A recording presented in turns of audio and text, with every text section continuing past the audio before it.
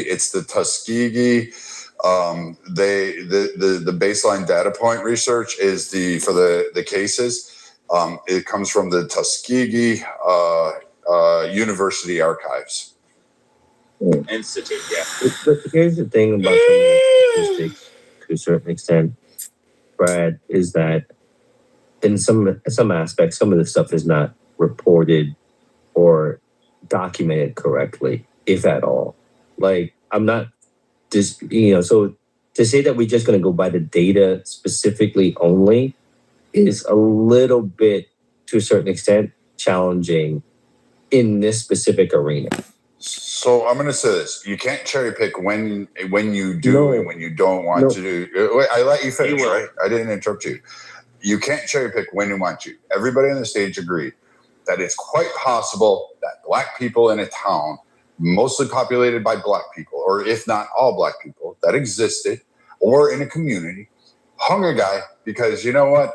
Let's be honest. There is not a racial group out there that is free from a criminal element or somebody doing something nefarious. So we can safely assume that there may have been some more, let's say, mob-like justice that was said, well, you know what? We solved that problem. I guess we don't have to worry about it.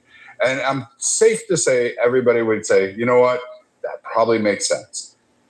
Right? No. Because impossible. Brad, I'll tell you what. No, because here's the thing, Brad. You're going off of this notion that that's how we would handle things, right? So being someone who's from this community, in this community, like that's not just the way that we do shit. Okay? So I'm just saying from a factual point of view, like that's not how we handle shit. So to try to put that moniker. So wait, how did you? Hold on. Let me finish. To try to put that moniker on this community that's how we would handle shit is a little bit like disingenuous. I'm just letting you know, like of this community, being of this community, that's not how we do shit. It's just not. Are you done crying? I just want to make sure. I'm not crying, Brad. I'm fucking telling you, if you want to be a bitch, that's fine, Brad. You can be a bitch. But don't tell me I'm crying when I'm just telling you. You're not crying. Brad. I don't know what to tell you. You're not crying. No, don't tell me I'm fucking crying. Or what, you fucking moron? What are you going to do? How I'm feeling. I don't give a fuck what you are. So here's the reality, dipshit. Brad. Yeah, I love how you say crying. Don't tell me I'm fucking crying, Brad. Say it's an R. Don't tell me I'm fucking crying. That's not what the reality of the situation, Brad. Yep. I got you. All of this. Telling you what. So I'm going to tell you what. Here's what we have, and I love people who say they speak for the. Fuck you. I think you're a cosplay. I think you're just full of shit. You're the whole community. You speak for black people of the past, present, and future. You know how everybody is. If that's the case, tell me today, why is black on black violence like fucking massively high? Why is that? Listen, we're talking about what is that, right? You speak for the fucking community, so tell me that answer. But the idea that you somehow think that the Tuskegee University, the one institute that literally sits there and says, hey, we researched this shit to make sure we can push back against, I don't know, anti-white supremacist talking points, and you're sitting there going, we don't handle shit that way. Instead, you know what we do? We do drive-bys in the neighborhood because that's what I want my fucking community to look like. You fucking moron. It's not telling you that I'm crying. That's a fucking idiotic response. You about the reality, so again, the Tuskegee Airmen, or not the Airmen, I keep going to the university there, the institute that you guys can actually Google, the 125 cases that are confirmed. Actually, oddly enough, we have them here. So let's go through them. Let's see the examples of this. So we can go ahead. And dude, Arthur, I don't give a fuck about you. I think you're some fucking twaddle guy that just came up here to cry because someone said something that was fucking actually there. And you know what? Here's the funny point, dipshit. Let's have a conversation, guys. You guys are wild. Yeah, let's not wild out too much. Come on. Let's just, try to have this conversation.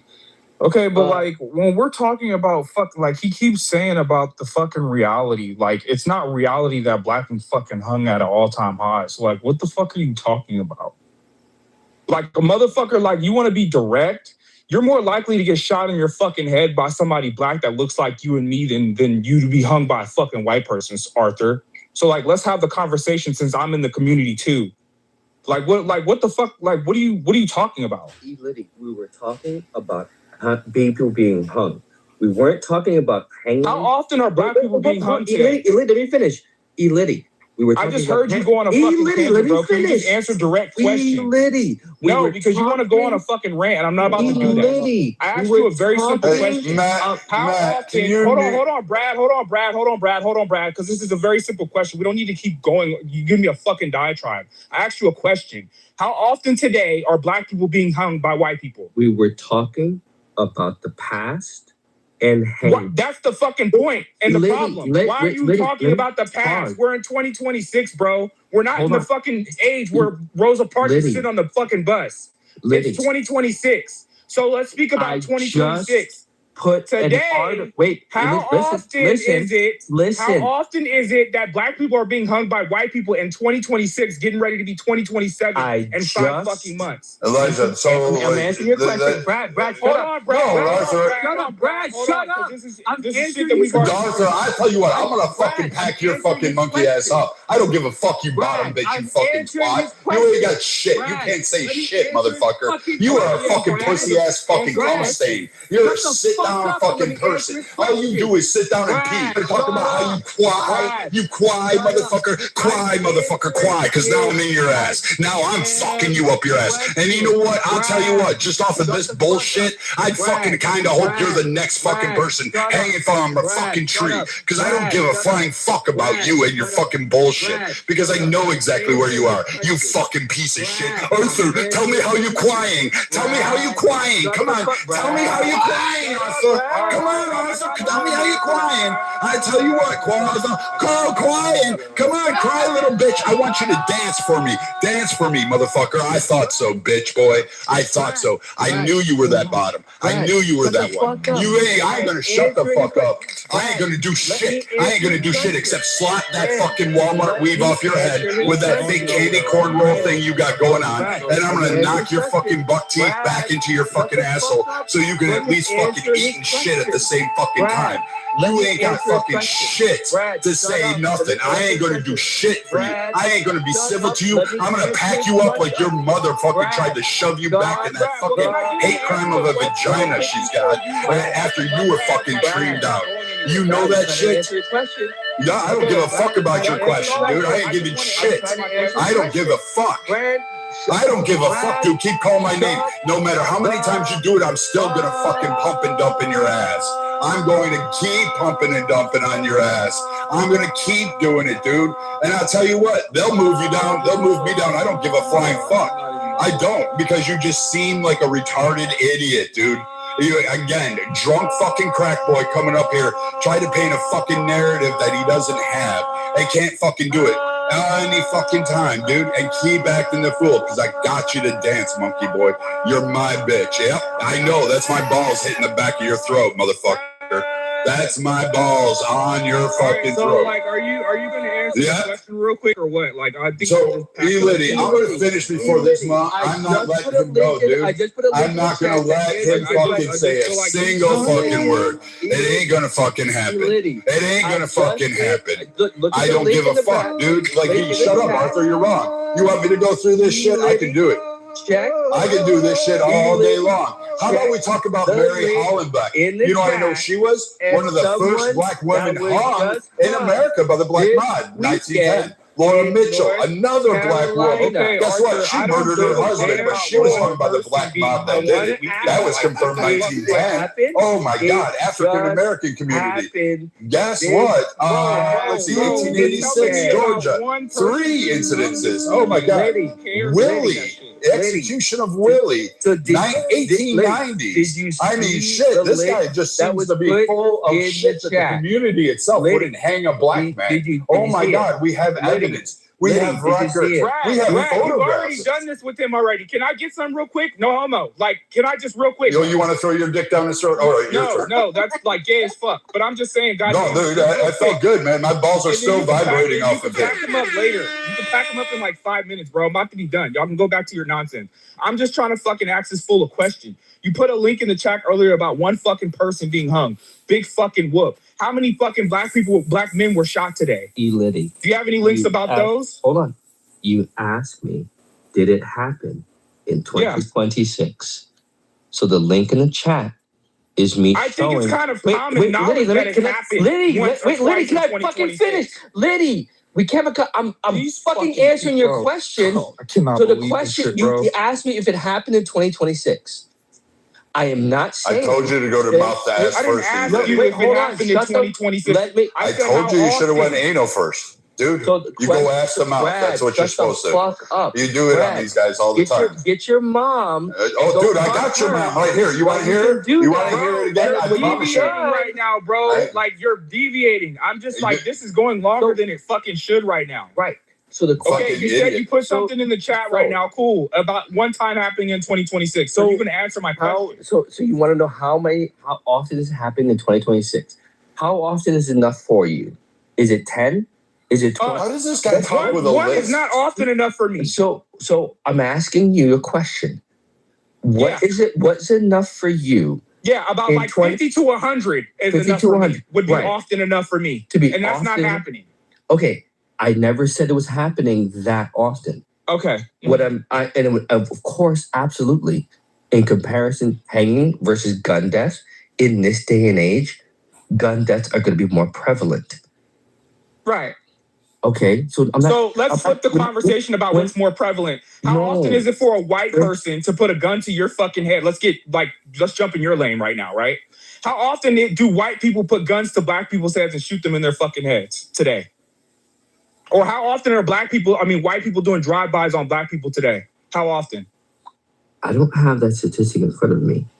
You have a computer in your hand right now, right? That you're talking on. This is not a hard statistic to look at. We can look up the statistics. Absolutely. He says his community doesn't do that, Liddy. He's a member of the community. No, Viking. Could you shut the fuck up? Oh no, I'm not. I'm just gonna. I don't give a fuck about you, dude. That's a serious fucking question. How often are white people going on drive-bys today? You're not having shit, dude. You're crying. You're whining with a stutter and a lisp. That's what you're doing. Before you bitch ass just gets rolled. I'm gonna fuck your dad right up. Dude, I'm like, what are you gonna do? What are you gonna do? You're Have to gonna be a roll bitch ass every single day of your life? Man. Are you that much of a bitch every single day that you have to just actually come on here and cry? Guess who's and get folded? Who folded who up? Like, who's the one that's crying? Wait, did you not just go finish the conversation? I'm crying because my mommy fucked a white man, and now I'm here and I'm cosplaying as black guy. Hey guys, welcome Arthur. Arthur grew up in a really fancy house, and his parents and his grandparents are actually fucking white. That's right, ladies and gentlemen. Arthur is not a black man. He has like maybe one drop in it. I guess that makes him black. But somehow or another, Arthur cosplays as a black man. So we know who Arthur is. Because he does. We also know where Arthur works. We know everything about Arthur. We know that he does this crying constantly. Hello? Motherfuckers should be careful what they say on fucking clubhouse rooms. I'm saying it right here. I don't give a fuck what you say. I get your daddy's going to take it too. Your dad's swallowing it too. I'm not worried about. Your dad's saying it every night while he's sucking on your dick, motherfucker. Hi. I just wanted to say hi to Elijah. I miss you. I'm glad you're in here. Hello. How's everyone's night? So Arthur, you have a computer in your hand just like I do, and I looked it up real quick. So are you gonna, do I have to do all the work for you or what? I wasn't disputing. Jesus Christ, can you talk like a man instead of a puppet? Brad, can you shut the fuck up? No, dude, I'm telling you, I'm just going to keep banging on you all night long. I'm going to keep, you hear this? You hear this? This is me tapping you in the back of the head, telling you, dude, like, actually, I'm going to nut. I have not talked nothing. I just want to fucking get him the fucking, let me just get 5 minutes with this fucking pro-black individual. You know Elijah, you're cooking my grits, right? No, bro. You're gonna do it in a little bit. It's cool. Like come on now. We already know how this program goes. This is just real fucking fast. Like Arthur, like because I just feel like every time y'all come up here and do this shit, you guys are trying to play this whole white people are fucking evil thing, right? And it's not even about me race baiting. It's just this fucking. You don't take responsibility for what goes on in our fucking community, and you want to turn it on white people. And it's like, bro. Respectfully. And when it comes to violence, white people are not your fucking problem, bro. If you want to talk about systematically or whatever the fuck you want to have that conversation, you can have that conversation ever. But when we're talking about violence amongst your own people, bro, you are more likely, and that goes for any other black person in this fucking room, whether you're a man or a woman, you are more likely to have something fucking happen to you by somebody of your own than a fucking white person. And no, I'm not playing the whole proximity game because that's bullshit. You can be in fucking Santa Monica, minding your fucking business with a bunch of white people, and you can get robbed or fucking shot by somebody that looks like you. 9 times out of 10. So the question I'm asking you is, do you have more of a problem with black people when it comes to violence or white people when it comes to violence? Arthur, and please make it quick because I don't want Brad to fucking continue packing you up. I just want a straight fucking answer. Which one is more of a danger to you today in 2026, not when fucking Rosa Parks was sitting on a fucking bus. I don't want to hear about all that shit. Or when niggas was getting their asses whipped with fucking that shit is over. Racism is alive and well today. Okay, cool. But it's not as big as a problem as it was back then. So let's talk about today. Like today. Can you answer the question, Arthur? He has nothing to say. And this is the shit that I'm talking about. Y'all always come on here and want to do this. Oh, we were slaves and we were picking cotton. We were doing everything else, but you're loading your fucking guns today for people that look like you. Like, this shit is fucking insane to me, bro. It doesn't make any fucking sense. Like, I said this shit last time I was in here. I don't load my fucking firearm for no white person. I load my fucking weapon before I leave my house because 9 times out of 10, I'm going to have to fucking put one of you niggas out of your fucking misery for trying to play with me. And this is just a fact. Or one of you fucking Mexicans. Because I live in LA. So, I mean, white people ain't running around this motherfucker shooting nobody. It's niggas and Mexicans.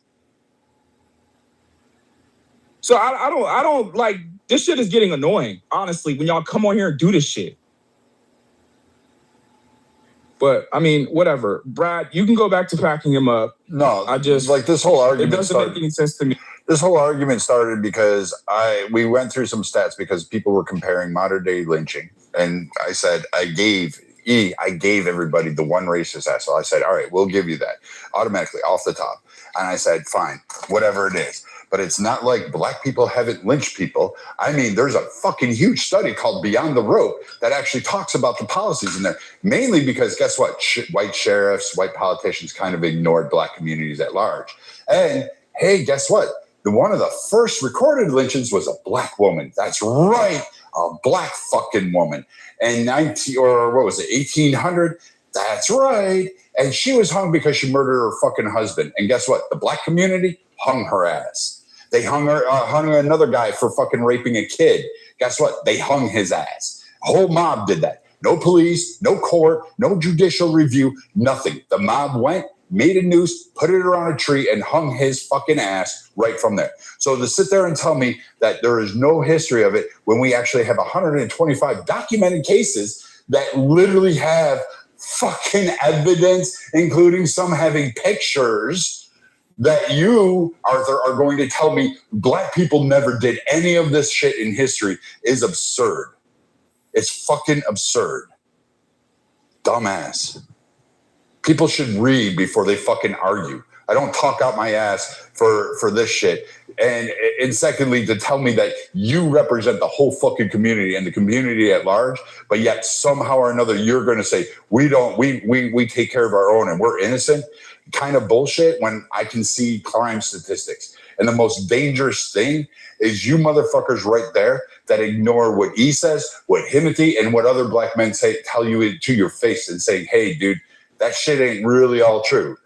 So, like, you clearly, for all your time spent in there going, crying on Clubhouse, you seem to have not listened to any fucking perspectives at any rooms talking about, quote, the black community at large and some of the failings that they recognize and what men have said, hey, we're trying to correct and we're trying to go ahead and do it. We had a whole fucking movement called BLM about the fucking issues that existed in the black community.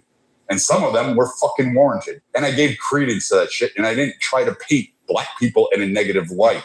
You cry baby. Fucking pussy.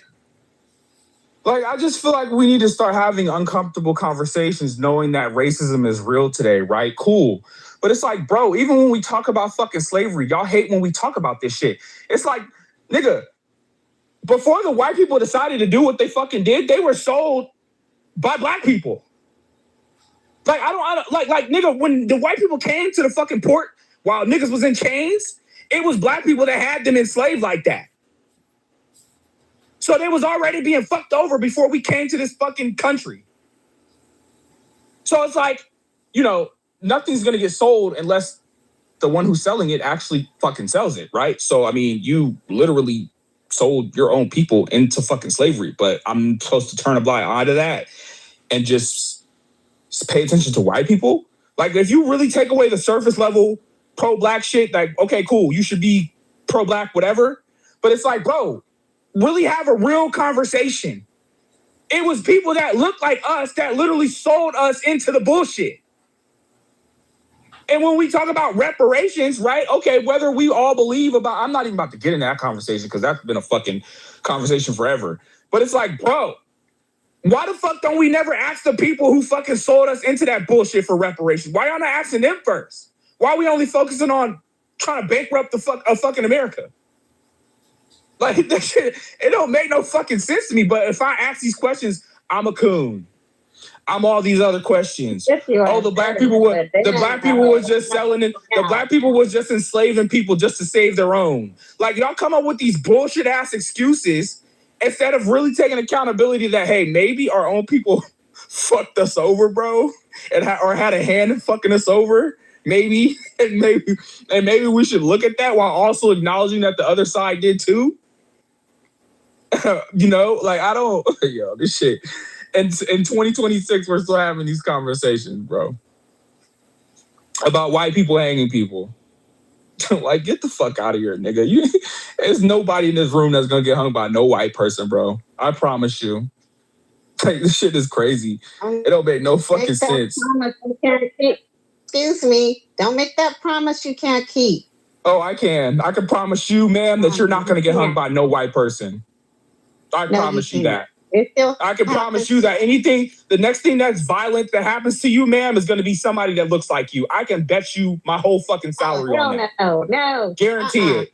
No, I don't guarantee that. Why don't y'all seem to understand this? And this is not excusing in violence. I want y'all to know this, that there's not one black person that's ever harmed a black person simply because they were black. Like, so when you make that kind of statement, it's like, is more than likely the person that hurts you the most in general is going to be somebody close to you. And I'm not even just talking about physical harm. Like, that's what it is. And that's not absolving it. But when y'all make those points, that's not like the gotcha moment that you actually think. So when you heard me speak, you think that I'm saying that black people are, because I know what you're trying to do, right? You're trying to be like, oh, white people are harming black people because of racism. Because you're black. It doesn't matter. Somebody's being harmed. It doesn't matter what the reason is. So when you try to throw that out there, I can throw many things out there. The common denominator it equals up to is somebody's being fucking harmed. That doesn't it doesn't matter what the reason is. Racism does exist. Oh, and my generally God. People like use that to try to deny that or try to downplay what exists. So let me ask you a question. What is the reason for violence? You yelling. What is the reason for violence, bro? Generally, let's have a conversation right now. Generally, it's because people are violent. Right. That's generally the reason for violence. Generally, right? Let me say something. Rob, real quick. Rob, the reason why they stand up more Like, okay? I'm talking to bro. Like, Yo, why you talking about? I understand what you. Oh, you want to talk to me? Shut the fuck up. Well, he's a mod, so I mean, he can do whatever he wants to. But I'm trying to ask you the question right now, Rob. Yeah, I'm gonna say this then, since you don't want to engage me. Hold on, let me say this real quickly. The reason why this stand out because unlike other groups, black people. No, he's cool. He's chilling. Black groups, unlike other groups, in group preference, where we say that we're gonna look out for each other. We are brothers people. We have this open culture that tells people that we look out for each other. Black love, black first, all this shit, right? Clearly, logically, we would be the less to attack each other if we actually embrace this philosophy. Yeah, but then y'all murder each other. The issue is. Exactly, because we're full of shit. We don't say because it's performative. Why are you expecting? Let me ask you this, Free. Protect assuming that you are like not a criminal, right? And you're not out here killing nobody, right? Why do you seem to be a person that has to answer for why there's a segment of niggas that operate like that? Because he's speaking the truth. Because it's reflective of us. So think about it. Let me ask you a question. Hold on. Let me answer. In a second, why aren't the other groups asked to speak for the segment of their group? They were. They did. They don't. No, they don't. No, they do. Listen, let me explain. They do. Listen. They don't. We by and large don't go around. Let me ask you a question, brother. You asked me two questions. Segment of that group. Rob, let me ask you a question. You asked me two questions. The reason why we don't think about it, we had Charlottesville riots, we had the BLM, is white people marching with black people because they share the same place as black people. The reason why there were white people who marched in the civil rights era. There were white people. I know, exactly. Yes, correct. I'm glad you had that. That also that still doesn't take away the fact that Rob, no, let me explain to you. Rob, listen. Why white people ask? I got you. I'm answering your question, brother. Their bottom segment the way we are. Rob, don't make me mute you, dude. I'm answering your question. They do. I'm telling you they do. That's why they did it. That's why they marched with us, because they were standing up to shitty white people for shitty behavior. We should do the same for black people who have shitty behavior. We should stand with white people, basically good people, who are attacking people for their shitty behavior. Stupid. Oh, this is the mentality. Marching with us is not asking them to. That don't sound right at all. Marching with us. No, listen. We try to listen to that. Is not, people, this is guys, the equivalent of marching for people us. Stood with us against shitty white people. We get on it was this white app people that every stood day, with us and you have to other white people who doing bad shit. Spend behavior that you don't even exhibit. But in the same token, they don't have to do that. They don't do I'm that. standing up against evil. That's not what you're doing. It's not about race. When our group do something bad, we need to call it out. It's not about race. It's about evil. So when a black man shoots up a club or some shit, the fact is, y'all don't be around. No, we need to call it out. We all need to call it out. Y'all gonna call me a coon for calling out? Y'all call white people racist for calling out? No, I'm saying when you call it out, y'all do that shit. That's the problem. You're deflecting. But you're deflecting, and that's what I'm saying. I'm not deflecting. I'm addressing your answer directly, bro. I'm addressing your question directly.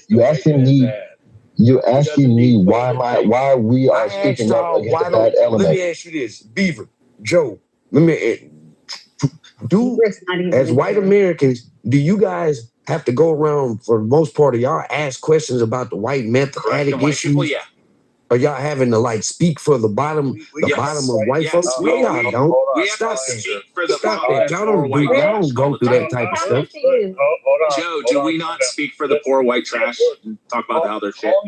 Calling out white people happens all the time. However, it gets framed as Republican versus Democrat, and it doesn't get looked at the same as black folks tend to have this idea that there's a black community. I don't believe there actually is. As Free said, they're bullshit. It's largely fake. As Timothy's personal example over this weekend, there isn't like this camaraderie. It's a lot of it's lit. If there's no camaraderie, I would tell you to live differently. The black community or not? This is so man. Look at the demographics. Look at the demographics of America. America is still largely segregated. No, but when the wisdom here is when there's black violence, why can't we all stand against it, white and black? We do stand against it. Why do y'all think that black people don't stand against this? Why do you not call it self-segregation when it's self-segregation? I mean, that's what I call it. It is self-segregation. It is self-segregation. I'm just saying that the demographics of America, not to live with us. the demographics of America still show that we're segregated people. And that's not saying segregation in the sense of forced segregation. It's just showing that people tend to live by people who are more like them in America. They tend to live where they can afford. Like if you live in the fucking hood and you had the ability to live in fucking Bankhead, or if you had the ability to live in Buckhead instead of Bankhead, you would live in fucking Buckhead in Atlanta. Like you wouldn't live in fucking Bankhead, no matter if you're like, oh, I'm pro-black. If you're a multi-millionaire, you're moving to fucking we're not talking about millionaires. We're talking about how most Americans live.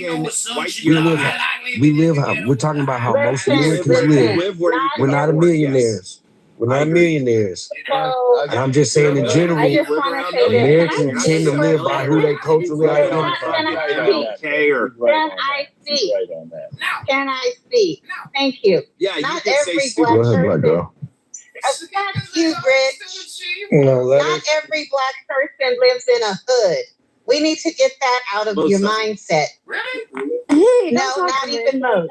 Man, most black people tend to live around each other. Unfortunately, when people don't seem to understand that there are black communities that aren't like quote unquote the slums.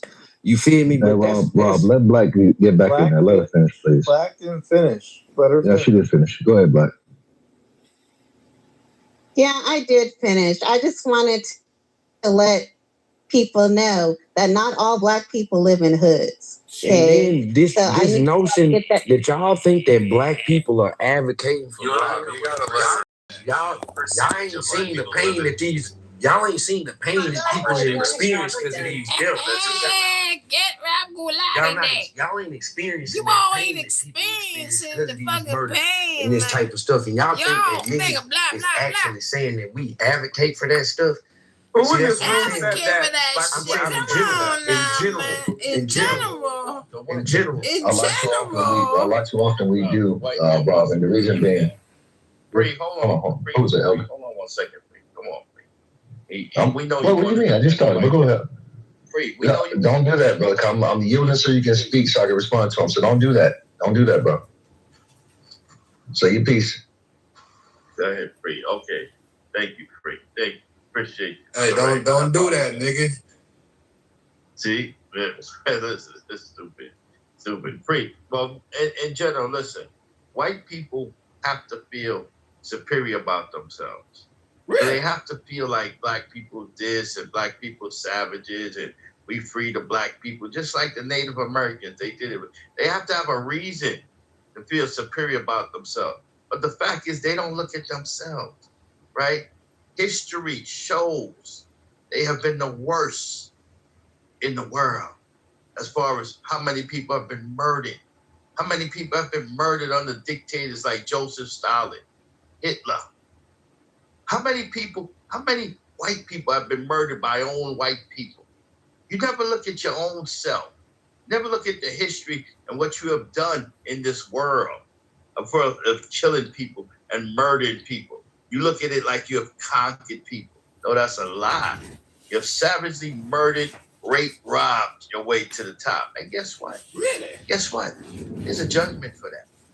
There's a judgment, whether you call it karma or God, but there's a judgment for that. Oh, shit. So you can try to make black people look like they're savages and that and make because yourself all the white feel better people about killed yourself. each other. But when you look at history, you find out that you have been the most bloodiest people on the earth. Really? You find out that you have taken off about 2,000 species of animals off the earth. When the Native Americans was here, you killed the buffaloes. You killed species for nothing. You're hunters. You're murderers. What is this? Hey, this guy said the Democratic. You're gonna find this out. I'm almost done. I know where you're gonna find this out. You're gonna find out. It's a judgment for what you have done. This judgment coming. I yield. Hey, to the person that's I go hunting. What's wrong with that? To the person, man. Yeah, it sounds like you just described winners.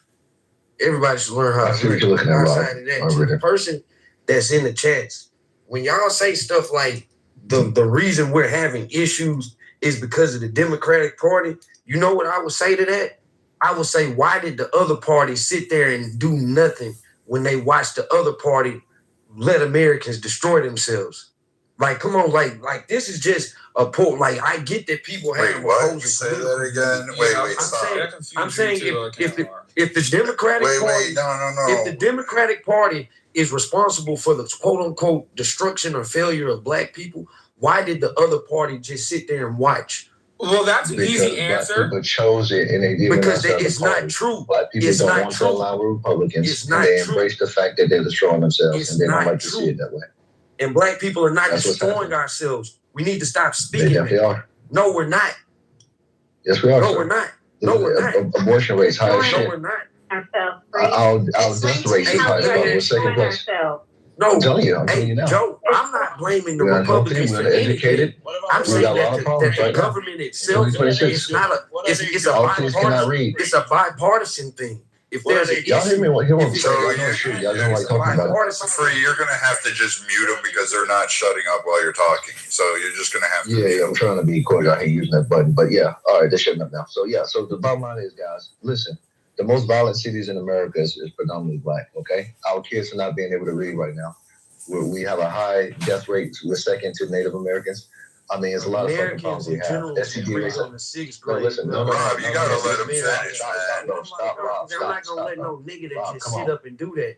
He a clown nigga. Rob is the person that we seen him can't in have other black conversations for accountability. He's the problem. That's the type of shit I'm So talking I just moved to all right. Rob, you can come back in a second, bro. You can't do that, bro. I yield for you several times to talk. Be fucking respectful. This is indicative of what the fuck I'm talking about. This type of shit. You can't tolerate somebody else's different opinion or perspective. Like, if you got a better perspective or a better view, wait your turn and let's talk about it. Like, I, respect to you. The bottom line is we keep seeing these trends, and it's been happening for the last several generations, and it's not getting better. Because there's no reason in 2026 the literacy rate is worse than what it was like in the 1800s. Because our kids are graduating college and high school and can't fucking read. And I meet some of these people in the workspace, which is insane. Like, how the fuck you get there? Then you want to say DEI is a good thing. We clearly are hiring people who can't fucking read and can't write. They're not competent, plagiarizing shit to get in their positions. Okay? We need to stop it. Now, I understand America in general is suffering from this, but our community, likewise, is typically suffering the worst. Okay? We keep saying this over and over again. And what the Democratic Party continue to do is just sweep this shit on the map because they know they're going to have you voting for them because they keep lying and pretend they give a fuck about you. The people, the big bad wolves, the people on the right are calling it out. Y'all don't like the fact that we're actually holding the mirror up and saying, this is how you look. This is what's going on. Okay? Trying to say I'm going to save your world, but I'm not going to fucking lie to you in the process. I'm going to do what I can to help. I'm going to lie to you and feed you bullshit. Okay? The party that covers your... Yeah, the parties that cover up the issue is the party you need to be concerned about. Because what is their fucking intent? What is their goal? Okay? bullshit. I hear you, but bottom line is... But go ahead and... Dan, Okay, why don't you all right. speak for all black people? Thank you. Yeah. So the bottom line, Yes, Dan, I want to is hear here your that... After free. I want to hear what you have to say. Yes, Dan, we want to hear what you have to say when you speak for all black people. Exactly. Yeah, thank you, Stan. Yeah. So I ain't much I gotta say on this. I'm gonna land on this. I just think that I know I speak myself, but here's the issue though. Y'all would never address the problem. Y'all keep obfuscating to white people and the history and white supremacy, all this stupid shit. Why can't these kids fucking read now? Why do they keep getting abortion? Why do we have no? Right, all that bullshit. Why we keep having broken homes, broken families in 2026 with all this technology and resources? Why we still failing at a high rate? You can't explain that shit. It ain't the white man. A lot of us aren't controlling our destiny. Well, but not just that. All the above. Black people in general, we are buying into a system that is in opposition to us, and we are ignoring that fact. We are ignoring the results. But I really want to understand. Have a twice as large of a vocabulary because they hear 2 times as many words. That's crazy. Stan, that's you came off your mic, Stan. I'm actually very interested to hear your reason on why we're dealing with these problems within the black community, Stan. Okay. So one mic on you. Okay, from my perspective, number one issue with helping everybody is the equal education. We have a system in the U.S. where poor people don't get near as good as education. You can look at the tax dollars that are spent, and unfortunately, more people of color live in the communities or don't make as much. So their schooling is not as good as it is for those that live in more expensive housing. And this situation is much worse in red states than in blue states, because the blue states spend more money trying to equalize, not perfectly, but trying to equalize the quality of classes regardless of the taxable local income. So when people say it's a Democratic policy party, I'd say you're wrong at least from the perspective of educational funding. The red states make it much worse for people that don't make as much money. And I'm not saying that people of color are the only people that are poor. There's other people that are poor, and the results are equally bad there. Hey Stan, I got a question for clarification. Isn't it true, Stan? Hold on, isn't it true that the schools that we fund the least in the United States, on average per pupil, receive more money than almost any other country does at their higher brackets? Like Canada, like the United Kingdom, we just constantly dump fucking money in. We spend on average like 2 to 3 times more per pupil than like all other first world countries.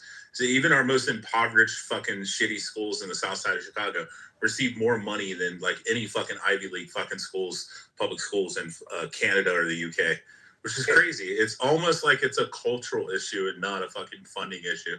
Okay, if that was true, then you wouldn't see other poor people at those same poor schools also faring very well. And I'm not going to defend the amount of money that we spend for sports in schools, but I will defend the fact that we take better care of people with disabilities in the U.S. than elsewhere, and it costs a darn lot of money to do that. Yeah, the United States is pretty amazing. I agree. So the biggest issue I have here is that real quickly. Real quick. The issue I have here with this is that doesn't speak for the outcome of kids not being adequate, right? The biggest responsibility, and this is the difference between left and right. You guys believe social issues and throwing money on shit fixes things. We believe that personal accountability, speaks volumes and take the lead. Your children are your fucking responsibility.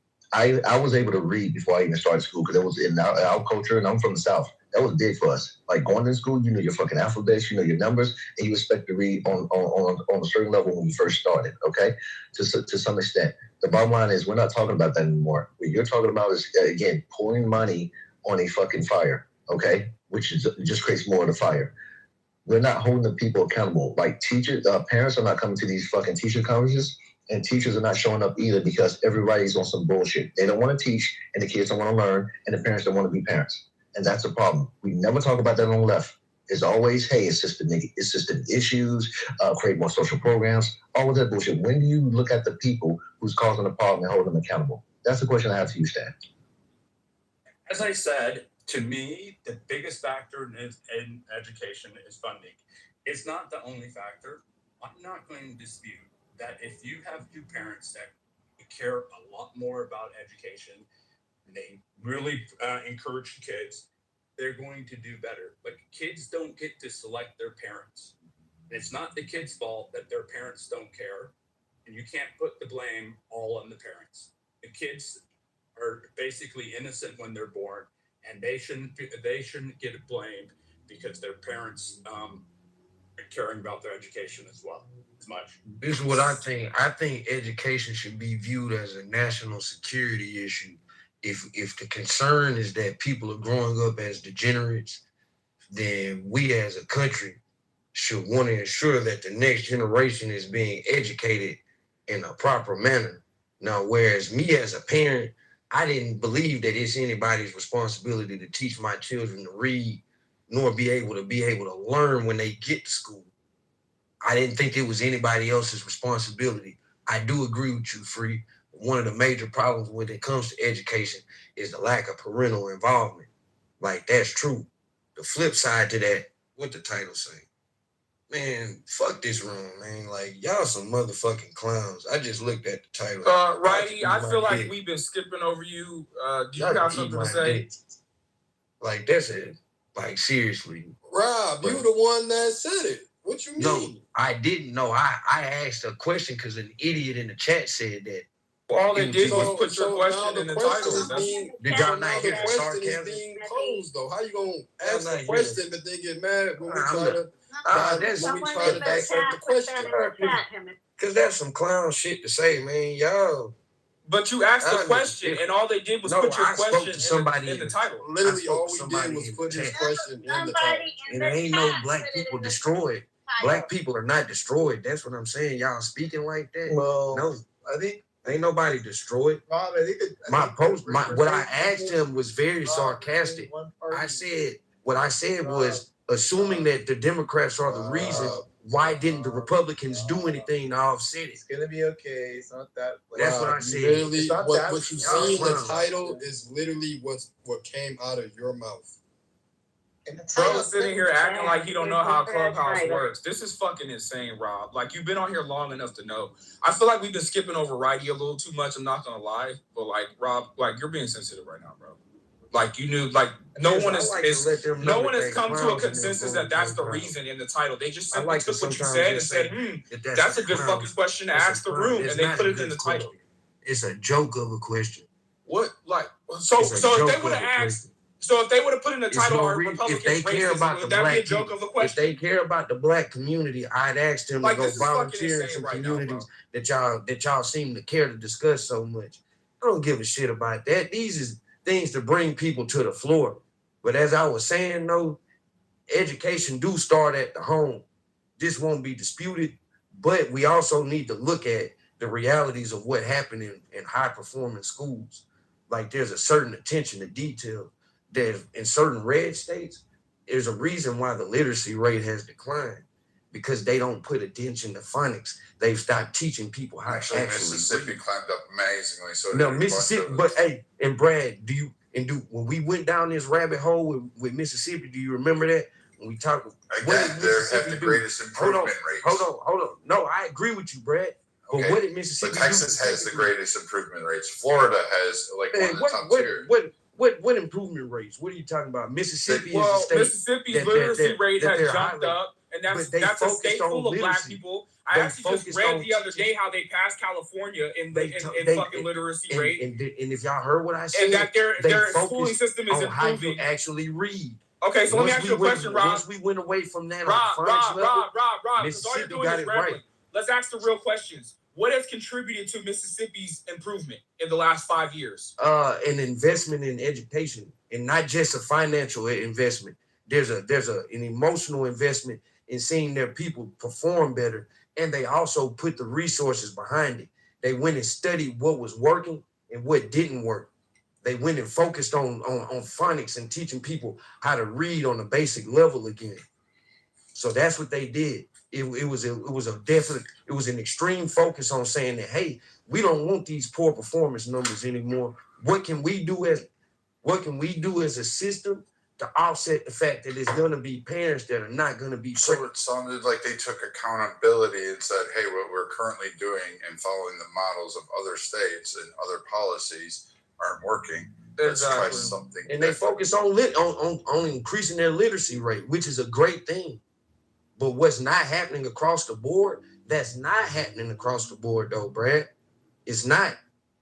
Okay, they're not responsible for across the board, though. I don't give a fuck about like across the board. No, but when I'm gonna finish. I let you go on mute, dude. Like I'm just gonna speak. Texas and Florida so again, Mississippi is not responsible across the board. The education systems aren't responsible. The meteoric rise of Florida and Texas, especially Florida's educational system, is like, I would argue, is probably on par. It's probably within the top three in terms of ranking. Florida's so like when we look at this and we say, when you say, hey, dude, I let you, like you keep talking over everybody and soon we're going to clash. And I don't want to do that. I already did it once tonight. I don't want to do it again. Like the whole thing is that you like the model, like I'll give you No Child Left Behind. That was a stupid fucking policy. It was a harmful policy. We have a lot of people clearly evident that come onto the stage, such as Arthur, who fucking are a product of No Child Left Behind. I will acquiesce that on the Republican side. But to sit there and say, like, the Democrats are giving more funding to problems in schools, and they're doing a bang-up job showing that there's a declination in the majority of Democrat-held school districts, and let's not forget the majority of the school boards that are held under Democrat leaning. You have to say, hey, wait a minute. Like, you're removing tests, you're removing accountability, you're removing homework. You're basically telling these kids they can TikTok all day and get an education. And that's endemic of a problem. Or are we forgetting all the issues that he's about to bring up and start throwing onto the fire about like how school systems out west are dropping off SATs, ACTs, homework, like fucking a whole bunch of shit. Because like if they're sinking with all of their Democrat policies and the red states are rising, doesn't that just tell you that the Democrat policies aren't fucking working? Just on their, just like optically? We'll even use college here in LA. Like LA is begging people to begging our state to bring back SATs and ACTs because fucking math teachers are having to teach 8th grade algebra in calculus in UCLA. This is one of the top schools in the country here because people in our age range can't do simple fucking 8th grade math. So like this No Child Left Behind policy, yes, it was fucking bad. But again, I feel like they want the education rates to look good. So they're just like, you know what, let's just pass everybody to make it look like we're doing something. But then they end up fucking themselves over in the end later on down the road. And it's not hurting anybody else but the child. Yeah, it makes your state look good that your literacy rate is allegedly up. But like the fucking child can't even do 8th grade math. Like that's a fucking problem. And I just feel like Mississippi found a way and said, you know what, we're tired of what the fuck is going on. And that's a state full of black people. So it's clearly obvious that it's possible in our community. They finally said, fuck that. We're going to fix the problem. And these kids are now starting to pass. And so you're not going to tell me that black teachers are not good. You're not going to tell me that the black students aren't good. You're not, because clearly we're seeing that, hey, when you guys actually take accountability, the shit starts working. Like, I don't know, bro. I don't know. So I hope to figure it out. I want to add on to this education discussion by reminding everyone so we never forget that over the last 7 years, the thing that has led to the decline in literacy rates across the nation was COVID. And the red states actually had the least amount of decline or stagnation compared to these deep blue areas during COVID, and then post-COVID, we're seeing some, not all, but some, like the ones spoken about, Texas, Louisiana, Mississippi, Alabama, Florida, Indiana. Those red states seem to be excelling in gaining in literacy rate. And a lot of this has to do with what had happened during COVID. We can't forget that the deep blue areas locked down and held their people hostage longer than the red states, generally speaking. Yeah, and imagine that. More people died in red states than in blue states. And the blue states... Do you know why, Stan? Because of weather reasons, have no choice because of the proximity of where people He's not listening, Joe. Do you know Joe, why?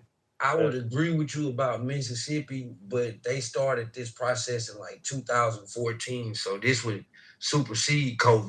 Wait, Joe, are you going to let Rob save Stan and not let Stan answer? We're not forcing him to answer. So, Stan, do you know why there were more deaths? And if that's true, I'm going to fact check you, but go ahead. Tell us why. No, you tell me why. I just know the data says that there were more deaths. It's your stat, Stan. It's your stat. Why? The data says there's more deaths. The policies, clearly there were different policies in the red states than in the blue states. And so on average, those states made differences. Right. So it's something we shouldn't overlook that black folks were affected in high a disparity percentage to the other counterparts. You would agree. And where's the highest population of black folks in America? In Texas, actually. Yeah, the South. So Texas. while you think the South, the Southeast, these red states, the anchor of the red states, the South. And the second would be New York, I believe. So, Stan, when you think you were like using this as like a pwn on us, and somehow it's not the flex you think it is. I'm just saying that there's a difference between how different people were treated during it. Each state has different setups, but we do know that the number of deaths varied by state. And in average, the red states had more deaths than the blue states. But it does make a difference on the demographic makeup. It does make a difference of the proximity of how close people are. It does make a difference of the climate too. Because they're not close Hey, some ways. the data says that test scores decline more in places where the COVID death rate was higher. So we can also take a look at this. So, like, again, here's where like facts start to come into fruition, and people like Stan are just like, let me cherry pick this one. So there's a couple things. First off, blue states were leading for the majority of the outbreak of the pandemic, and then the rates did slowly reverse. And then under Biden's tutelage, after the vaccine became more prominent and available in that May, you started to see a shift. Yes, Republicans did lead in death rates and mortality rates, but Joe correctly identified that there were certain subpopulation groups that were vastly affected, and they weren't targeted for treatment or vaccine releases as requested by the Republican states. That part didn't happen because remember that the PPE hoarding and all of that stuff, that actually occurred in the Democrat states. Remember that? Cuomo hoarded all that shit? All those governors, California, Washington, Oregon, Michigan, they full fucking lock on a lot of that PPE. I mean, they weren't releasing that shit to the South. So again, we didn't have the supplies. That could be on the administration, could be on the Republicans, I guess, if you want to throw it that way. But there's another thing. The subgroups were drastically affected. You had political operatives saying, oh, I wouldn't trust the vaccine coming from Trump. So that vaccine hesitancy that Stan's going to try to imply to, yeah, I'm going to lay that on a lot of Democrats who like fucking tried to weaponize COVID as a fucking punching bag to get into the office, which they successfully did. Then furthermore, there's this whole thing along the border of the South, particularly in Texas and like Florida, Mississippi, and Louisiana, that nobody gave a shit about the subpopulation groups that were there. And it was, hey, let's reverse the Remain in Mexico policy. Let's flood the border without testing, without really putting up any kind of screening. We'll test some, but we're going to leave the majority of that onto the Republican states and onto these states there, and they're going to have to deal with that. And so while these states were dealing with a flood of migrants coming up from South and Central America where they didn't have testing and they didn't have vaccines at any real major massive push, Biden's just saying, well, we need to bring these people in. And then you have a population group that's saying, hey, hold on a moment. You said it was dangerous. So yeah, I guess you got your wish then. I guess your optics could say that. However, I would argue, yeah, that was probably due to your actual failed blue policies that caused that problem that existed in Florida. And had the Remain in Mexico and had the lockdown done, there probably would have been a parity amongst blue and red states. And you know what? That's actually a good point about I'll argue here, I'm just going to use California as an example, right? I'll argue that that's probably the reason for the drop in literacy rate, because we essentially let a bunch of third world fucking migrants come here in our country. I mean, in our state, right? These people can't read and write fucking English. So they're flooding our schools here in LA. I'm just going to no disrespect to nobody in here of any culture. But I mean, you let a shitload of fucking Mexican kids in here in schools. Their parents don't fucking speak English. They barely can. They can't read and write. So of course, now, instead of teaching what the curriculum is, the teachers have to spend time being ESL teachers, teaching their fucking kids how to speak English. So I mean, if you can't speak English, I'm like, you can't really do simple fucking math. So I mean, I'm willing to agree with that point, Brad. And another question I had, and I'll land here. How many years have to go by? And this is, let me know if this is ignorant. How many years have to go by before we can like stop blaming COVID for everything? Because I mean, COVID was like 6 years ago, right? So like, do we get to like year 10 to where we can stop saying that COVID has had an impact on everything? Because I mean, here in LA, they're still blaming COVID for why, like quote unquote Hollywood is down and why Sunset looks the way it does. And it's like, bro, that shit was 6 years ago. It seems like other states are recovering and they're up and running. So like, how many more years have to go by before we can stop blaming COVID and start just actually blaming the fucking politicians who we are unfortunately electing?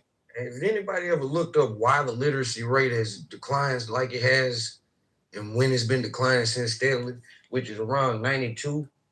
Like one of the, and these are before COVID, one of the main reasons that the literacy rate has dropped is just a decline in reading for pleasure.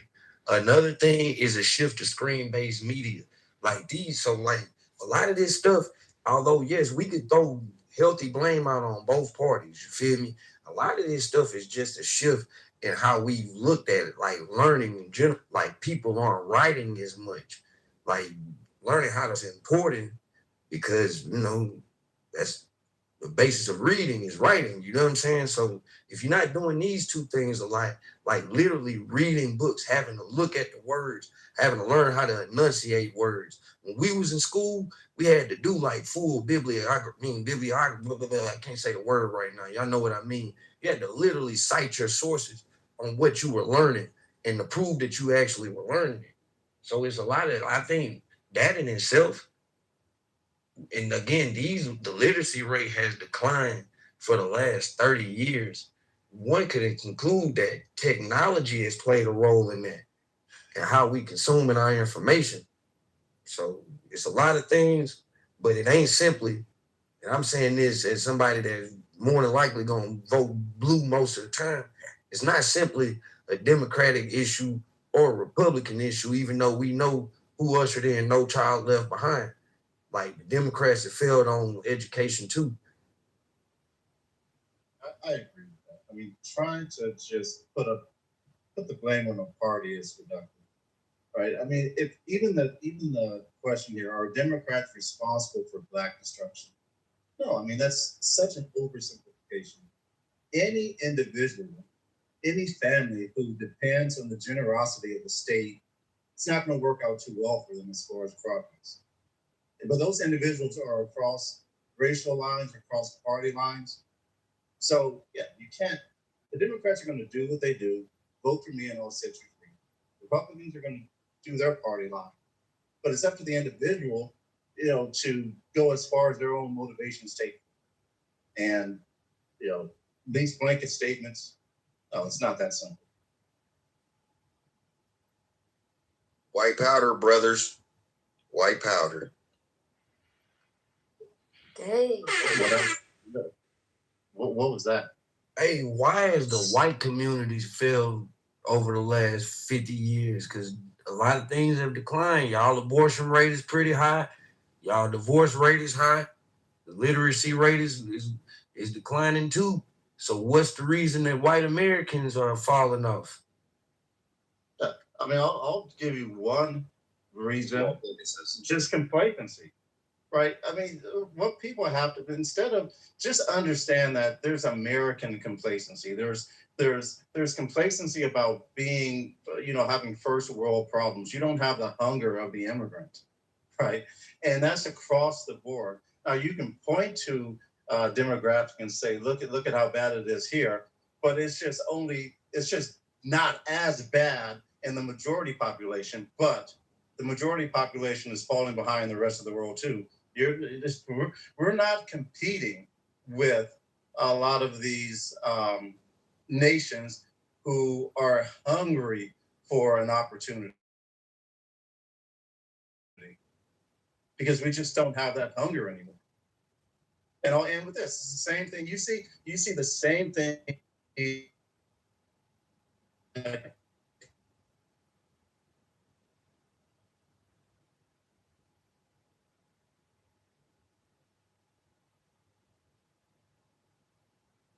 Counterparts are just their American counterparts, but the next generation tends to be more westernized, and they don't have that same immigrant drive that their parents had. And now we are 2 generations beyond a lot of these the first generation. And you're seeing, really, you don't see much of that immigrant drive left. So it all comes down to individual, whether or not you can compete in capitalism. But if you want to paint it racially, if you want to blame the Democrats, no, it's just individuals make their choices. Black, white, suburban, urban. It just comes down to personal choices. Hey, Nelson, how old are you, brother? Yeah, I don't dox myself on these things, but I'm older. You're not doxing yourself. What's your age range? Why do you ask? I'm making a point. There's no harm in answering that question. Yeah, I just don't want you. Are you under the age of 40? And next question, I told you, it just doesn't matter. I mean, if you told me why you think it matters. Yeah. Okay, let me tell you why I'm asking. I want to understand what era you were born in and grew up in to understand the context so that you would understand the context of what I'm framing. Or you could just take my points on their merit and make a counter. You're under the age of 40, so I can tell, and I can tell by your talking points and some of the insecurities that you're espousing right now. You're probably in your early 30s at best, and maybe in your 20s. But I grew up in the crack cocaine era, right? And I could tell you that a Republican fucking president was in charge during the time of the Iran-Contra, which led to the whole cocaine crack epidemic and era, right? Also, the Democrats did some of the same heinous shit. Point that I'm making simply is that they're 2 wings on the same fucking racist dragon. None of them has helped us. Now, I will say in the very beginning, the Conservative Party was always the party of the blacks. Definitely the Republicans were. Then towards the 90s and 80s, they both fucked us. And then you could Google some shit that would tell you that the Democrats in the last 60 years have done more policies or passed more policies that help blacks. But the reality is America's America. Now, I'm all for a capitalist system, especially regulated capitalist systems. And I'm not talking about tightly regulated. I mean, fairly regulated, right? So I don't believe that racism holds us back to the degree that we complain about. I believe it has an effect, obviously.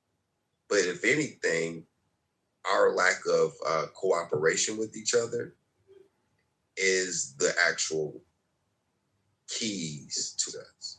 Okay. If we were to work together, Black Americans, and create systems, infrastructure, utilize our resources to create solutions, then all racism is doing is creating an opportunity to be overcome. Now, I'm not saying that racism and white supremacy or the idea of white supremacy does not exist. It just should not be our excuse to fail. Does that make sense? I mean, I agree with you. It's not Cypher, we older dudes. We out here, we been in the world. Most niggas, dog, is not using that as an excuse because most niggas ain't even educated enough to think about the impacts. And I'm talking about in these type of environments. They don't really think about the impact of what systemic racism is actually done and white supremacy. You feel me? Like, I hate to spin it like that, but that's just the reality. Most niggas in these environments are in survivor mode. They're not thinking about none of that type stuff. They're not even thinking about history on our end. They're thinking about how I'm going to pay my bills, how I'm going to feed my kids, how I'm going to avoid getting shot, how I'm going to avoid getting harassed by the police. And I'm talking about these environments. That's why I want to stress I'm talking about a segment of these environments. I'm not talking about the totality of Black people. Like these conversations would change drastically if we focused on what it is, which is a segment of people, not the totality of people. Right. So these people are not sitting up largely blaming that.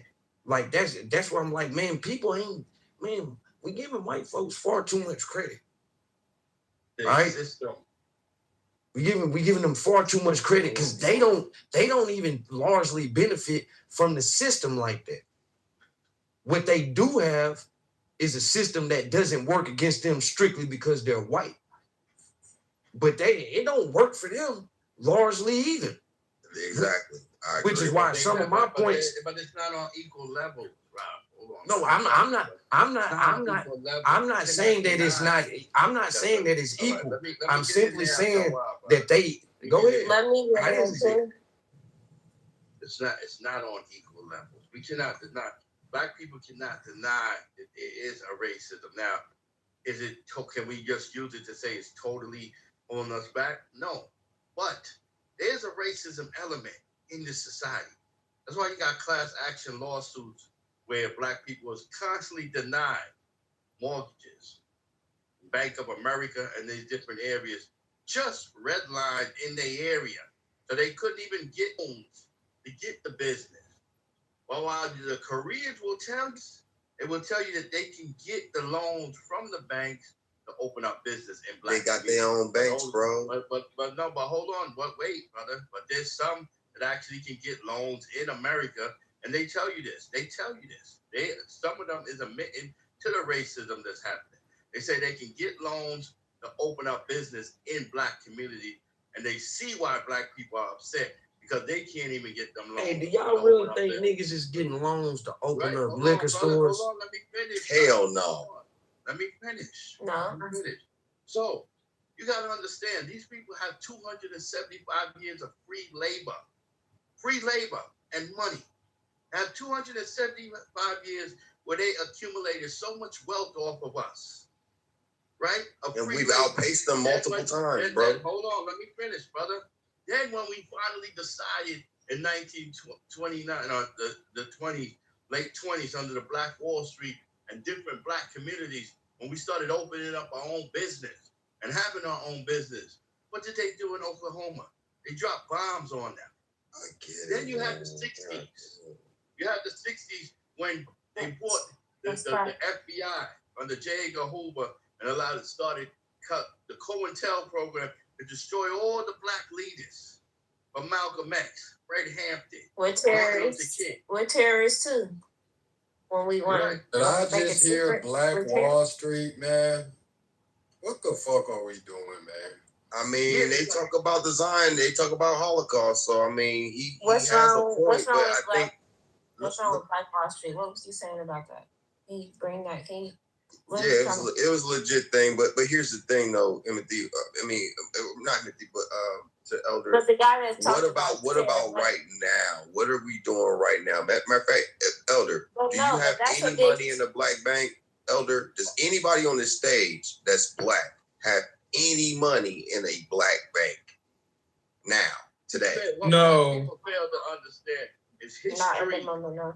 History. Why not? Hold on, why not? Well, I mean, I'm gonna be honest with you because I love Navy Federal. That's one reason. And two, you don't have to have all your money there. You're right. I could have more than one, but I just have Jenna, hold on 1 second.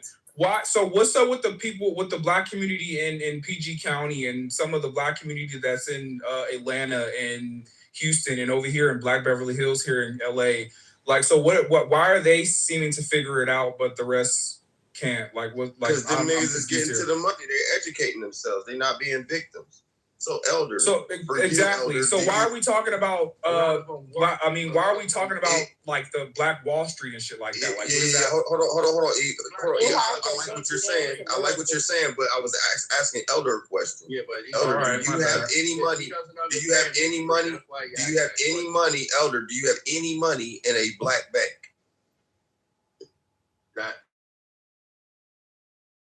At this point, no. Why not, though, Elder? Why not? Listen, you got to stop individual. This is about a nation thing. You got to stop worrying about individuals. Bro, you are part of the nation, and you are elder, right? This to me, I'm talking. But you are elder, right? We should be looking to you, right?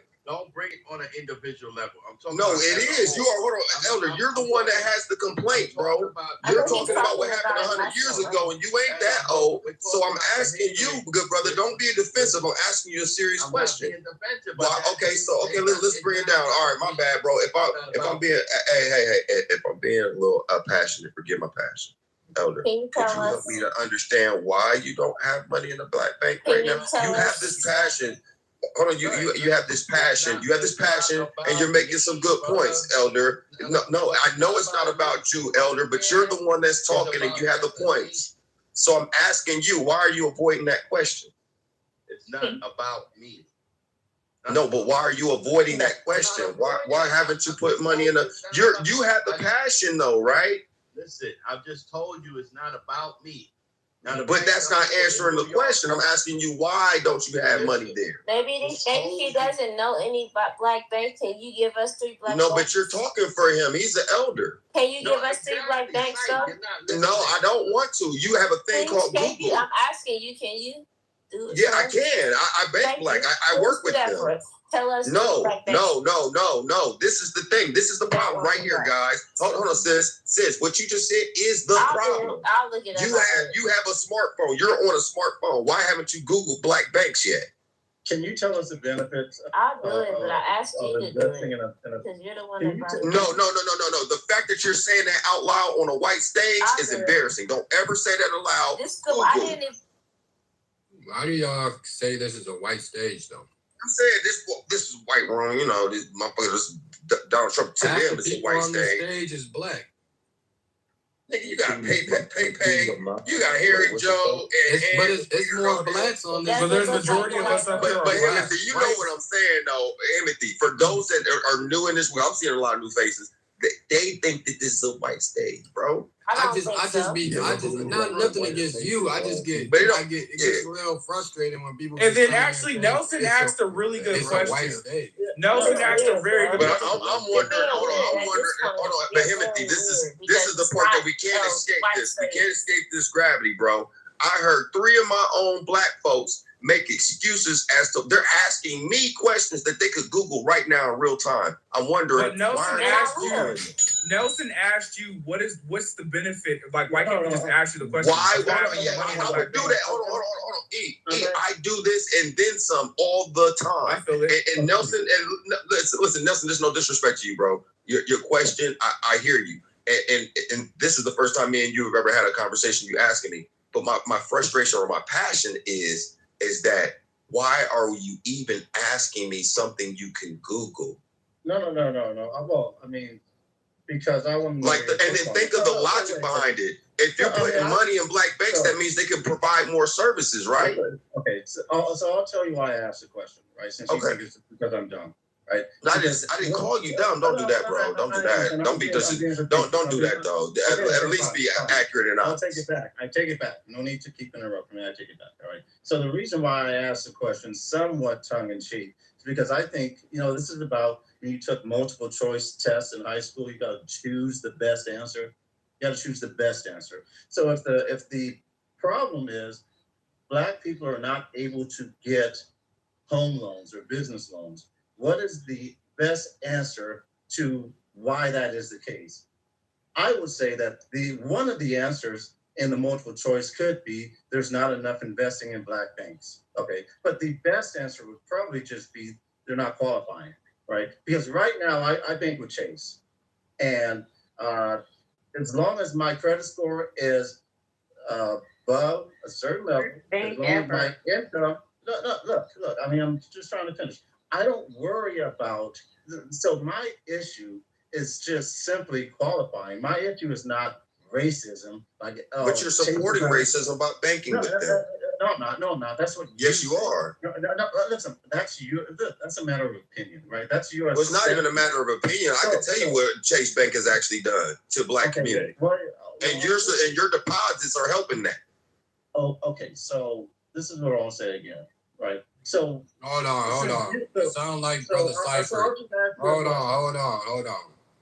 Sound like just to nip all this black bank stuff in the ground, man.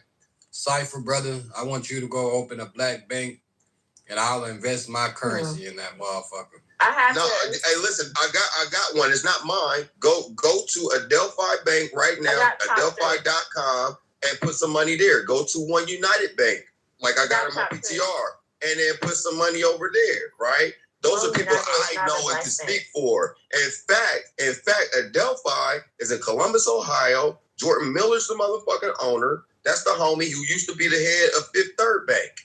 And he is loaning to niggas. He needs deposits.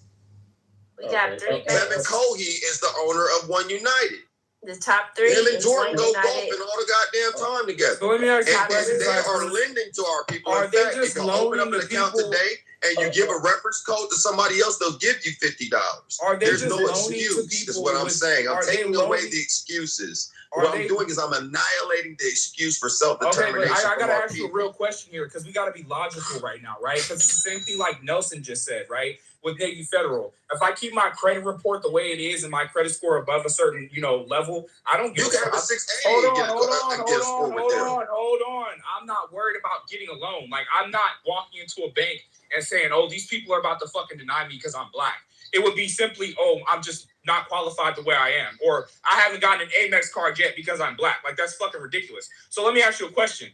If I go, you don't think that these black banks that you're telling us to go to are not capable of like doing some of the same fucking things like that other banks do? Like are these black banks? Hold on. So if I walk in there with a 500 score because I'm black, they're gonna give me a loan? Yeah, they would. Why the fuck? Yeah, there are some banks right now that are giving up to $500,000 with a 550 credit score, bro. What the fuck is their advertisement then? the Why don't I reason see why them on people- my Because they ain't got enough money for it, bro. There ain't enough niggas depositing him. The reason why Oh, you people mean to might tell me wanna- that I could walk in a black bank with a 500 credit No, score and that's because not I'm happening. black, they're gonna give me like a That's not $50,000 happening. loan? That's That's not not what happening. I said, though. That's not what I happening. said, though. And that's not the real reason why people would want to advocate for banking black, simply because you think that being black is going to get you. Going to get you in there, yeah. That's not some how it idiotic works. shit. People would want to bank black largely because banks had a practice of discriminating via race. Keeping the Exactly. money in the family. Exactly. I know It wasn't simply just about getting access to loans, but Right. that's like to try to like. But again, come ain't on no now, white bro. person- Like that's surface level, right? It's obvious that we're trying to keep the money in the community. That's Yeah, obvious, it's not right? about Koreans it's not do about it. simply- White it's people not do about it. We get it. It's But not I'm about simply keeping the money in community. I'm saying as to why there would be a precedent for why people would want to bank black.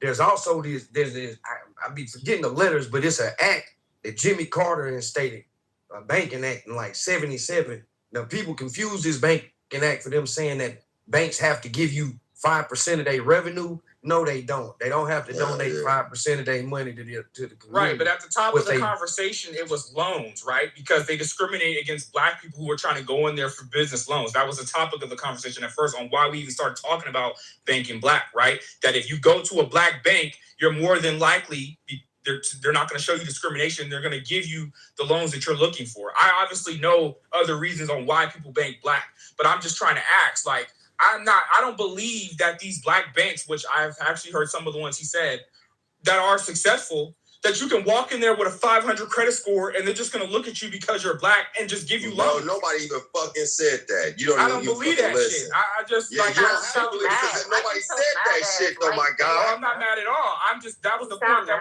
was being made. It's about loans. Yeah, bro. No, that was not what was being made, bro. What the fuck is wrong with you? Bro, that's what I heard. No, you didn't hear shit because you was too busy talking. Hold on. I want to pass. I think you've been talking more than everybody else, actually. Yeah, that's what I'm saying. I want to pass the mic to Jenna, maybe get some new voices in here. But I do want to pose a question to Cypher that I feel is relevant. Can a white man, would he be welcomed with open hands if he wanted to join that black bank? Absolutely. No, absolutely. It's a community-focused minority deposited depository commercial bank based in Columbus, Ohio. It's this historic first black-owned bank in Ohio and the first new black-owned bank established in the United States in the last 2 decades.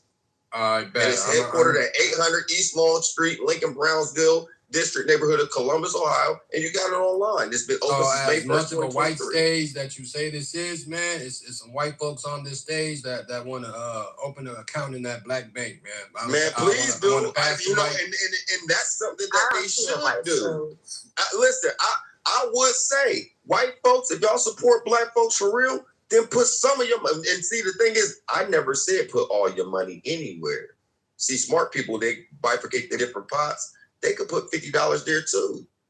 They're not going to discriminate against them. Oh, just white money. No, they're not going to do that at all.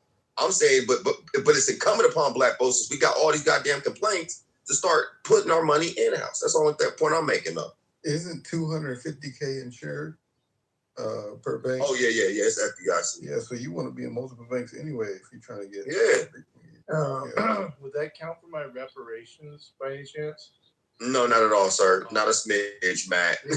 Okay. And Matt, most of y'all can't afford that any guy. So we would go after large corporations and countries, including Africa. I would.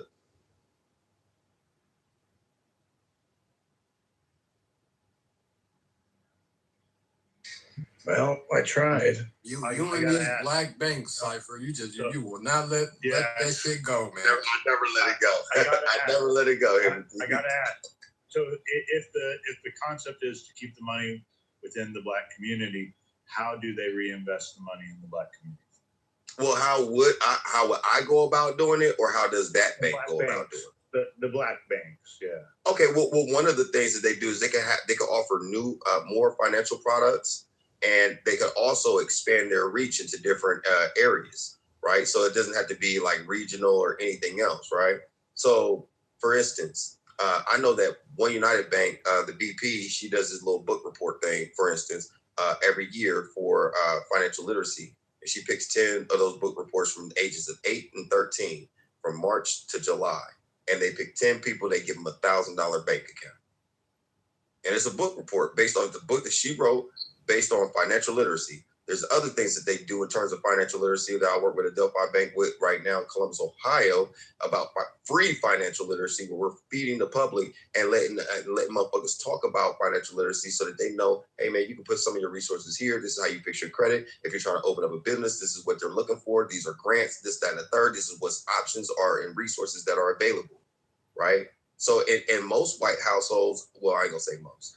In some white households, the successful ones especially, they teach financial literacy at those houses. And most financial households, successful black households, I do presume and do know that they teach those things there. The people that are unbanked and underserved are dealing from a framework of ignorance. They'll sit there and do all this due diligence about a Delphi Bank, One United Bank, and any other bank that's black owned, but don't do a goddamn due diligence on the banks that they're current. I'm not telling you, hey, Navy Federal was cool, but Navy Federal's been sued too for discrimination. So it's Chase Manhattan Bank multiple times, and they got caught with 20,000 metric tons of cocaine, and we know where that shit was going. Serious question. When black folks make up about 13 or 14% of the population, is it a strong business model just to target that population? Or wouldn't a better business model, and don't most business models that have the most success target everybody? When you say target, what do you mean? Who are you talking about? You're talking about the banks, the black banks? As their customer base. Oh man, you know that underserved community is $1 trillion market. So yeah, it's a niche market. The community bank market is a multi-trillion-dollar market.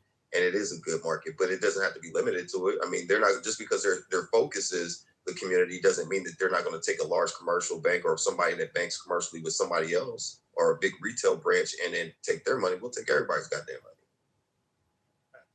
I just look at I prefer, based on how the laws are set up, I prefer state banks and credit unions over big federal, like the big banks like Chase. Also, it seems and they're racist too. When you're dealing with those big corporations, you get squeezed out with the corporate bureaucracy, and I'd rather keep mine in regional banks and credit unions. And you know what? Delphi is a regional bank. Now I'm naturally keeping it within quote unquote my community member. I don't know the race of who owns or is on the boards of my banks, but I think of it more from how's it going to benefit me for my banking practices the most. But right. And I'm with you on the small community banks because they do have better lending practices like Kimba, like Navy Fed, like Penn Fed. I fuck with them all, but I promote and I target. As a matter of fact, I got $100,000 sitting over in at fucking One United, just sitting there. You know what I'm saying? So that's just me on my shit. And that's been since 2019, right? But I'm talking about all these other niggas that got these goddamn complaints. Well, then put your money there. If you're not doing that, then I'm wondering why the fuck haven't you? And I get a lot of bullshit behind it. Then it's like you asking me questions. You can Google this shit. And that right there, that mentality is what's holding us back. And that's a fraternal conversation for real. I shouldn't really be having it on this particular stage, but I would say this just out loud. I'm saying it because niggas need to hear it. At the end of the day, let's stop crying and bullshitting about it. All right, I'm on the mic. There are opportunities in front of us. Where that B Jigaboo that said he wanted me on the microphone. What do you want to talk about? Get up discourse. Well, Othello, get on up here. Yo, you invited me up here. You made it on here. What you want to talk about? What you don't like about what we saying? Well, you guys are a bunch of jigaboos. What makes a boo? Well, here it is. Well, you're the type of people that go, and fight. They go get bitten, beaten, and hurt. Get bitten, beaten. Lower yourselves into a goddamn equality with degenerates. See, this is the kind of people we fucking dealing with. Nigga, how much money do you got in the black bank first before you say this goofy ass shit? Nigga, I'm rich where you poor. Nigga, shut the fuck up. Yeah, all right, nigga. You ain't got a goddamn. You're not even invested in this conversation. You're not even qualified. Well, you called me up to the microphone. I didn't call you shit, but a nigga. A goofy nigga at that. What the fuck? Where is this going right? I'm so confused right now. He's a troll. He's a troll. How did y'all become jigaboos? That nigga about it. You called me up to this microphone. Nigga, shit. Fuck you talking weirdo. But wait, how are we all jigaboos though? Like, where did that come from? I'm so confused. Mad Dog 2020. Man, this nigga look like he smoked crack and out and stress out and shit. Please. Nah, he look like he from your era, man, that crack era. Oh shit, Himothy. Now, Himothy, how old is you, Himothy? Ain't you about 40? Talking that shit. Nah, brother, I ain't scared to say my age. I'm 32. Oh yeah, you a crack baby then? Nah, hell no. I was born in the 90s. Nah. Yeah, that was the crack era, nigga. Where do you think it was popping at? Nah, that's the second. Hold on. Name crack era. When did it start? 70s. I wanted to say baby, you got to be quiet because there wasn't no crack in the 70s. You don't know what you're talking about. Okay, 80s to when? Not up to 94. I said about. Oh my God!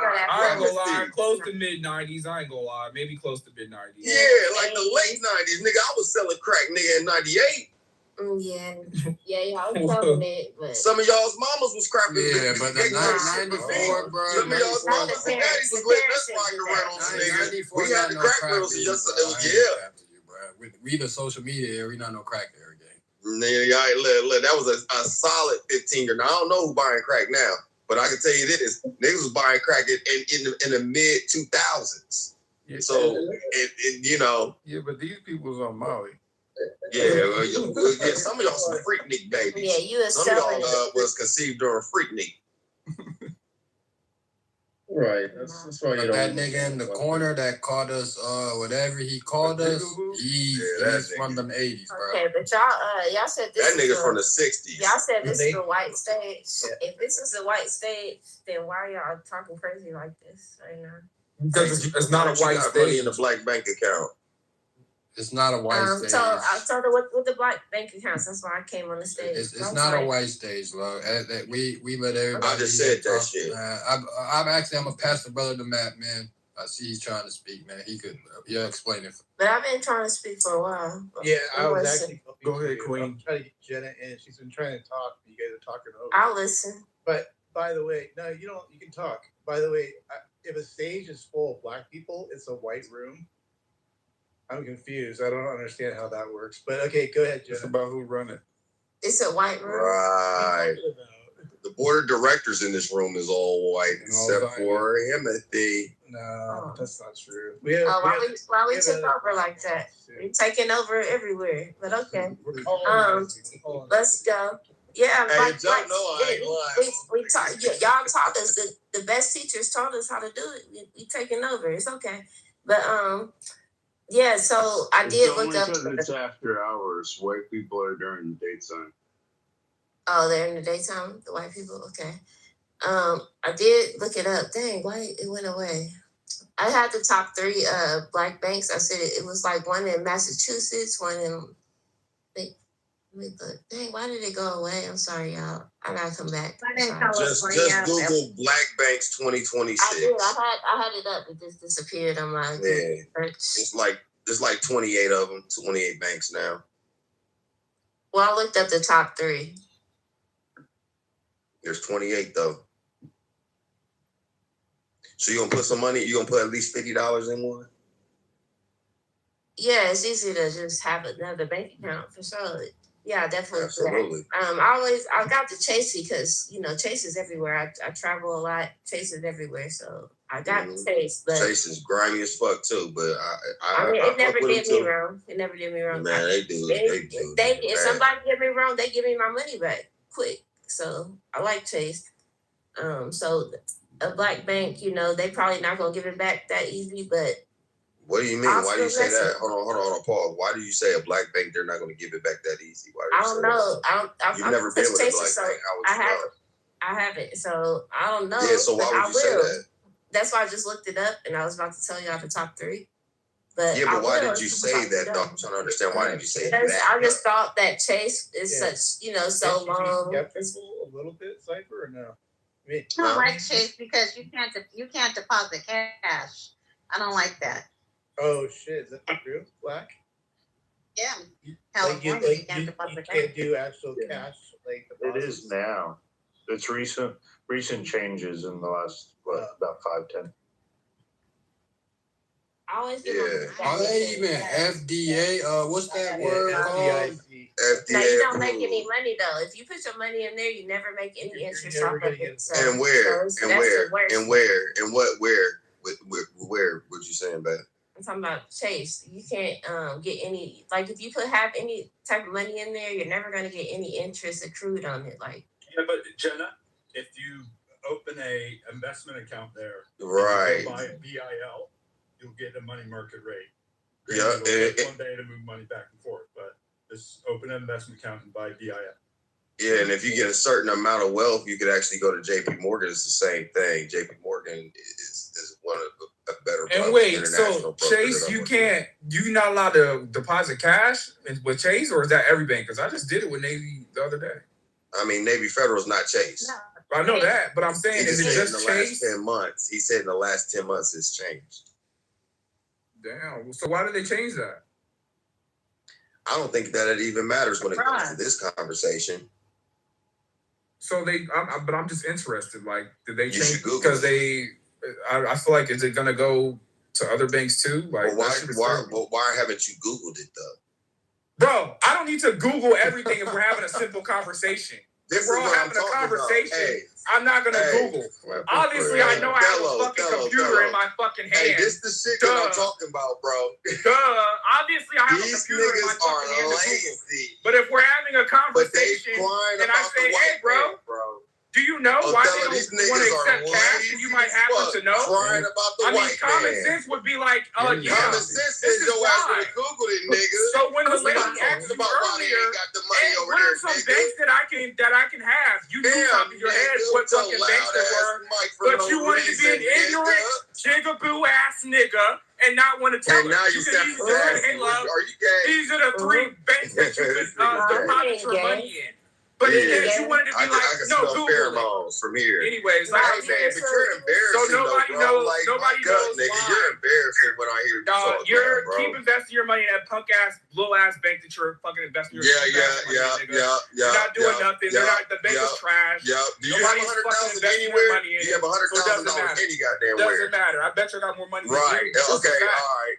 So my punk ass money is in a black bank. Let's have a real conversation. That's a fact. Nigga, real conversation is that you're not qualified to even complain about what the fuck white supremacy is doing, nigga. But you're a part of white supremacy, nigga. Shut up. You're a part of it, nigga. No one cares about You're one of them motherfucking lame ass niggas that get on this goddamn mic crying about shit you can't never do nothing about. Nobody notice that no fucking fingertips, you crying ass motherfucking monkey. Nobody wants to deposit their $50 in your bank, brother. Sorry, nigga, shut your ass up.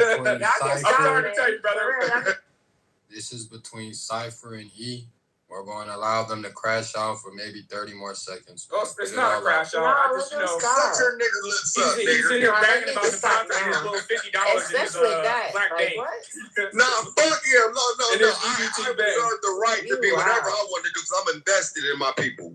This nigga's a spectator. This nigga's a crying ass nigger on a fucking mic.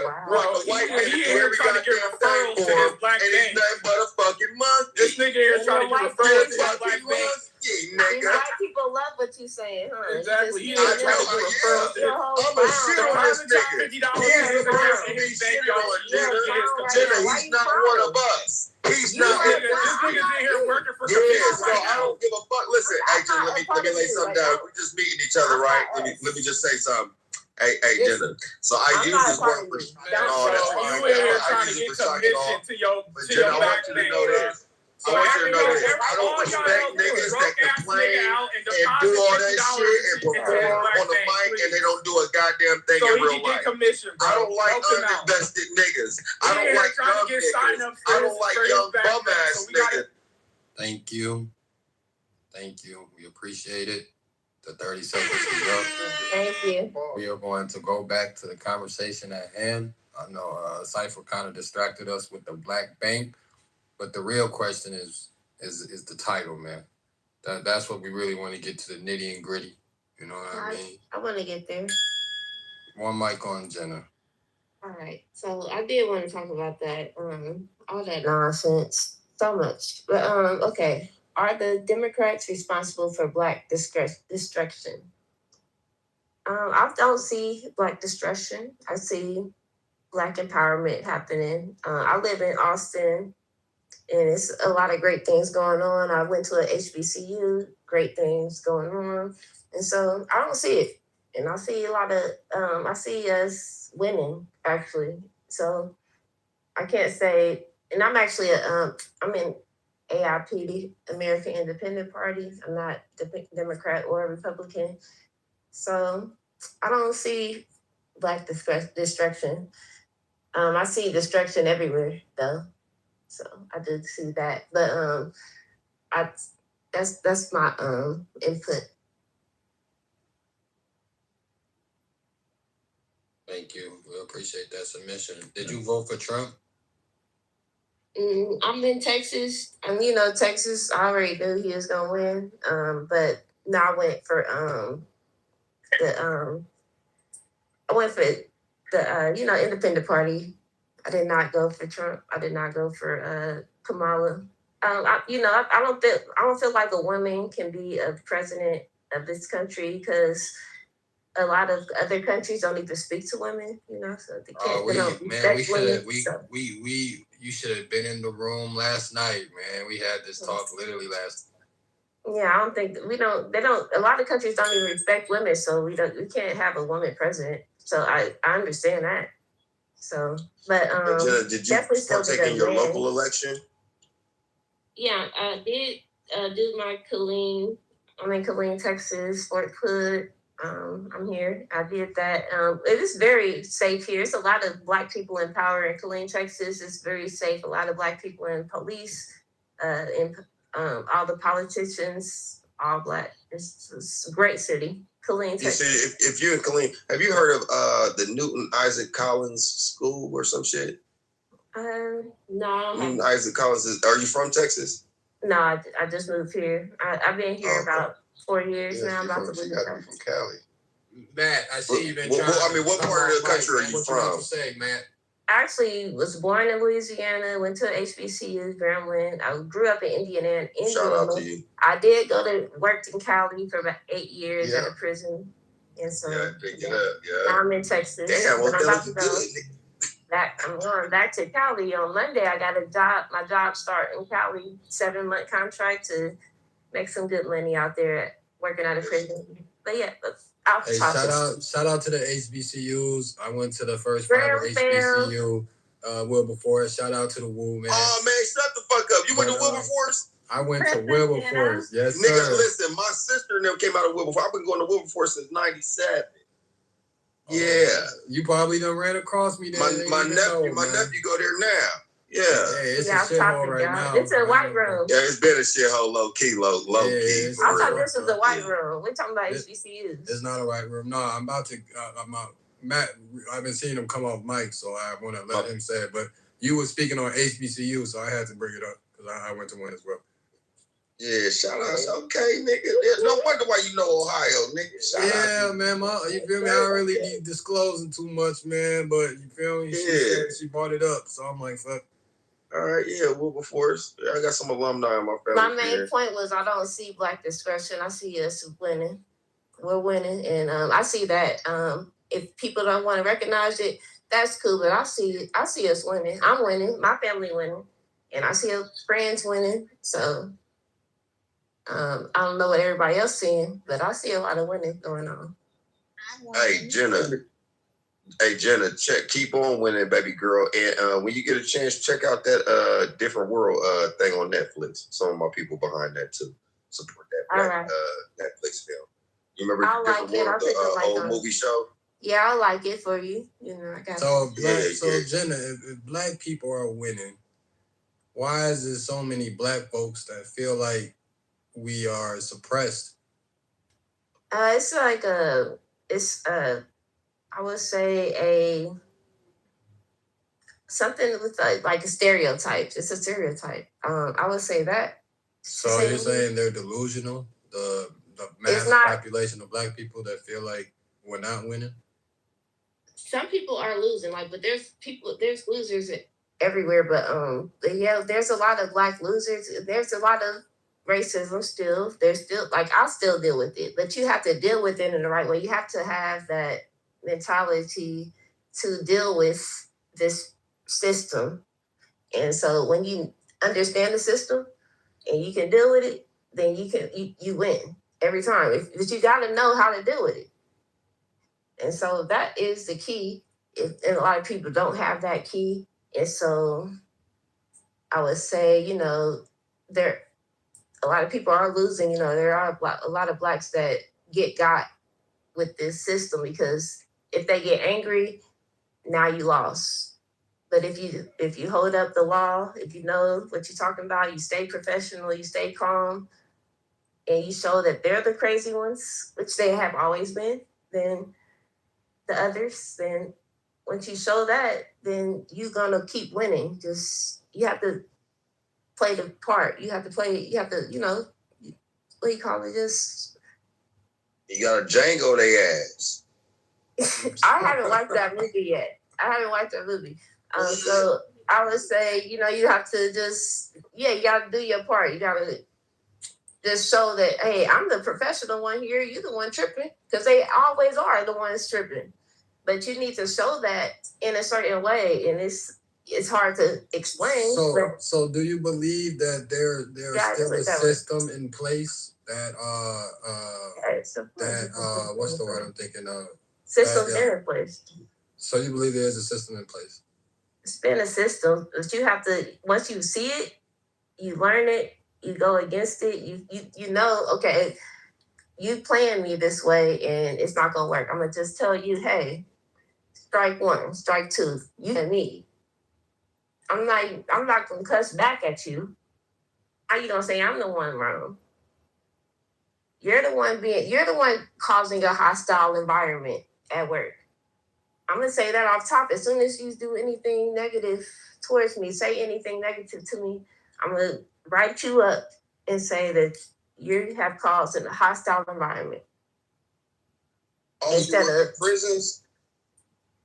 No, yeah, but I'm saying this is to coworkers. Usually, it's not the inmates or people that you work with. It's usually your coworkers that you have issues with, that you lose your job or you don't continue in your career, whatever career you have.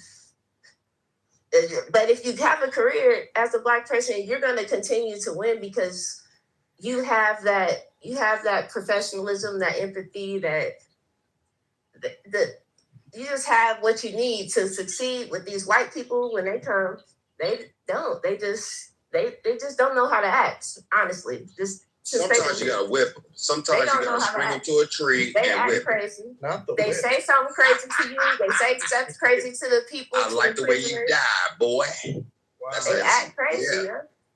Sometimes you gotta nail them to the cross and burn them. But you need to write down what they said, everything they said, write it down and say, hey, this person is unprofessional because of what they just said. Don't even go back and forth with them. Just write it down and say, hey, you have caused this hostile environment.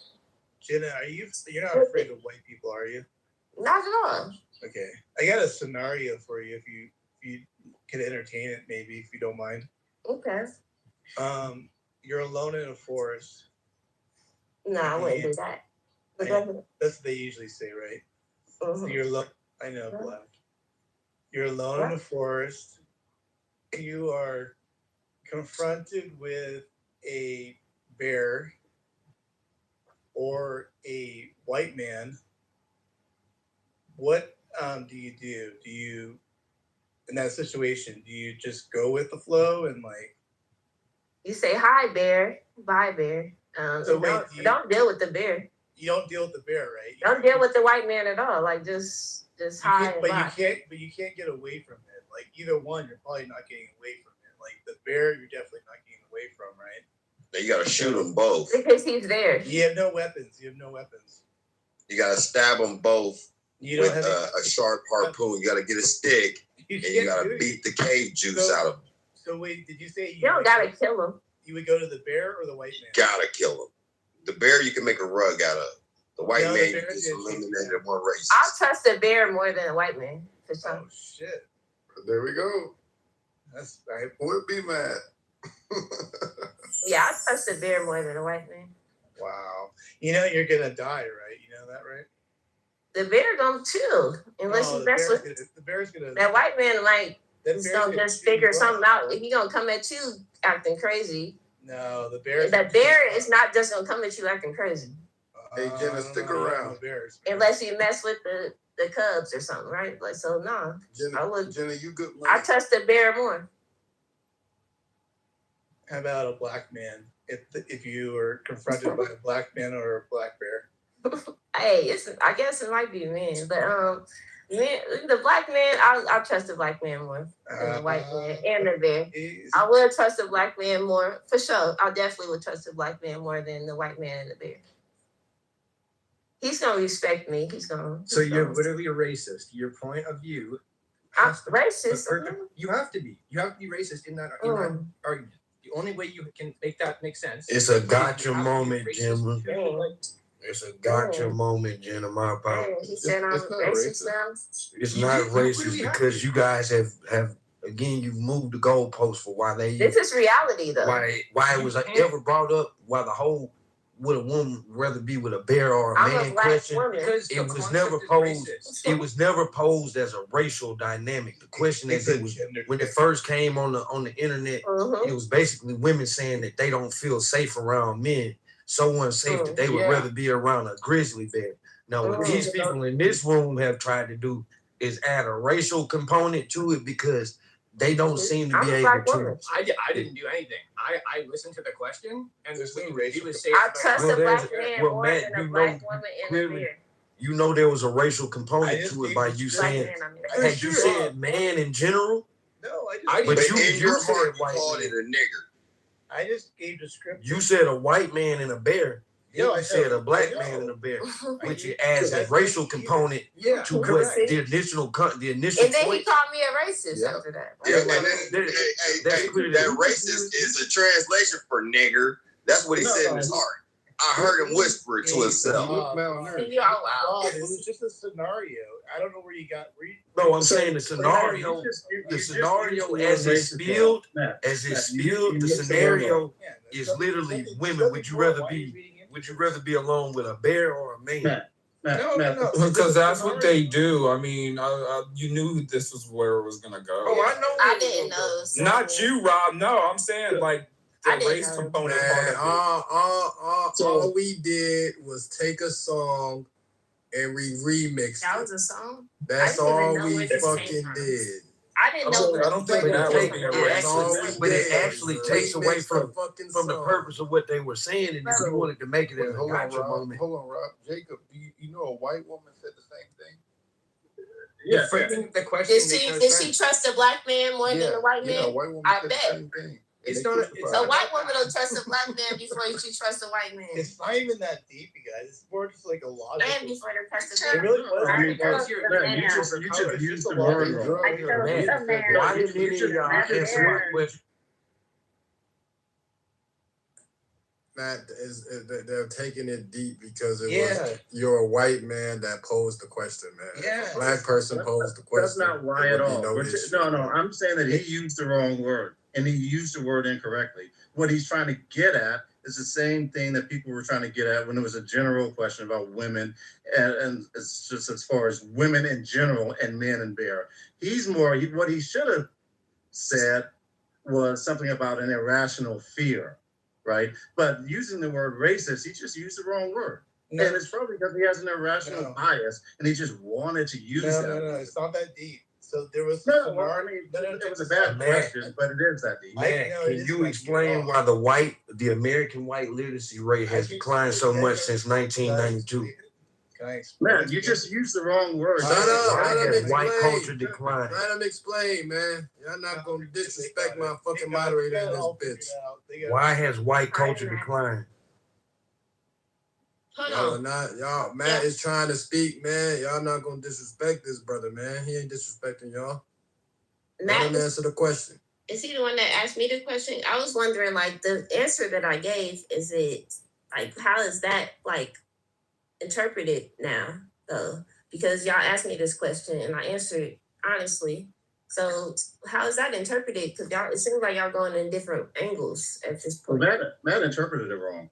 That's where we're going. No. He used racist. It's the wrong word to use there. Jacob was the one that said racist, though. Jacob said racist. Matt didn't even racist didn't even come out of Matt's mouth. That was Jacob. Yeah. That's all I'm trying to figure out. What's the No last one word? thinks it's racist, but Jacob. And Jacob looks like a black man. No, I'm not trying to say it that like the framing of the question is racist, regardless, because you're judging off of color. Even if it was man, woman, it doesn't matter. The fact that you say a black or white and then you choose over this automatically makes you racist no matter what you choose. It's not like So it's a racist question, is what She's fearing for her life. And both animals need to be put down. It was a racist question. No, we just did the question side by side to a black and white man. You put one in a white man situation with the bear, one with the black man situation of bear, and then you pick what. Well, both are fucking animals and they need to die. Taxidermy. According to women, right? Women, we got. I just feel like y'all are taking this a little deeper. Jacob, would you prefer to live in a predominantly black neighborhood? Hell no. Not You're racist. Yeah, no, for sure. Yeah. I wouldn't call it racist. I call it Shut up. I got All right, so Jacob, so Jacob, if I was in the deep south, Jacob, if I was in the deep south, and you were to. So check this out. It's not as deep as you guys are making it. Now, I did add a little bit of descriptor there to kind of like where I was going with that, because obviously people go, oh, why is he saying white man, black man? That's fine. You can read into that, whatever you want to do. Mentioning that, I mean, whatever, you know. It was more just the scenario. Like, I don't know why that's a big issue. Like, there's actually a logic to this. Like your survival is a lot more greater with a man than But both are killers. Both are animals and killers. That bear is not a killer. Both animals are How many killers. times have I said this to you in the last couple of days, Matt, in this room? The bear is not a killer. That is hyperbole. Do y'all know what hyperbole is? I want to. It's add hyperbole. To this It's a hyperbolic statement. I want to add to this. To be fair, Jenna's standing in a room with the white majority man is a black killer, men. not the bear or the black man. The white man Jenna, is a killer. Yeah, right. Jenna, I'm talking right now. Hold up. to be fair, Jenna's in a room with majority black men on stage, and there could be the fear to answer the question wrong. That she would be considered a race traitor in front of all these black men. No, I don't like y'all. I don't trust y'all. I don't feel safe with y'all. None of that. So I'm being honest. I'm being very honest with my answer. Safe right now. You get back to the real answer that you want to give, Jenna. Hey, why? Maybe we got your back, your front, and both I don't sides. trust none of y'all on this stage. Rob, your statistic is wrong, Rob. Sorry to tell Why you. has it been trust none of steadily? these men on the The stage, American literacy rate I don't trust any white has man. declined I trust steadily since these niggas more than y'all. 1992. White Americans are a part of that literacy rate. I just looked, and it says that white people are their literacy rate is stable, while ours is declined, and Hispanics has declined Since 1992. Hey, E, are you Hispanic? So E? cite your source. No, I Cite just, your source. all right, I'll Cite your PTR source. right Cite now. your source. I am Cite your source. That shows that the white American literacy rate hasn't declined with the rest of American literacy. Obviously rate. that has, but it says it's But no, you white just said it people. didn't happen. It's everybody's has, but it says said white that- you people's just said has it didn't happen. stabilized more than ours has, and than the Mexicans have, or Hispanics, I should say. Cite your source, brother. That's all you got to do. So this is a fact. That's all you got to do is Exactly. cite your source up. More than they're all declining is the point. So The can white the men whites? are the So can the masculines. whites call Rob a racist for posing that question? Is that fair? Oh shit. Yeah, you can. Because y'all just called the whites a Y'all racist. can. Y'all just called Matt Y'all racist can. for making the black man claim. So is it I didn't fair call that Matt a racist. the I I whites think he had can a call racist Rob didn't racist. call Matt a racist. for? I know you didn't, but the state. So It was is a it ra- fair it was a for racist white question. folks to say Why don't that white Rob folks is have to not answer racist? for these things the way that they expect us to, though? That's my point. Can black people be That's racist? my I think point. that's a real question in here. No. I mean, No, we we can't. Why can't wait a minute? It all depends on what your view of racism is. So well, we'll ask Jenna right now because she says no. So why do you think black people can't be racist, Jenna? Black people can't be racist because we only react off of knew this nigga our was a Mexican. experience. Our experience and our ancestors. California Our people, ancestors speaking in our ear and telling us not to deal with certain people, and how to deal with certain people. All right, that's We one. know better. You don't want to hear my And it's not rhetoric on the racist. Mexicans, Cypher, because I've been It's very being disrespectful smart. towards that community. I'm not even going to go there, especially me living here in LA. Yeah, I don't fuck with the Mexicans. That's number one, and I'm not even going to go into why I don't. But Himothy, don't you live in LA? So anyone here that lives in LA knows. Hey, them tacos, nigga, them tacos are crazy. Yeah, I'm not gonna get in. I don't get into that, but I keep my distance from Mexicans, and they keep. I respect you for Hey, your when I was in the J, I don't know how it is in Houston. I don't know how it is in Houston, but that black and brown pride shit, that shit don't fly over here. Where I live. We really don't A work lot of like people that talk. here. I don't do all that black and pride shit. That shit is out with me. I don't. None of that. Sorry. No disrespect, but I don't. We know your ass don't bang black, so it don't even You matter. could think that. That's E. No, I just don't. I don't fuck. I don't. E. Would you rather? Would I you like rather? I Would you like rather fucking they live in women. a? I like fucking they women. But you know, E. Would you rather live in an all Mexican community or all white community? all white community, 100%. I don't think it has to do with the color, though. I think it has to do with the culture. Yes, their culture. It definitely has everything. I have no problem with Hispanic y'all people. heard me make this statement before. I have no problem with Hispanic people. It's just their section of the Hispanic culture or the area that Y'all I don't heard fuck me with. make the statement in America that culture and race are basically the same thing. Right now. They're not. Just you, Jenna. They're not the same at all. They're completely Yeah, different. they're very different. Very. In America, because when you say black in Everywhere. America, we're talking about black culturally, right? This is why we have this disconnect right now with black people saying, "Oh, give me a second." Black people right now are telling other black people around the world that they aren't black, and what they're saying is they aren't culturally black American. And again, I'm telling y'all can argue this, but look at how we move. How we move in America. True. When you speak about black and white, we're not simply just talking about the color of your skin, because there are black people who have a culturally white experience in America. There are white people who have a culturally black experience in America. This cannot be debated.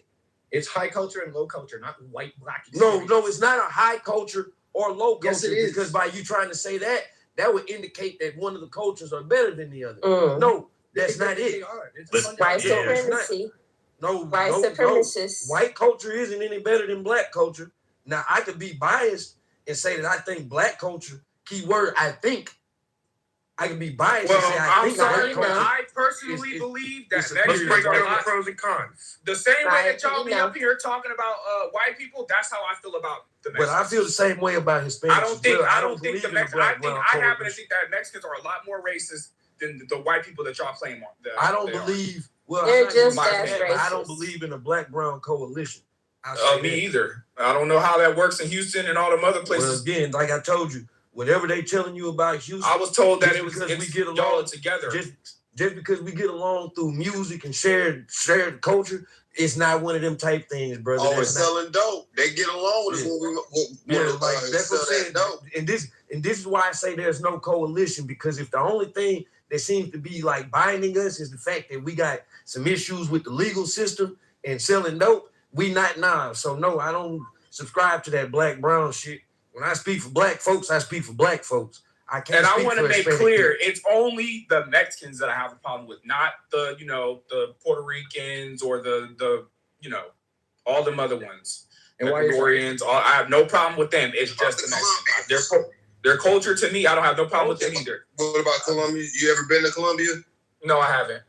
They racist. You should go. they racist down there too. They probably are. Especially Argentina. I have more problem with them than I've had with white people. If your nation has been colonized by a European nation, there's going to be racism and an effect of racism to this day. Like But I feel safer in South America though. If we are not racist, we cannot be racist. I feel, man, look, that question is how you view it. If you think that racism is only systemic, then maybe you got a point in saying black folks can't be racist, because no, we can't like enforce like some racial. Right. There's no power behind it. But if you look at racism just on the base of it, of just thinking that your racial group is better or superior to others, then yeah, technically we could be racist. Like on that end. Man, I feel like this is a perfect. But our racism. But we do That's know not that our racist. racism. It's not. We do know that our racism. Yes, it is, Jenna. And I know you're gonna say it's prejudice. I'm sorry. It's all the same thing to me. No, it's not prejudice. Definitions it's update over time. Smart. It's being smart about not dealing with certain people, because you know how they're gonna. They're being friendly, but they're not your friend. So stop acting like. Hold on. Stop acting like they're cool people. You know they're gonna diss you as soon as they get their first chance. They're gonna get got. Let me tell you a short story. Just be smart about it. Let me tell you a short That's story. That's not being racist to be smart. Well, hear me out. Let me tell you a short story, Jenna. I want you. Let me tell you, and I experienced this in real time. Just the other day, man, I was out clubbing. My phone died. It's like 2:00 in the morning. I walked up to 5 black people, and I asked them, "Can I use your you got a phone charger? Can you help me charge my phone?" They all told me no. One of the black people out of the 5 had a phone charger in his fucking hand, and he said no. I'm like, fuck it. I'm gonna just go to the fucking bank. I'm gonna just walk to my bus stop. I'm praying I'm at the right bus stop. You feel me? I'm and a white person wouldn't. Hold on, Jenna. Let me finish. It's a short story. Or Asian. So I get to the bus stop. I'm sitting there, and a random ass white man comes sit next to me. He's waiting for the bus too. He look at his phone like, damn, the next bus not gonna come for 2 hours. I'm gonna order a Lyft. You can get in with me. So, what do you got to say to my black brothers and sisters that you say everybody ain't for you or everybody in your corner? He was trying to fuck you. But I had this one random ass white man look out for me more than the 5 fucking black people. You so feel now you got a white realize that you were savior. leaving All the right. club. Thank you to your white savior. But I want to hear what Jenna said. Let's assume that these people had somewhere to go. Let's assume they don't know what the issue is. They did not. The niggas was trying to get on some hoes. and the hoes are trying to get that J down on some niggas. Then Man. perhaps if they were using their phones. But hold on, what about the white savior he was just talking about? Did you give him some money? He found his white savior. No, the white savior, he said my phone was dead. So I said I'm You done found the white savior and now you don't care about black people. Why does he have to be a white savior? Why can't you just say that he was a good man? Hey, why don't because this is what they do in this room. No, they'll tell a white it's person. not what we They'll do tell in a this white room. person. You don't bang They'll black, tell a bro. white person. This is not what we do in this room. Jenna just posed on this stage that white people aren't your friend. So Yeah, I'm telling her a real life, not no clubhouse shit, not no goddamn fairy tale. This is a real life scenario. I had 5 black people basically say, figure it out. Nigga, that's what the fuck happened. And I had one random ass white guy let me fucking hop in a lift with him, bro. So I just wanted to pose the question to Jenna. And I'm trying to answer, but somebody keep muting me. But I'm saying, like, that is pretty funny. That person was being friendly. He's not your friend. You just met him once. So why you think that he's gonna be your friend? He's gonna save you. He's gonna protect you when you get got by the police. He ain't gonna do nothing for you. I could argue them 5 he black was folks ain't gonna do nothing He's not for your me friend. either, though. I could argue that's them what I'm might saying. just My even point is, Hey, Timothy, you was out fucking on a Monday night, nigga? Bro, I was partying. It was Saturday. He was just being nice. Okay. I think said yesterday. Saturday night. Exactly. But the bigger question I want to pose is why not is your black white people, savior. What the hell? why as black people are we quick to condemn white folks, but then we go out in real life and we give passes to our brothers and sisters, man? I think it's the face tattoo. I think it was the face tattoo. And I think the white guy, did you get home? Obviously you got home safe. What did the white guy say when you got in the car and y'all ended up kicking the white man was with his fucking girlfriend. He put his own girlfriend at risk. That's your savior. To make sure that I made it to the crib, nigga. That's your savior. You know, the tides are turning, brother. Why is it that we always want to say white people this, cracker this, but then we go in reality and it's a black nigga or a black Didn't you just hear bitch? me call this other guy a nigger? Well, yeah, no, you solid, but really, this is for Jenna. This is for Rob. This is for all the people that act like white folks is just. Hey, Jenna, I'm a motherfucking one-man show sometimes. It's my day. It's late shit. So them like this? Bro said that the nigga had a charger in his hand and told his ass no. But then the other nigga, the other white person decided he wanted to allow. That's crazy, bro. That's fucked up. You shut your line, nigga, lips up, boy. That's foul, bro. Can we say Jews? 100%. As much as we saying nigga? 100%. And the fact that I be shitting on them all. You can just see our people's got so much hate for the white culture, bro, that we give passes to what black people do, bro. Like, we need to wake that shit up, man. I'm aligning myself with the coons because of that shit. I ain't gonna cap, bro. That shit really fucked me up mentally, bro. Like, I was damn near hurt because I be going to war for black folks. I be doing hella community service for black folks, bro. What do you mean? No, I don't. You lying? Huh? You lying because I could guarantee you I've done more for the community than you. I could guarantee you. I'm all in the community, but you I can guarantee you I've done more in the community than you. You wouldn't be so quick to say that this white man was your savior. This is a I didn't say this white man was a savior. You did. But I'm not. But I hop on this app every day and we be bashing the white man like a motherfucker. White people in general, bro.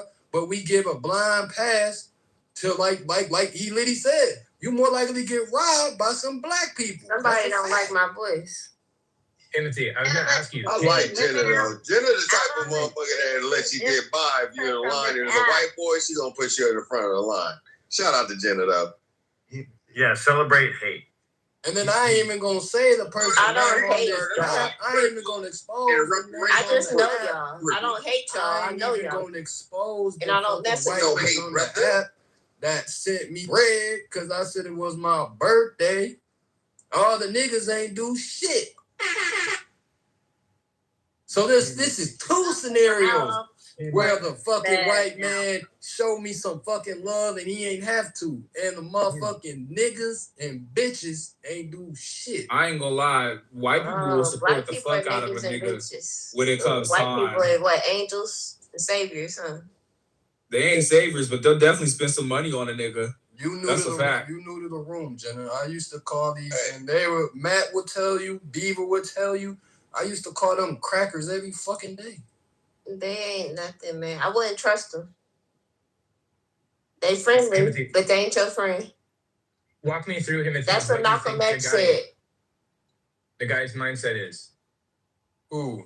The guy that helped me? Yeah, like walk me through. No, the guy who rejected you with the phone in his hand, the charger in his hand. Walk me through. Oh, his mindset was shit. Basically, his mindset is, nigga, I don't know you. Basically. So no matter no one, I'll never help out anyone I don't know. That was his mindset, and most black people, that's how we think, bro. If we don't know you, nigga, get the fuck out of our face. Okay, that's just how it is. Understandable completely. A lot of people do that, no matter what race. But then they'll do the same thing with the white dude. Now, with the white dude who did help you, what do you think he was thinking to get you to where you? I think the white dude was like, damn, this nigga phone is dead. It's 3:30, 2:30, you feel me? 2 a.m. He's downtown. You went home with it, didn't His phone is dead. Y'all had sex with the girl? No, not at all. This is a serious. I'm not even trolling right now, though. I'm just answering this question. Like, the white man seen me sitting outside, had a conversation like, oh, damn, this nigga phone dead. This nigga downtown, like, shit, let me order a Lyft. At least he can ride with me, and wherever I get off, shit, you're going to have to, you feel me, find your way from there. But it's better than being downtown.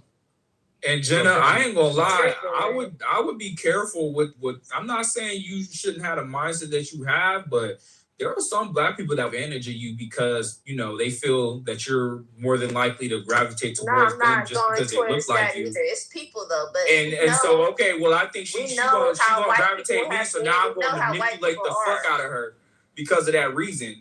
We know how white people are. We know their history. We know what grandparents teach them. If you have a child with a white person, Jenna, this is why I call him a No. We don't though.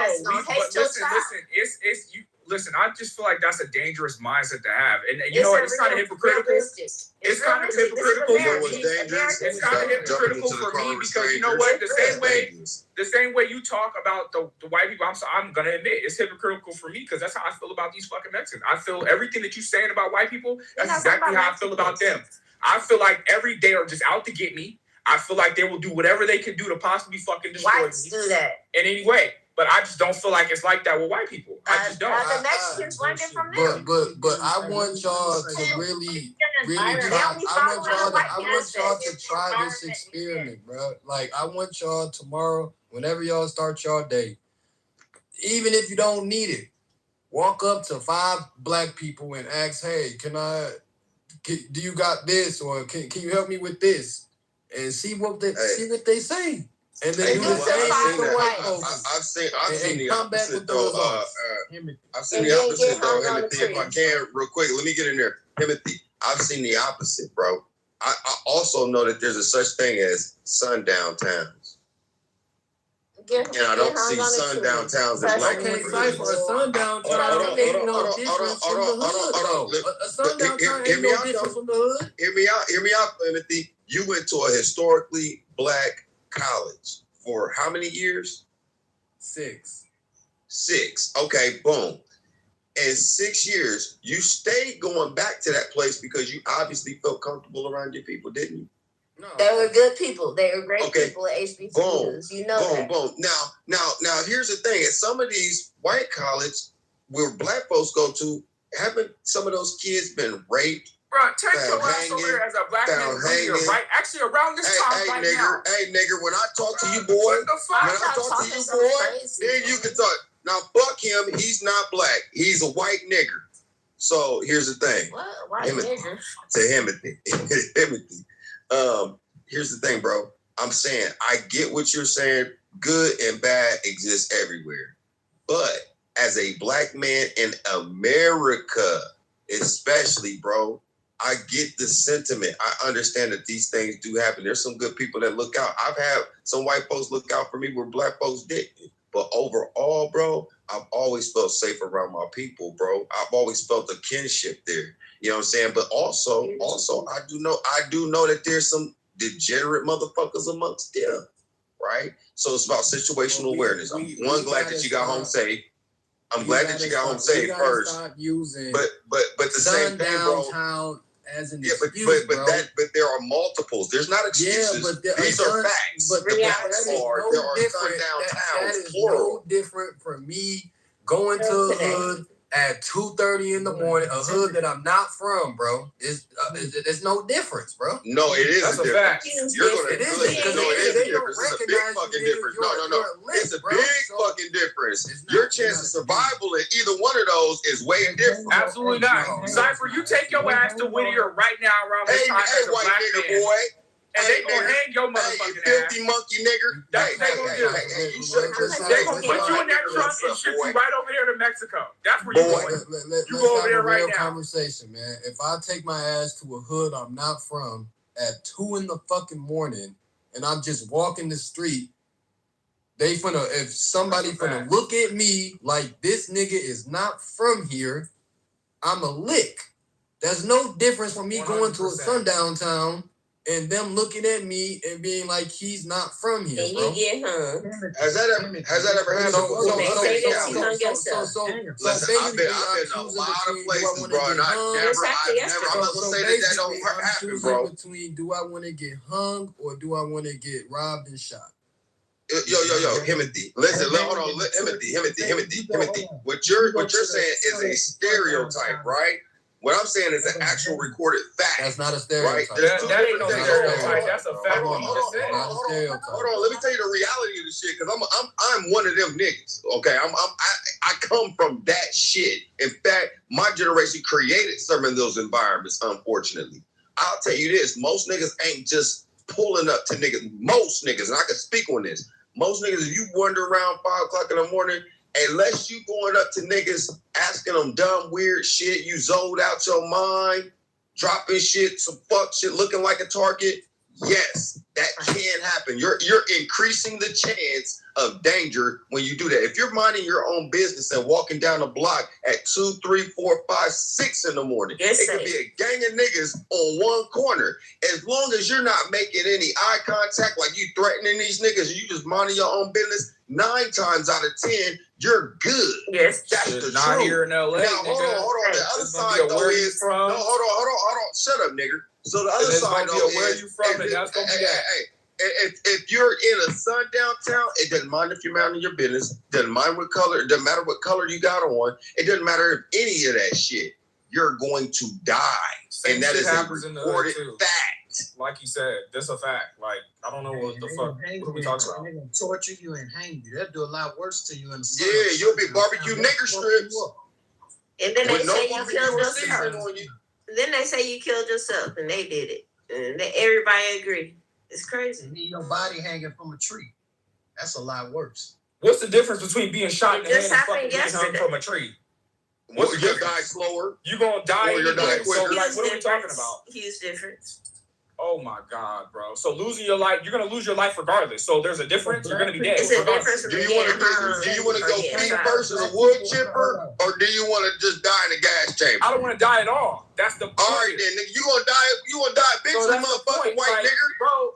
If you go to Whittier right now, nigga, your ass will be somewhere. Hold on. You said Whittier. What is white nigger? This black people. This is not. No, this is a gang full of exes, or even the Longos in Long Beach, nigga. The same sundown towns that you sit here talking about, we have them here in LA, but they're not full of white people. It's full of Hispanics. And then, like Himothy said, I'm gonna land here. Nigga, you could go to somebody's hood right now. Let's say you just go to the 30s and you there minding your fucking business. Walking straight, not making no eye contact. Somebody will walk up on you and ask you where the fuck you from. That shit is real.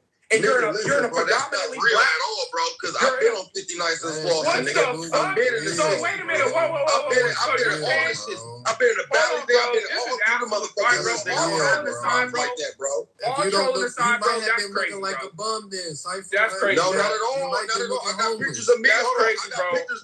Look.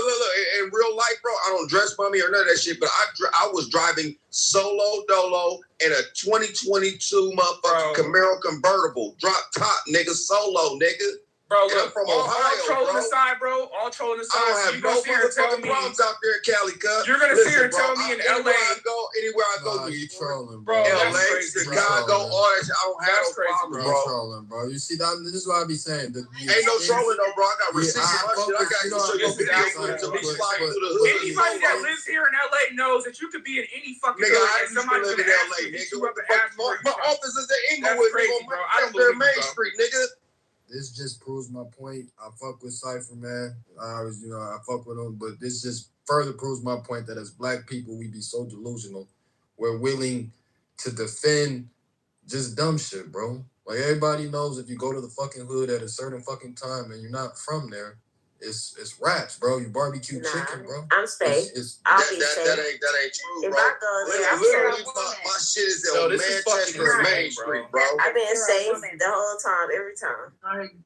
Yeah, nigga, like, it don't go down like that. If you smelling like fear and pheromones, yeah, that might be your ass. The thing is about black people, we'll put a cap in your ass, but we not finna hang you or torture you or cut you up or none of that shit. I've been safe in them hoods every time in LA. But and Joe, everything. some of y'all niggas sound like victims out here. The only thing is, though, bro, listen, I've been a Rikers Island nigga. I don't believe y'all. Sorry. I've been a motherfucking Miami-Dade County nigga. I ain't even a tough, hardcore nigga. It's about the energy you carry, bro. Exactly. But in them white neighborhoods, it don't matter about no energy. It don't matter about none of that shit, bro. In them sundown towns, your ass is out. Don't mess with them I ain't white gotta lie, girls. man. Some of y'all niggas get beat the fuck up in real life, bro. I don't have those problems, bro. I'm not one of those scrub niggas. I don't look like a target, bro. If you there for a white girl, you definitely go. For sure. I don't have those issues either. I can go to any hood, no problem. Right. We safe out there. They love. And these are women talking. So, you know what I'm saying? Like, you just can't move like that, bro. But I'm not saying that this shit don't happen. I'm not saying, hey, listen, you go to certain hoods and you wearing certain fucking hats, you wearing your shit a certain kind of way, you wearing a certain kind of color, niggas will ask you where you from. And that can happen in broad daylight. It ain't gotta be at night, nigga. You can pull up at the Shell's gas station on 50 Nights in Floston, nigga, and find out real quick what kind of time it is if you're over there. So if they ask you that question and you say something that's against them and you want that, then yeah, exactly. You want that. So that's a black people are not getting hanged in white towns. It's just like, oh, you shut your ass up. You're just a liar. No, you're lying. That's You're salacious. No one's gotten hanged in the last 20 years in a town that you or somebody you know knows. Oh yeah, I do. The sister that got caught hanging 4 days in a row, she just got hanging a week ago, bro. No. Are you following the news? The sister that was found hanging? Yeah, hangs every day In Mississippi? No.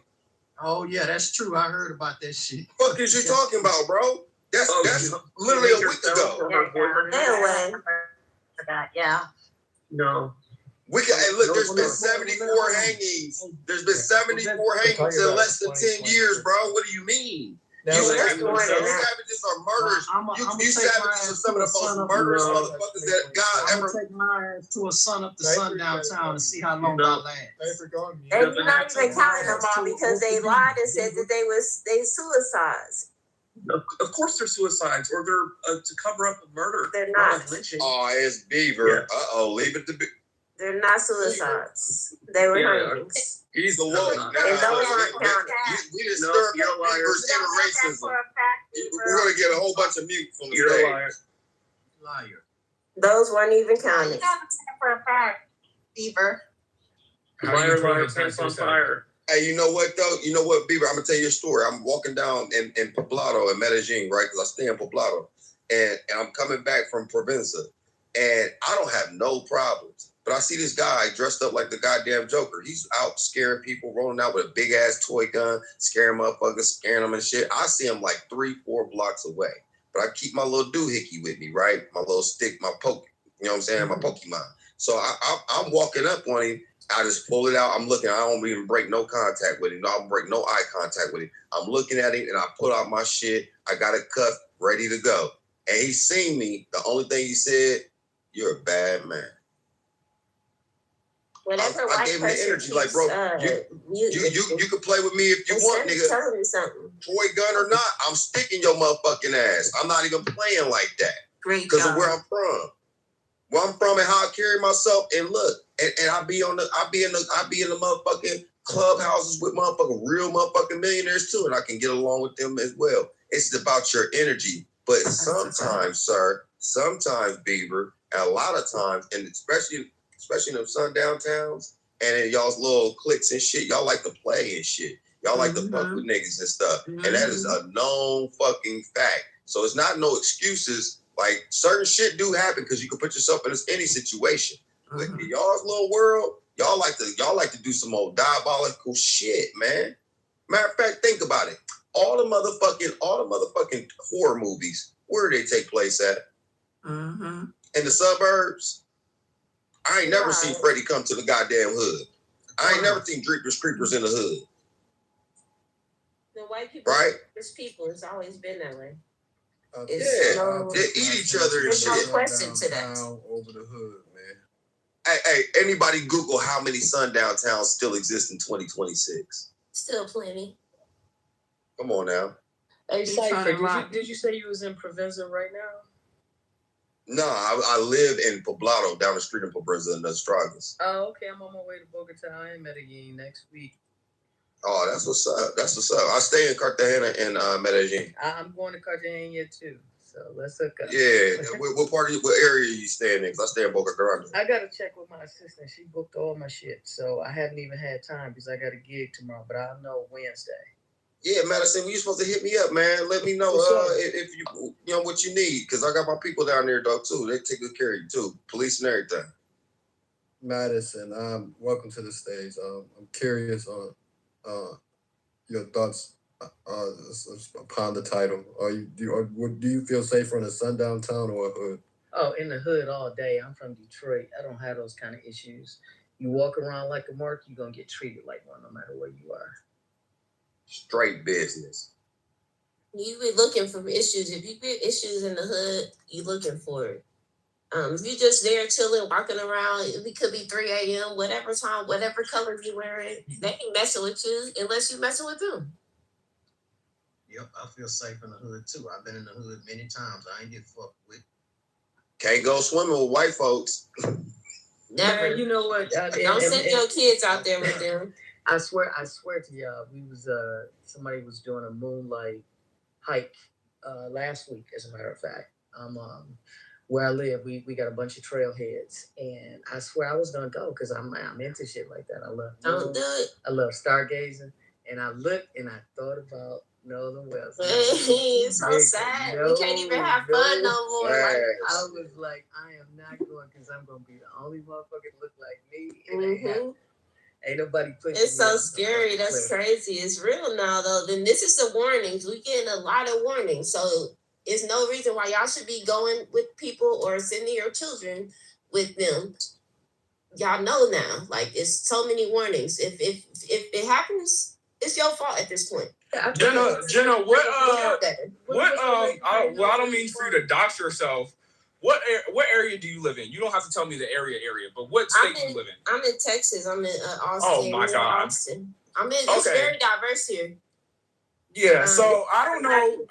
Obviously, I guess we could use the proximity conversations here. Obviously, every hood is different and every city is different. But here in LA, it doesn't matter if you're quote unquote a buster or your top rank. It doesn't fucking matter. Wherever you are. Just be a little terrible.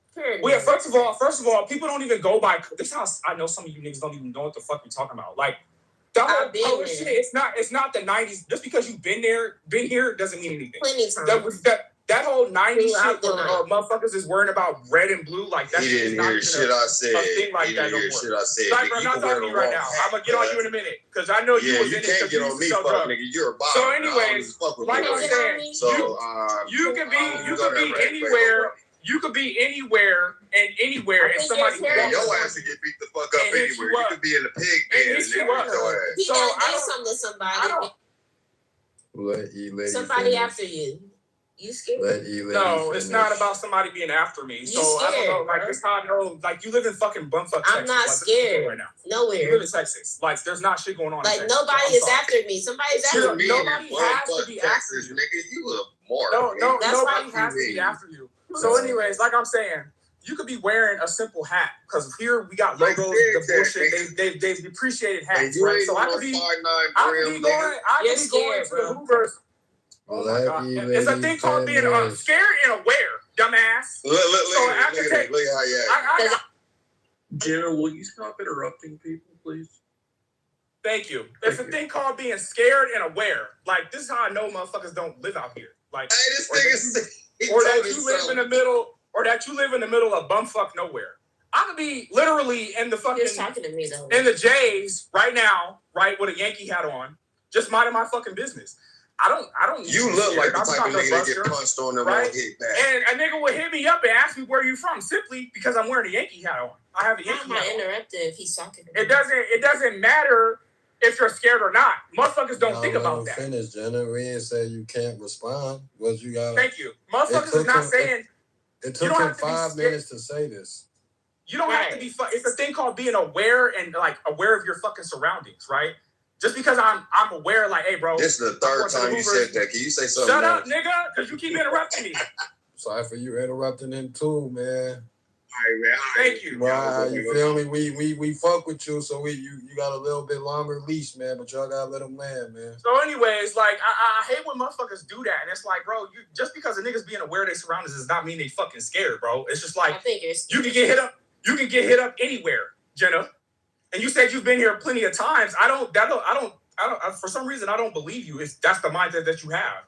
Because nigga, you can go to the Longos right now. You telling me as a black woman right now in Long Beach, and you take your ass to the Longos right now that they're not going to hit you up? They're not going to touch me at all. And what's the reason for thinking that they are?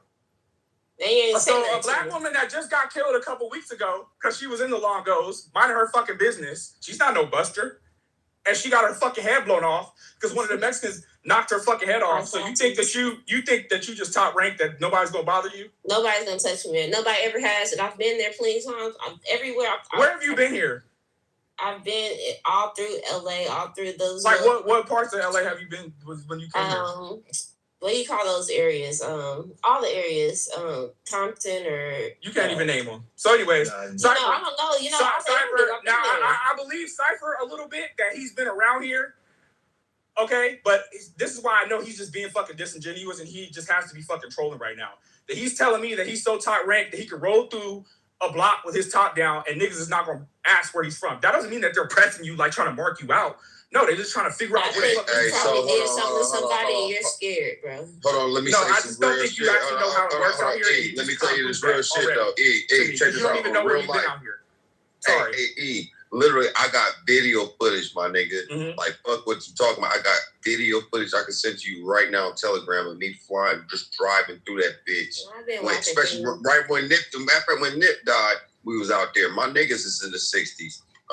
With my niggas, fuck with the jungle and all that other shit, but my main niggas is motherfucking. Have you ever heard of Mike Conception? Yeah, I have. And see how you calling out goods? So Mike Conception and Dean. Hold on, Mike Conception and Dean and all them niggas, his brothers, is my people's people, bro. And I'm gonna tell you this, and then my homegirl, Tiffany Gaines. You know what I'm saying? You know what I'm saying? I got ganging niggas out there that I've been fucking with for 20 plus but even if you don't even have people out there. But I carry myself with a certain energy, and I've never been pressed now. Listen, and but do you know how many motherfuckers that carry themselves around here with that same type of energy in and out the county, all types of shit, and they still get pressed? So that's what I'm saying. Nobody is absolved from that. I'm not saying like you. I'm not saying you're lying. I'm not saying that you're lying or that you that I don't have not one tattoo on my body, bro. I got wolves. Hold on, I'm not tough. Even the top ranked niggas get pressed.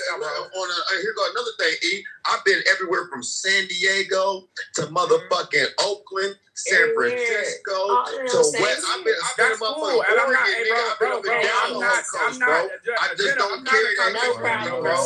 You can't even tell me where you've been out here. Like, I can't even believe you. I'm having a conversation with Cypher right now. Because I'm respectfully, Shorty, like, you don't even sound like you know what the fuck you talking about. Cypher, because you calling out names, and I can hear that, you've been out here. So all I'm saying, bro, is you sitting here acting like the most top-ranked nigga from any type of block, whether it's Hoovers, the Jays, the 30s, anyone, that they're excuse from being hit up. Like, that shit's crazy to me, bro. Bro, listen, I just am blessed, nigga. I'm blessed that I ain't never been pressed, and I don't carry myself with fear. Okay, so I don't carry myself with fear. I don't carry myself with fear. I don't carry myself with fear. I'm not one of them niggas. Again, bro, it's not about fear, bro. Again, like, you was on a good, Jenna, respectfully, like, come on, bro, because I can't even really talk to you. You sound like you're a buster. You heard what Jenna said. She worked with the prisons, bro. That don't mean nothing. That means everything. That means she worked with the prisons. She worked in Texas, bro. I don't even. She been around more gangster shit than you have, bro. They told me all of that. You can believe what you want to believe, bro. And they told you all that, huh? You never experienced nothing. Nigga, she's in the motherfucking home with them niggas. Okay, nigga, listen, bro. All right, bro. Hey, I'm not Come on now. I've been in our big time now. So let me ask you a question, Cypher. I've been in a lot of different spots. She worked in that system. That means for at least 8 to 12 hours she locked down too, bro.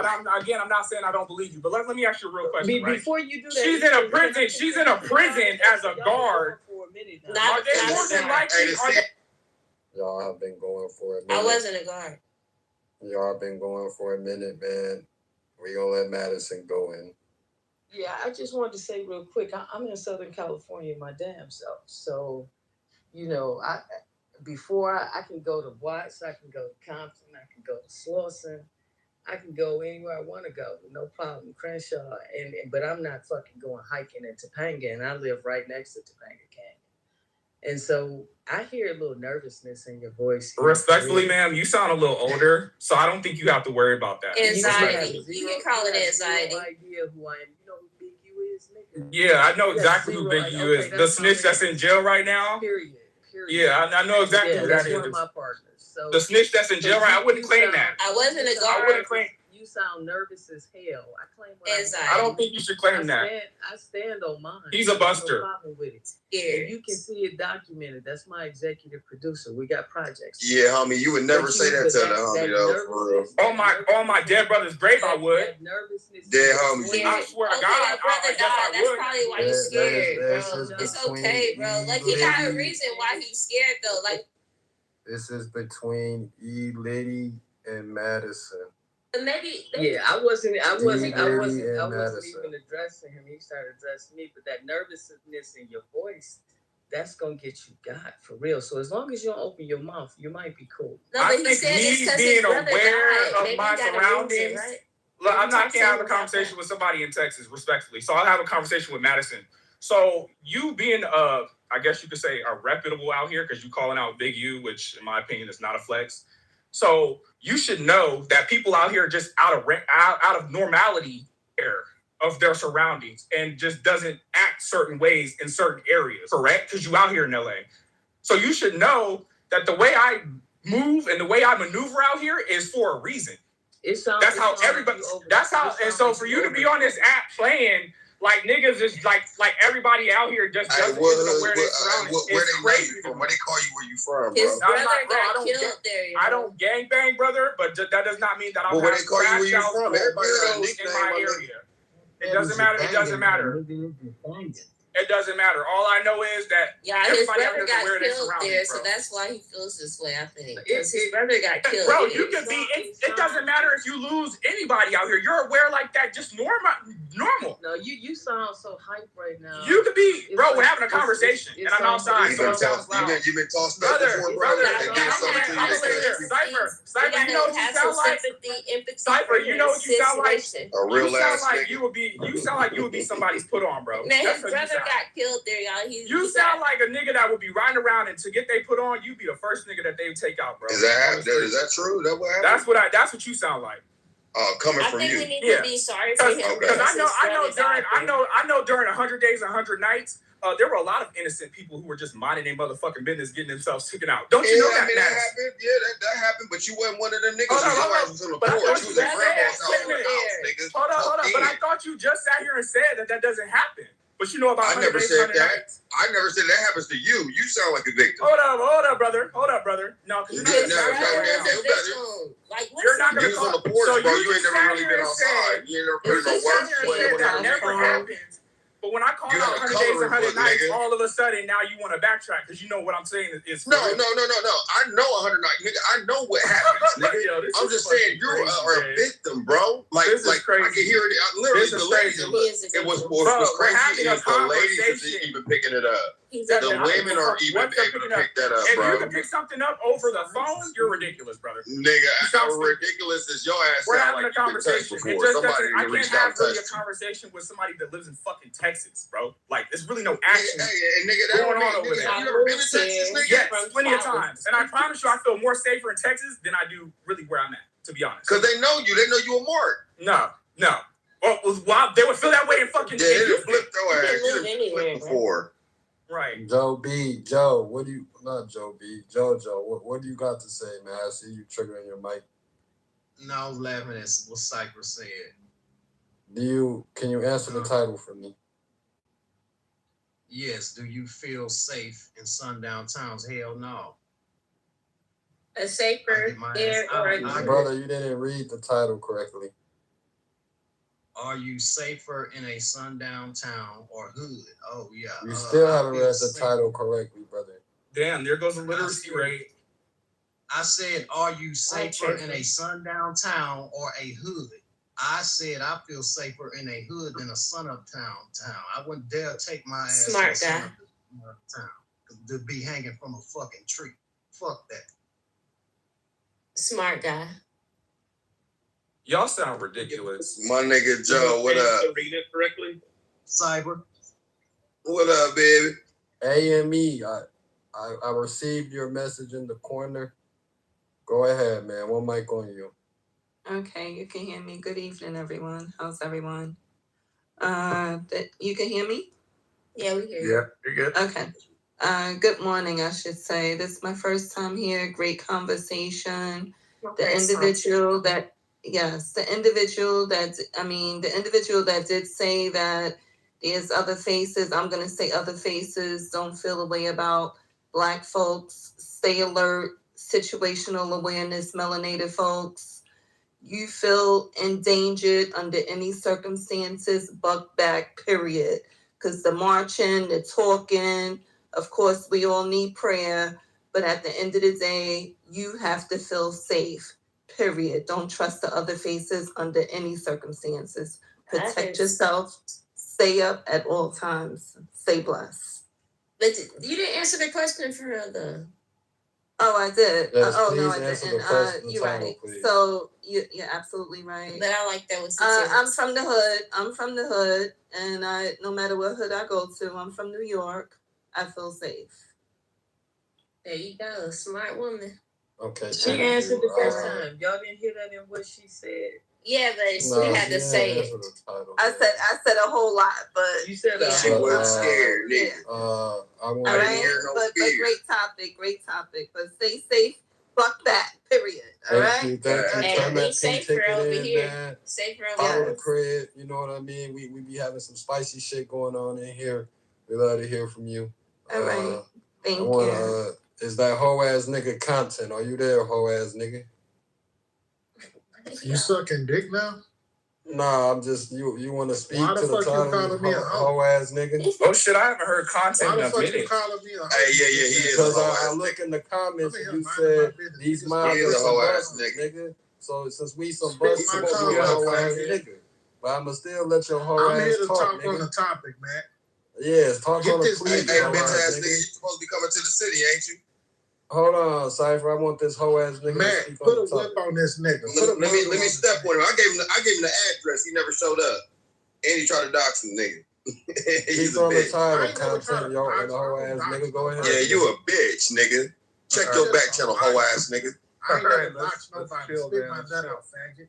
Keep on the topic, whole ass nigga. I'm gonna pass your mic. The title, please. Focus on the topic. Come on, y'all. What's up with the title? Let's do this. Content, what do you make of the title? You definitely safer in the hood.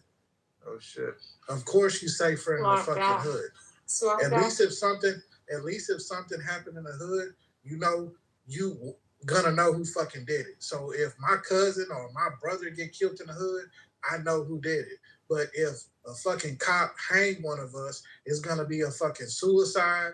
It's gonna be, he killed himself, and you don't know if the sheriff did it, you don't know if the deputy did, you don't know what the fuck going on. We gonna blame it on you, nigga. They done. We gonna beat your ass, but we ain't gonna kill you.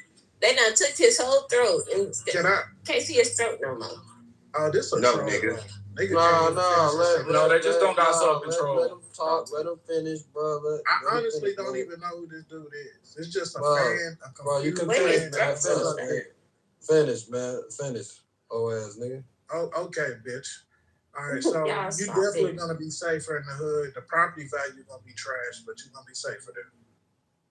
Appreciate your submission with your whole ass. JJ, are you whole ass nigga? Yeah. Please, speak your opinion, man. Let us know and answer the title to the room, please. What's going on? It's spicy up in here today. Yeah, I think. What's up, Matt Beaver? But yeah, I think it's safe to say if you're a black person, a Latino even, you're probably safer in the hood. Than a Same answer everywhere. Smart guy. Yeah. I just, when there's the fact that a sundown town is even a thing is already a major red flag for me. I'm already seeing orange caution signs. I'm already seeing, a lot of potential for people to feel emboldened to be able to do weird shit. They're not even just shooting people no more. Like they're like actually like lynching and shit. Like they're trying to bring it back to like slavery time. So and they're even lynching people not even in the sundown towns. Like they're just getting lynched everywhere. Yeah. So like the fact that sundown town is already like a sign for me that they're pretty much advertising like you're not welcome here. So, it's America. Safer. Keep lying. Well, not your sundown town, Beaver. I'd let your strong white manness. I think I would feel safer in the hood than a trailer park. Yeah. See, look at that. Look at that. Who said that? That sounds like a white guy. Yeah. Who said that? Hey, Timothy, check your back channel. See, smart people. Like everybody said the same answer together, man. So who has a different answer though? Did anybody say the opposite? Oh, I feel safer anywhere than. Did somebody say they felt safer in the sundown town? Those don't exist. But They do exist. America. I think the whole America is. Hold on, one mic on Beaver. One mic on Beaver. Then I'm gonna. I would feel safer in North Korea than I would in the hood. Who said that? Who just said that? Beaver said that. So now I'm going to speak. Yes and no. Beaver said that. I'm going to speak. First, I need some data. How many hoods are there across America compared to how many sundown towns there are? A lot more sundown towns. Not true. Huh? Yeah, I agree that there's more sundown towns. Instead of saying, instead of somebody bring up the facts, please. Maybe that's a new question. Put that question. While Joe finishes his submission, somebody get the numbers on that, please. Let's put that question up. That's a good one. I tend to believe a sundown town is like Never Never Land in Peter Pan's story or something. I know there are hundreds of hoods across America, and I would choose clearly. Yes, there are hundreds of trailer parks. And can we as far as Hey, So I mean, we're are safer. we defining sundown towns as trailer parks now? Anywhere white people live. Sometimes. Anywhere white people live is a sundown. Can we be and clear historic, That's and just a historically, dumbass statement. That's crazy. Jenna might be racist. No, that's realistic. Yeah, it's Historic- wild when logic is brought to the conversation. So the reactions between- that I get. White people will hang you if you give them a chance. If you just gonna be out there and you just ignorant, acting like you trust them and they're your friend and they're not, and they're gonna kill you. You know what's crazy though? They're gonna hang you and they're You gonna sound say, "Oh, you committed absolutely suicide." fucking ridiculous. Nobody's getting hanged. No, this is what She's talking happens. like that, bro. But This is what happens. a white man gave her that goddamn job, though. Yep, and you sound That's the paranoid. crazy part. The You fuck? interviewed a white man, and a white I'm man not gave you getting that that goddamn close to job. them though. I don't get close to these white people. Well, hit me. They're friendly, but they're not. You my live in friends. fucking Texas. What are you talking about? They're friendly. Man, and hey, they're shut not your my lame friends. ass up, nigga. You never been to You live in Texas, nigga. Texas, nigga. Like, But I've been there I was twice, but I have no was reason to born go in back there. They Louisiana. wearing your ass. They beat you up and ran I you grew out up of there. Of in course. Indianapolis. I grew up in Okay. Indianapolis. On them y'all. farms that So they be on over there. Indianapolis, Oh, a lot of white Indianapolis? people there. Yeah, I grew up You there. talking about Gary? You better No, about Indianapolis. Indiana. Oh, you next Indiana. door. Yeah. I grew up GI there. boys. Now GI boys, them was the only niggas that came to Columbus to shut that shit down. No, Lawrence Central. I was in the little community, Lawrence Central. I wasn't Okay. IPS. You was on the border of Chicago. No, I was in Indianapolis. I'm not in Gary. Oh, okay. You did say that. My bad. Indianapolis. Slow. So I grew up there, but I did go to Cali. I did I went back to Louisiana for college. That's Louisiana. That's HBCU. All beautiful Black people, all trying to be greater. We're all great people. It was beautiful, you know. Y'all know Grambling. Like if you going in college, all Blacks. HBCU. Historically Black. Why is it historically Black? Because of Black people. Why is it historically Black? Because of the segregation, because of slavery. So remember all that. Don't forget. Never forget. Like they say for the Jews, never forget what happened to us, how we got here. Man. Hey, How we man. got here. Come on now. And we're growing. I don't see any destruction at all, which was the first question that I came to in this room. Black destruction. I said, I don't see no Black destruction. I see growth. I see greatness. Because I went to HBCU and I see us winning. So we're going to continue to win. And I see y'all losing. This white room, y'all say this is a white room. I see y'all losing. we don't say it's a white room. Y'all losing. You gotta And keep using me too. You gotta work on your facts, Jenna. We gotta straighten your facts out. Buddy Crackles. You gotta stop. See? You will be controlled. That's Look. You're antagonizing them right now. You will be controlled. It's making an impact. You will be controlled. Why that Crackle? All right. You will be controlled. Okay. You will. Come on, Cracker. What you doing, bro? We're controlling. We're controlling. He's muted. Y'all you gotta control. Hey, that's a pass, man. They don't care. They're crackers. You gotta control yourself too, sir. As much as you can, but you can't. Control, sir. Because God is Remember, in control. I told you not this you. is white stage, though. Control yourself. God is in control, Ain't not no you, white bro. stage, man. It's definitely a white working for one. Quick, man. Control yourselves. I'm Please. disappointed in you, brother. Control Quick, yourself. answer the title of the room. Control yourself. And how do you feel about what you've been hearing, man? Hey, I'm gonna be honest. I've been in both. I'm in the sundown town. I'm in Georgia. It's sundown towns everywhere. The hood gonna be the hood, but I'd rather be around my people than be in the sundown town for sure. But that sundown town shit, that shit is real, bro. Certain times you can't be there because you're fucking cooked. So all I'm hearing is black folks, I'm going to be in the hood because I'm from the hood or I feel safer in the hood. So is it fair for white people to say, you know what, I'd rather be in a sundown town and they won't be labeled racist? Yeah, they'll be a racist. So there'd be a racist for wanting to be by their peoples. But all I heard on this stage from black folks is, I'd rather be in the hood because I feel safer in the hood. I think most white people feel safer in the hood too. Yeah, they do. They're not gonna tell you that though. Yeah, they show it. I drive through the hood coming home from work sometimes 3, 4 in the morning. You see them out there jogging, just chilling, living life. In the hood, like they gentrifying the hood. I don't even think it's that many sundown towns if I'm gonna keep it. Right, they gentrifying the hood. They're moving about. Listen, you know every scary movie happens in the white neighborhood. I rest my case. Don't hang out I with rest my case. No, hey yo, you know what's funny though? Y'all ain't catch up with that story about what's going on in Pennsylvania? What they just found? No. With that white guy, yeah, with that white guy that had all them bodies. Yeah, serial killer. Yeah, he's a serial killer. They say he might be number 1. Like he got everybody beat. Yo, like it's so hard to keep up with everything that's going on with these white people that's killing everybody.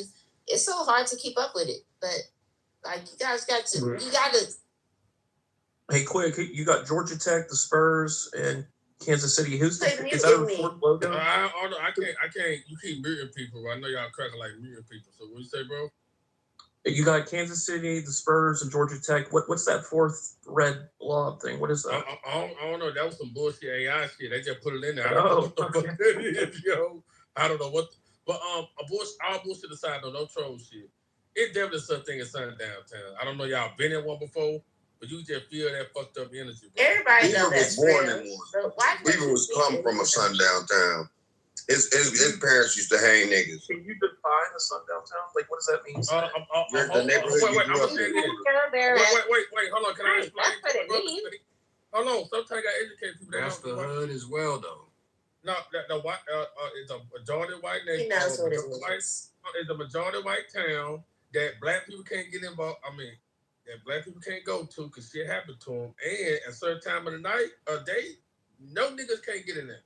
Nothing. Black people are in all day towns and they mad that we there. I'm just curious, if a white person goes past a certain time in the hood, do they get treated a certain way or no? No, they don't.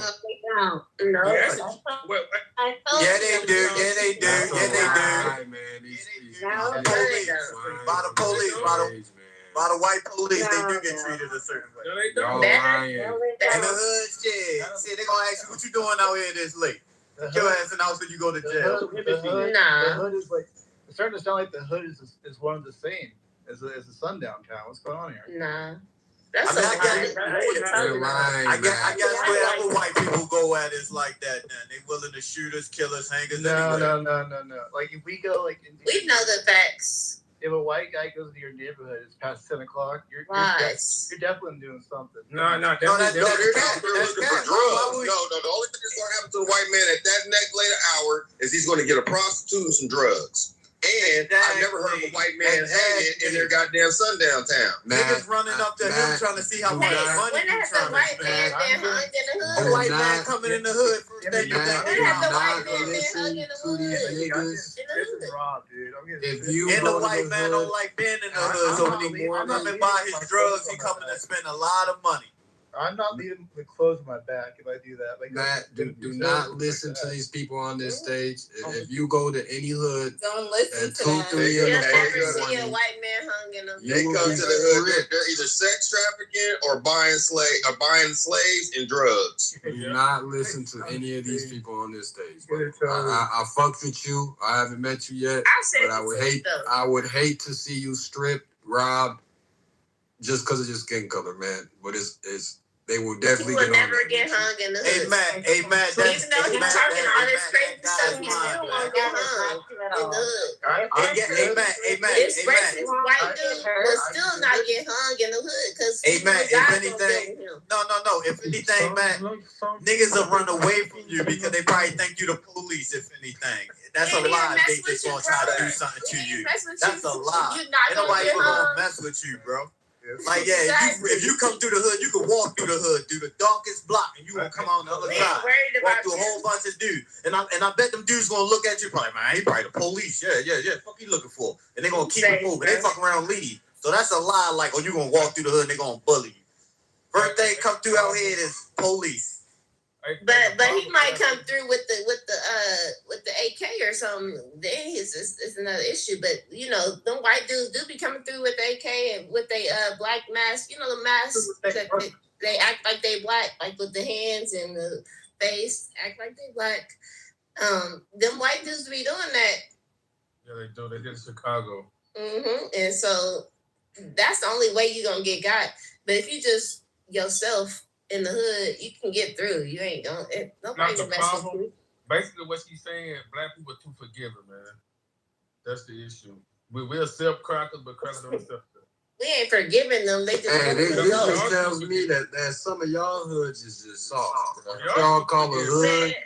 Ain't no hood all the for real, gangsters bro. are soft. Y'all gangsters. Y'all hoods is soft as fuck.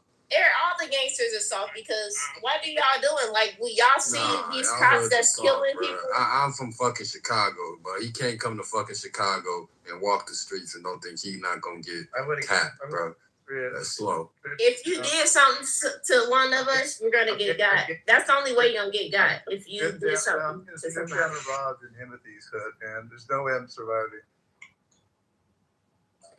If you did something to somebody, you'll get got. But if you ain't do nothing to nobody, you ain't gonna get got. I'm from New Orleans. I'm from New Orleans, and everything y'all are saying is absolute cap. I mean, you cannot walk through the lower ninth. You cannot walk through the lower ninth ward at 2, 3 in the morning without being harassed as a white man. You can. Y'all trying to convince. Hey, if Chad the Bailiff can run around and call a whole bunch of black people niggas before anything happened to him, if you just walking through the hood, ain't nothing gonna happen to you. But you see Chud the Builder, bro, that was a terrible example because Chud the Builder isn't doing that at 3 in the fucking morning. They been doing it later than that. He's doing that shit at 8, 7, 9 o'clock. It's still daylight time. And he got a camera all time, bro. He's doing it at all that nigga knows not to go to no hood. 3 in the morning, niggas ain't outside at 3 in the morning. No, he's out by 9 p.m. He's out there at 3 a.m. doing that. Yeah, he on some weird stuff at that point. Yeah, I don't know why. Ain't no niggas outside at 3 in the morning. Yeah, for real, bro.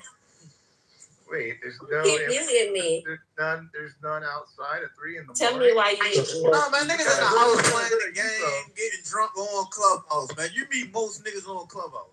That's what the metaverse now. Niggas in the internet banging. This is the closest you'll get. Nah, I'm not gonna cap, man. If you was like the cameraman that do the rap videos, you feel me? You might be good. But if you ain't one of them, you a lick.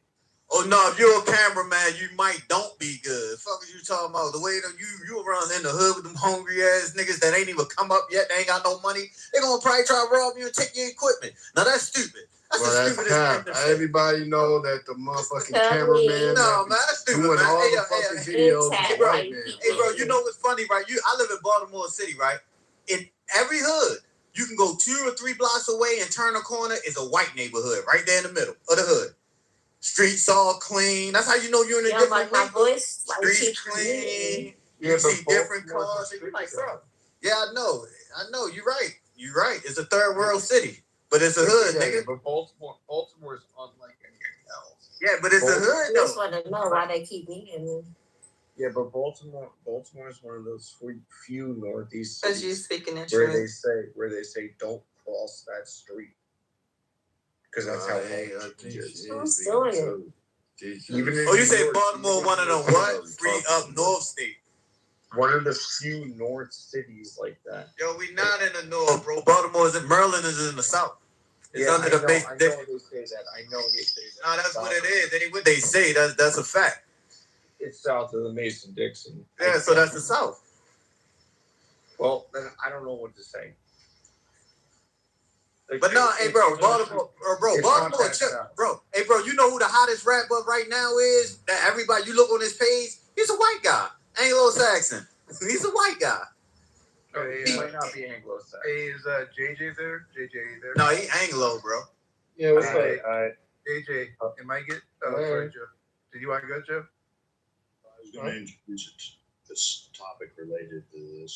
But if you want to ask JJ, go ahead. Yeah, I gotta go to my the advisor here. JJ, how am I turning out at 3 a.m.? You trying to raise his asses up. Going through Timothy's hood. Am I surviving or what's going on? If he doesn't know that it's you, Shut up, you cracker. Yeah, I'm just going through. Who's calling me a cracker? You guys are crazy. Man, this whole ass nigga, man, I sniped the man. What do you think, man? I'm just walking through, just minding my business, nothing too crazy going on. Maybe I have at 3 a.m. Yeah, like 2 or 3 a.m. Yeah. I don't know. I feel like they might come up to you, but I don't think anybody's necessarily gonna rob you. Oftentimes they might think that you're like some kind of drug dealer or something. What a reasonable amount of risk, if necessary, they don't. Like you probably got the good drugs. So I go. Did somebody speak in a different language or what? The legend Peter has spoken, man. One mic on Peter, man. He's a clubhouse Because legend. he says that if necessarily they don't rob you, so it is not, for example, big risk, right? If they don't necessarily rob you, if they necessarily rob you, it means 100% of being robbed. That is disaster. If it is, for example, more than 10%, 20% of being on the risk, it is not a healthy situation to go on the street, in my point of view. Do you see the question? I think somebody is sucking your nose. I couldn't have understood you properly. Can you please? Do you see the question? I think he does because he's mad at. I was talking about the discussion, not directly about the question. I was continuing your. I think I know where Joe's going. Joe, do you want to do it? So Sunday night at the Wisconsin State Fair, there was a mob of youths that just started attacking everybody. And you can see and watch the video, and these appear to be it was in Madison, I believe. And it appears to be a majority black group of people doing this. So I'm not sure who y'all are trying to convince that we don't see this stuff online. We haven't lived in some of these cities and dealt with this type of violence throughout the country. Are you calling this violence? Joe, have you ever heard of lynchings in America? Are we being violent right now? Have you ever heard of the word vandalism and where it comes from? What Germanic tribe created the word Visigoths and Vandals? You're trying to convince people that you're just absolutely safer in the hood. He just said we're being violent. No. But Joe, literally, our people was marching and getting bit by dogs and sprayed by water hoses as y'all were killing and hanging and lynching us. We haven't dropped a nuclear bomb, Joe.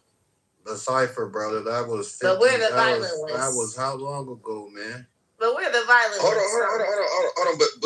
But Timothy, historically, they've always been this way. But we're reacting to an environment where we're reacting to an environment that they created. Keep using that, bro. It's not. Hold on, Timothy. I hear you. Timothy, hear me out. Senator, let me get in there real quick. Jenna, let me get in there real quick. Look, Timothy, I hear what you're saying. But I'm talking about the historical record precedes all of this nuance. And the nuance is basically the byproduct of the system they created. And you don't need to explain the system, the environment that they created produced the byproduct. And I'm not saying that there's no accountability for Black Americans. I opened up earlier in this conversation with it. Hold on. No, I said that there is room for accountability for us. I opened up the whole conversation when I got there. Yeah. Who's that? Is that other? Who's that? That was That's me. Remember that he said that we were violent. Taco? Okay. Taco, I thought you was another nigger. But Taco, we have not killed. Hold on. We have not killed you motherfuckers in mass. We have not run through your neighborhoods and took them up. Like, do you know for a fact that Seneca Village and Central Park used to be a black fucking place? Like, do you know that there's 7, 8 lakes, man-made lakes that were made over black towns? The violence that the worst of us don't even amalgamate to the best of white Americans. Period.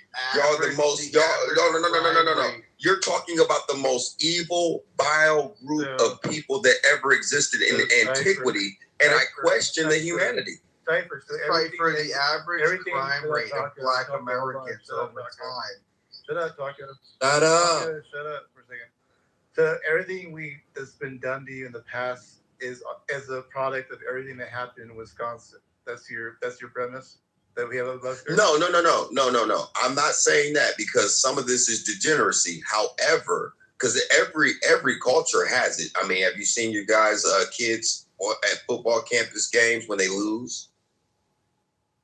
So this is not about whataboutism. This is about you. No, it's not about whataboutism. The comparable is this: that everybody has degeneracy, but you guys outrank everybody in degeneracy. No, that's not what this is about. We're talking about what is above, right?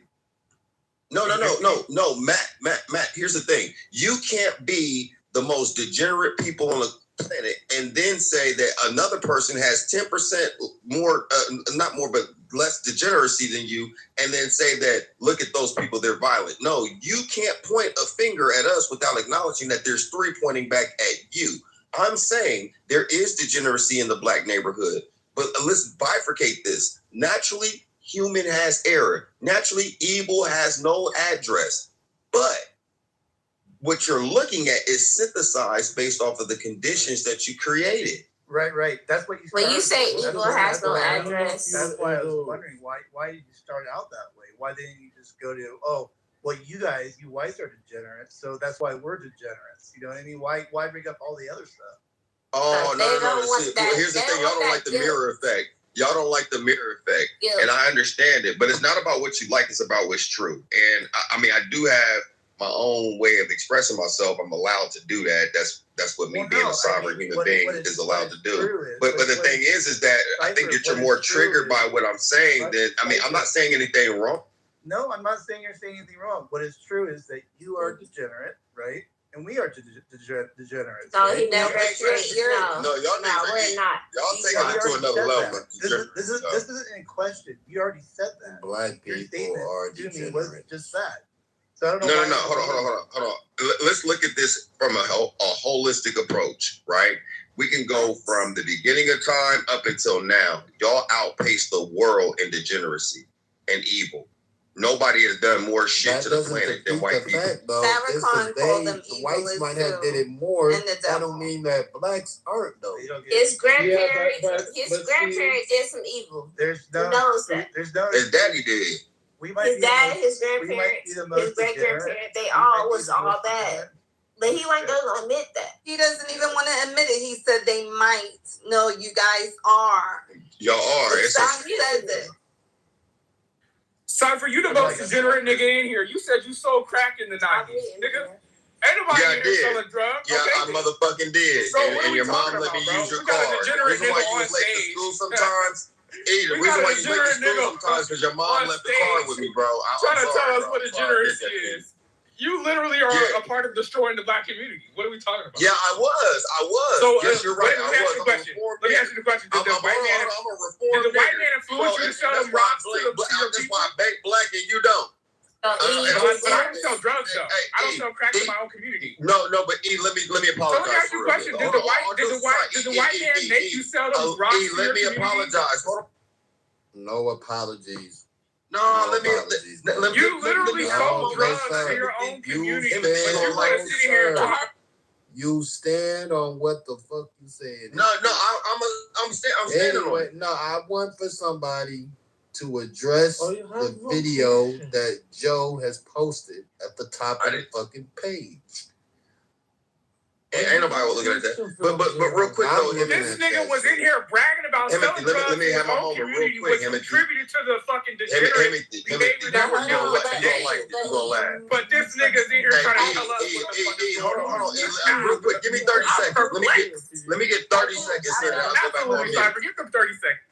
I'll give you 30 seconds, man, and take your ass back on mute. There it is. So check this out. I want to apologize. Look, can I get it uninterrupted? Uninterrupted, y'all. Can I get it uninterrupted? When Peter speaks, everybody stop talking though. I just asked for after. I wanted to ask you if you wear panties. This guy came from where? Of the chicken. So let me add. Let me have my 30 seconds real quick, brother. Peter posed the question, man. We're not gonna gloss over Peter's question, bro. We can't understand Peter. Peter, repeat your question. I wanted to ask Jenna if she wears. No, we was on the whole different thing. No, we're not. We had a whole different story. That's crazy shit. That's crazy shit. No, we're not talking about me. They had a whole story. But see, that's we need to hear selling drugs to the community. That's some perverted ass shit, though. Yeah, that was weird because I ain't gonna lie, that was crazy. That wasn't what we were. That was a little crazy. I'm not gonna cap, but y'all gotta realize though. Y'all keep muting me. Y'all got. Hey, I'm muting you, but we gonna let you go, Jenna. But y'all gotta realize though, man. Peter is a legend in this fucking house, man. He could do whatever the fuck he's a legend, man. So y'all will respect Peter. And when Peter comes off mic and start interrupting y'all need to. Okay, what does Peter have to say? And let Peter talk. Okay, I thought we was talking about. I thought it was 30 seconds. Like yeah, because that's what y'all said, and then he said to me. Jenna, we're not trying to move you to the goo, girl. So just go on mute. No, he asked me a question, right? Peter. He's asking you about repentance. You didn't even answer the question, though. I didn't hear the question. All right. He was asking about your panties. Well. Goofy ass shit. You might not want to hear that question. What's the question, Peter? Peter. If she wears panties. That's very inappropriate. Do I wear panties? Off the chicken. That's inappropriate. Do I wear panties? Do you wear panties to keep the fellows off the chicken? Y'all weird, yeah. Hell no. No, I'm not. All right, Look. One mic on Cypher, man. That was weird. This is why you trust y'all. Hold on. Peter, I've never heard Peter. He has nothing legend about that. No, I ain't gonna cap, bro. Y'all ain't muting me now. One, Peter is a fucking legend. My nigga can say what the fuck he want to say in this bitch. Two, he might be off the tequila. You know what I mean? We might, let's spare Peter. But my nigga's a legend. He can say whatever the fuck he want to say in this bitch. No disrespect will be tolerated. That was Peter, weird, man. It could be weird, but keep your comments. If you don't like it, keep it to yourself. Okay. I will not let nobody disrespect Peter. I will boo the fuck out of you. Okay, Peter. So watch him. You can talk to me crazy, but watch your fucking mouth when you talking to Peter. Was that disrespectful? One mic on Cypher. Like I said, watch your fucking mouth. I'll bring you back up when Cypher's done talking. I just wanted to apologize to E. The times that you were late to school as a kid, man, I want to apologize for taking your mom's car and selling her dope and ruining your household. I apologize for what I did. That's why I'm trying to be a better man now today and reinvest into the black neighborhood, the black community, because we should do better. And I'm sorry if I, ruined your childhood by selling apology accepted. Thank you, brother. Come on, see, we can all get along. It's great. Hey, Matt. I knew Peter had some savage in him, man. We just had to pull it out of him. They came out of nowhere. But I was just looking at that story, and I was just looking at that story, and what I actually found interesting is I looked at the video. The video was just like, okay, they got into a fight. Clearly, they were, targeting certain people. So, it seems like there was, some motive there. It just wasn't random because they didn't attack everybody. But what I did find interesting was who was the author of the thing. So I clicked on the article. So I clicked on her, this is somebody who clearly has a lot of bias because the titles of the other articles that she's written are very, very like MAGA coded and like a very racist or bigoted and biased way. So we can't take too much credit. Joe, what do you think about this assessment? Could I please get a definition of MAGA coded? Okay, so we could just literally look at, because her name is Christina Layla, and so I clicked on the thing because it's an active link. So she has an article about a migrant from Ghana who was arrested multiple times for raping and sexually assaulting women, and then she puts his mugshot. Then she has another one here. Todd Blanchett's back hard after Kristen Walker tries to get him with a gotcha question about President Trump. And then another one that she did, President Trump rips Fox host Shannon Bream compares her show to the worst of fake news, CNN. So I'm just like, clearly this is not somebody who's intending to be super impartial. Like, she clearly has a bias. She clearly has an agenda. So that's the point. So follow-up question, JJ. But do you have any comment about the video? The video is absolute degeneracy. I wouldn't attribute it to race. I would attribute it to youth. That is the operative word there. These are, young degenerates. This is a product of the current culture that we're in. They could be really any race. Black, white, Asian, Indian, Native American, whatever. They're ratchet. And they're problematic. But, in this video, they happen to be predominantly Black. But I've easily seen many videos of like this with white folk. Can you follow-up question? Can you please provide a video of white people or white youths doing this? Yeah, it's in the chat. I just put it in there. OSU. JJ, I feel like you are a target for these white men. I want you to just be careful. You got this. I already peeped game from the beginning, but they know I'm cool and I'm. JJ can handle himself. I gotta. Who keeps you in me? Like, if you want to mute me, like, talk to me. Tell me why you mute me. I need the stage. Scary. Cypher, like, don't be scary. Like, tell me why you keep me muting down me. now. I gotta move you down. Thank you. Cypher, you posted a video of riots of a celebration. That's not really a violent mob of people doing violence against people. You know what I mean? Cypher? Beating people up, setting cars on fire. I think that, that's violence. No, that's not violence. We're talking about a mob of people, like literally beating up people, other people. Is there a time frame that you would like me to limit it to? Because I can pull up any time that frame. Was a celebration. This is not a celebration. You celebrate by beating up people and throwing cars in the middle of the street, setting them on fire and shit. That's a celebration. They weren't throwing anybody around. I don't know what you're talking about. Well, I lived in Columbus the majority of my life, and I was like privy to that. Well, it's an OSU game. I'm very aware of how white people are. So I don't think it's normal that you would like. There was fights, there was arrests made too, then what was and people set cars on fire and flipped them over. Okay, like, is that celebration? That's what white kids do. Let's do the New York Knicks games then too, right? Well, is there a time frame that you would want me to limit it to? I mean, you can tell me a time frame. I could pick a struggle for you. Right. Okay. I'm just pointing out a celebration like that is not what is above. They are not celebrating a victory, a sporting victory above. You realize that, right? Just pointing it out. That's all. I mean, I don't think that would be a big factor. But is there something specific that you would like me to look at, and in what time frame? Well, I just like trying to what get year? Literally identical kind of video.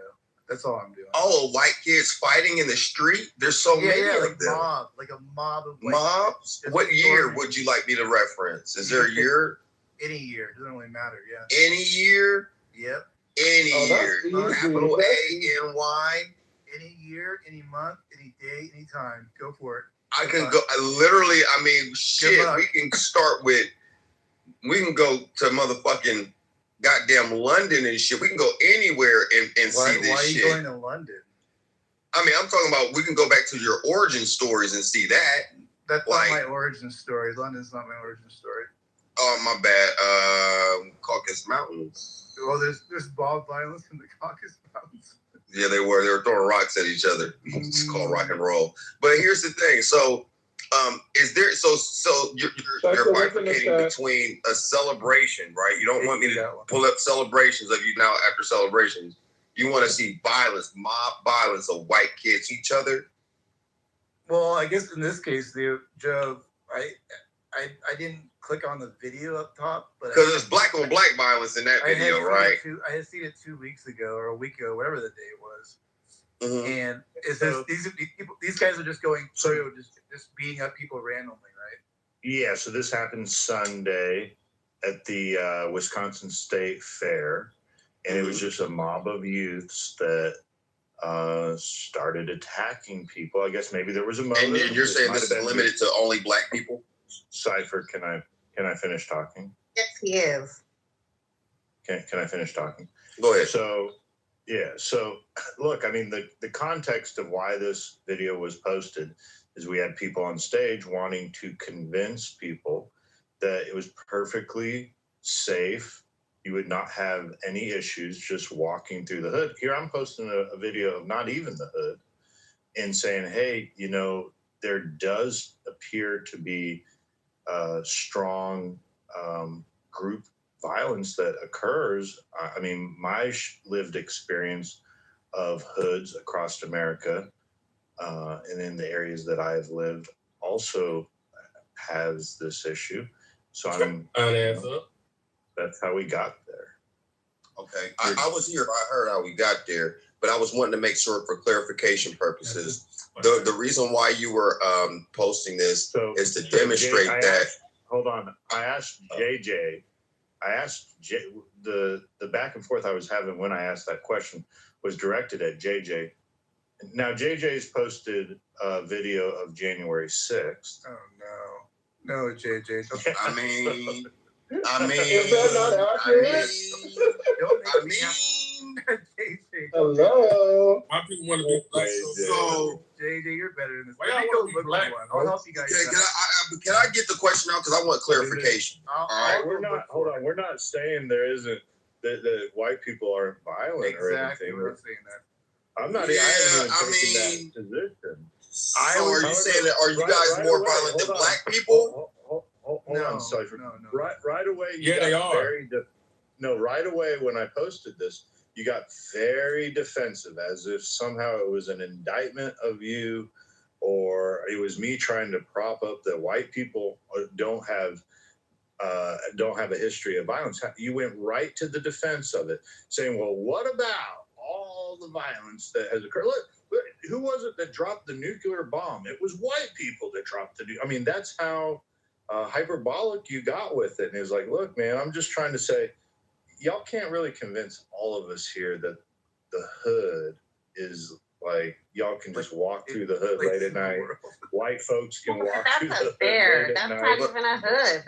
I would like to ask my question for clarification because I never got that out. Because I hear what you're saying, but I want to get clarity, right? So the purpose of you posting the video was to demonstrate black violence with youth and that this is somehow systemically embedded into our culture. Yes or no? You want to answer it, Joe? Yeah. Yes or no? No, hold on. I don't do yes or no's. You know that's not fair. I don't do that to you, Cypher. Okay? So if we're going to have a conversation, to have it. Yes, I do tend to believe we have instances of black youth and group violence over the last few years. These mob attacks in certain areas, and I tend to believe that wouldn't this also occur in hoods at 3 a.m. when a white person's walking through it? No, so here's what I've seen when white folks walk through the hood, because I'm from the hood. Y'all come to the hood to sex traffic or get drugs. That is 99% of the time while you're in the hood, or you're doing surveillance on other people in their drug criminal activities. Most white people don't get assaulted in the hood. Most of y'all do not. However, in sundown towns, Black people do historically. And according to some of the information, there's been over 10,000 of those sundown towns in America. Now, I was asking, because the thing about white superior, or the ideology of white supremacy, because there's nothing supreme about you guys, but the thing about it is that you always attribute violence, degeneracy towards Black Americans. And I'm like, okay, Black Americans can stand to own our degeneracy, every ethnic group on the planet. However, when we compare our shit to what's really going on out there, white people collectively outpace everybody. If you're supreme in anything, when it comes to degeneracy and violence, right? Rape, murder, disease, and everything else, no one compares to you guys. I mean, by far.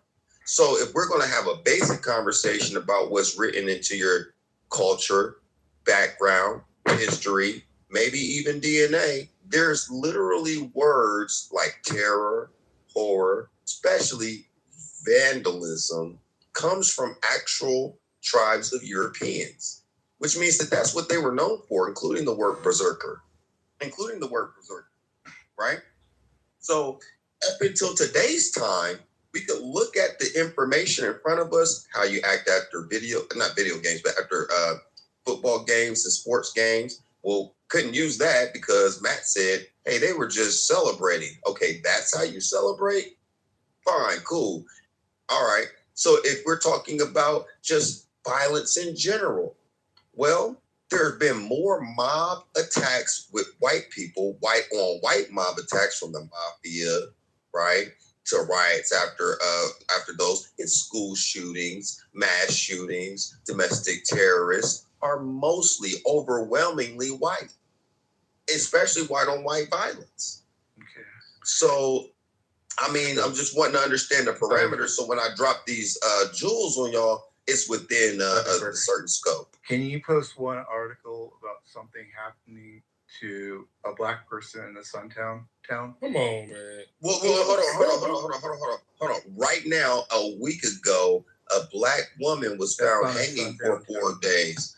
No, I'm just saying in general. No, in just general. In general, I will pull it up though. But in just general, you won't find anything. But Matt, here's the thing. I'm laying it out for you. Black folks don't just hang ourselves. Oh my God. So this sister was found hanging in a I don't know if it was a sundown town. I know this is in Mississippi, Alabama. So this is a week ago. I got a question. Okay. There should be hundreds of articles about Black people being I'll pull it up now. And lynched in sundown towns. Got you. Good luck. Go find it and post it below. You have like 2 minutes to do that. Go for it. Man, I got a question, man. Do you believe in such thing as a sundown town? Or you think it's bullshit? I don't think as many as like they're saying. Get No. the fuck out of here. There's probably okay. You know all the sundown towns. Go ahead. Name them all quick. Name them all. Then don't talk to me. Then. Where you from? I know. Just shut up. Just shut up. You're not gonna talk to me. Don't talk to me. It's good, man. You're trolling. It's good, man. Just mute up. Mute up. You're good, man. You're good. You don't know what sundown towns are. You can't even name them. So it's all good, man. We're all good. Thanks. So you tell me you don't believe in a sundown town? You are your crack. Why are you talking to me? Shut up. Get your crack ass up. Shut up. You're trolling. Shut up. Wait, can't that be deemed like racist? Being called a cracker? Nope. Why not? So if he called you a nigger, is that racist? Hello? Quick? Are you there? Right. So if he came off his mic right now, and bro, no, but I'm asking you a question. I'm asking you a question. Can I answer it? Yeah, I call you. Okay. Hey, I can call you a cracker too. Okay, but he's white. And you're scared of California ass is black. But he's white though. You scared of California. You scared to leave your state. Why? Because I'm aware of where I'm around. I'm scared. The regular neighborhood. But why you defending that cracker, man? See, bro, I just asked a question. So hold on, bro. See, this is crazy, bro. This is what I'm talking about right here. You defending that cracker. I'm defending him by asking, is calling him a cracker racist? No, I just asked the question. It's not. Look it up. Why not? It's a term in the dairy. You know where that word came from? Came from the British because they describe cracker as going crazy, to crack out and go nuts. So wait a minute. So British is not cool. So basically, you use calling him cracker in a derogatory term. No, I don't. Wait. Hey, I'm gonna tell you how white people operate. All right, I'm listening. Cracker, they don't respond. They don't bother them. Brother, he don't respond. Do you know I was born in Miami? But it bothers you. They use the word cracker towards white people. We call them crack. Well, I don't do that, but majority of the people over there, especially the Haitians, call white people crackers over there as a racist term because they just don't like white people. They don't know what the word means. It's not a racist term. I just said what it means. But you've been to Florida before? Yeah, I know. They say fuck niggas. So you know that's how the black people refer to white people as crackers. Yes. I got posted for it. They say crack all the time. Okay then. So that's derogatory, right? No, they don't know what it means. Shut the fuck up. They don't know what it means. Hey. Well, you know what? I mean, we go to my different. I had to tell him in his mama voice. How am I defending him? I just wanted to get some clarification. Hold on. He just wanted to get some clarification. I also wanted some clarification. But look, I know, hold on. I know you've been trying to speak for 50 minutes, man. You said you had a question, Jenna. So what is your question? If it's not a valid question, I'm gonna go on the fuck out of you. I don't want you to. Don't do this right now. Okay, hold on. Continue, y'all. Continue. Yeah. Okay, hold on. Look, I need to address something. Cypher raised right now the unfortunate death of Taisha Fortune, 29-year-old black woman found hanging in Jackson, Mississippi. Okay, it's unfortunate. It only happened last week. It's still being investigated. But I need to point out that the racial demographic of Jackson, Mississippi is it's 82% black American. We know that. To frame Jackson, Mississippi as a sundown town. It's painful. Hold on. Let him get it out. Explain to me how Jackson, Mississippi, and Elaine massacre, Tulsa, Oklahoma, the 3,000 lynchings. The majority of them happen in black towns. This is painful from white people. There's no, you don't understand what the definition of sundown town. No. I didn't say it was in a sundown town. I said I believe it was. Correct me if I'm wrong. But I said it was in that cell. I said, we don't need to even bring up the sundown town. That was a lynching that happened last week. But I actually put it in the chat right now. But that's where you missed me at, though, Joe. That's where the misunderstanding happened. No, you hold on. That's where the misunderstanding. No, but Joe, here, listen. But I'm trying to dial. You're misrepresenting what a sundown. I did. So Jackson, Mississippi fundamentally cannot be a sundown town. A sundown town would be a rural white city where black folks, when the sun went down, they weren't allowed to be around, right? That's the historic definition of what a sundown town is. They don't exist in America. Why are you lying like this? You alluded, your best example was to allude to Search my stomach. We just had this conversation 5 minutes ago. Jenna, if you keep coming off mic, you got to go back down. We just had this conversation. I thought we had this talk already, Jenna. It wasn't. I'm sorry, but why these lies? Cypher, hold on. I know that it's tough on the emotions. Just bear with me. Look, Cypher alluded to this hanging. He alluded to this hanging as potential evidence for being of sundown town when Matt was talking to him. I never said that, Joe. You got that wrong. Hold on, yeah. Joe, so do you know what I'm a just town telling you, is? fundamentally, Because you're Mississippi considering could a not town even a be defined city. as a sundown town. You do Yeah, know Joe, but are you ready for this response real quick? Because you got it wrong. You got it out of context, Joe. What I said was literally, I said, as an example, this is where a sister got found hung just last week. And I don't even know if it was a sundown town or not. That's what I said. Well, I fucking do, and that's I didn't why I'm conflate the two. They keep muting me. Hey, what's up, CC? What's up? You was right. You know I'm gonna get the fuck up out of here in a second. Anyway, as an example, it just shows the lack of incompetence. Why is this lady talking over me? I don't know what's going on there.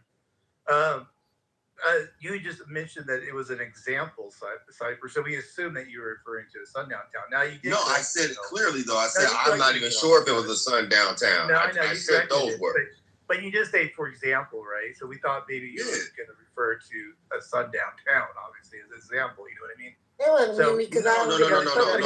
So Matt, when you said that, hold on. When you said that, I literally said as an example because I was pulling stuff up because you asked about a risk. I said, do you want a certain time frame? Do you want a certain demographic? Remember? Hold on. I was muted like 10 times, but this is why y'all didn't hear me the first time. Hold on. This is why y'all didn't hear me the first time when I said this. I was very clear about that point. Now I understand how you can conflate the two because it's a bifurcation of the situation, and it sounds like I was talking about that. But I very cleanly said, I'm not even sure if it was a sundown town or not, but this is a sister that got found hung. And then he just said, well, this happened in a black town. Well, you know what? A lot of lynchings, mass murders happen from your people in black towns. Actually, that's not true either. There's not a recorded time in history that black people went to a white town and burnt that bitch down. Cypher, it's my turn now. A lot of black people lynched other black people, by the way. We just found that out tonight, by the way. I know that's shocking to hear. It's true. What'd you say? So, a lot of black people lynched other black people, just to let you know. Secondly, what does that mean? What does that mean in the context of this? You talked about whataboutism, right? You can revisit it. We can revisit it later. Give me an example of a black people lynching each other. We're not going to do that right now.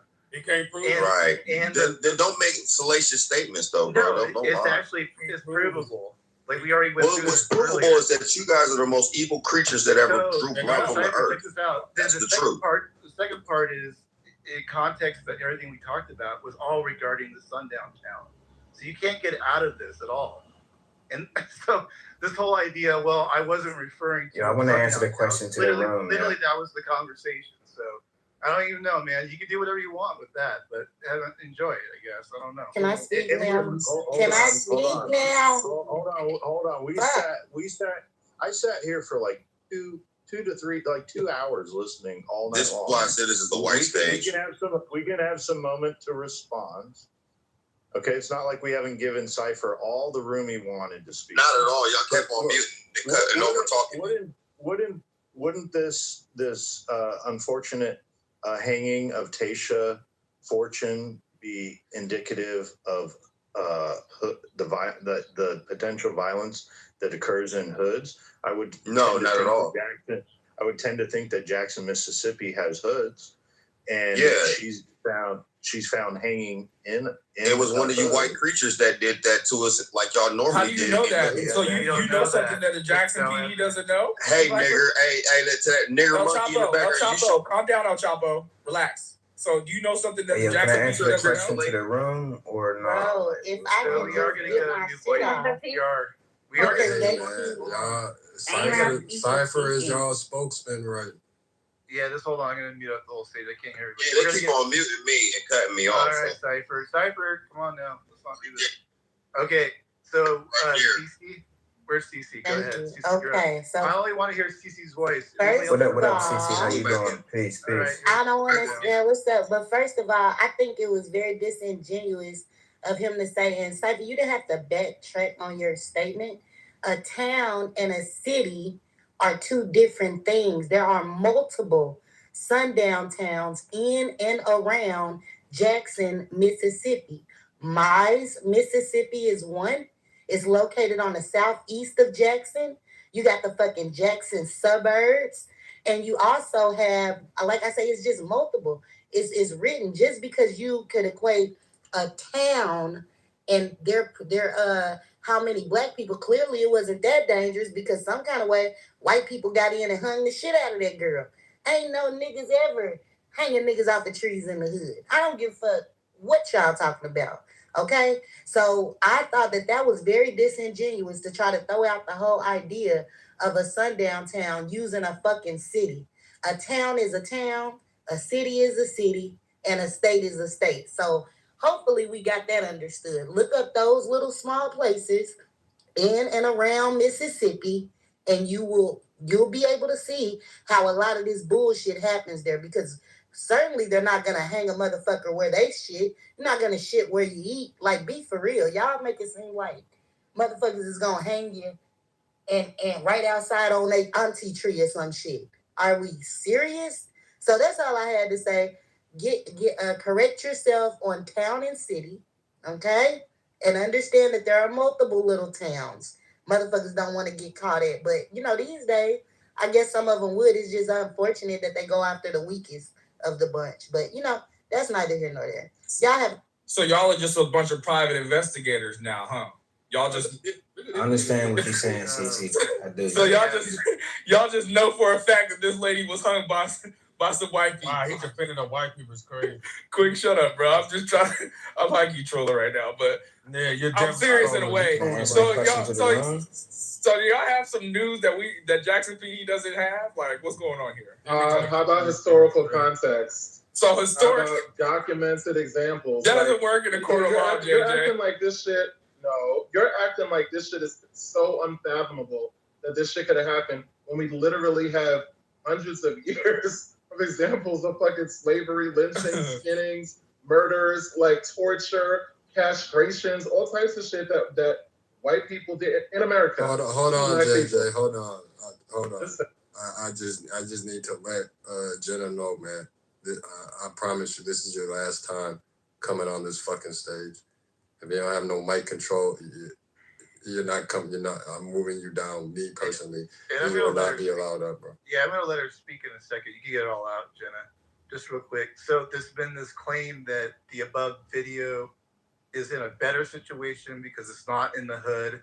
I'm not entirely sure what that means. It's a horrible scene above in that video. So I don't know why placing this outside the hood is any better. In fact, I would argue that this is just as bad as anywhere else in the hood. You know what I mean? So I don't know why anybody was making that argument. This is strange because this stuff probably does take place also in the hood, not just in freaking what do you call it, fairs or whatever. You know what I mean? So you're asking me? Are you talking comparative? No. I was just making a general statement. What's that, Black? Oh. He compared it, Joe said. Compared it to a hood. How you doing, Jenna? How you doing? I'm not comparing it to the hood. I'm just saying someone made the claim that Joe. I'm confused. That it was better. I don't know what that means. Okay, so Jenna, go ahead, get it all out. You got it. Don't be quiet down. You're on Jenna, mute. one mic on you. You're on mute, girl. Go ahead, baby girl. Oh my gosh, she spent the whole. All right, yo, check she it. spent 2 hours. Hey Matt, I had a really quick question for you. What up, Anthony? What up, bro? Yo, she literally spent 2 hours though bitching. Yeah, Anthony was and off now like she has 2 hours. She has the time, man. All right, no, it's no problem. I only wanted to ask you a question because she wasn't speaking. But one mic on you, Jenna. But she's not. I don't want the mic like that. I just wanted to come and talk. Somebody said other people are speaking. I get it. All right, my bad. Somebody said that it was my last chance to be on the stage. Who was that? Himothy. Himothy said this is your last chance. You're the one that brought me back. Thank you, Himothy. But I was just coming back on the stage so I can enjoy the conversation as well. But you're saying this is my last. Well, it's you just interrupt every time people come off mic, man. Like we just want you to just demonstrate some mic control You know what I mean? And just, if you want to speak, just be like, hey, can I speak? Instead of like when someone's making a submission, you come off mic and say your little random comments. Like it just disrupts the flow of the conversation. And I keep this energy with everybody that do it. It's not just you, but you just been the one to do it. And I feel like we've gooed you at least like 10 times. And we bring you up every time, so. I think she's not going to participate. Anthony. Me and Matt, man, it's good to see you, my good clean brother. Here's my question, Matt. Do you know in the last 10 years how many Black people have been killed in Mississippi by other Black people in the last 10 years? Great question. That I do not know. Do tell. You know, I'm under the impression that the statistic is roughly 3,500. 3,500. All right.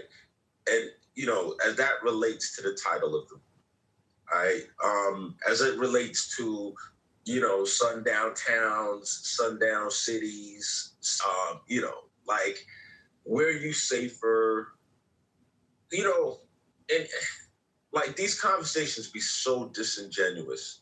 Like, listen, how about like we just have a battle of the ideas, we avoid the personal attacks, we just, you know, kick it. And like this idea that when Black people achieve a certain level of financial success, one of the first things that most of them do is move out the hood. Yo, like, are we going to pretend that this isn't really a thing? And if it is not, like, if it is a thing, why do Black people en masse, when they achieve a certain level of financial success, move out the hood? Why is that really a thing? I'm just trying to understand. I got you, bro. I got you, Anthony.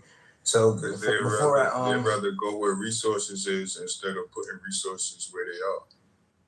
I understand you, bro. I'm gonna just like go to the actual definition. I'm on Britannica.com, you know, so it says, you know, the definition of a sundown town.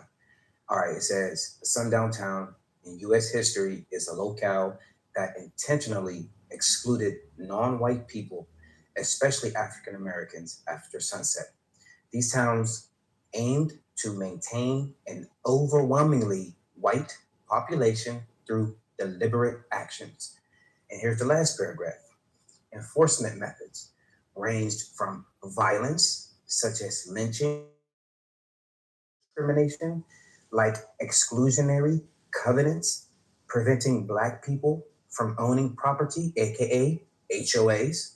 Okay, then it says the term sundown town came from signs posted at town limits warning African Americans to leave by sunset. All right. Most arose between 1890 and 1968, coinciding with the erosion of civil rights for Black Americans after the Reconstruction era. Here's the last part. Though most were in the Midwest, Appalachia, the Ozarks, and the West, the consequences included limiting where Black people could safely live and concentrating Black populations into urban ghettos. All right. So that's the true definition of a sundown town. So we as Black people need to understand, we as Black neuromelanated people need to understand the definition of a sundown town equals oppression and murder and rape and lynchings of Black people on a global scale. All right. So when you got people like corny ass Matt, Beaver, Joe, you understand, and other racist ass individuals who are going to continuously be disingenuous to our plight of oppression, we don't even need to engage in emotional conversations with these punk ass, racist ass, genetically recessive Caucasians. We are the neuromelanated beings on this planet. We never die. They do. So all we need to do is first identify with each other as the Black neuromelanated beings that we are. We need to organize. We need to weaponize so we can save this thing called Earth that we are living on. Okay? This is a preserving-oriented submission. Interest? Yeah, all that shit is real cute. I just want to address this bitch, Anthony, real quick. Because the last room that we were in, your little soft, weak bitch ass felt the need to send me, to kick me from a room. What I tell you? We're going to allow Kick me from a room too. Don't feel bad. we're going to allow a 2-minute submission. So if anybody got to go take a piss, go warm something up in the microwave, you feel me? Go do what y'all got to do, man. We're going to allow 2 minutes of some crash out going on. So Timothy, JJ and Anthony, chill, bro. get it in. Let's go. Yeah. So the next time your little stank, dry, ashy, peanut, bald-headed, ugly, Gollum-looking, broke, degenerate bitch ass decides that you want to kick somebody who's on your level. Because you got about 1,000 years before you can ever elevate to reach mine, ho. Watch your mouth when you talking to me, bitch. Don't come for me. Hold on, Anthony. Hold on. I'll slap you. JJ, please use all of your 2 minutes, JJ, because once it's up, that's all you get. Yeah, because I'll slap you and then send 50 niggas to fuck your bitch ass. Your little disgusting, perverted ass will probably like that shit too. But you still gonna get fucked raw. Ho, don't ever do that shit again. Talking about free speech, and then in the same fucking breath, you want to kick, same fucking stank, nasty breath, because your ass don't brush your fucking teeth. Gonna kick me? Leave that shit to your baby mamas. Don't fucking play with me right there. You play with this fucking, I'm a fucking beast. So I will bitch slap you and then send niggas to bend you over.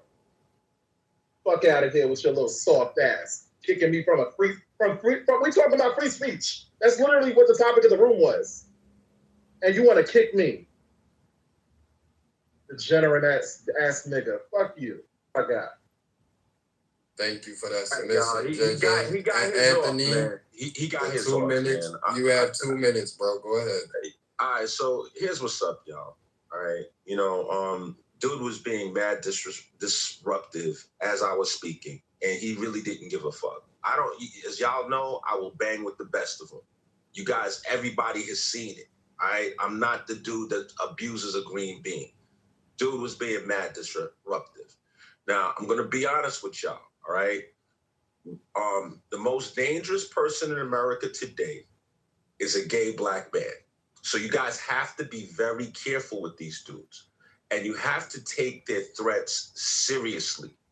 I repeat, you have to be aware when these dudes threaten you, and you cannot sleep on their threat.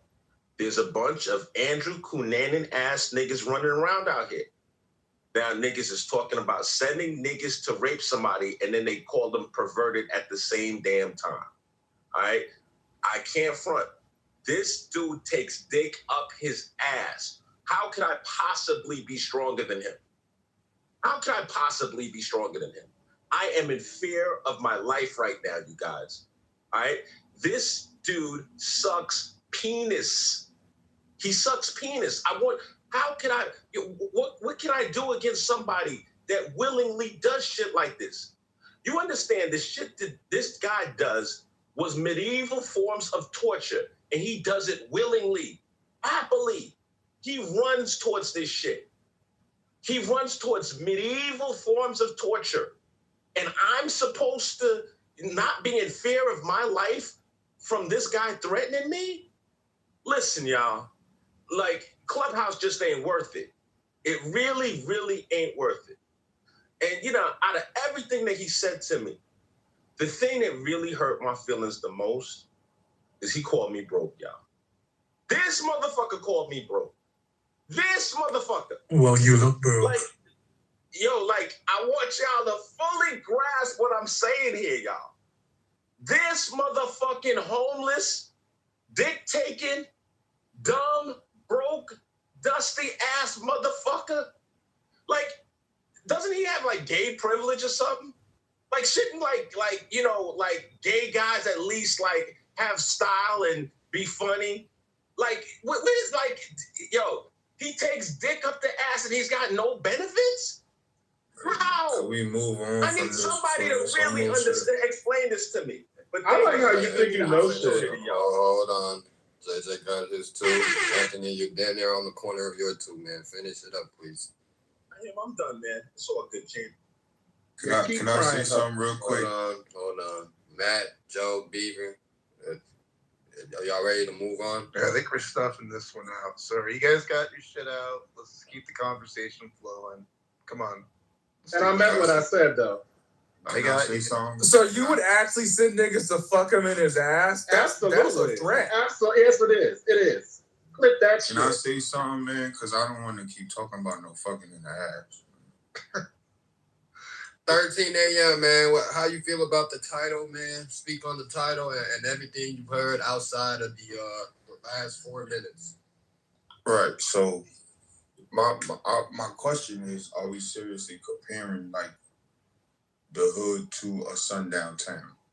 Because I feel like we should have information on what a sundown town is. You know, like not being in a sundown town at dark because it's dangerous for Black people, especially if you're not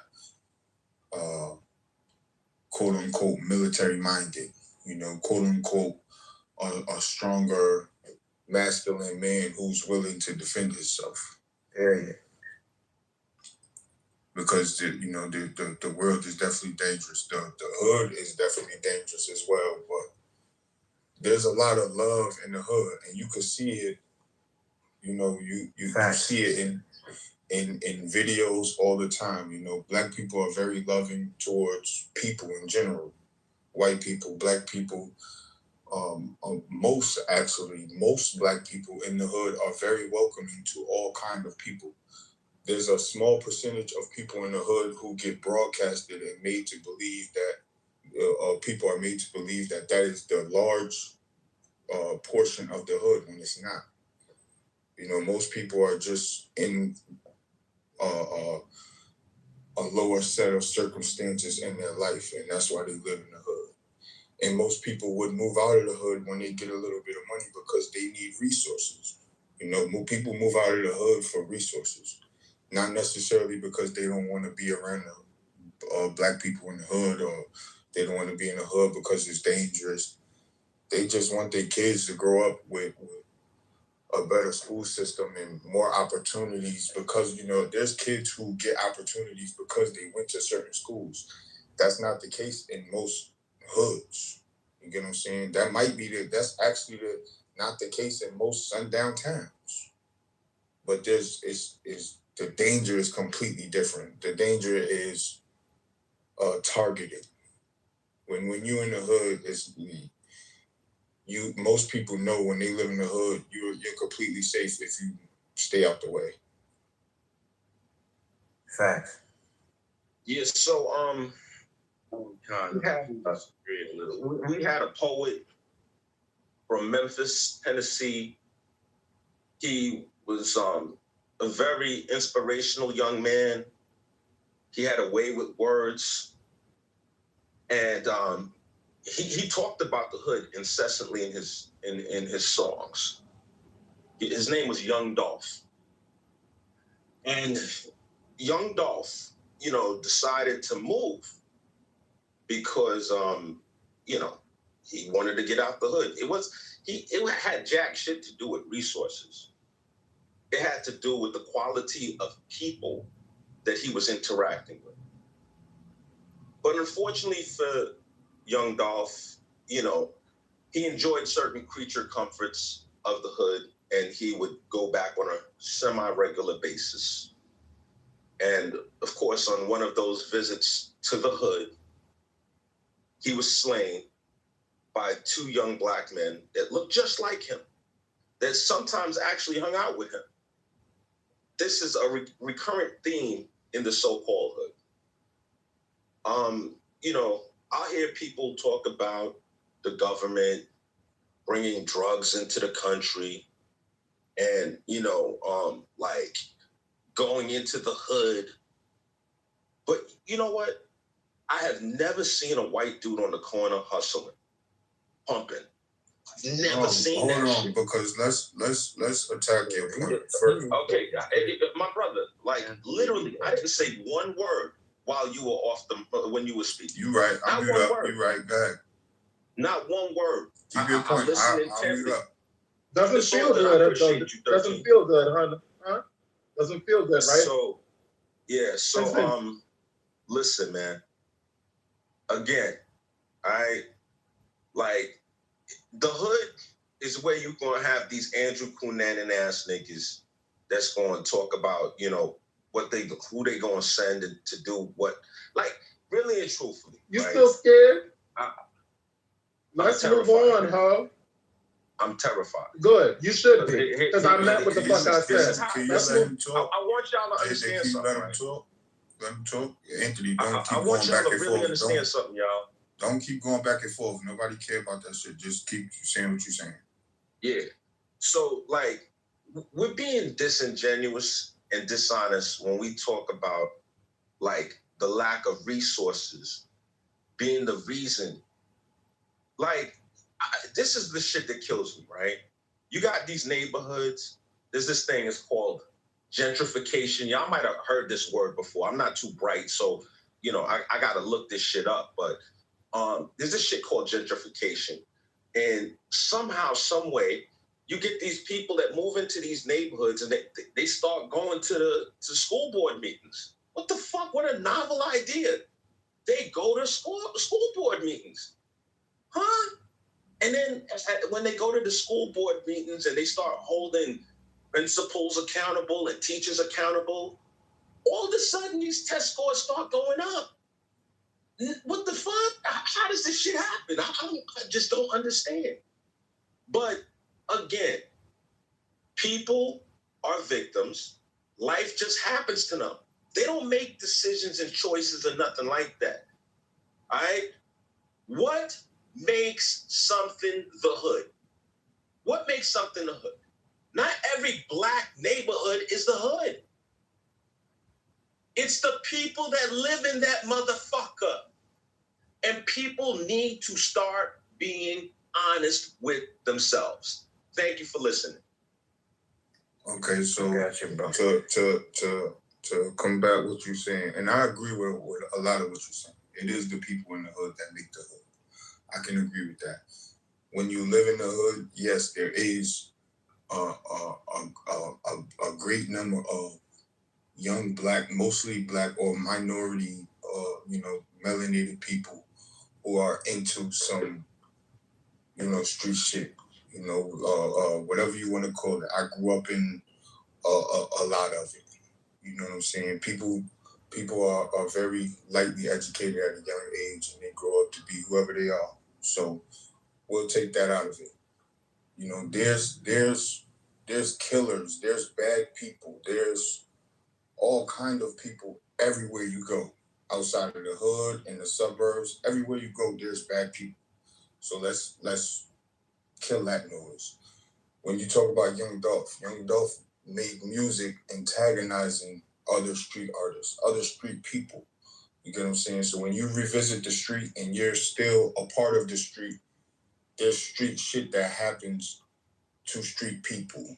You get what I'm saying? You can't just say, we're not talking about somebody who just moved out the hood, who's still in the hood. You know, no matter they moved out the hood, they still doing the hood shit because that's who they are. We're not talking about that type of person. And that's not the majority of the hood. Whether you want to think that really don't matter to nobody. But I'm here to tell you that's not the majority of the hood. The majority of the hood is people who live around people like that. That's just the circumstances of living in the hood. You got to deal with people like that. that is what it is. And these are young adults who are influenced by the same things, and they grow older and do it. And those same people that they were influenced by, a lot of them are changing, growing. But the young adults are already programmed to be who they wanted to be when they was young. So they got to go through life and figure shit out. And that's why the prison system is full of people who look like me and you. You get what I'm saying? But the prison system is also full of white people. The prison, if you look up the percentages, white people make up a lot of most of these prison systems. And they come from regular suburban neighborhoods. They're just a lot of them are just racist white people, or just bad people in general, because they everywhere. They not just in the hood. People, like I said, people necessarily move out of the hood for resources, for a better school system for their kids. Most people are moving out of the hood for their kids. A lot of people don't even look at the hood as the hood. They look at it as their community. You get these when you see older black people who just, they grew up, they ain't had no business in the streets. They just grew up in the hood, and they taking the good with the bad. You know what I'm saying? Yes, we can show up in more of these school boards and all of this. There's a lot of just educational steps that we should take as people in the community. But that don't change us from just being a community. It's people who are no good for the community in every community. Yeah, it's propaganda, bro. The world just wants you to see what the hood look like. Right. That's why we the biggest influence in the world, because the world, that's what they want you to see. As far as when you see a black person who's dressed a certain way and who talks a certain way and he walk a certain way, they want you to have a opinion on that person before you get to know him. Right.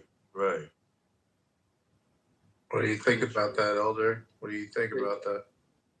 Yeah, no, he's right to a certain. He is right with a lot of things he said, and yeah, he did got to correct Anthony, because Young Dolph, it was a record label beef that he had. It wasn't the hood that killed him.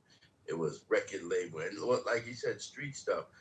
Some people in the hood, there's a lot of people in the hood. They work 9 to 5.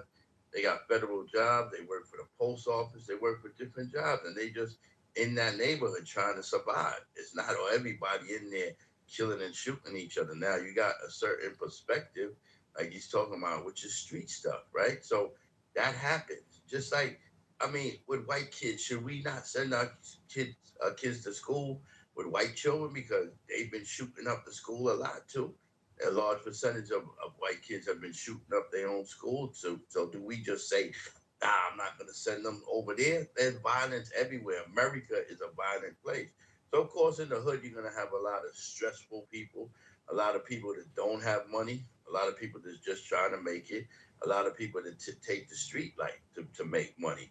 So there's an element of frustration in there, too, that's having people fight against each other and stuff. But there's a lot of people, like I said, grew up there all their life, and they work 9 to 5, and they're just trying to survive with their family.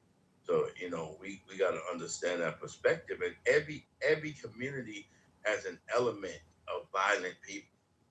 You look at the Chinese, they have an element of Chinese gangs, right? It's just not projected like that. But they have an element of Chinese gangs that go around in their neighborhood and cause disruption.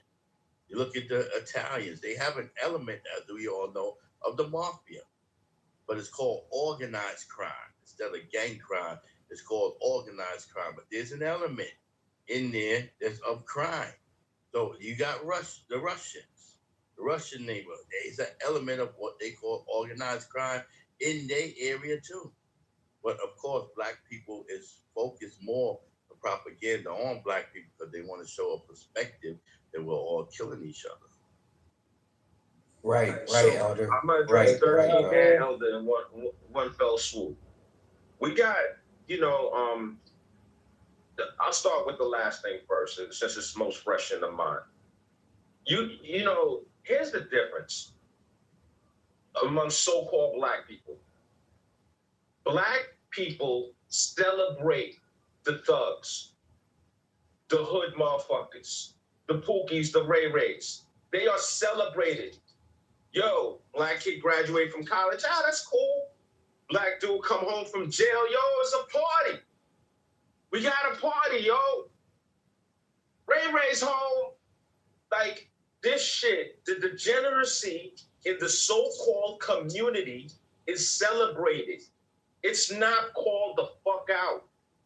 It's this idea that it's okay to stand on a corner and pump drugs, that's okay, and you could get away with that in your so-called community, it speaks volumes.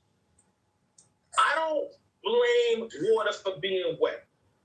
Y'all stance is America's this racist country. I can't stop racism, but I damn sure can make a decision not to sell drugs to people that look like me. I can make a decision not to steal from people that look like me. I can make a decision not to bust my gun at people that look like me. Like, these are all choices that people make. I hate the victim mentality bullshit. The brother 13, he sounds like somebody that if I sat down and we had an exchange of ideas, we can walk away from the table with a better understanding. He sounds like a genuine, honest person. I don't agree with him on shit, but it seems like he's coming from a genuine place. It's not just a disingenuous conversation. So I do respect it. But when we talk about Young Dolph died over some street shit, it's that hood mentality. It didn't matter that these cats are all worth multiple $1 million. That didn't insulate them or stop them. That's not what matters. It's the mentality. It's the ideas that people have in their heads. You got people that want to, do violence over something that was said on a fucking record. They want to go to war. You got people that want to go to war because they got kicked out of room on Clubhouse. This is the fucking mentality of some motherfuckers. It's hopeless. The shit, like, yo, listen. Ultimately, we could try to front all we want. We could try to point fingers everywhere else. I focus on the things that I control, not the shit that's outside of my control. Thank you for listening. Okay, so my response to that is, because I can agree with you, the bullshit in the hood is celebrated. Okay, we can agree there. If a black person in the hood graduate college, we definitely throwing a party. Same as if somebody come home from jail. But let's agree that the bullshit is celebrated. What do you have to say about in these communities where you got white people who killing, no matter whether it's other white people or black people, and then they got, family members helping them cover it up, helping them get away with murder. You got the Nolan Wells situation where he lived in that was a black kid, lived in a good neighborhood. He went out with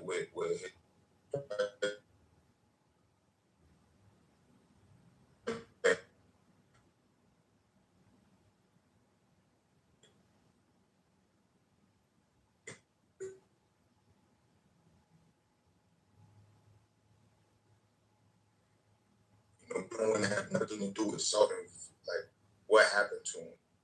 All the social media members helping them cover it up, and this type of stuff is regular in these neighborhoods where you got people who grow up in like real you know, they judges and all kind of shit, because that's the realities of better neighborhoods.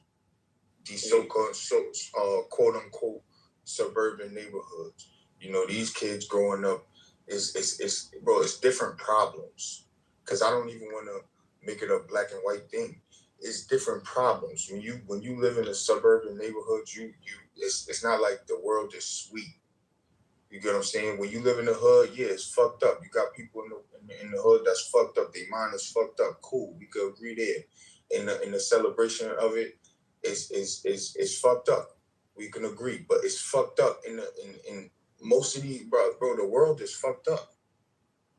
You not speaking more towards how we could come together. You trying to push us into, you know, places and menus and shit that's not of us. We can come together with just who we are. You get what I'm saying? There should be a culture for black people. I believe black people and white people in America have no culture, and that is purposely done. The America is the land of the free. That means the land of no culture. Everything in America costs. So we're not talking about money. The land of the free means you could come here with no identity. All these other countries, they have cultures that hold you to a standard. You get what I'm saying? And people hate their culture. They come to America to be cultureless. When you have culture, when you have a land of no culture, you have a land of chaos. So you get people who feel like they have no opportunity in these neighborhoods, and they go about their lifestyle in ways that are fucked up, in ways you would never understand because you didn't grow up how they grew up. You know what I'm saying? Or you didn't grow up with the mindset that they had growing up in the same world that you might have grew up in. Because I don't know you. You get what I'm saying? But you should want more of an understanding of the black people who look like you, or the people, the melanated people in every community, and see how we could come together. You get what I'm saying? I don't like the judgmental nature of any black man towards the hood, because, like I said, it's a very small portion of the hood who behaves this way. It just looks like a lot because of the rappers and the TV shows and shit like that. That make it look like a lot more than it is. I'm calling cap, man. I'm from Chicago, nigga. The minute you step foot in the 100, that shit go from the hundreds all the way to the goddamn 30s, even the 20s, bro. Every block you hit, nigga, you're not safe, gang. So to say that the hood, most of the hood isn't represented with violence and niggas getting on that with you, that's a cap, bro. Stop capping on this goddamn. No, that's not a cap. Chicago is a good example. Chicago is a good example because that's why all these young kids get away with murder, because it's happening in their neighborhoods and it's a small portion to the rest of Chicago. That's how they look at it. They let that shit happen because it's a small portion of what they're going through in Chicago to them. It looked like a lot to you because you in it. But that shit is very narrow to what Chicago is a big ass city. It's much more suburban neighborhood in Chicago than it is ghettos in Chicago. As a fact. Brother. What you're saying about Chicago is this. The problem what you're saying about Chicago is this.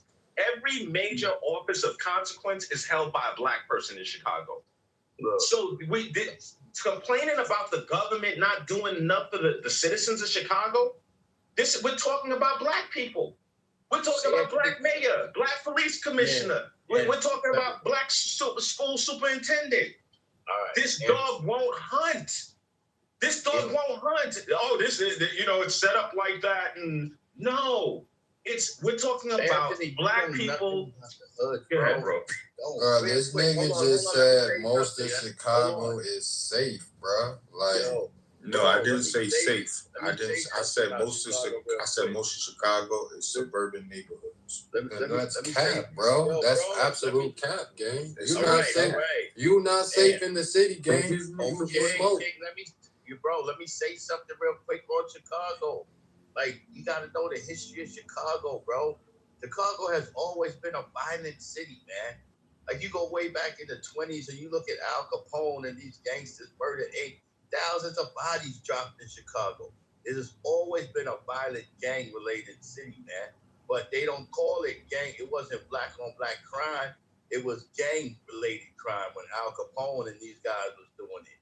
So Chicago has also, that's what a lot of them kids in the hood is imitating. So Chicago has always been violent. That's nothing new with Chicago, man. You got to know the history. That's why it's important to know the history. And Anthony, let me say this, man. You saying that people not stopping drug dealers. A lot of the people in the community don't want to see drug dealers dead. They don't want to see drug dealers. You think they just want drug dealers on their block? No, they don't want drug dealers on their block. But guess what? Drug dealers is running the show. And a lot of times the police is behind some of the drug dealers. See, that's my only thing with you, Anthony. You like to point the finger at black people all the time. And yes, we got some responsibility that we got to deal with. And we got to help be accountable for certain things. But you really don't know the dynamics of the hood. You know how many dirty cops is out there? You know how many precincts was called dirty and corrupt because the drug dealers was actually selling for them and they was involved and getting paid off of that? But you will never point fingers at them. You always point fingers. And that's why a lot of people got a problem with you. You only point fingers at the black people. You never hold anybody else accountable. You just don't. I ain't gonna lie, and this is just my observation as someone who is like later Gen Z. I feel like Chicago is single-handedly responsible for like a subsection of the demise in our generation. And I know it isn't all music, but when drill like became very popular, I mean, this is when I understand that Chicago has always been violent, but I don't think it's ever been this violent like it is today. Willie, to some of the people I heard on this stage, you cannot be from Chicago. You can pull up to the city at 3 a.m. in the fucking morning, walk the streets, and you good. I understand that it's been violent, but I'm just saying, like, the lingo, like, Chicago. I'm not really disagreeing with you. Like, Chicago's lingo, the drill culture is, we can't deny that that's been like detrimental. You feel me? Like, as much as I wanted to try to spin, I love hip hop. Drill culture it's not a good thing. But I feel like LA and Chicago have a lot of culpability into a lot of bullshit. Like, and that's just because and that's only because that's where the gang capitals are basically from. And I'm gonna say this to wrap it up. I'm not saying that Chicago has never been like dangerous. Like, I understand that it has. I agree. I'm just, and I think somebody in the chat that like it was been before drill. I'm saying on this level, like, bro, I've never seen. Bro. I don't know. I could be wrong. I'm young. You know what I mean? You're wrong. Hold on. Let me say something real quick. You're wrong, brother. Murder Inc. Look up Murder Inc. It was under Al Capone. They had 1,000 bodies. 1,000 bodies in the 1920s and 30s. Hey, to be fair, we had them numbers in the 80s too, in the early 90s. Yeah, but you know where the Tommy go, and a lot of these cats is following the mobsters. That's why they always talking about. This is my thing, though, fam. I'm gonna be cold and a lot of that. But what I'm saying is Chicago. Hold on, Rob, real quick. But what I'm saying is Chicago has always been violent. But when they was doing it, it was called gang related. A lot of those crimes that's happening in Chicago are gang related. They link it up as black on black crime. It's really the gangs going against the gangs. Street gangs. It's the same shit that was going on in when I seen a nigga over there with a rocket launcher, this is when I knew. I'm like, yeah, them motherfuckers. Hey, yo, right now, you could buy a flame. You could buy a flamethrower legally right now. And where they getting the rocket launchers from? Do you know? Elder, please. Look, y'all. If y'all go to PalmettoStateArmory.com, you can legally buy a flamethrower right now off the website and get it shipped to an FFL, a federal firearms licensed dealer. But let's go into the history, though, of these psychotic ass Caucasians, okay? See, look, this is why history is like so important, y'all. When we are seeing and witnessing, the dysfunction between our own Black people in America and even outside of America, you have to understand that white supremacy is the 100% cause of our dysfunction as Black neuromelanated people. I don't want to hear that shit, bro. I'm not. White people have nothing to do with a nigga pulling out a gun on me, trying to rob me, not trying to help me make it to the crib. A white man don't got shit to do with that, man. My nigga said that the white person was gonna die, was gonna blaze up in the sun of damn near 3 weeks ago, man. Them niggas is still standing, bro. I don't want to hear that shit. All right, so tell me where the rocket launcher came from, Rob or Mr. Where's bro at that was just talking? Well, I guess he's gone. I'm here. I'm back. I'm almost done. Let me finish, please. Let me finish, y'all. Please, let me finish. Now, when I say white supremacy, I'm talking about Caucasians. And again, I'm talking about all denominations of Caucasians. I'm talking about Asians, Arabs, whites, Indians, you understand, Mexicans. They all have taken part of oppressing our Black people globally. Right? So similarity to Gajah. You just see them on the other side. And again, Peter, I ain't worried about what you're talking about, bro. Yes, they are, bro. They're under the same umbrella. But check it though. Hold on, Peter. Peter can interrupt. Nobody will interrupt Peter. Not called Asian. All right, so what I'm saying, though, like, look, if y'all don't believe me, go to PalmettoStateArmory.com and look up a flamethrower. You can literally buy one right now. Like, y'all can buy one right now. Like everybody go to your phones and just type in PalmettoStateArmory.com. You can buy a flamethrower legally. I want y'all to understand what neuromelanated is saying. He's saying that this is caused by white supremacy. Correct. Again, what he's saying is, translated, y'all, he's saying Black people are victims. They have no autonomy. And white people, white supremacy decides for Black people. No, I'm not saying that. No, bro, that's what I'm saying. Y'all need to describe these different. That's what it sounds like. Y'all have to putting the drugs in the neighborhood. Both of y'all are both perspectives are too far.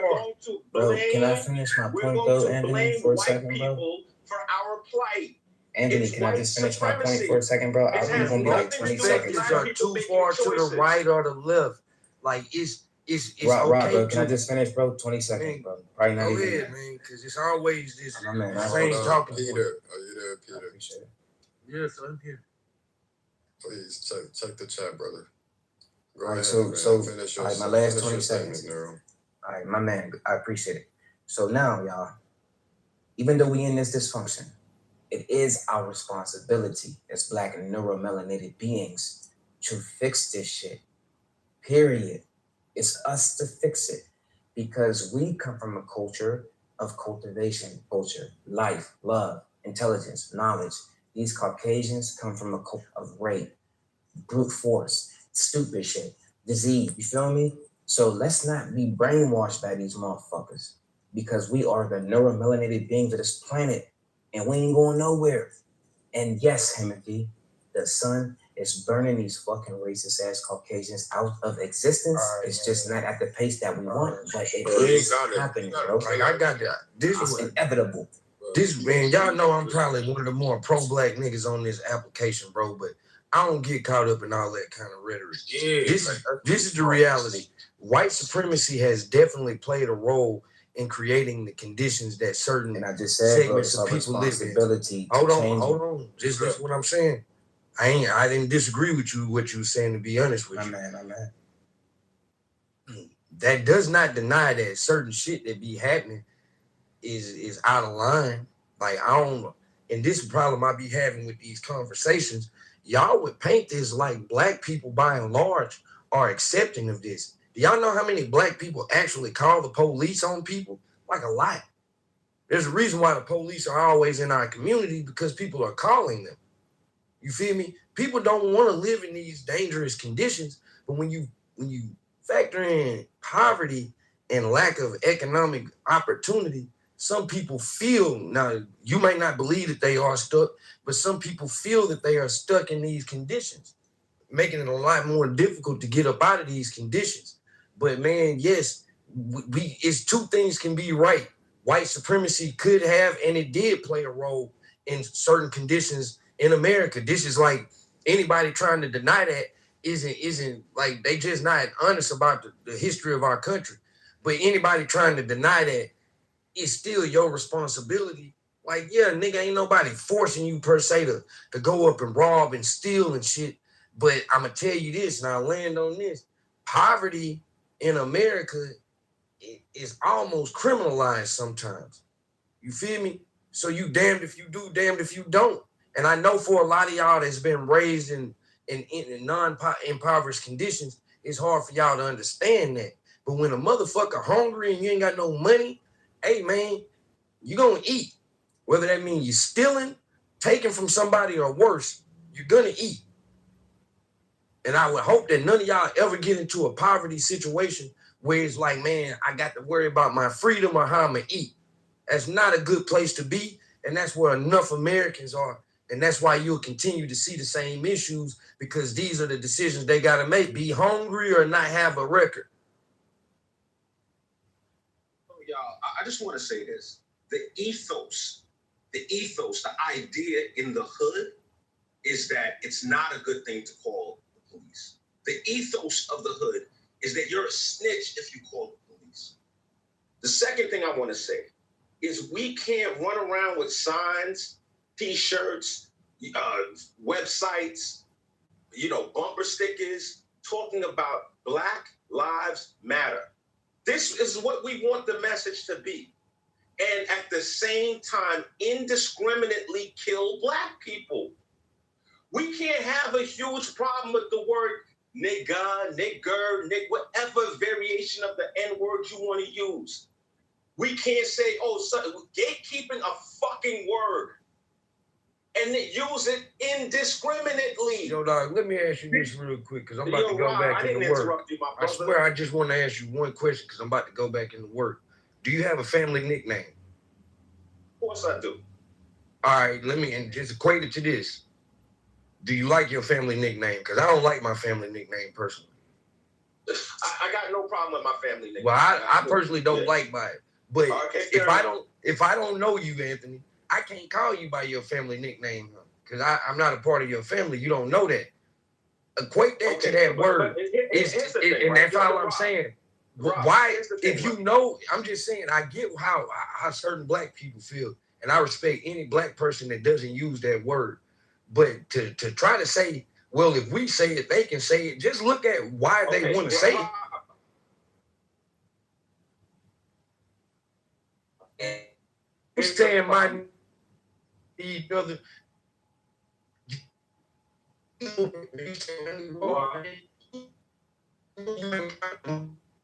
Yo, Rob, I want you to understand what you're equating, right? Imagine, right? You're a rapper, Rob, and you make your family name, the name that you don't like, you make that your rap name. But it's still, my family has the right to say that, though. You don't like. No, Rob, give me a second, bro. You gotta let me land, bro. You gotta let me land. This is the thing, bro. They celebrate the word in song. Like, yo, you at the baby concert and you saying N-word, N-word, N-word, N-word, N-word, N-word, and he's on stage feeling some kind of way. Make this shit make fucking sense.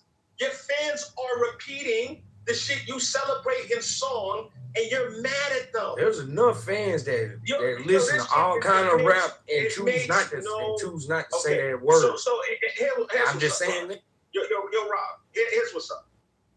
I asked multiple people on this app, if a homeless, decrepit white man called you the N-word with the hard ER, what would you do? Multiple people came off their mic to say, "Oh, I'm going to jail, man. Fuck that. I'm beating fire out of it." Man, I wouldn't even care, bro. This is what motherfuckers say. This is how much like these nonsense things matter to motherfuckers. There's something that the elevator's not going all the way up, bro. Who gives a fuck? Why are we gatekeeping a motherfucking dumbass word? Like, when you achieve a certain level of success, none of that shit matters to you. You don't really care. It's idiocy. Insecure people are insecure because they don't like their position in life. This is why so many things rattle because them. they use that word. Like, imagine if I come up to you and I just say to you, "Man, fuck you, you stupid son." You know that I'm using them words to try to disrespect you. Now you have every right not to respond to it, but to act like those people using that word is not being used to specifically trying to disrespect you and play you, like that's just what it is, Anthony. Yeah, we all know that it's just a word, but we also know that the English language has context. If I say to you, "Yo, dog, what's going on?" You know, I'm like, "Hey, what's up, Anthony? What's good?" But if I say, "Yo, dog, what's going on?" You see what I'm saying? Context matters, man. Facts. And that's us. And it is what it is. Like, context matters. There's no way that I'm gonna take a certain word.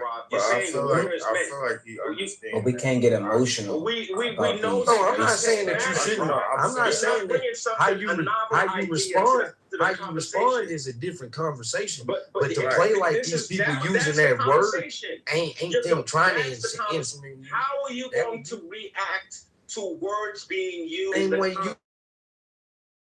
you got the same way you reacted when certain people say certain things to you. I said a word to you one day and you didn't even hear the full context of what I was saying. But that one word I said, bro, you blew up a gasket. And I didn't curse you or nothing, but you felt disrespected in that word, though. If you were sitting in front of me and used that word, you ain't got nothing to worry about me snuffing you or punching you. Well, it ain't got nothing to do with. No, I'm not talking about what you were doing in my face. But if I got you as mad as you appeared to be, but as mad as you got that moment. Listen, Anthony, what you saying is something that is a part of a lot of different people. It's not just in the hood. You could say something wrong to the wrong white man in a nice neighborhood and get punched in your face, bro. What do you? I don't understand what you're saying. It doesn't make it right. It's not about. Okay, so that's what I'm talking about. But okay, so 13. But hold on, real quick. It's not about it being right or wrong. What I'm saying is, you're trying to attach it to the hood, and it's not a. It's bro. The hood is what the hood is, but the world is like it's you're not gonna get much difference outside of the hood, bro. Like, I don't understand. I heard what you said. Just hear me out real quick. 13. What you say makes sense, right? And if I say, you know what? If this nigga does this, I'm going to do that. Yo, dude, you know what? I got bail money. I got lawyer money. I got insurance. Like, I can make a decision like that. I'm talking about niggas that ain't got none of that shit making a decision. The consequences for a hood nigga is different from a nigga that got bread and don't live in the fucking hood. Nah, bro, it's not, bro. Different. No, it's not. I just don't understand what you're saying. I don't feel like you are a black man. You live in America. You having money. You like if unless you are a known face to where doing something to you actually matters. Like nobody. We don't know you other than being on Clubhouse. You know what I'm saying? You having money to the white people, if they want to do something, that shit not gonna matter. Like, it doesn't matter if you go about. You could pay for a lawyer. There's plenty of people in the hood with money. Did money matter to O.J. Simpson? Did money matter to O.J. Simpson? But Anthony, bro, look, if we look at money matter to O.J. Simpson. O.J. Simpson was a big name. He's not black. He's O.J. Did money matter to him? But O.J. Simpson was a big name. You're not. Look, Anthony, bro. That's what I'm saying. You having money. Come on, bro. Just listen for a second. My bad. Go ahead, 13. You know what I'm saying? My fault, bro. You know what I mean? You saying you got the money to like I said, there's plenty of black people from the hood who have money, like real money, who paid for real lawyers, and they doing 25 to life. You know what I'm saying? The circumstances of money people that's doing 25 to life with real money too. Like yo, So dog, like this is not. Here's what's up, man. That's my point. I'm saying to you is that I hear you, 13, bro. I'm listening to it's you, better to bro. crash out with money than to crash out broke. That's all I'm saying. And I'm trying to get to why are you making the hood out to be like this super dysfunctional place when I'm trying the to hood is the trenches, nigga. Super dysfunctional place.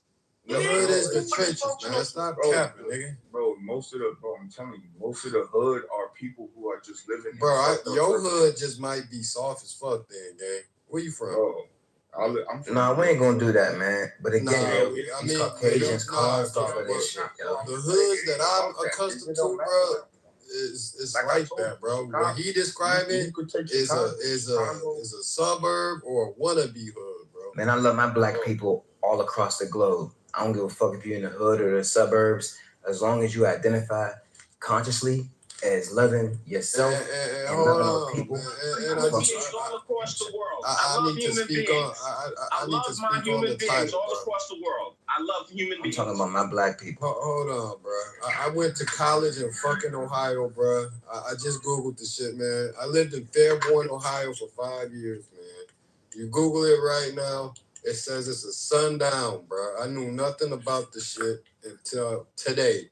Ain't shit happened in that goddamn town.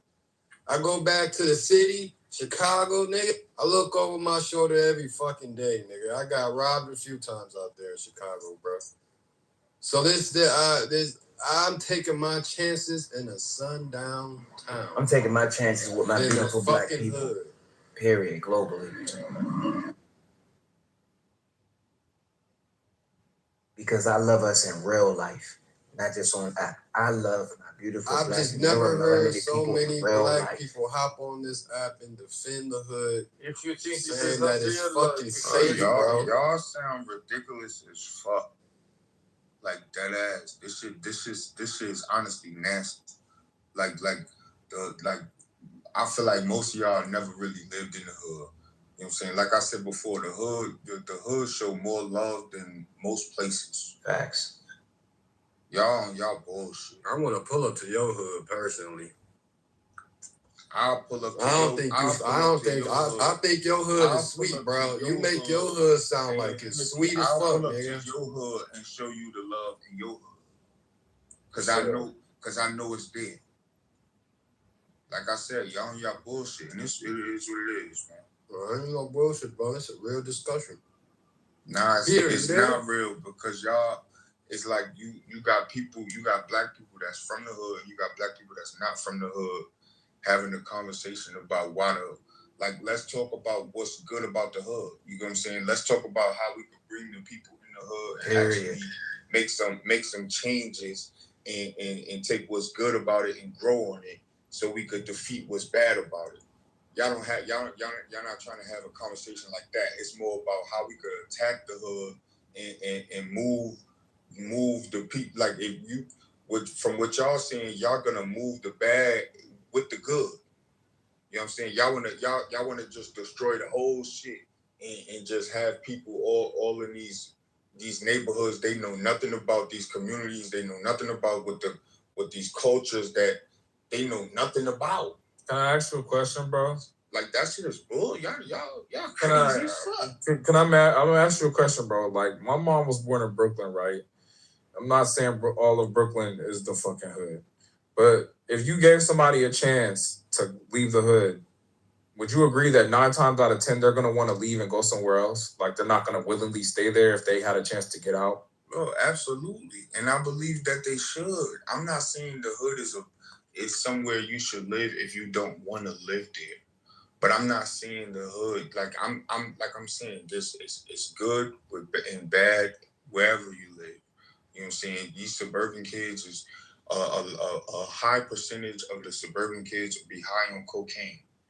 I know that to be a fact. Heroin, all that shit. And I'm not saying that's not. I'm not saying that's not true. Okay, so hold on. Let me just name real quick. When it comes to living in the hood, if you are in a fucked up, like take Chicago, he said everywhere he goes the hood, Chicago. Okay, cool. You get to a certain place, you want to move out of the hood, you want to move out of Chicago, I believe you should do that. That's something you should do, and I believe the black people around you should celebrate you for that. But I don't believe you should demonize the black people who are not on no bullshit, we're not talking about black men that's in the streets. You know what I'm saying? The streets is another world that I believe most of y'all don't really have the right to have a conversation about. Let's be honest. Facts, bro. So, Can you tag me in 13 hold, all right, hold on. So we're not talking about the streets. I believe the people and the black people in the hood who don't mind living there, I don't believe they should be demonized for that. Because like I said, it's plenty of love in the hood. There's plenty of people giving effort of like help. You get what I'm saying? There's real communities in the hood of people who look to their neighbor for, you know what I'm saying? Like this is why a lot of people don't want to leave. They don't want to go to these other communities where they don't know their neighbor. You know what I'm saying? There's real neighbors in the hood. Like these, especially when you talk about these elderly people, they get help in the hood. Like there's real love in the hood. People that don't want to leave, they should not be demonized for it. Well, I guess you could say like I'm go ahead, my. Thank you, E. Good morning. I was just wanted to chime in. I agree with 13. Good morning, Miss. Good morning. Good morning. I appreciate that. Good morning. I am a product of the neighborhood. I don't know what you guys are talking about. This hood is just a sub of neighborhood. The neighborhood is what, to be honest, it's a catch-22 because the good, clean folk who are in the hood are getting bad raps for the what do we say? Basically the small percentage of us. When you put it in the big, in a big spectrum, it's a small. That's exactly what I said. The minority of the many. Can I finish, Florida baby? You know I just started talking. I got your back. I appreciate you. I guess what I'm saying is we have, I no longer live in where I grew up. However, I still have family members. We have dinners in those locations. My thing is that the neighborhood, I guess it depends on the person too. If you, I don't know where you guys grew up, but I grew in both. Everybody.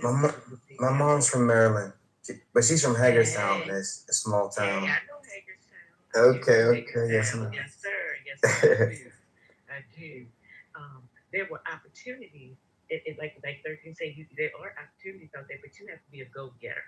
There are a lot of people who are not go-getters, and you could be sitting right in this day and time. To be honest, in this day and time, there is no real. It's only the hood. It's all these mofos. Everybody got a situation because I've never seen nothing like you would think. Being in the suburbs, shit, I've seen the most treacherous things happen in the suburbs. You know what I mean? So I think we just have to be careful. No, you're right. You're right. We have to be careful because you give the wrong impression. I could care less what a person thinks about me, but I'm talking about just folks. It just gives a bad stigma. You know what I mean? We have so many beautiful memories in those places. You know what I mean? Big dinners, grandma dinners, all kind of just get-togethers, family cookouts, everything. Cookouts. She literally ushering everything I just said. Yeah, facts. What we call Afro clean block, man. Where if you have the best neighborhood, the cleanest block, you get like a block party. It was just beautiful. Yeah. So I guess what I'm saying is, if we're gonna paint the bad, let's paint the good too. I'm not saying that in today's time shit ain't going on, because I think these young kids, man, between 13 and 17, we have to do something about them. We do. It's oh, child, I don't know what to tell you, but it's mostly kids getting teenagers get murdered, and these goddamn young men out here terrorizing the neighborhood, man, with swords and things like that. I don't know where they get them, but yeah. Anyway. Well, I was blessed to be in a family that's like 50-50. Half my family got it figured out. Bro, relax, bro. Slow down off the mic, bro. Relax. We can hear it's you. it's the 17, bro. It's the 17. Relax. Yeah, all I wanted to say is all you people anyways, talking about the hood being family oriented and shit, like real yeah, shit, so no cap. can I There's finish? a lot of fucking Can I finish? abuse, Can a I lot of finish? fucking, Can I finish? a Can lot I of finish? taking Can I advantage finish? of, Can I finish? a whole Can lot I of people finish? getting tricked Can I and finish? played. Can I Those finish? Can I motherfuckers finish? that are Can I taking finish? advantage, Can that I are taking finish? care of Can I granny. finish? Can I finish? Can I finish? Thank you. Anyways, and it's gonna be quick. I agree with what Miss said. Not everybody in the hood is bad, and I agree with what 13 was saying too. I was blessed to have 50-50. Half my family got it figured out, and the other half don't. My dad and my mother lived in that condition, so we didn't have to. But some of my brothers still like to go in them areas and act like they're from them areas. But the only reason I asked that question at 13, I might have misconstrued what he was saying, but it just sounded to me like it was glorified. Like we need to stay there. Like we need to continue to be there. And that's why I asked you that question. That's not what he was saying, bro. I understand. I just said that I probably misconstrued what he said, right? Because again, I would think that given the opportunity, if people wanted to, get the opportunity to leave, I would think that they would want to get out of them areas. Like nobody wants to stay there. Despite all the good things that happen there, in my opinion, I feel like there's more bad that happens there than good. So I would hope that your goal would be to get out and not just to be there because you're comfortable there. Because there are a lot of black neighborhoods that are amazing, that are not in the hood. You know what I mean? Where it's estates full of black people. These places, gated communities full of black people. PG County, Maryland. I used to live in Moco. I go to PG all the time, and it's literally black excellence over there. You know what I mean? Like everything that you see in Beverly Hills is over there in PG, and the same thing here in LA in Black Beverly Hills. Bro, PG County, Maryland is definitely the I don't know. But there's a faction. There's a faction of PG where it's literally the elite, and it's the black elite that live in these areas. This is a fact. Like King of Prussia? Maryland is a very black state. So and Fort Washington, success all throughout Maryland. I understand that part of PG is bad, bro, but there's another side of PG where it's literally like Black Beverly Hills. It's literally like that, where the doctors, the lawyers, everything is black over there. So that's what I'm saying. Like, I would think that would be the goal because I've seen it. There's not just black hoods. There's black fucking mansions too, So I don't know, bro. I would just hope that everybody has the goal to get out of there. Black people, though. Obviously, bro. Like, why else would they want to live just around black people? Yes, when I say the whole fucking neighborhood is black, everything is black. Bro, I'm talking about like on a level of consciousness. Like, do they love themselves? Oh my being bro. black? Do they love our people on a global level? If they didn't, would they make a conscious effort to choose to live near these black people, like all black? They don't want to live in a white neighborhood. They want to go to these areas here in LA, like View Park and Baldwin Hills, which is called Black Beverly Hills. They make an effort to be around just black people because they only want to be around their community. And these areas are not in the hood. These are fucking these are $2-3 million houses full of black people. So that's what I'm trying to get you to understand. It's like, do you love black people globally? Obviously, bro. Like this whole, because I have conservative values, you think that I hate black people? Like, that's ridiculous. I never said you hated black people, bro. I'm saying that's the. Go ahead, Timothy. Florida, are you there? I want to say one thing real quick. Florida, are you there? Florida. I don't think. Well, yeah. What's up? You were supposed to go after E-Liddy, man. Yeah, man, listen, these people are talking, the hood is great, the hood is good, the hood is fine, everything's nice, except, like, it's not always. And that same guy that's taking care of grandma is selling crack to the kids on the basketball court. And then, like, where one person is like responsible for taking care of the kids on the basketball court, the other one's like starting a fucking gunfight at the corner just to protect those kids on the basketball court from another fucking Florida, are you black? intruding area. Yeah, what's it to you? Yeah. Mind your business. Definitely on some.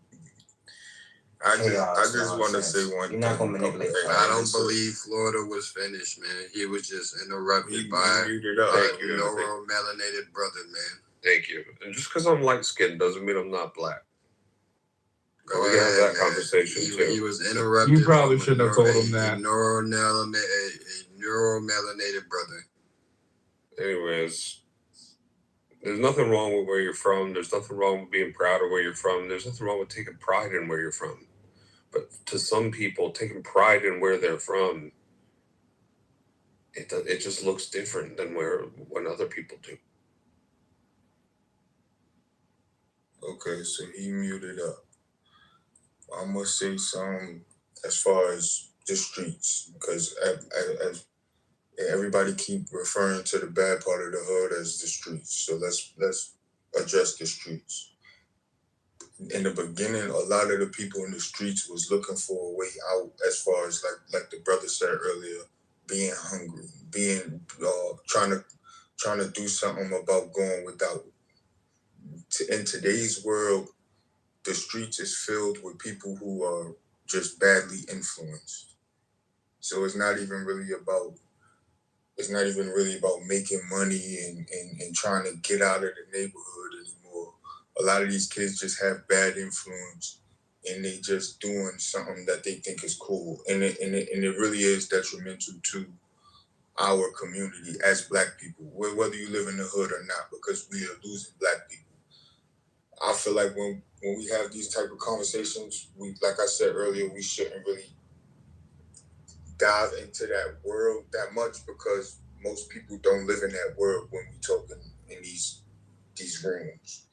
You get what I'm saying? Most people don't live in the streets. Most of y'all don't come from the streets. Y'all not street minded. Y'all not street active, or you know what I'm saying? And that's not to be glorified, so don't confuse it for me glorifying it.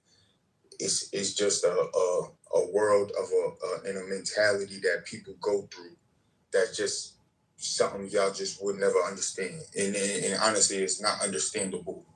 You know what I'm saying? People just fucked up. And that is what it is. That's the hood. That's a part of the hood. But like me and the lady Miss was trying to tell y'all, that is a very small portion of the hood that is just, like I said earlier, glorified. And that's where the bad influence of these little kids come from. But the percentage of the people who are behaving this way is not that large when it comes to the mass majority of the people in the hood. It just looked like that. You know what, 13? It just hit me. For as much as people talk about the hood, this, the hood, that, you have people coming over here implementing, trying to, not implement, but emulating, like they from the hood. And it's almost like folks outside the hood are glorifying it. It's not even the people who live there. Right. You understand what I'm saying? Gentrification. No, it ain't even about gentrification. It's about these people just think, everybody think it's cool. The people that live in the hood, the people that don't live in the hood, they all think this shit is cool. Cool and all that kind of stuff. 813. All these kids in these suburban neighborhoods want to go to Old Block. Right. 813. They don't know nothing about the streets, don't know nothing about nothing. They just love Chief Keef so much, and all the shit he rap about, and all these dead kids. They love that shit so much. All these good neighborhoods that y'all talking about.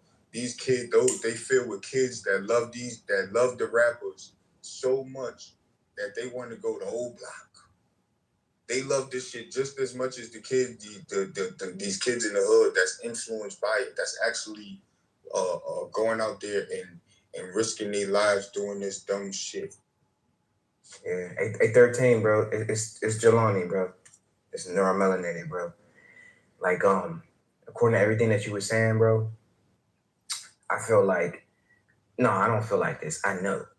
Like, I remember one time I was like 9 or 10. I was riding my bike and shit. I'm from Pittsburgh, Pennsylvania. You know what I'm saying? Small little town on the left side of the state of Pennsylvania. But if you go like towards the full right side of the state, that's where you get Philadelphia. So I'm from like a I'm super from New small York, town. bro. I'm familiar with Pennsylvania. Okay, period, bro. So based upon everything that you said in this room, bro, I know this is the type of old head you would have been to me. You might be younger than me. It's all good. But when I was like 9 or 10, you know, I was riding my bike and shit down the street from my mom's crib, and some like older dudes, like they was getting into like the lockup, which is like a wrestle. You know, we call it the lockup, you know, in Pittsburgh. It's like, yo, you nigga, let's get the lockup thing, nigga. That means like, yo, we about to wrestle, nigga. You know what I'm saying? And I was sitting there on my bike though, you know, just like chilling, looking at the old heads, and they was wrestling. It was just two dudes, but there was like 3 or 4 other old heads that was like standing around. But a gun fell out of one of the dude's pockets. Like, no, it wasn't even in his pocket. It was in his waist. You know what I'm saying? As he was wrestling. And I was trying to like go see, you know, what type of gun that was. But the other old heads was like, nah, back up, youngin', back up, you know. And I was like, all right, okay. You know, and they made sure like I didn't touch the gun, and they let, you know, them two get the lockup, and then it was all love after that, you know. And then it was like, you know, It reminds me of my brother, my little brother. That's what the same thing. They used to take care of him. The guys, you know, the quote unquote hustlers, because that's what we call them, hustlers. yeah, like I fucks with the old head hustlers. Like I respect them, I love them. They protected me. They would play basketball, and my brother, they would go in the house, or they go in the house, but they would take care of him.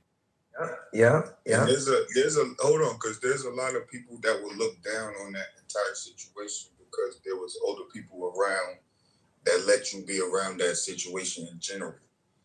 But what people have to understand is that this is where, you know, black people that grow up in the hood, they get the understanding of where not to go and what not to do. You get what I'm saying? Like a black person in the hood wouldn't end up in certain situations because they grew up a certain way, and it benefits them in that you know, in that way. Like they grew up a certain way. They wasn't involved, but they seen certain things happen to certain people because they went down certain paths. Facts, bro. You know what I'm saying? So it teaches them, even when they get in these good neighborhoods. You know, as a black man who grew up in the hood, I know not to sit my drink down anywhere.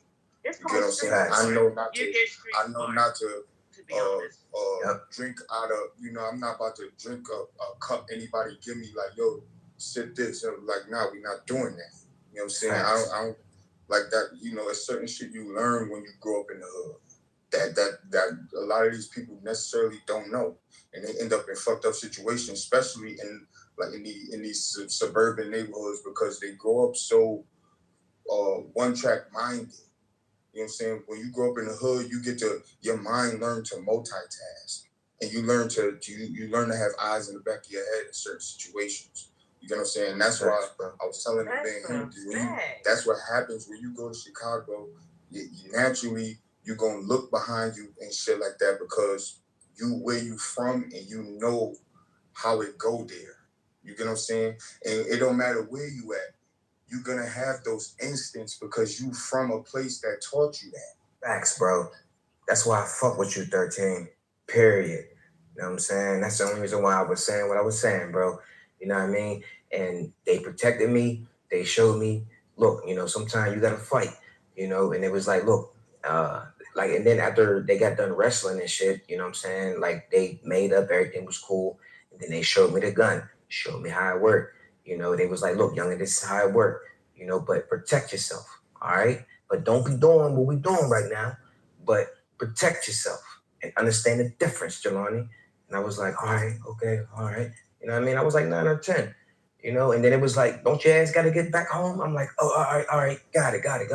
You know, and I just, you know, I rode around a little bit more through the hood, and then I was like, all right, I need to get back home and shit, because I'm probably going to get in trouble by my mom and my dad, you know what I'm saying? And the old heads too, you know? So I love our black neighborhoods. You know what I'm saying? I ain't brainwashed. Fuck what these Caucasians is talking about, shit. If I can give a perspective on this, I'm 78 years old, born and reared in Harlem, New York. And I'd just like to give a broader perspective. Good morning to you, dear. Good morning, everybody. I'm Good sorry. morning, Mama. No, you Thank good. you. And so being born and reared in Harlem, I see from that period of time until now, I can give you like a progression of what happened in the hood because I was there. I'm an author and I have that progression in my autobiography. Black, Just Like My Mama is the title. And I'm not trying to sell it, but I'm just trying to tell you that I did write about this as the years went on. So it wasn't something that I look back on and tried to remember. When I was reared in the hood, as a young girl, I was born in 47. It was a community, a very tight-knit community in Harlem. We used to see the number runners. My cousin Cornelius was a number runner. And he used to work for one of the biggest black mobsters in Harlem. He used to run numbers for him. Bumpy Johnson. I guess y'all heard of Bumpy. Yes, he was one of his henchmen. So he was running numbers all up and down the block. We lived at 315 West 114th Street between Manhattan and 8th Avenue. The entertainers, like the Nicholas brothers and others, lived in a house right on the corner of Manhattan Avenue. And we used to go past their building to go to the park. And they had doctors, dentists, they had everybody there in the community, a lot of professionals in the community.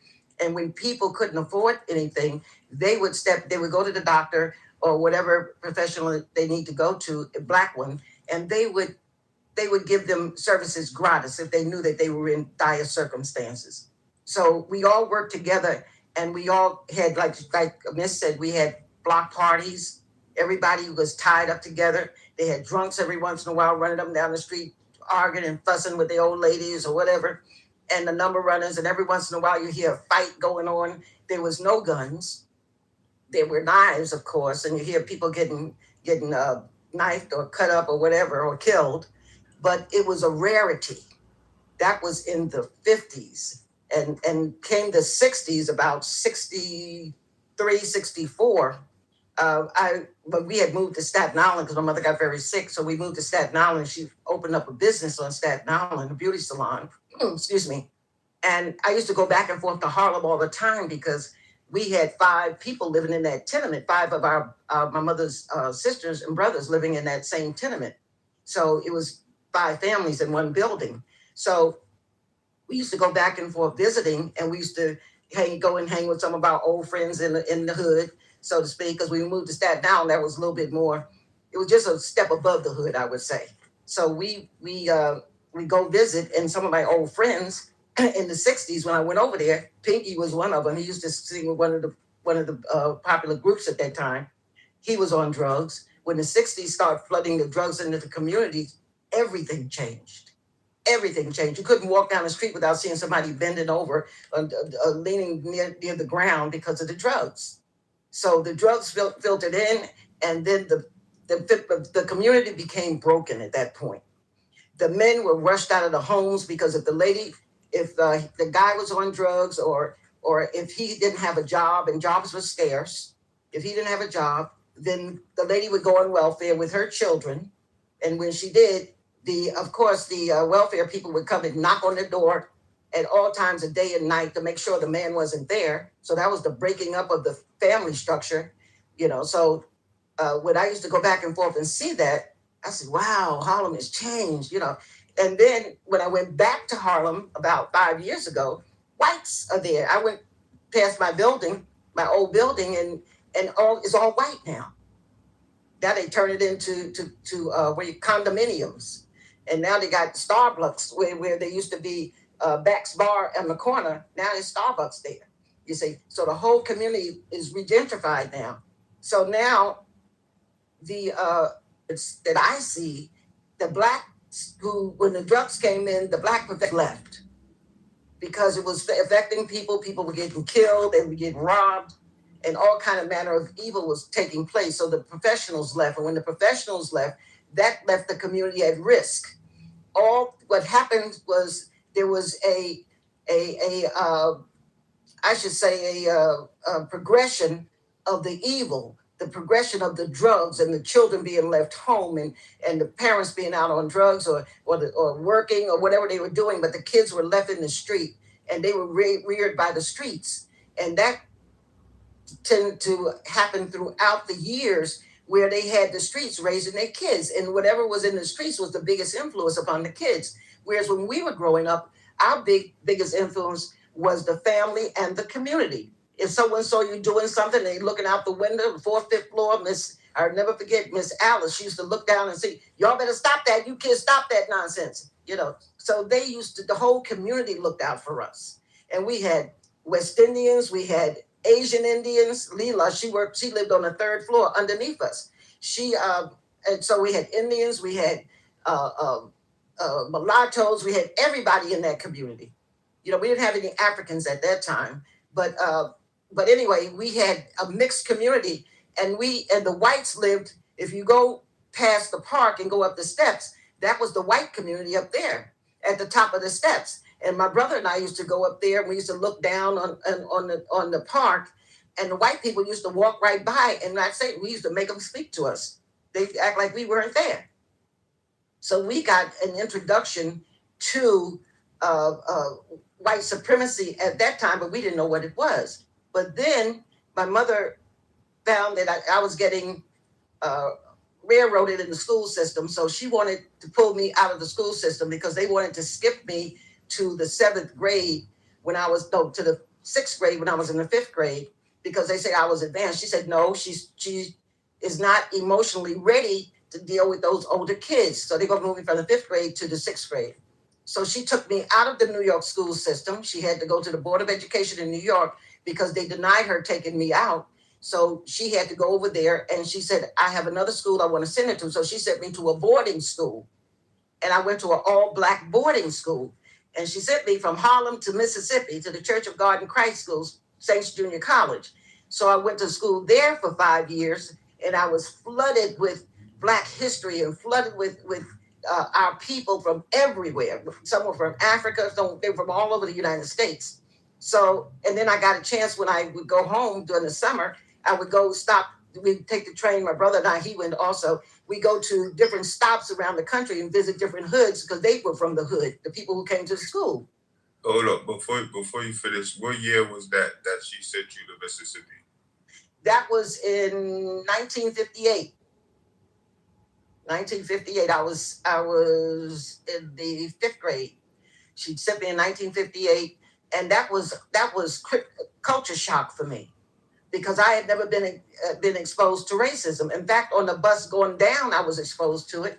I went into the store to get into the restaurant to get a hamburger and fries, and a waitress came up to me and she said, "Niggas are you have to go to the back. Oh, niggas are being serviced back there."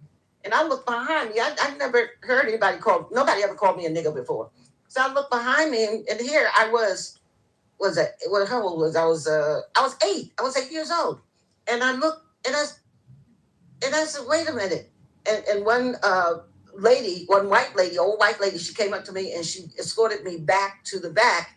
And it was this old man sitting on a milk cart, a wooden milk cart. And he was howdy. And there was this big window there, this Black girl, plastic window. And she asked me what I want. And I went ahead and looked at her, and I started crying, and I left out, because I couldn't believe that was the way they were treating our people. Because I was used to going to Horn and Hart of New York and going to different fancy restaurants.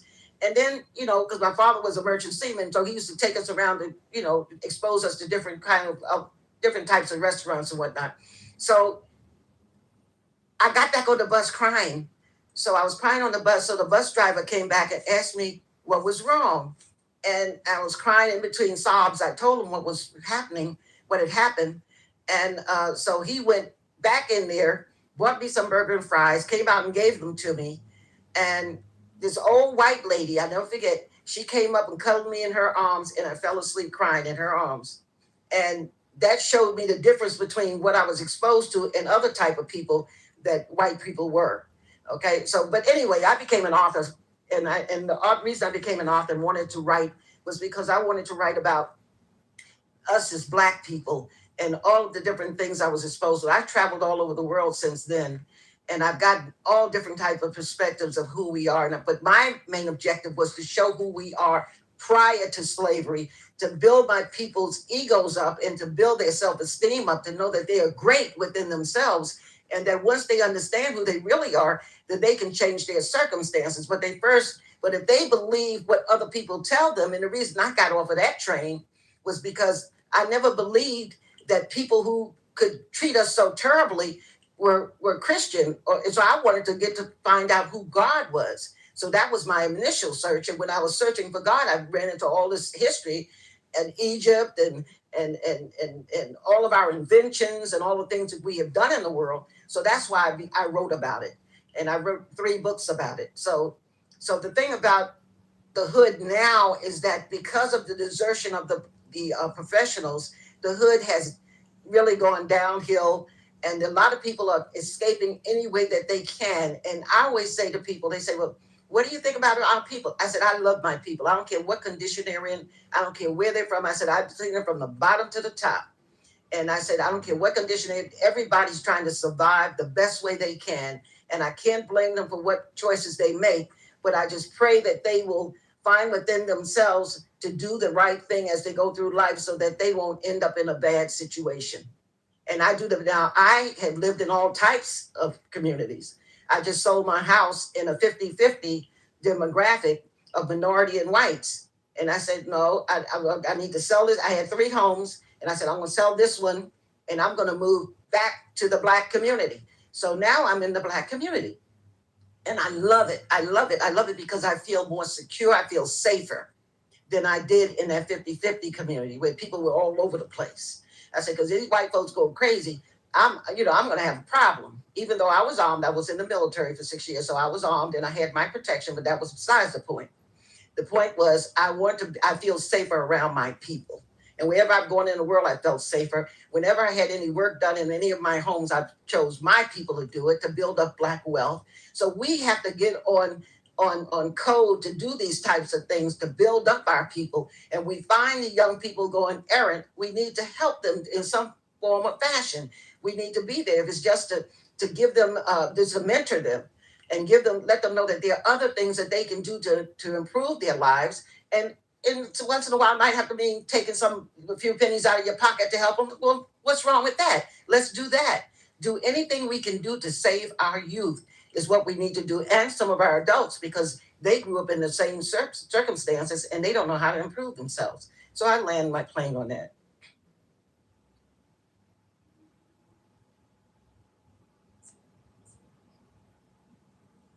And that was my point. I feel like the only conversation as Black people we should be having is how to unify and not talking about, what tears us down, because honestly, all the talk about what's bad about us, there was no solution in how to grow us as a community, and none of that conversation when niggas was talking about what's bad about the hood and what's bad about Black people who grow up in the hood. There's no solution in that talk. Children The hood could be a lovely place. You hear me, baby? Children, because adults can't do nothing with them. We have to get the children when they're at a certain point that we can get them into different. I'm trying to form my words correctly. There were programs available that took kids out of their current conditions, right? And put them in different circumstances, whether it was, it's a group of kids, of course, students, you take them out of the communities and show in their neighborhoods and show them some things differently. You know what I mean? Because some people feel trapped. But when you get a chance to see outside of where you are, you know that there's other possibilities. So I guess going back to kids, that's my solution. How that looks, we can do it different ways. Whether it's mentoring, whatever. I think we have to capture the youth first. And I'm talking about at a certain age, because when they get to those teens, it's done.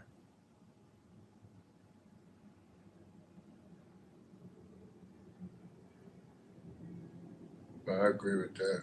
I feel like when it comes to kids, though, you're talking about developing minds. So you definitely want to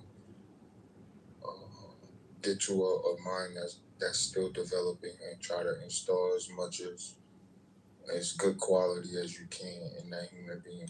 So when they get older and their mind fully developed, they're in a better position.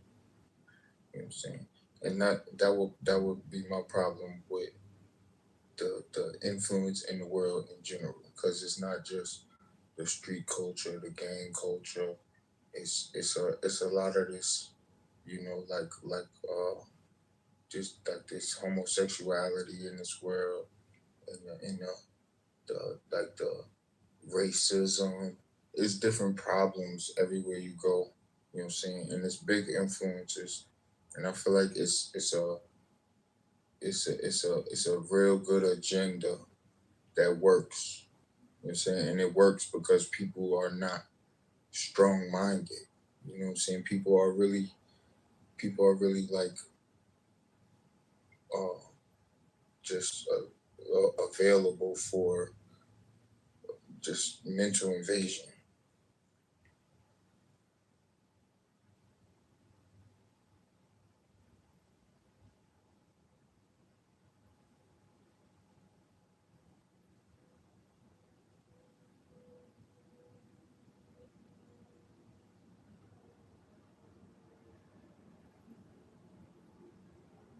I've never heard so many people vouch on the hood till I hopped on Clubhouse, man.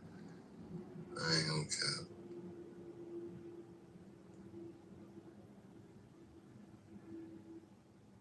It's not about vouching for the hood, bro. Because like everybody said, bro, if you want to move out the hood because you see it as a bad place, that's like you should do that. And Poor honestly, Timothy had a bad situation. They beat him up everywhere he went. He said he went to. I ain't say I got beat up. No, beat up is a bit extreme. He said he couldn't handle the hood. I got robbed for sure.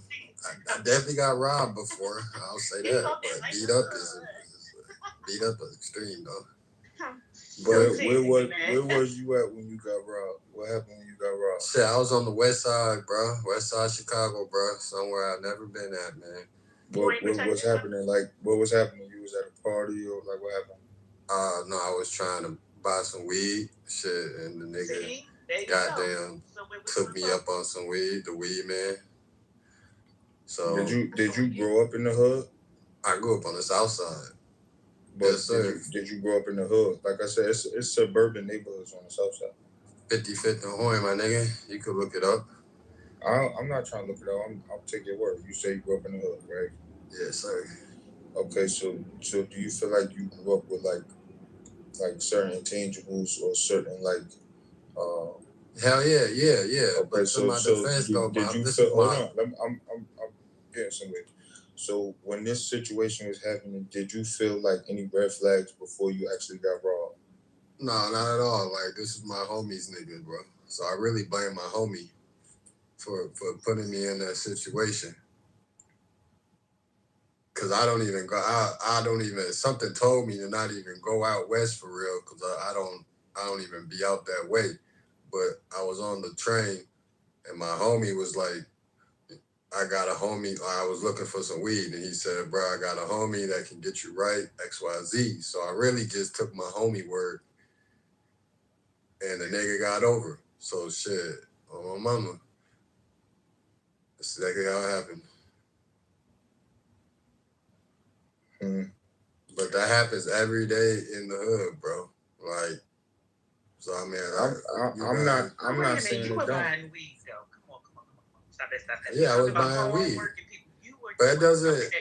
Yes, it does. It doesn't matter if I was buying weed. I could have been buying some snacks. I understand what you're saying, baby, but you used the example, not us. That to me wasn't a good example. That could be somebody coming from the suburbs, coming down to the hood to get some weed. Of course you're gonna get robbed. You're doing something that you can get robbable. You understand what I'm saying? No, if you buying weed, you're not supposed to get robbable buying weed. That's what I'm saying. See, when you say stuff like that, that means you didn't grow up in the hood. Because that's not true, man. Yes, it is. Because like if you grew up, I ain't gonna say it's true, but I'm saying like if you grew up in the hood with certain like just the shit that I'm talking about. When you grew up and you got that in you because you grew up in the hood and you've been through certain shit or you've seen certain shit, you know better than to buy some weed from somebody that you don't know and not have the like. But I just told you this was my homie's friend, bro. I took my that's what homie I'm word. saying. So why wouldn't you go? So why wouldn't you go to get the weed with your homie? My homie wasn't there. It was just me. So then you don't get. But the I weed. trusted my homie enough to. I don't think my homie would set me up, but I trusted my homie enough to take his word that he had a weed man for me, and that the nigga was gonna get me together, bro. That has nothing to do with street smarts, you being from the hood or anything, nigga. Like, No, you right, it don't, because what you saying could have happened to anybody. But that's kind of the point. What you saying could have happened to anybody.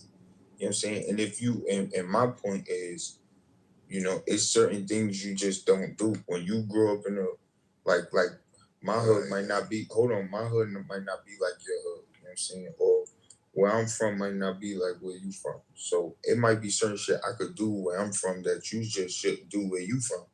But you being you and me being me, we should know that. You know what I'm saying? You should know what to do and what not to do where you from. Well, I guarantee you I haven't been out that way since. Because you know better. Yeah, oh God.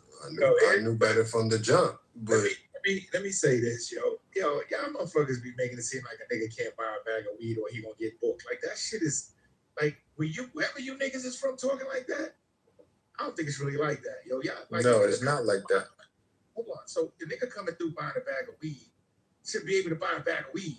If a nigga is got that much larceny in his heart that he wanna book a nigga coming to buy, because 9 times out of 10, all he got in his pocket is fucking weed money. He probably selling more than weed though.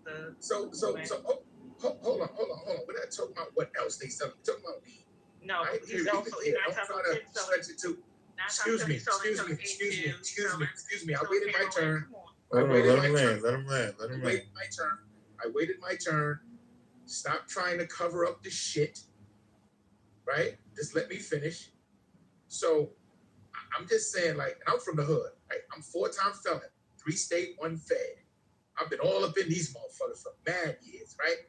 And when I hear niggas say you can't go without your homie to buy a bag of weed, man, I'm looking like, what kind of niggas is y'all, man? Somebody need to off you niggas. Right? Somebody need to off you niggas. That's what the mentality that I get. Somebody need to buy to you niggas. That a nigga can't come to any hood, right? And then first of all, the nigga that's selling the weed, if first of all, the nigga that's selling the weed, that you allow a nigga where you get money at, fuck up your money and nigga can't come by and get robbed, somebody should kill that nigga. Like, I don't know the mentality of where, like, you think, oh, you can't do that over here because, nigga, you come over here trying to fuck up my bread, we gonna get rid of you. That's the mentality that I come from. Y'all niggas just act like it's normal. Oh, nigga, you can't come through here doing that, buying a bag of weed without your man bought weed here. Not you. What? Nigga, y'all stop any money from coming through here. Y'all niggas get the fuck out of here.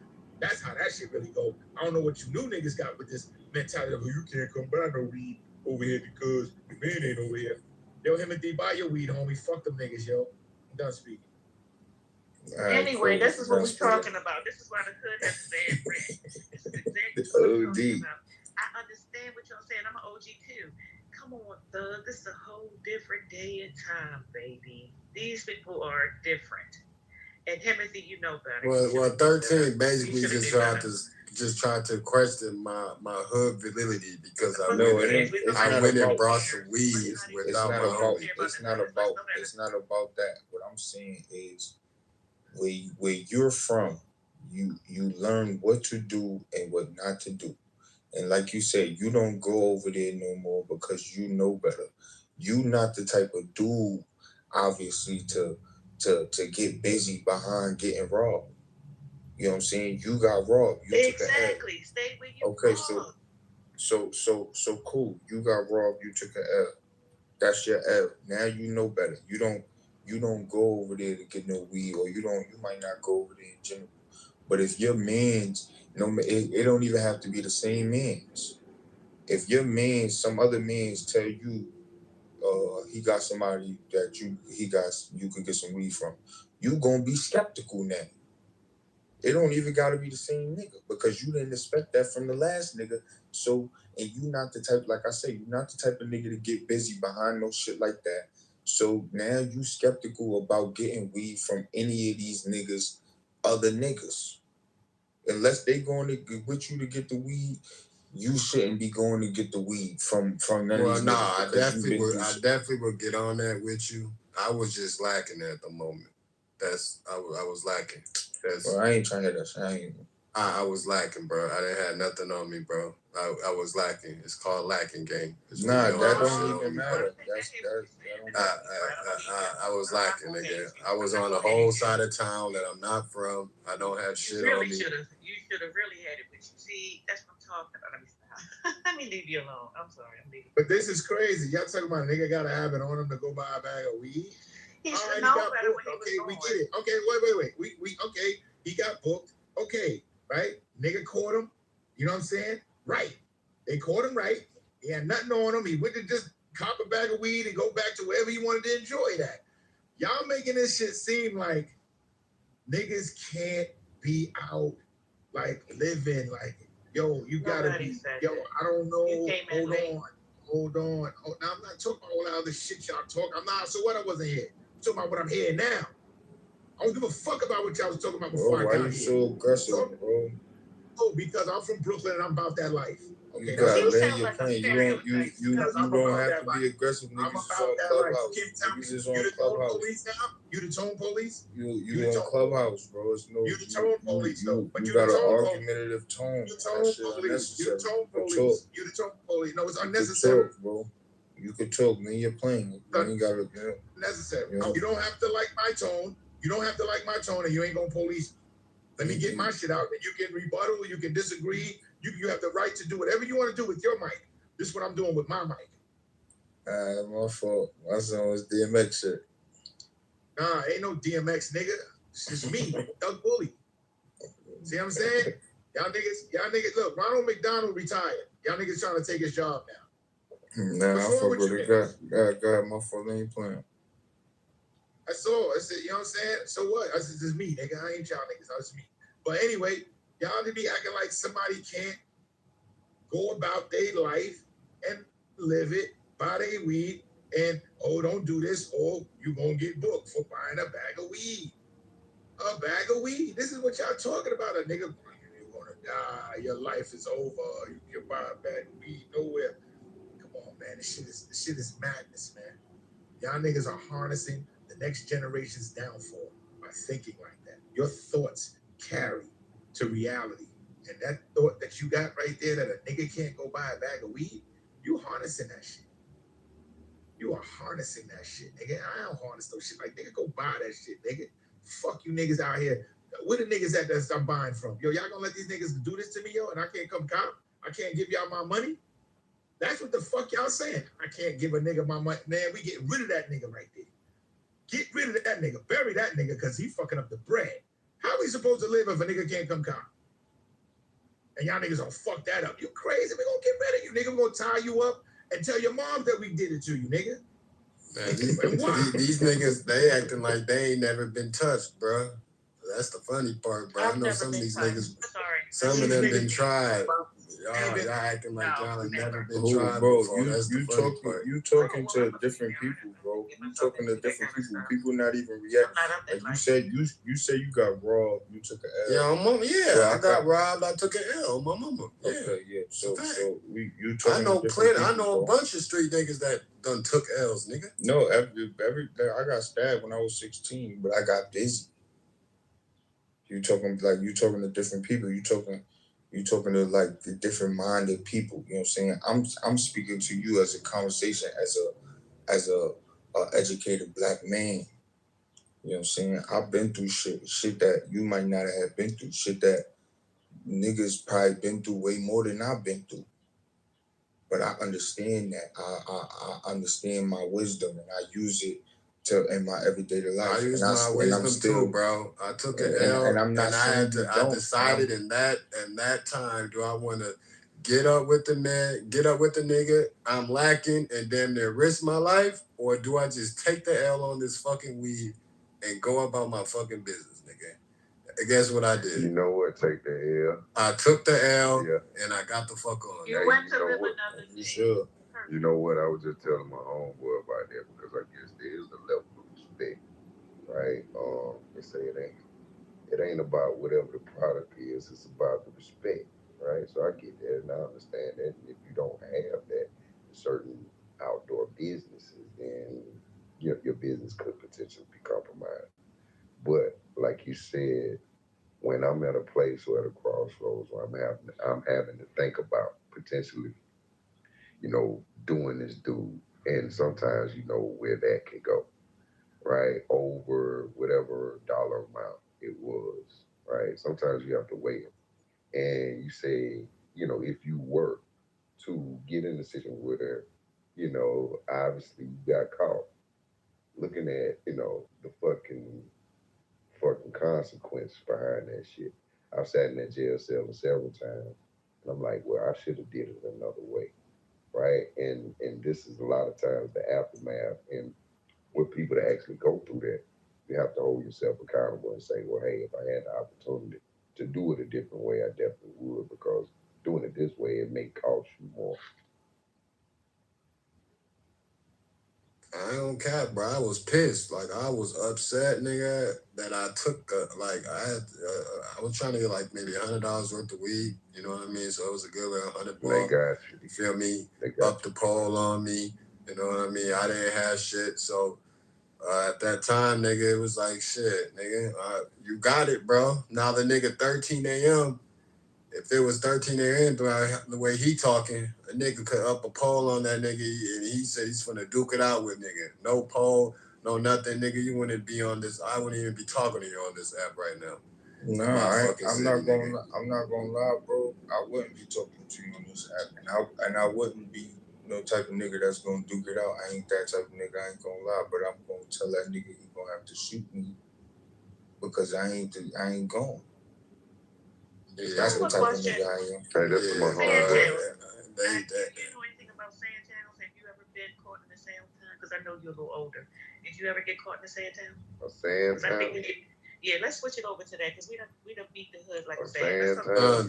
Sundown town. Yeah, I never experienced one, but tell us more. Who? Whoever came up with the title. Oh, I don't know. There might have been a moderator. I don't think Mars. Well, I don't know whoever him was talking, but there should be no reason niggas was comparing the hood to a sundown town. Yeah, I'm like, why are we doing this? Let me think. How did we come up with the title? We were speaking on. I forgot what we were speaking on. It's always anytime a title is particularly formulated, a black person was speaking on some shit, bro. So I believe in this situation. We were speaking about. I was telling my story. About just how basically a white man helped me out and black people being in, and then the conversation, the elevator evolved to, would you be safer in the hood or are you safer around white folks? And then shit, the sundown town just came up. So that's just how it happened. So we just compared the sundown town to the hood because people were saying that white folks can pull up to the hood and they're good. They won't get robbed. They won't get touched. Everybody was just speaking all this rhetoric like the hood is just, like the suburbs, and it's not like that. Bro, black people scared of white people. Ain't nobody touching no white people in most neighborhoods. So I would feel safer in my hood, and that's because I know that I'm known in my hood. But sundown towns are definitely unsafe for black people, right? Nobody is going to save you, right? Yeah, that's just you might get a lady in the hood out the window that might yell, "Get away from me, boy, I'm calling the cops." Anything to draw the attention over what's getting ready to happen to your ass, could possibly save your life in the hood. But in the sundown town, they're gonna peel your skin off you. They're gonna put you in somebody's basement, and everybody gonna have fun with your ass, and then they be wondering like, "What the such and such? Yo, I ain't seen that motherfucker in a few months. Y'all ain't nobody seen him," and then you just disappear because they're all in it together. They're down together when it comes down to what they do to us. Whatever it is that they do to us is cosign. it's approved. So definitely, my hood is definitely safer for me than any sundown town on this planet. I'm done speaking. That's a stupid ass comparison, man. So you think a white man can walk in your hood at 3 a.m. and he good? Say it again. Every hood in America is a safer place than a sundown town. Can a white man walk in your hood? A random white man, can he pull up to your hood and walk around your block safely? Yo, absolutely. That motherfucker ain't gonna be touched. And they walk into the store with their credit cards and their cash, 3 o'clock in the morning, and their flip flops, and you know, purchasing whatever shit from the 24-hour store, the way with 20 niggas on the corner. But if I pull up in my Tahoe and I jump out, 13, you off me, baby. If I pull up to the store, at the same store the white man just left from, with his flip flops and his biker shorts and whatever else he got on, right? With flip flops, made his purchase and left quietly. When I jump out my Tahoe to go to the same store with 20 niggas on the corner, niggas is looking me up and down talking about, yo, son, where you from? But they ain't said jack shit to this white man. That's how it really is, yo. That's the reality that we live in. Niggas are afraid of white people. Like they've been raised. Niggas scared of white people. Niggas been raised to fear white people and Jews. White people and Jews, blacks have been raised to fear.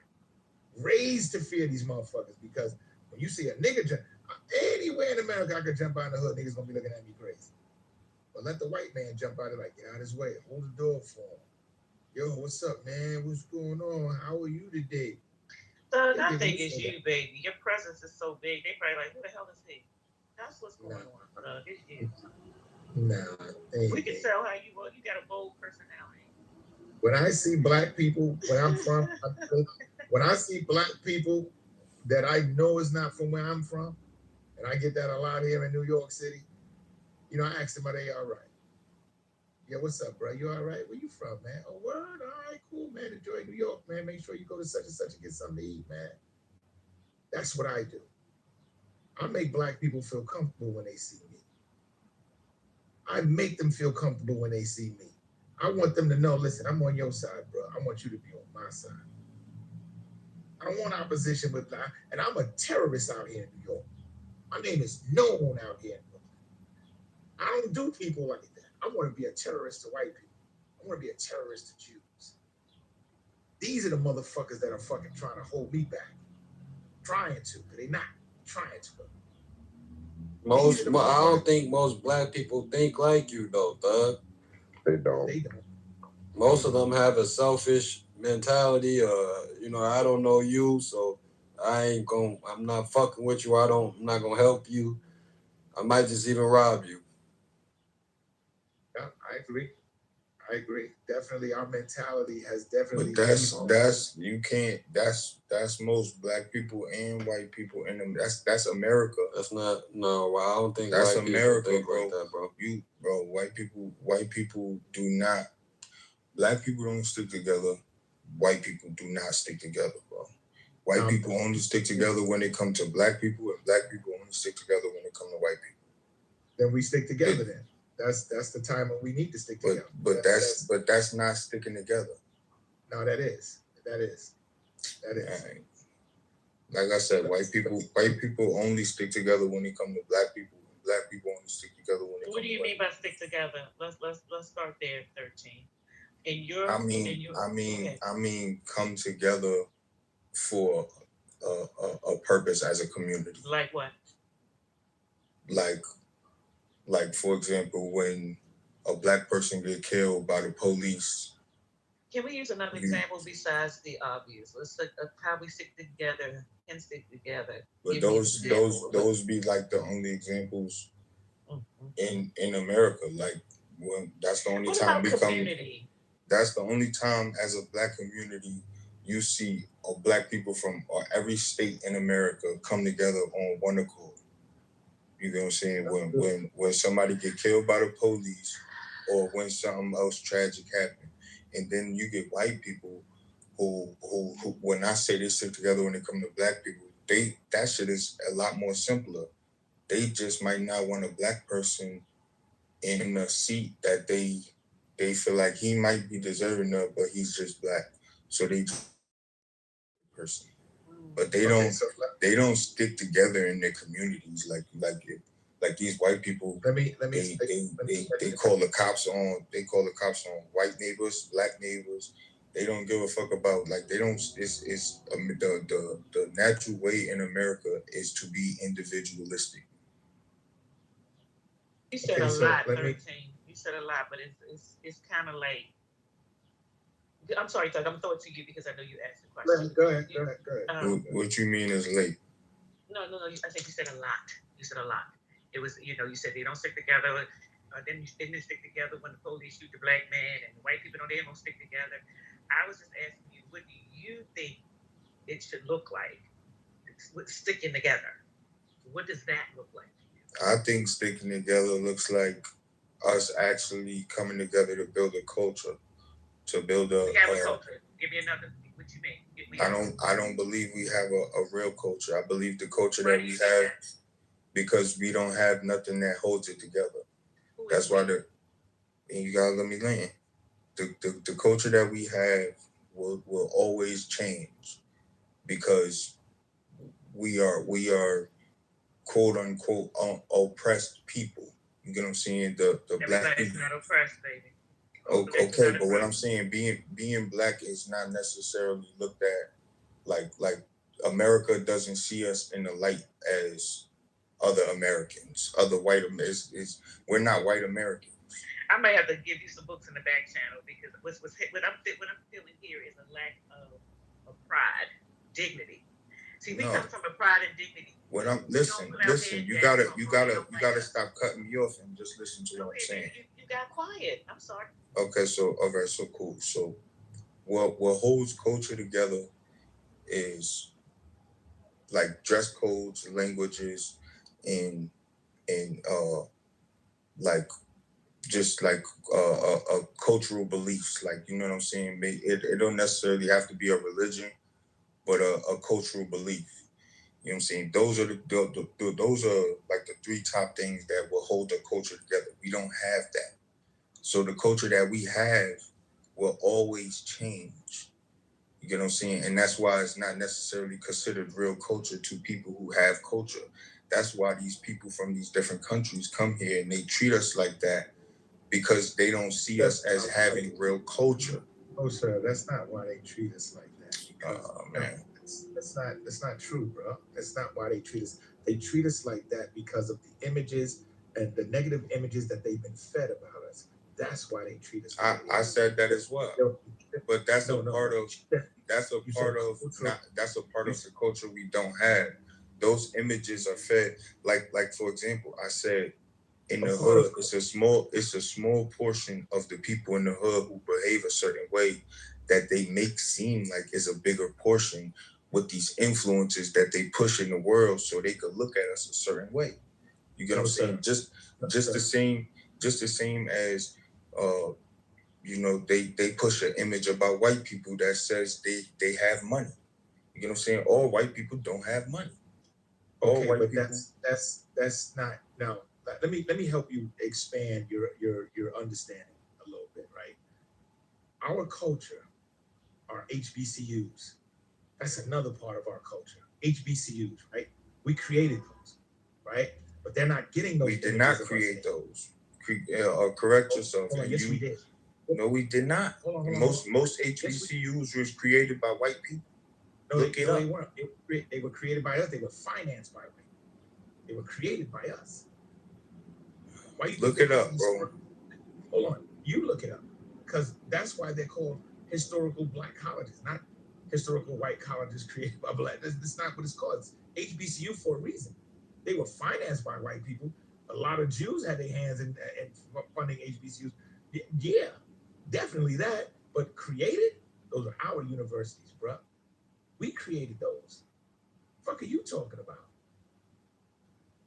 See, you have to expand your understanding. You got to get more information, bro. And let me just speak to the part about you saying we don't stick together, because that's what I really want to talk about. We do stick together. There are many examples of us that stick together. The number one example that I see Black people stick together is the Nation of Islam. Nobody wants to use the reference of how those people raise and rear their people, right? The Nation of Islam is the best example, has the best platform for Black people to follow. I'm not saying we got to follow the religious aspect of them being Muslim and Islam and, you know, whatever other theology that they've created around it. I'm not saying that. But what I am saying is that the platform in which they raise and rear their young people to be the next generation. And it's discipline too, very much discipline. It encompasses all. I don't need to get into detail. I don't want to be long-winded, right? Well, you just want to put it in. I'm not long-winded if you stop interrupting. I'm very quick. I say I'm done speaking and I move on to hear somebody else speak. I don't just try to hog and hold the stage hostage. I don't do that. I don't do that on any space that I'm in. If you just let me finish, I'm trying to be brief as possible, but y'all always got to interrupt. I'm not long-winded. So the example that I give about Black people sticking together is the Nation of Islam. Nobody wants to follow that platform. See, nobody wants to follow that. They want to keep creating all of these fictitious, false presumptions that Black people don't stick together when we do, and we have examples of it. So that I had to debunk that real quick because we have examples of Black people sticking together. I'm done speaking.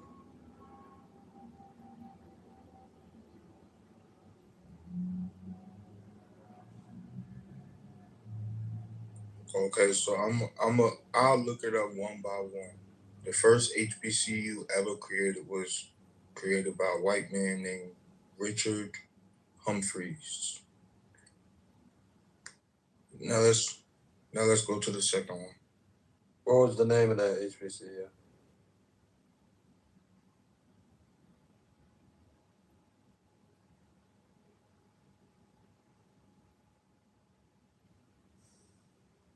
What was the name of that HBCU?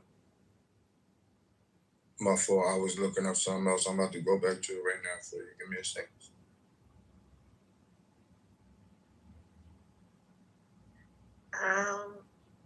Graduating from an HBCU, the culture is definitely ours. No one does homecomings and just the culture of it all. I'm not going to use it as an example, but it's definitely us all day. You don't see. It was Shanae. I don't know if I'm saying that right. Cheyney. Who's that? That was the first HBCU.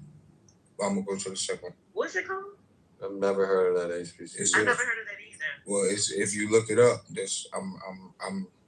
I'm just giving you Let me look. His name is Richard Humphreys. He was a Quaker from, a Quaker philanthropist from, I believe, Philadelphia. Money, baby. You said what?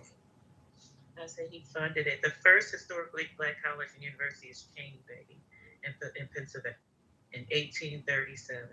Right. I believe that's what he was trying to pronounce. Yeah. It's called Cheyney. Cheyney, okay. And it was founded. founded. The African Institute before later becoming the Institute for Colored Youth. Okay.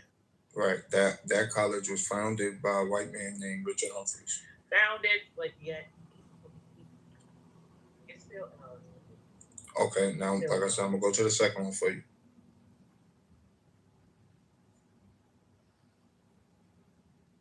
We get funded from all kinds of folks, baby. You see the who gave us 84 my alma mater. What was the lady's name? She's the widow, not widow, she's the ex-wife of who?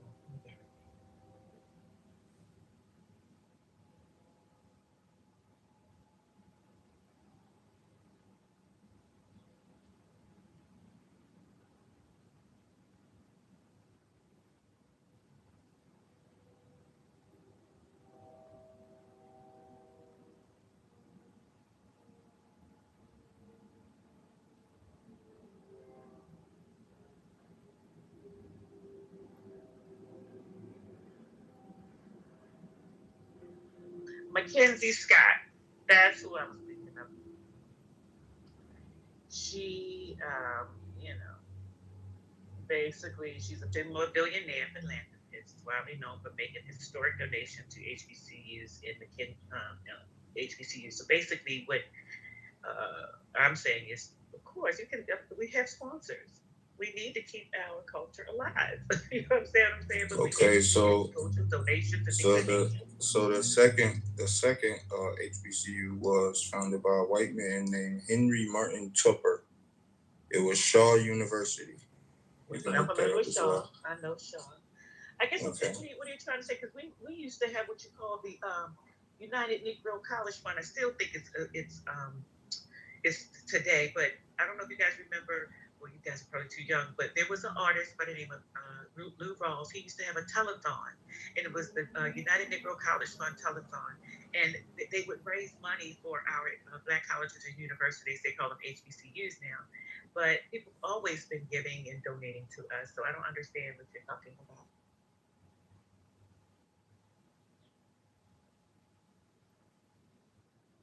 The young man doesn't have enough information. I get it. He wants to engage in conversation, which is fine, but you probably need to do a little more research, bro, so you can have a more solid foundation when you disseminate, your position about, however you feel about the subject or the topic. But yeah, back to I don't think he's gonna. I was just showing you that most HBCUs was founded by white people.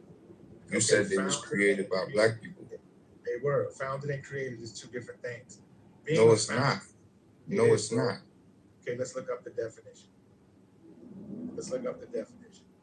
So we ain't got to argue with each other. Look up the definition of founder, and then look up the definition of created. We ain't got to argue about this. We got to be clear on the definition. And let's say a white person did do it. So, I mean, I don't.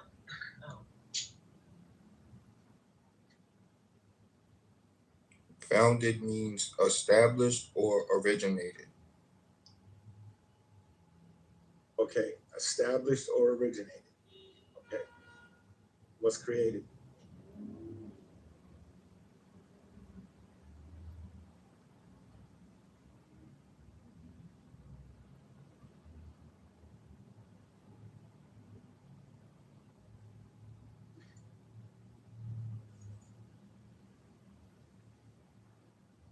To bring something into existence.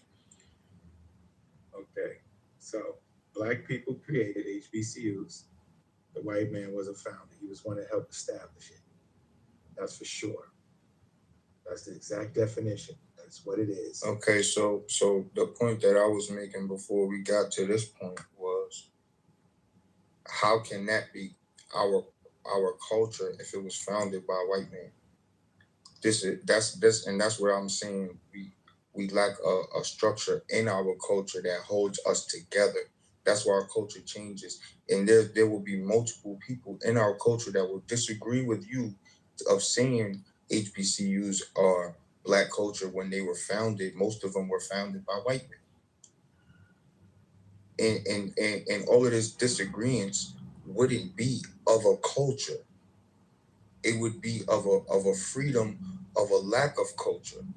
That's why we have so much division amongst black people in America, because we have no culture, no real culture that holds us together. You know what I'm saying?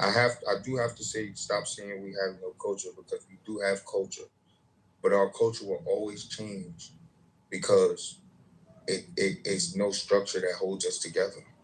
You get what I'm saying? These little girls don't even know how to double dutch.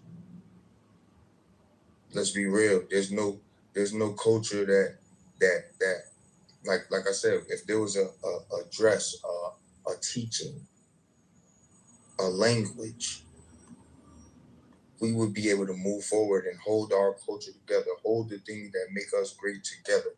You know what I'm saying? We would be able to unify state to state. With all our differences, we would be able to come together. You know what I'm saying? And of course, there would be people who are outside of that culture. You know You know what I'm saying? But we would have to identify them as being outside of our culture. That's the only way to create an actual change. I don't agree. Hey, bro. I don't agree. I don't agree with that. I don't think that you actually have. Well, let me ask you this. You're telling me that you don't have nobody that you are in community with that you share in the same things that you say that we don't have. You don't have no one like that. What do you mean? I like I said, as far as like I'm a part of exactly what I'm speaking to. You get what I'm saying? Okay, so like I said, I'm from here. Hold on, let me land. I am individualistic. When I get dressed, I want to look different from everybody else. You get what I'm saying? That is not a part of a culture. I'm not gonna say it, but it's not a part of a strong culture. That's why I say when you see these people like the Amish culture, when you go to these Amish communities, they have certain whereabouts that hold them together, that hold their culture together. You get what I'm saying? There's certain consequences of going against their culture. So you're saying you're not a part of any of that, right? You want individualistic. No, right? I'm saying I am a part of the culture. I'm a black man. You get what I'm saying? I'm a part of black culture.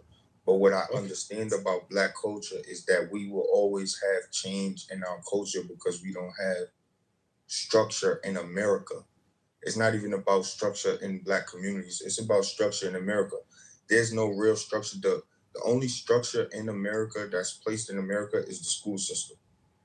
You get what I'm saying? If you don't grow up and go from high school to college and go from college to the job of your major or whatever it is, then you get looked at outside of the structure in America. And outside of the structure in America is chaos. You get what I'm saying? Sir. Our culture. Sir. No, sir, that's incorrect. That's incorrect. Let me interject. Let me get in there real quick. So, many people have, left this structure that you're saying and have become prosperous. They have become millionaires. They have become business owners. They did not have to complete the structure in which you're speaking about, going from public school to a private school. They did. I'm not saying that you have to do that. I'm saying the people who do it without that are looked at like you look at these people in a greater light. You know what I'm saying? Not me personally, but the world. They look at these people in a greater light because they did it without that. You get what I'm saying? Because they understand that that's the only structure in America. That's what I'm saying. I'm not saying that has to be the way you go about your life. I'm saying that outside of the school system, there is no structure in America. No, sir, that's incorrect. What do you mean there is no structure and the government is structured? The business world is structured. Like there's many different levels of structures in this country. What do you mean? That goes to what I'm saying. The government and the business world don't accept you without the school system. No, sir, that's not true. That's true. That is true. That part is true. There's nobody getting real good government jobs and real good whatever it is, the other topic we was talking about, without having graduate, without showing some kind of skill level to what they need high from school, you. we definitely need them to graduate from high school, baby, and to get a tech or a trade that's honorable. I know men who have their own companies now, with a lot of employees. Electrician, you know what I mean? He's sending people on the job this morning as we speak. I know men with their own companies that got their GED. Yeah, so what are you talking about, baby? I'm not saying that that's not doable. What I'm saying is that like we talking about these people, we look at them in a certain light because we understand the school system. You know what I'm saying? What are you talking about? I'm talking about, like I said, I know people that have their own businesses and shit that got their GED. I'm super proud of them because they did it without the way the world's made it seem like they had to do it. You get what I'm saying? And that's what I'm saying, because I understand that the school system, outside of the school system, the world is looked at as what you see on TV, as what you see in the videos and shit like that. That's how these people look at the world outside of the school system. But when you get to these other countries outside of the school system, Is that new subject, Beaver and Matt Hennessy? Because this is getting real depressing, for real. We don't have nothing. We can't no better do. We did it. I don't want to hear all that, y'all. Come on. Damn, Miss, you was just siding with 13. What happened? I think we're not going to lose on an educating moment for this brother, because there are probably some things that he needs to be educated on. But just like women, you know, they get emotional and they want to abandon the thought of educating Right, our I'm young sorry. men. I'm sorry. And then want to blame them. And then want to blame young men. And then want to blame young men for our problems. And they don't want to help educate. I didn't mean to punch you in your chest. Hey, can the new voice get in here? Yeah, go ahead, bro. Okay, so look, I was at 13, I was agreeing with a lot of what you were saying. But then when you start saying that the world ain't, well, I don't know how you phrase it, but basically they ain't recognizing you outside of that school system, that ain't true, bro. That might have been true. And this is coming from somebody with a bunch of degrees, right? And in the process of getting another one, right? But I really don't have to get that degree. I'm getting it just because I'm getting it. All right. No, I agree with that. So I said that. Let me finish this. Let me finish what I'm saying, right? I promise I'm gonna shut the fuck up for the rest of the night. But look, what I'm saying is this, bro. It's two situations where it don't matter where you are in the world, and I know because I've been everywhere in the world, bro, that you don't need a degree. Even though I got them, now I wish I can go back. I swear I wouldn't get them. Okay, I swear, I promise you I wouldn't, all right?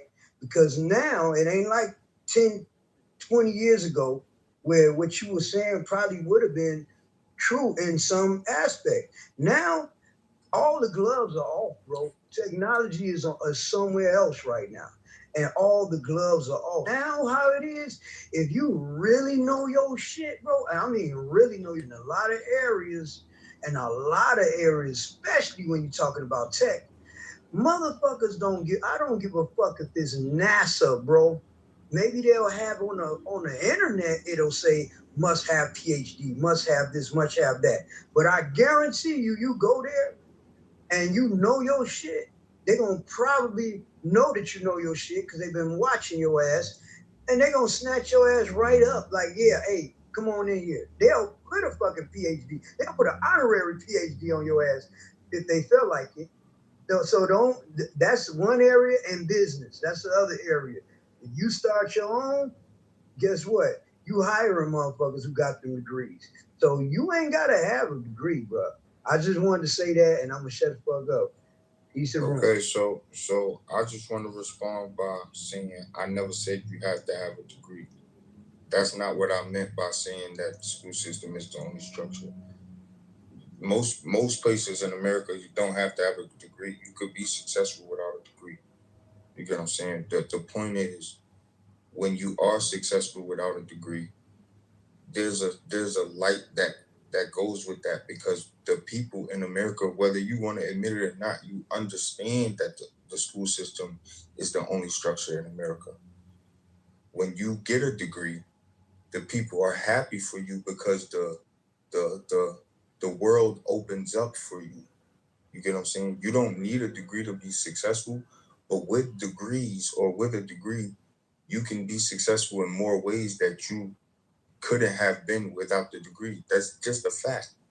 And it might not even be, it don't necessarily mean you're smarter than anybody else. You just put a badge on. You get what I'm saying? Getting a degree is like putting a badge on.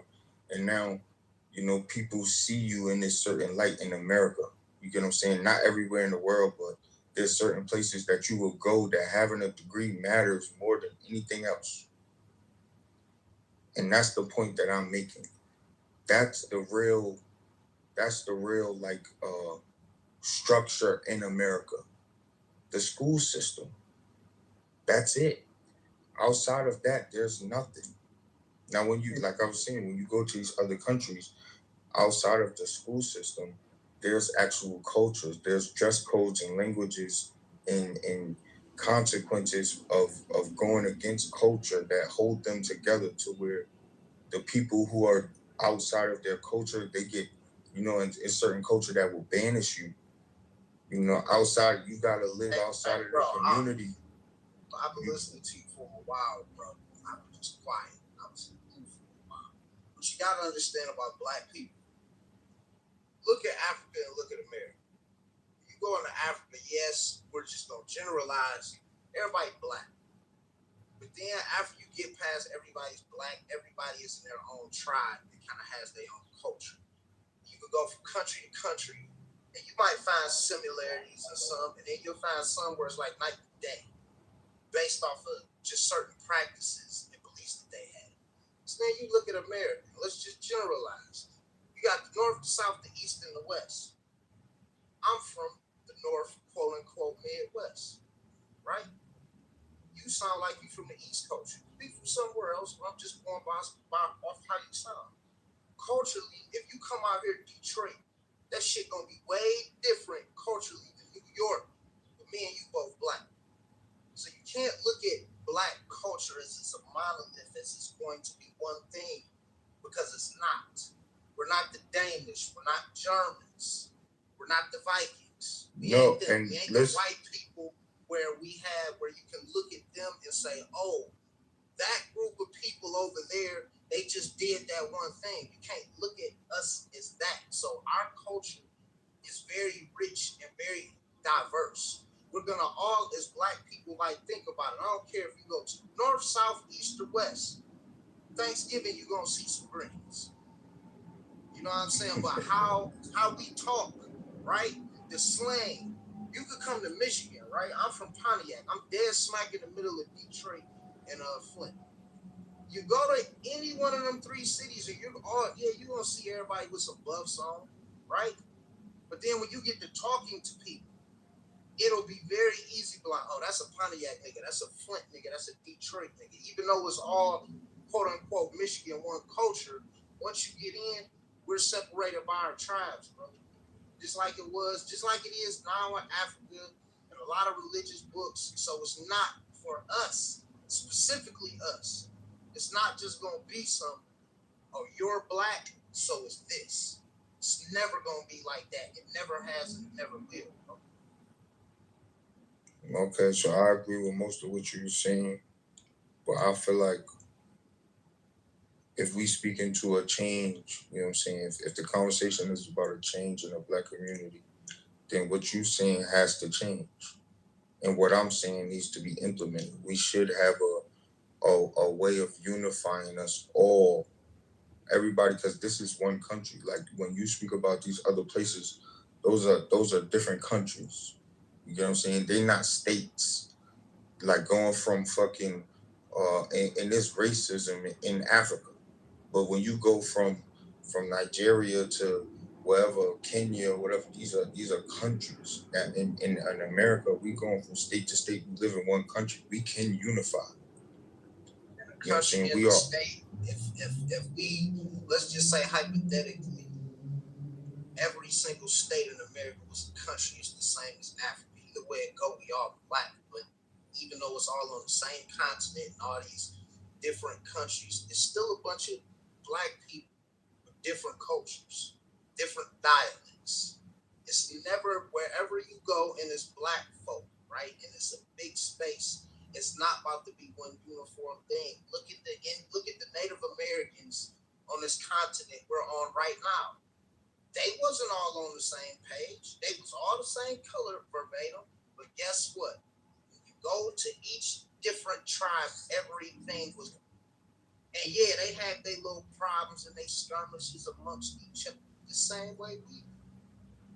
It's never going to be just you're black, you're Spanish. It's just this. Go look at different Mayan civilizations. Yes, it was a lot of things that were the same. When you go from city to city, they will always point out vast differences within the same culture. It's just always been and always will be. Like when I be hearing people saying about, everybody got to get together and we got to have this unity, is like that shit sound like magic to me. Like honestly, man, when you strategizing, like you got to come, your plan got to be something that don't require a lot of moving parts. It's got to be simple. When we say shit like, well, all black people got to come together, like that's not realistic. And then what happens is when we can't achieve the goal, then it causes like a certain depression in the people who put that up in their head. You know what I'm saying? It's like family, you know what I'm saying? We got to come with some realistic goals. Like that shit is just not happening. At this point, we should realize that shit. But honestly, bro, like, I know you when you would gave me a little pushback about the, with the degrees get you in certain doors and shit. I used to think that, you know what I'm saying? And I got in a lot of doors. But now, looking back on it, I didn't get in them doors because I had a degree, so to speak. I got in them doors because of me. And when I started traveling and getting up out of here, I got a brother of mine who, what was this? I think he had 9th grade was the last grade that he had. Either that or 6th. It was something crazy like that, right? Matter of fact, I want to say he didn't even make high school. And now he got a book called From Prison to Presidents. Okay, y'all probably find it on, matter of fact, he'd be down there around your way, Detroit. Whoever who that was said they from Detroit. He'd be out there a lot. He'd be protesting and stuff, when they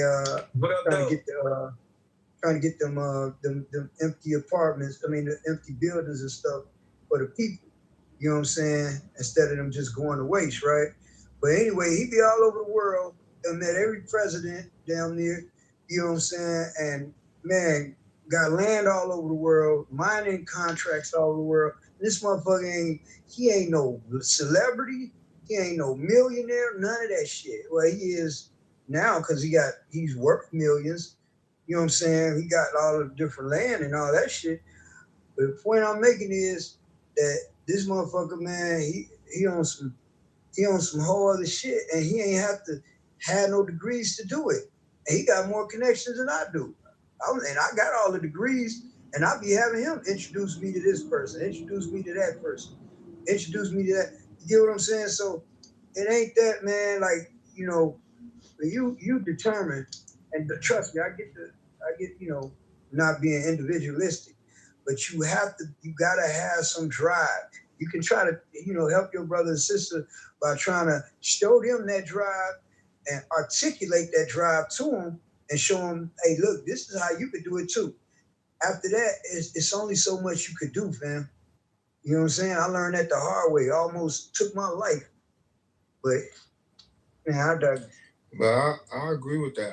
I feel like all this shit is a fairy tale. But I'm speaking on, like I said earlier, I was speaking on change. You know what I'm saying? I personally don't believe we will see change. You know what I'm saying? I personally believe the only thing that's going to change the way the world is if, something starts to shit all over, like a fucking meteor strike or some shit.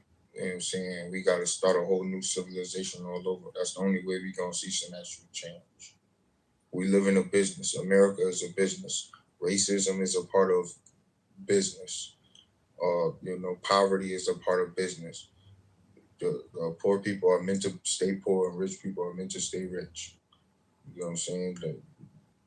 I don't necessarily believe in what I'm saying. I'm saying if there's a possibility of any type of change, that has to start with what I'm saying.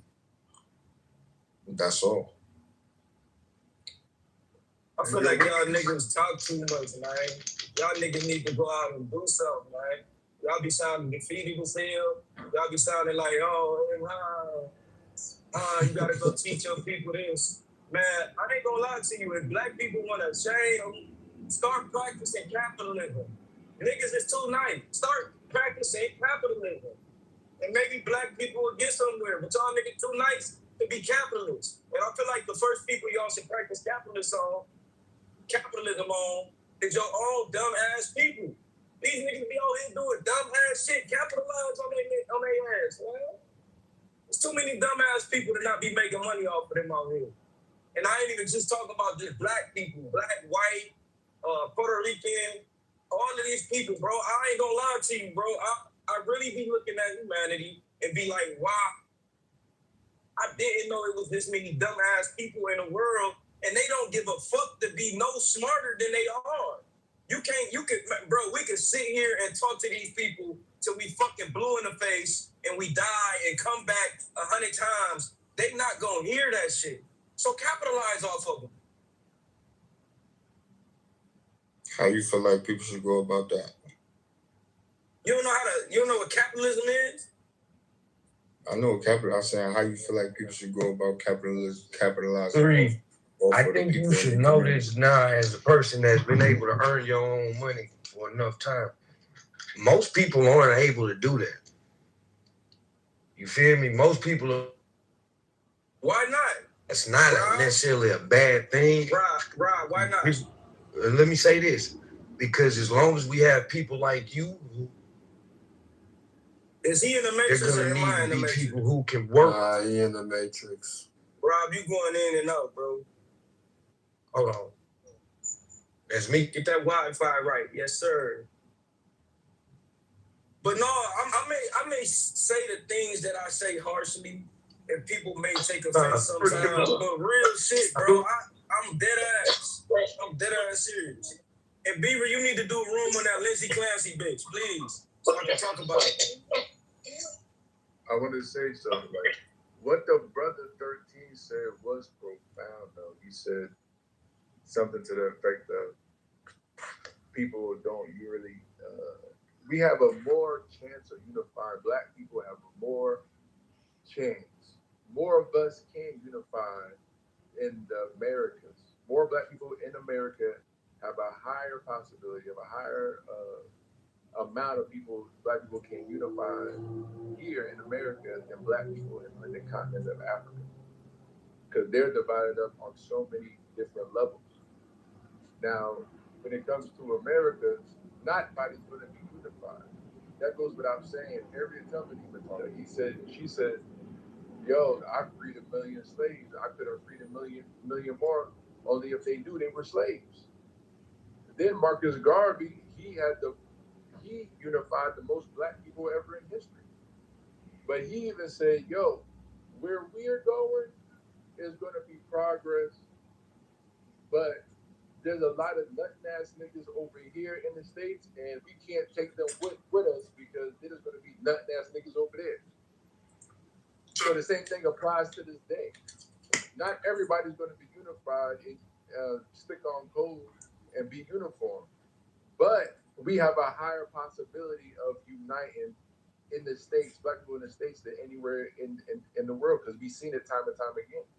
It's just we can't have a defeatist attitude. And to add more to what the brother said too about, see, the thing about change is that not everything you face will be changed, but nothing is changed unless it is faced.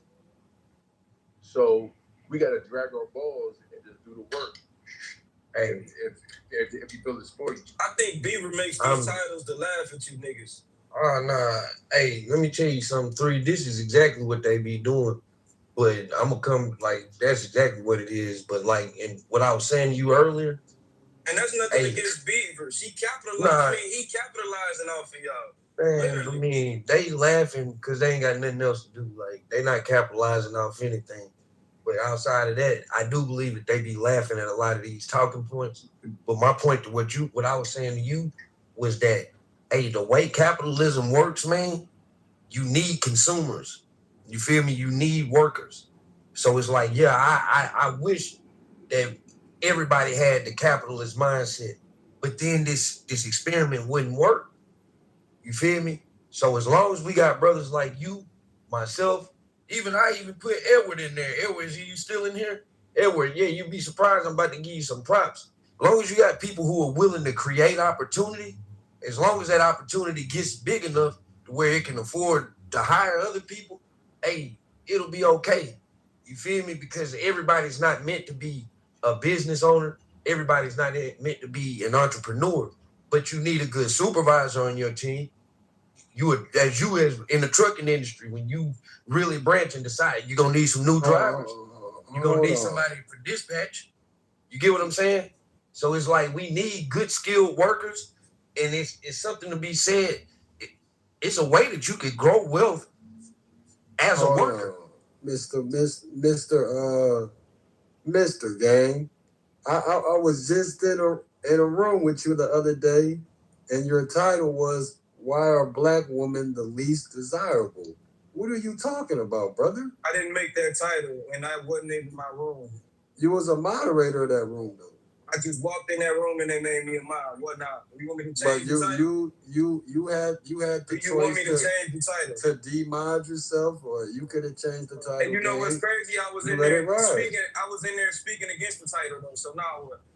But you saying Beaver made the title to laugh at niggas, but I just feel like that was contradicting. That's my genuine thought. I think that not even just Beaver, I think white people make these triggering titles about black people just to laugh at you niggas. It ain't nothing contradicting about that, because I didn't make that title and I had nothing to do with that title. And every time somebody came in that room that I knew, I said, hey, I literally put in the chat, I wish a couple of these, matter of fact, you was in there. Yeah, I was in there. And you liked my comment when I said, hey, I got nothing to do with this title, y'all. Absolutely. I said it 5 times in a row. Absolutely. And to be fair, Timothy, did I not say something when y'all first made that room title, when I simply just read that person's question? I read that question and was sarcastic with my response, saying, hey, if they're responsible for the destruction, why did the other party just sit there and watch the destruction? We all that was my point in saying that. We all disagree with the title, but the title was actually brought up by a black person. Yeah, I don't come in this room. But that's the thing, though. Half the titles that are produced in this room come up from black people speaking on such topic or such matter, and we just formulate it to a title. A black person brings the shit up. Look, I'm not even knocking. It was a black person that said that. I'm not even knocking white people that hell, even if they were making this title, bro. I'm not even knocking them. Yeah, I understand what you're saying, mister. It just seems like what I'm telling niggas is it's crazy to go in a white room. But this not even a white man's room, though. But I don't know why y'all keep saying that either, though. Like, bro, this room just because it's some white moderators. This room is majority white, and y'all no, it's not, bro. And y'all let Pepe say nigga, bro. Whatever, Pepe, we let Pepe say whatever we want. Hey, regardless if this room, we can look at this stage right now, bro. It's the app is majority black, bro. Yeah, the app is like 80% black, 90%. So how is this a white? So we got a white room. You is scrub. You is somebody that pretty much started out coming into black spaces. You would know that this particular room isn't necessarily a black space. No, it's not a white space though. You can't say that's always so Himothy. Although Himothy, nobody is saying that a white space won't attract black people. All right, nobody's saying that. But to suggest that this isn't a white space is just. I just asked Mountain, like Mountain, one of the most. He said some of the most egregious stuff on this app. But he came in this app actually through black spaces. And what did I just say this? The Mountain, would you consider this a black space? No, it's not. Consider it a black, but it's not a white space either, though. I'll just say that. I mean, it's diversity, you know. Mountain, I heard you complain all the time how this isn't a white space. No, I know it's not a white space. It's not right with me. I mean, I would beg to differ. I would say that y'all do allow a more.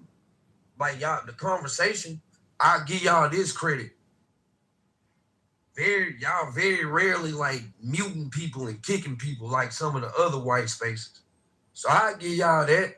That's why I like when it comes to Pepe and stuff, man, I ain't, bro. He like the least effective racist I ever met in my life. You feel me? Or I came across. So I'm not gonna like get bent out of shape in a space like this when certain languages is used. Now in another space, I might feel away because I know that y'all like that ain't y'all space to be free like that. But this why I come in this space is because y'all can talk freely. I want to hear white. Hey, well, can I just say this right quick? You can talk freely to an extent. You can't say the N-word here, bro. You can say the N-word in this bitch. What are you talking about? about? Bieber gets all mad, bro. Bieber moved me down and fucking gave guy the monitor, man. Let me answer the question, bro. So at the end of the day, you know, the sundown towns are way most. Hold on, though. I want you to speak on that, but hold on, though. What is the difference from a white man getting his shit off and a black? Do we not allow black people to get their shit off in here? I'm confused. Did any black man on this stage, have y'all ever felt silenced in this motherfucker? Man, can't nobody on a free talking app. I don't see how you can necessarily feel silence, but like what I will say when y'all got certain, and it's really only one mod to do that. He play that game, you feel me, of trying to mute people because he know that he can't win arguments. That's why when he's not a mod, all of his arguments are he's always destroyed in debates when he's not a mod. Like seriously. About PP? Yeah. Yeah, PP, he'll do that shit for sure. So outside of that, nah, let me get 2 green sweet swishers. Shit, Beaver them been modding me a couple times. Like, so I'm not. Yeah, that's a fact. I don't see that doesn't surprise me though, Rob, because Beaver is a virtue signaler, bro. Like he mutes me. I can't say the N-word, bro, in here, and he'll give any minority the fucking. I told you that the whites don't like you either, bro. That's all right, dude. I told you this. Dude. The whites don't like you either. Some whites like me. I met a woman from Montana last night at work, man. I should have asked her if you knew this guy named Mountain that sleeps with his sister.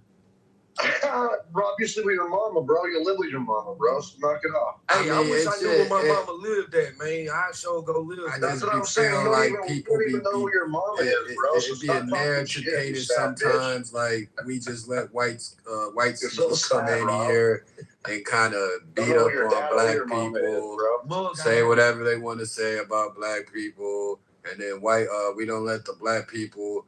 They just get shit on for real. And it's like, bro, y'all can pick up the mic and say what y'all want to say too. Go to the right, sir, so you ain't even got to go back in the street. I don't know why they do that. I ain't never say nothing of that though in the deal. I say bunch of victims. What it is adjacent. There's nothing wrong with it being, you know. Hey, screw up. We all victims. We all victims of capitalism, man. And when y'all wake up and realize that, hey. We all, and that's not me saying that we out here can't motherfucking do for ourselves, but hey, we've all been victimized when it comes to this motherfucking capitalist system. And that's not saying that a nigga like me ain't trying to capitalize it. I'm not speaking like, I don't speak the doom and gloom of like anarchy and destroying the system because I'm not sure what the alternative is. You feel me? But if you're an American that makes below a certain number, if you ain't up the top 1-2%, I even say 5-10%. Hey, you done been victimized. Right here, sir, this is cool. You've been victimized. You might not see it that way. All right, boss, you have a good one. See, y'all look at the victim thing, and y'all look at it like that means that you're out here weak and you desolate, and that means that you don't have a voice. No, you've been victimized. You be smoking swishers out the pack. No, I don't. That wouldn't even make sense. Otherwise, I can just smoke good cigars. Why don't you try some hemp rolls, by the way, bro? I don't like those. Like when I stop smoking swishers, I'm giving up weed in general. Are you a cashier? You're smoking the worst shit out there, bro. Then you're talking shit about weed, Rob. What's your deal, bro? At a front desk or some shit? You think I'd be buying swishers at a front desk? Mama, you live with your mom and you smell like mom. Masada, are you there, Masada? Yeah, I'm here. Yeah, that's my whole thing. Mic on you, man. Go ahead, fam. Since we wanted to talk about this economics, Like, there's a serious topic right now. Like, the leading conversation amongst economists is UBI, is Universal Basic Income. Is anybody Economists? Yeah. We had a big discussion in here about UBI the other day, and everybody had kind of mixed feelings on it. Certain people agree with it. Other people feel like it's not gonna work. I tend to think I'm listening to people like Elon Musk, who know like that this world is gonna be a lot of jobs in the next probably 5-10 years that we know of won't be in existence. I think it's gonna probably become a necessity for everybody to at least offset what people can't do. But it is what it is, man. Like, I don't think it's gonna be. I'd be hesitant in believing his predictions, bro. This is the guy who says we're not going to have a currency, someday. But I've heard other people that's in his ilk speak about what are some of the alternatives for when jobs are just outright that people kind of depend on. What are you gonna do about that? And these are like obviously lower level jobs and shit, but it's just something to think about. No, they don't be lower level jobs either, man. Hey, people that work on them computers all the time, they better watch what's going on. Honestly, this is what I'm worried about. This is what I'm worried about what's gonna happen, bro. Like,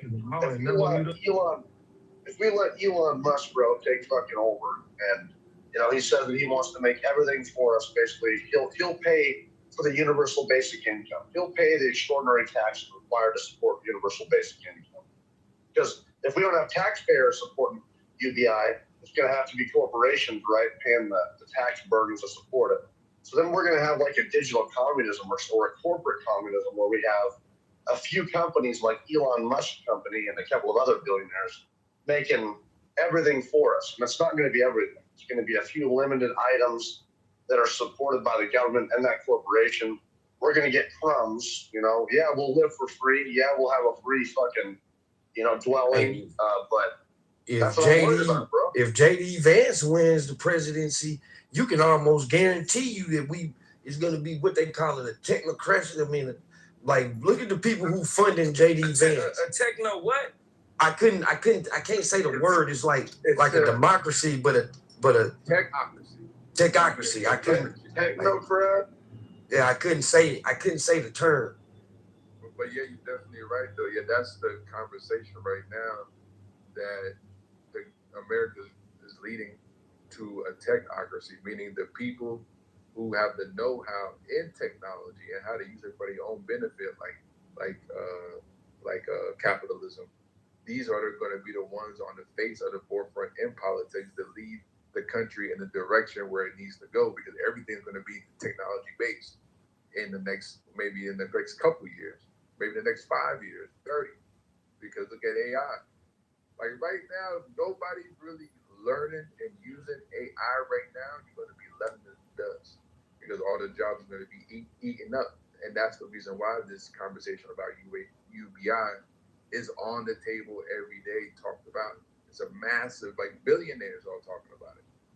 So I think it may be a reality. To be fair though, every technological revolution we've had, these kind of conversations have happened. I recall when computers and the internet became a thing, like people were concerned that oh man, computers gonna take every job that you have. You know what I'm saying? So it may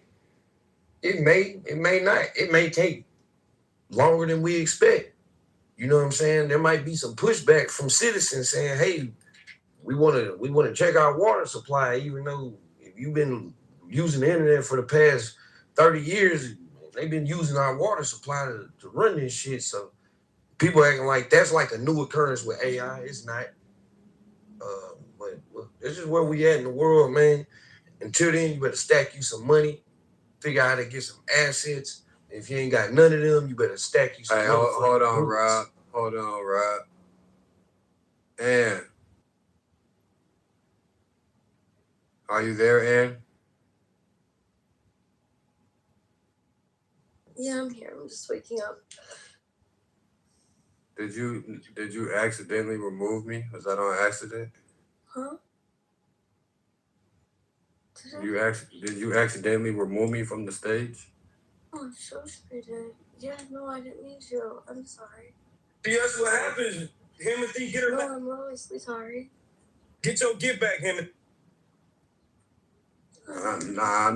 Nah, it's cool. I just had to clear some shit up. I was just confused. But go ahead, Rob. I'm sorry. I didn't mean to. For sure, I believe you. Oh, he too nice, bro. You really a Sigma? Yes, sir, bro. I'm branded and everything. Okay. What chapter? Alpha Optimus. Where that's at? If you don't mind me asking, no disrespect. No, you good. Wilberforce University. Okay, that's what's up, brother. That's what's up. Hey, I didn't know you was in okay. That's why I like you a little bit, gang. Ohio. Shout out to Ohio, man. Shout out to Ohio, man. But you feel me? You could get back to what you were saying, Rob. I didn't mean to cut you, man. I just had to yeah, go ahead.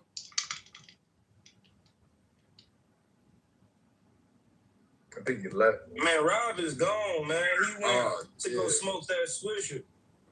They said, man, I'm Greek, man, so I try to really, align and stick with my brothers and sisters, man, but it's cool. We be tweaking, man. We be acting like we don't be tweaking, you know what I mean? I know we be trying to stay together, man, because it ain't too many of us, but, bro, I be seeing what the community really be doing, bro, and we be tweaking, bro.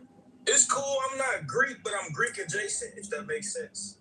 It makes sense. You want to be Greek, or you just hang around the Greeks? Hell no, I don't want to be Greek. I could have been Greek. That's you hang the around the difference. Greeks. Could have been Greek. My best friend is a Greek. Actually, the nigga that just laughed at your page, that's my best friend in real life. That's my brother, man. Is he made though? He made. He a made man for real. Real made. Cause they not getting made no more. And even when they is getting made, they still not getting made. Timothy, how old are you, bro? How old are you? I'm 32.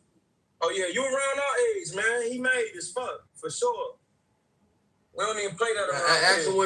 Ask him what he know about Century and tell me what he say. Hey, you ask him right here. He on stage. Where he at? The motherfucking camp.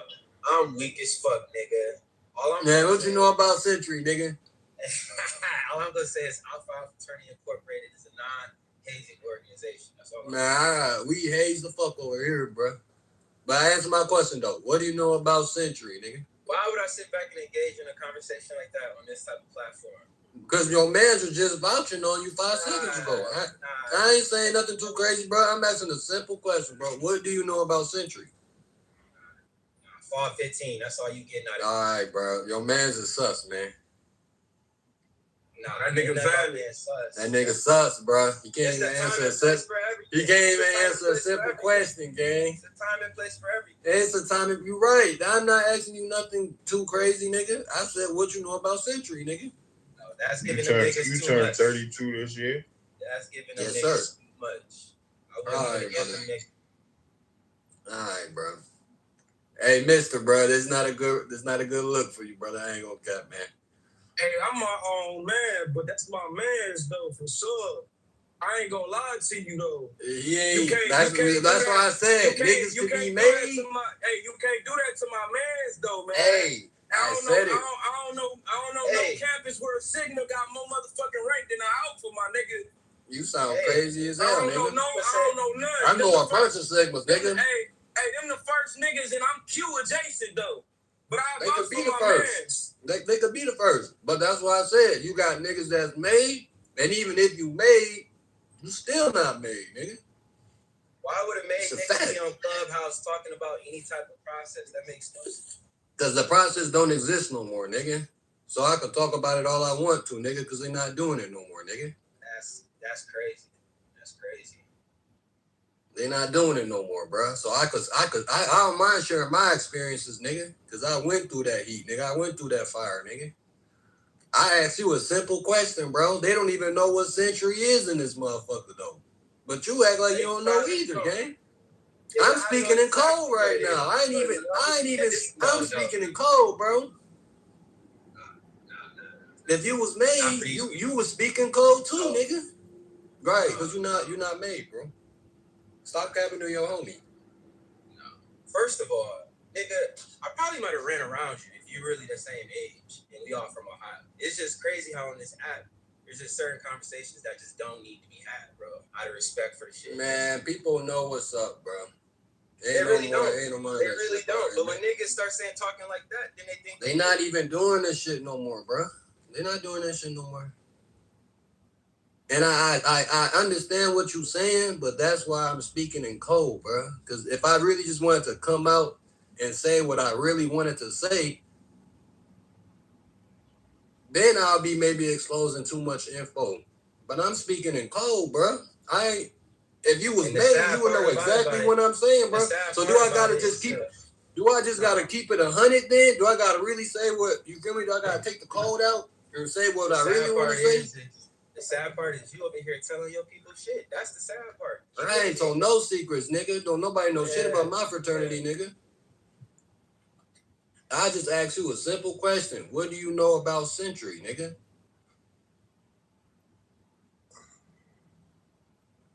Right. That's it, bro. That's all, bro. I didn't even know who the fuck you were, bro. Your homie brought you up and started vouching on you, nigga. I wasn't even concerned about you. I want to be honest. Having made conversations on Clubhouse with niggas who's not Greek is fried, nigga. Absolutely. Bro, you're paper as fuck, bro. Says you, nigga. And if you're not paper, I don't respect your process, nigga. You are a Sigma from Wilberforce talking about a process. I'm a Sigma from Wilberforce. Yes, nigga. Do your history, gang. Do your history, bro. No one is looking for a Sigma from Wilberforce, bro. It's okay. I'm just trying to be cordial, divine. You good, gang. I ain't going in those conversations in front of you. Hey, P's, my bad for sure, bro. That's the best you can say. You a Sigma from Wilberforce, nigga. When was your chapter founded? 2026. Right. This hood lingo, bro. What is this? Right. Sorry, shit, bro. Right, bro. 2026, bro. Like, we supposed to be in this bitch building, doing shit. Ain't nobody about to be sitting here going back and forth. Bro, I just asked you, bro. You came at me. I just asked you a simple question, bro. You were the one that started throwing shots. Oh, you were sick with this. Bro, I didn't come at you in no disrespect. I just asked you a simple question. That's cap. It's cap. But it's cool.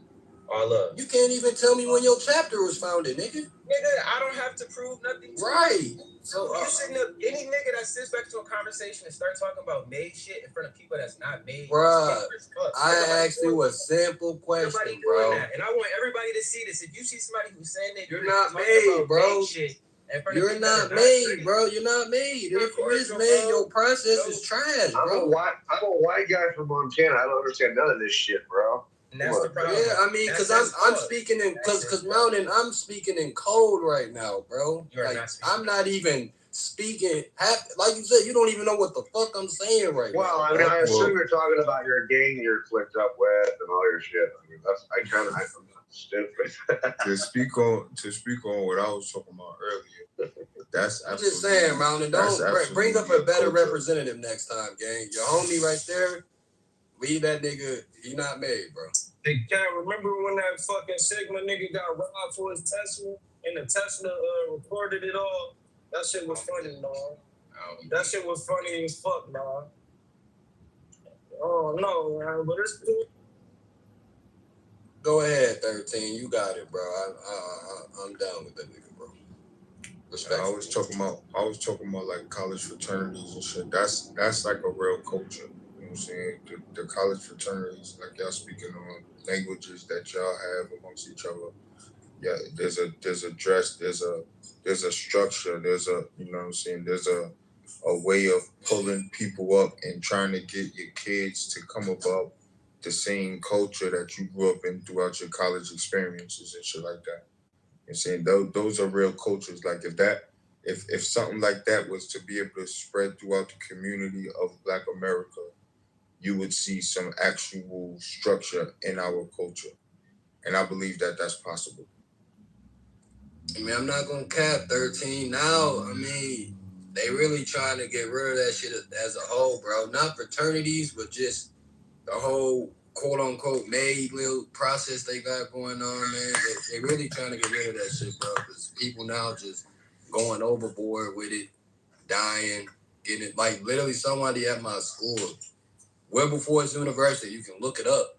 A girl just fucking died from drinking too much fucking alcohol, bro. And she was trying to join, not a sorority, but it was like a little social sorority club. Like, not D9, but it was, you know, some little sorority shit you gotta do.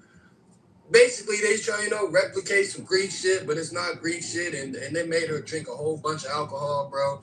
And Shorty died on campus, bro. Like, so they trying to really abolish this shit, bro. Like, And she was from taking our it to city. the extreme. She was from our city too. That's the crazy. Oh yeah, so you know exactly what I'm talking about. She Like, was that from happened Toledo. at my school. She was from Toledo. That was it, like the turtle thing or whatever. Yeah, turtles. That's the word, turtles. Yeah. That's crazy. Yeah, turtles. I'm my mama, bro. Yeah, he knows it. Yeah, And they just bro. drink, right? They just drink. There's like nothing outside of just drinking, from what I think. Yeah, it's You just say you drinking. from Toledo, right? Yeah, Shorty was from Toledo. Yup. Yup. That's Freshman. Like, what's that? What's the borderline Toledo on? Like, what's that? What's Ohio that? or Michigan. I don't know, but It's shout over. out Toledo, man. Niggas Michigan, know what's yeah. up with Toledo. Cause I know a lot of people in Michigan be trying to claim Toledo type shit. I don't know why. But like, to what you were saying, bro, people take that shit to the extreme, bro. Like, and it's to the point where, you know, people are sadly dying from that shit, bro. So it's like, I mean, as a black culture, you know what I mean? We try to uplift ourselves with the fraternity and sorority shit. You know what I mean? It's mainly about giving back, community service, brotherhood, you know, scholarship. But people get mixed in with the quote unquote made shit, and you feel me, trying to prove to motherfuckers that you've been through some shit, and people go overboard with it. And now If somebody y'all really died. want to do something, y'all need to start banks. Y'all need to take all of y'all brothers across the country, Sigma or Alpha or Q, whatever, and start banks. Almost kind of something that the AKAs did type shit. If the women can do it, y'all niggas need to get on Q with that shit too, for sure. That boy really. Yeah, peace to the room. Peace to the room. I don't agree with what the white boy said. I don't agree with 13 said. I mean, I don't know why niggas love to bring up my community when y'all talking about some fuck shit. That's some weird ass shit. The black community be this, black community be that. Black community be fine without all these white people. Yeah, look, white dude, your people is the gang members. Why you talking about some gang shit? You know who started gangs, all right? That was your people, not my people. My people used to walk around this bitch docile, nigga, giving hugs. Nigga smiling when they get slapped, turn another cheek. My people soft than a bitch. And I don't give a fuck what no nigga in here say. I tell them all the time. Your people, though, your people really like that. Them the real gangsters. Them niggas you don't want to play with. They will step on your motherfucking neck, nigga. They will step on your neck, your mama neck, your whole country neck. They got to, nigga. Everybody in the bitch getting belt. Nigga, what the fuck is y'all talking about? No, yo, hold on, real quick. Stop this shit. Real quick, because I'm not like against white people and shit like that, but that's a 1000% fact. White people, the nature of white people is war. The nature of black people is sex. Is aura. You get what I'm saying? Presence, civilization. That's really just a fact. White people come from war. Like before, and this is taught in your history. You know what I'm saying? Whether you believe in this white history that they teach you or not, it's taught in your history. Before slavery, before they brought these Africans and started slaving the indigenous people in America, because we come from, you know, everybody don't come from African America. We also come from indigenous slaves. But before all of that, white people was going to war like a motherfucker with each other. You know what I'm saying? All they did was kill each other, rape each other, have sex with each other. You know what I'm saying? Like just all kind of chaos in those communities. And we had actual civilization. You know, we taught we taught white people civilization, and they used it and infiltrated our civilizations and put all this fucking these different religions and different beliefs and different languages. They put that shit on all of our communities, man. That shit is we come from civilization, man. All of this like this bad shit y'all be talking about that's in the hood, that shit was all taught to niggas by white people. That's a fact.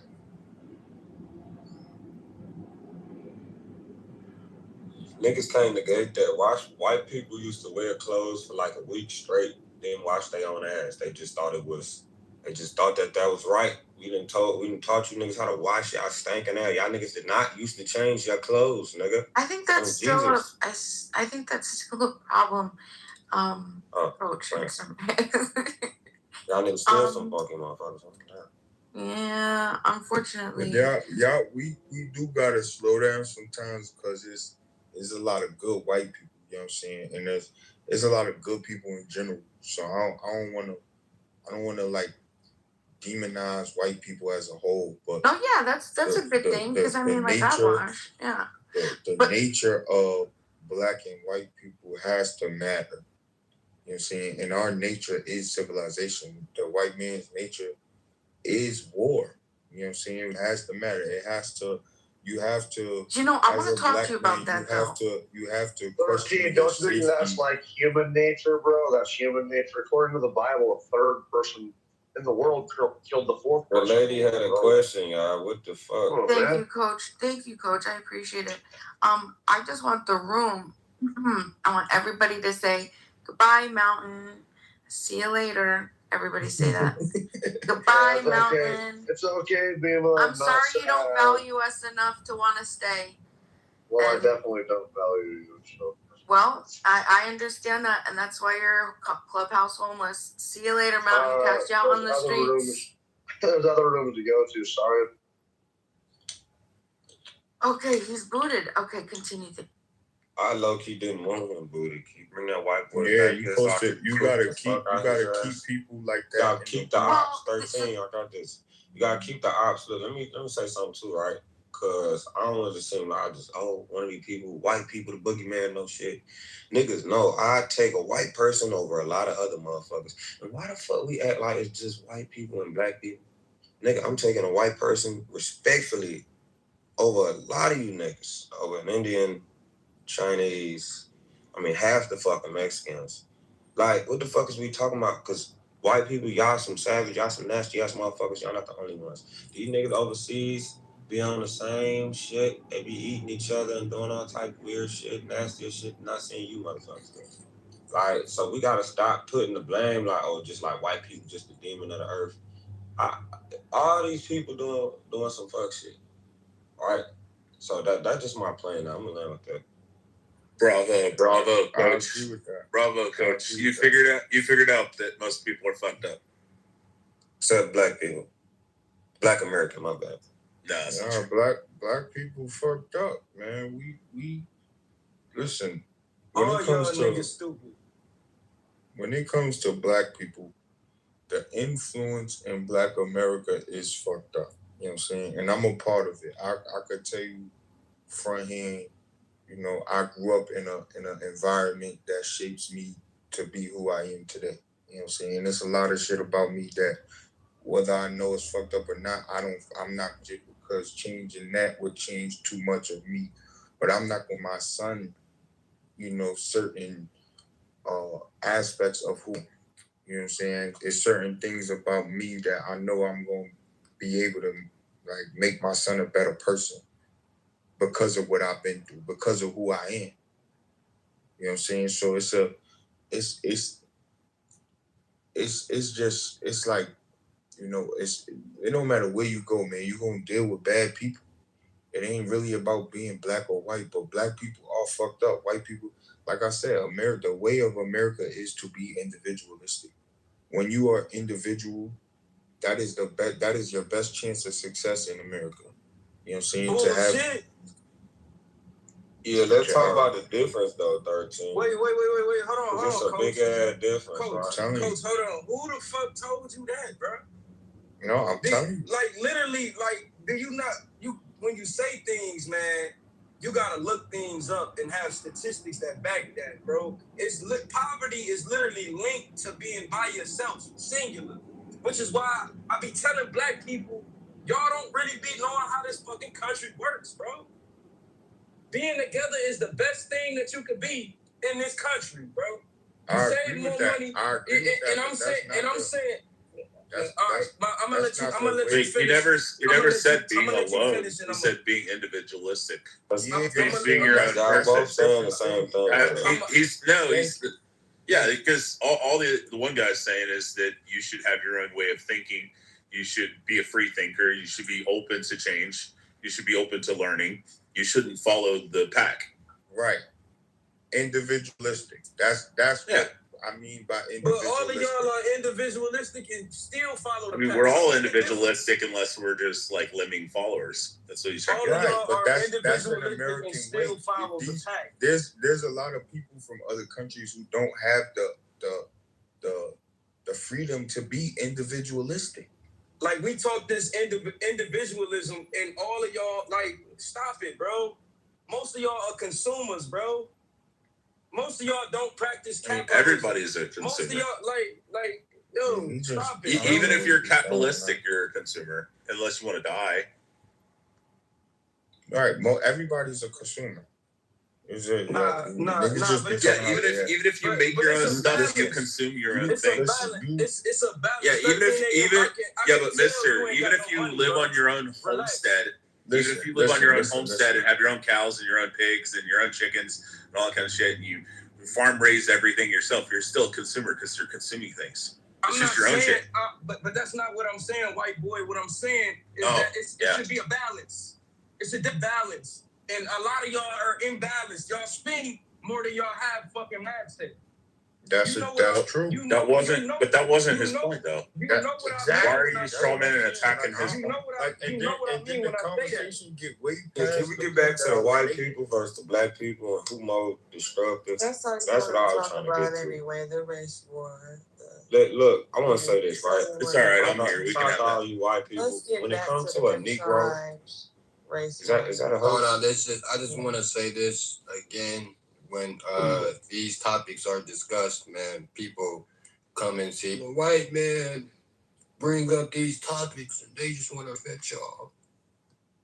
And in real time, like I said 100 times, it's always a black person that wants to discuss these type of topics, man. Right. So stop getting mad at the cracker. Timothy, who saved you last week? A white man saved me last week. Falling right into the program. Who told you to go fuck yourself, Timothy? Timothy, you better do that dance when you get done with these white Timothy, who told you to go fuck yourself? What were the 4 people that told you to get fucked? There was a black, sir. Yep. Who cares? I don't mean shit. Look, so this is what I'm saying, right? When it comes down to it, I think it's a different scale. I think that different ethnicities operate different when it starts with the men. So white men, black men, Asian men, Jamaican men, whoever the fuck, Chinese, South Korean, South Korean, however that men decide to operate, that's how their country, that's how their ethnicity, that's how their bloodline will move. When it comes to white people, of course, niggas, we got our shit too. Nigga will shoot the fuck out you. Nigga will walk down, come shoot the fuck out you. Then between a nigga and all these people overseas and white people, we are soft as fuck. I keep telling you niggas, a nigga on my baby is the softest nigga on the earth. Us, we are. Nigga, we not finna come for y'all children. We not finna come poison people water. All we finna do is shoot the nigga that we were trying to kill and get the fuck out of there. 9 times out of 10, that's all a nigga do. Nigga ain't trying to go shoot your mom, shoot your grandma, bury all this and the third. Niggas don't be doing all that. Niggas ain't trying to drop bombs on you and put all type of shit in your vegetables and decline your whole fucking... Niggas ain't trying to shoot STDs in your arms and shit. We are not that evil. All a nigga want to do is have sex. I tell niggas we are fuckers, not fighters. We put love into the world. That's all we do. We love us. A nigga in America, you think about a nigga in America, because 13 talking about his community today, like you don't got no daddy, no granddaddy, no great granddaddy tell you what the fuck they was doing. Everybody granddaddy in this whole soft. Like, niggas' grandmamas was harder than niggas' granddaddies. It was Big Mama house. We have a matriarch society. You niggas don't even respect women. Nigga, what the fuck we talking about? Don't no white man ever gave a fuck by no white woman. Wherever she said, y'all know if this was a black man country, we'd have been had a black woman. It'd have been a black man president, black woman, black man, black woman, black man, black woman. What the fuck is wrong with you people? We don't think like you people. And niggas overseas do the same shit. They don't allow their women to get in power, government, presidents, all something. They're not doing that shit. And that's how y'all do. And us in Black America, we have matriarch society where literally Big Mama was the one. Only a matriarchal society because there's no men in the community. Hey, miss. No, plenty of men. My PTR, I'll beat your ass with that. Not on average, coach. Look, but this is what we talking about because 13 keep talking about he grew up today. Niggas been here. I'm gonna land here, right? Niggas been here before today, my G. And niggas been had a lot of black men in the community, right? Niggas wasn't gangsters, Italians and white people, Jews, they bought all that gang shit. So in the 30s, niggas wasn't gangbanging. 20s, there was no gang. So what do you call tribalism? Look, tribalism is overseas. That's some, you know what I'm saying? Gang. No, it's not gang. Calm down, dude. Every single people got tribalism. Hey, check this out. White people got tribalism. You call it what you want. Right. French, what did you Dutch, say that I right? said? French, Dutch, Spanish, Jewish, said? British. These motherfuckers kill each other. Is that gang banging? These motherfuckers been killing each other. World War I, how many motherfucking white people died? World War II, how many white people died? Them white people bombing, killing, destroying white people. Ain't no nigga had nothing to do with that. What did you say that I said? That nigga on that nag. Don't forget about the Tutsis. What was you addressing that I said? It wasn't you. It was we were talking about white people and black people. Which one was more disturbing? You said black people bad too, which I agree. I mean, I ain't gonna be no dumbass act like we don't got bad people in our communities. I just think it's different scales to this shit. You know what I'm saying if they have more people in that community that's willing to press that red button. The houses. I said that. I agree with that. I ain't disagreeing with you. Yeah, okay, my fault. But like I said, I want a white boy or live to white that point. It's good white people, it's good black people, it's bad white people, it's bad black people. Yeah. The conversation comes when we talk about the difference between the privilege to be a bad white person versus the non-privilege to be a bad black person. You get what I'm saying? These problems that y'all talk about from these niggas in the hood who are quote unquote bad black people, all right, cool, but what about the bad white people who just get overlooked because of the world we live in? You get what I'm saying? Like the nature of people is not going to change that much just because you live outside of the hood, my nigga. Hey, Timothy. I think it should change. This is why I say folks be laughing, bro. Because this shit remedial is.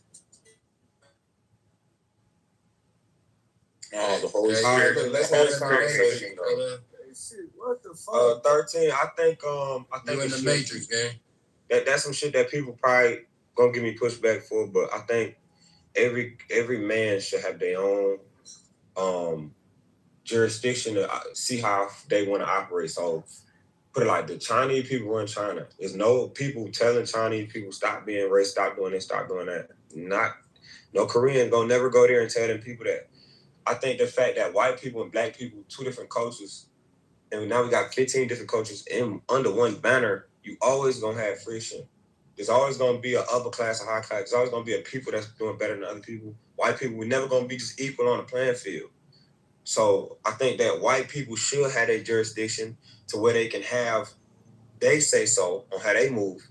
But only problem with white people and these Jews is that they don't give us our space to do that. And that's my issue with y'all. Why do you want them to give you anything, bro? Look. All I need is niggas to leave us alone. Be quiet, bro. All I need is they to leave niggas alone. If they give us all space, like, hey, we're not gonna bomb y'all if y'all start building. We're not gonna fuck y'all up. All niggas gotta do is give black niggas their own space to operate and see what the fuck. Why can't you take that shit, bro? Man, hey, how long do we have to Mr. Because we talk. Mister, you're sounding a little too much like a booty bandit when you say take it that aggressively to other black men. How long do we have to fucking goddamn? We can't take it. Can we have a conversation, bro? Stop trolling. Like, what the fuck?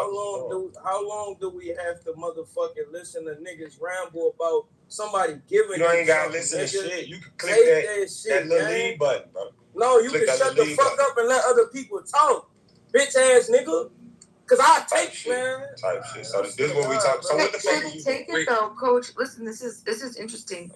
What is he talking about? Well, listen to this. Hold on a second. That's the do something. What is you doing in the community, right? Is you married? Mister, when you say let other people talk, is you doing this? Is you doing that? Nah, these niggas talking. What is you doing? What you taking? What you talking, my boy? White boy. Talk to me. No, it just sounds like you're saying shut the fuck up and let me talk and tell you how it is. When you say let other people talk, there. Wait, who ain't did nothing? Who ain't did nothing? You said you a coach for a living, bro. I own a whole you really company. mean is all y'all shut the fuck up so I can tell you how it is, and y'all need to listen to me.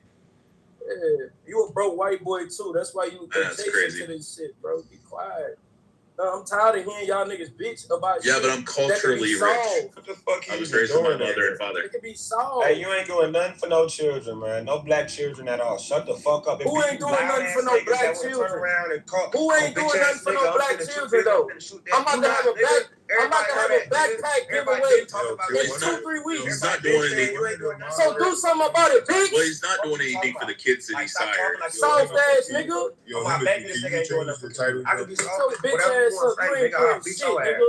You ain't gonna do shit for the community. Come on, you ain't gonna do shit. You's a bitch. You don't even know who your mayor is. You's a bitch. I'll spit in your bitch face, nigga. The fuck up. Alright, guys. Can you change the title? It seems like people want to crash out right now, man. So I went ahead and changed the title to Crash Out Hour. Man, y'all go ahead. Y'all got it, man. Nah, we not doing I'm about to set my phone down. I'm about to go brush my teeth, man. Get my hygiene together, man. Y'all go ahead and act like animals, bro. Hey, you heard me ask this nigga 6-7 times. Let's stay on point. Let's stay on point. What the fuck this nigga crashing out? Yeah, but coach, Mister just wants to sow division. That's all he wants to do. God damn. Crashing out in this bitch like a weirdo, man. Y'all be nigga bitch ass nigga. Talk about the fucking topic, nigga. Who the fuck is you? You talking about white? How am I pushing division? I'm talking about white people versus black people. You are. You're sowing division between white and black people. About niggas talking about the topic. We talking about white people versus black people. I seen the name of the fucking space. Dumbass bitch. Shut your pussy ass up and have the conversation, brother.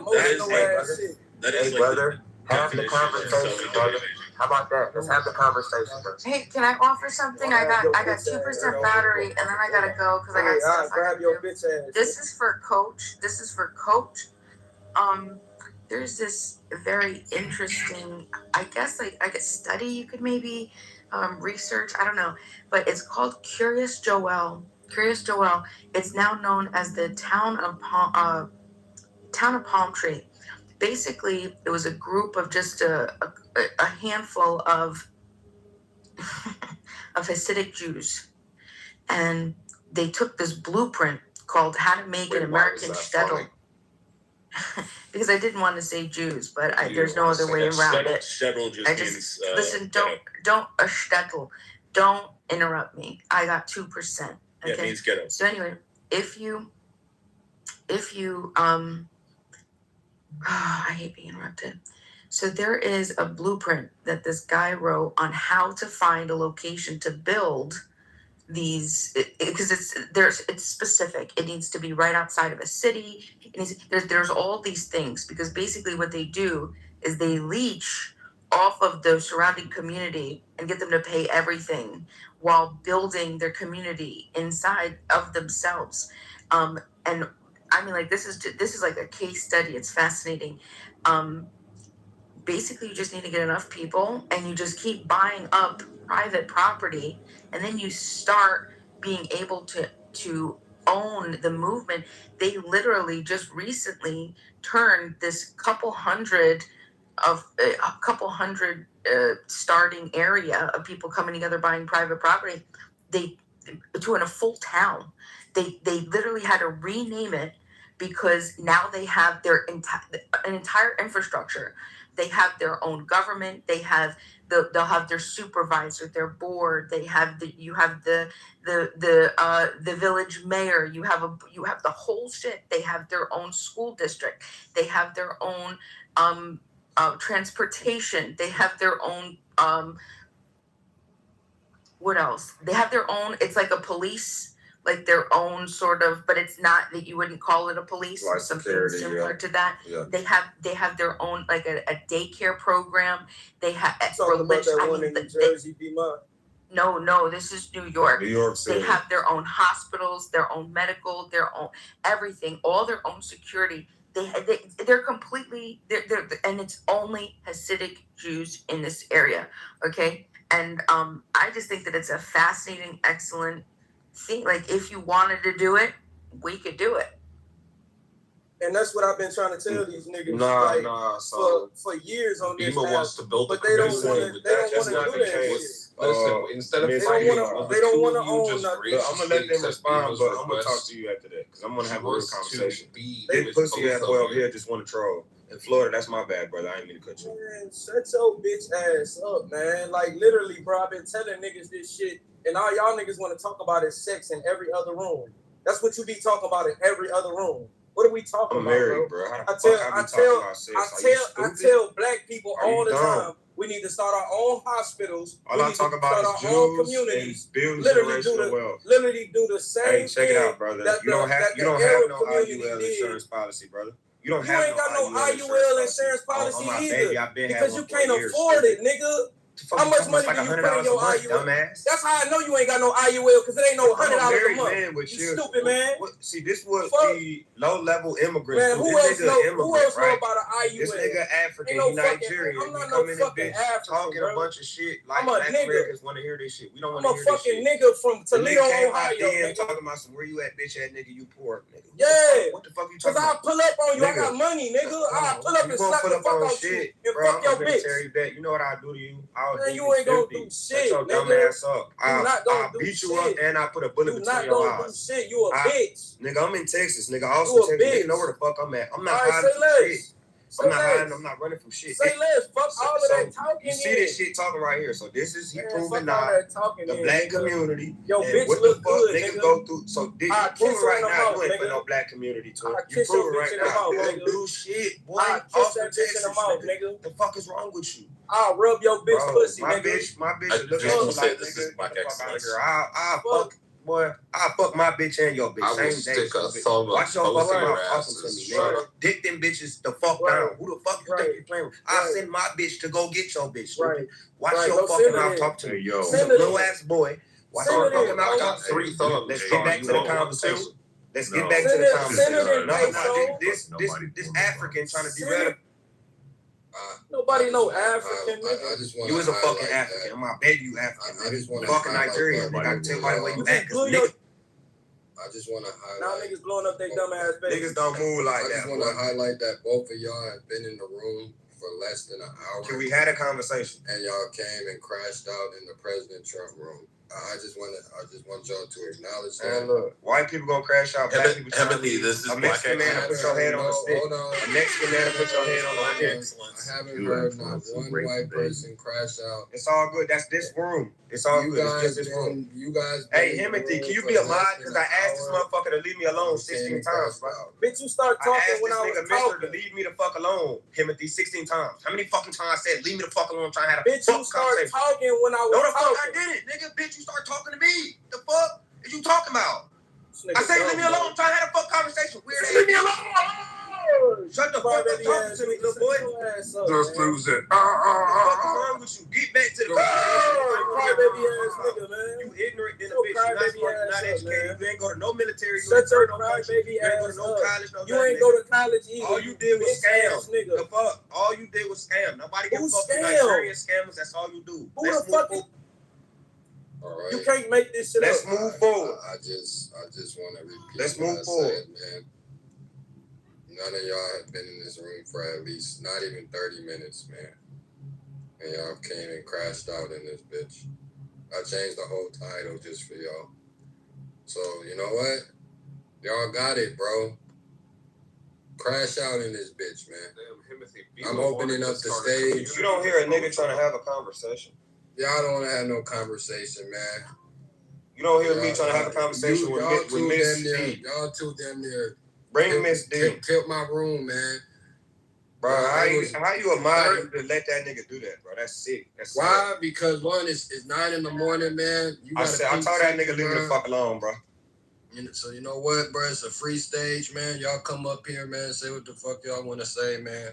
I'm gonna come back in about 5 minutes. I'm gonna say what I want to say. You had 2 niggas arguing, cool. You had white people doing some whole other shit, plotting on you, conspiracy, not conspiracy theory, conspiring against you was actual crime in court of law. Coming to get your bunch ass. Shut the fuck up with it. Oh, 2 people are arguing, y'all crazy. Oh my god. Yeah, I done seen a white dude straight nigga grab his kids and straight like nigga in pub. I'm like, bro, why the fuck you do that to your kid? Other niggas on him like, yo, shut the fuck up. I've seen Chinese niggas kick their kid full foot to the fucking mouth. Bow, a child. Stop talking like niggas is just the worst one just because me and this crash out in here having an argument. I asked respectfully for some respect. Now, I do want to respond to the lady that's talking about Jews and this. Everybody know about these Hasidic Jews. Everybody knows about the Ashkenazis, the Sephardics, the Khazarians, Zionism. Yeah, I'm well studied and all that shit. You want to talk about it? Let's talk about it. These Jews run y'all country, white lady. They own all your banks. Hear no more, dumb nigga. I don't care.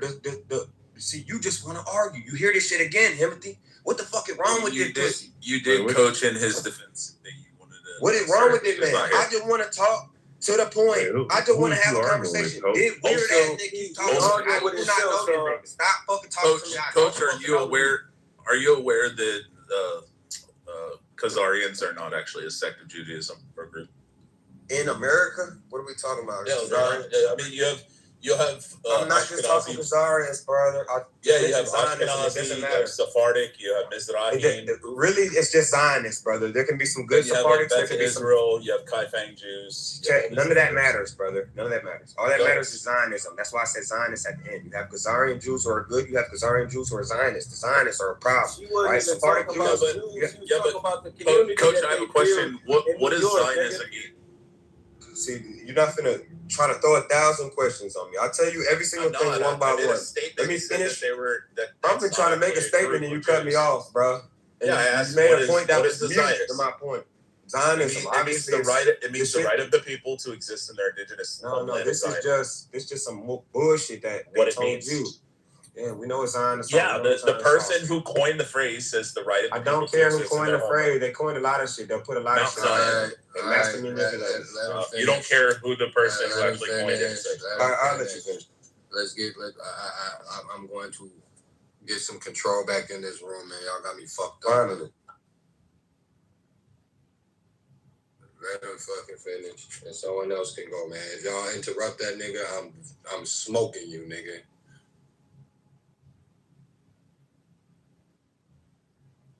And you can't make this shit up, man. All she was telling dude was that the Jewish community built a whole community in New York, and that black people could do the same thing if they had the same discipline and they focused on the right shit.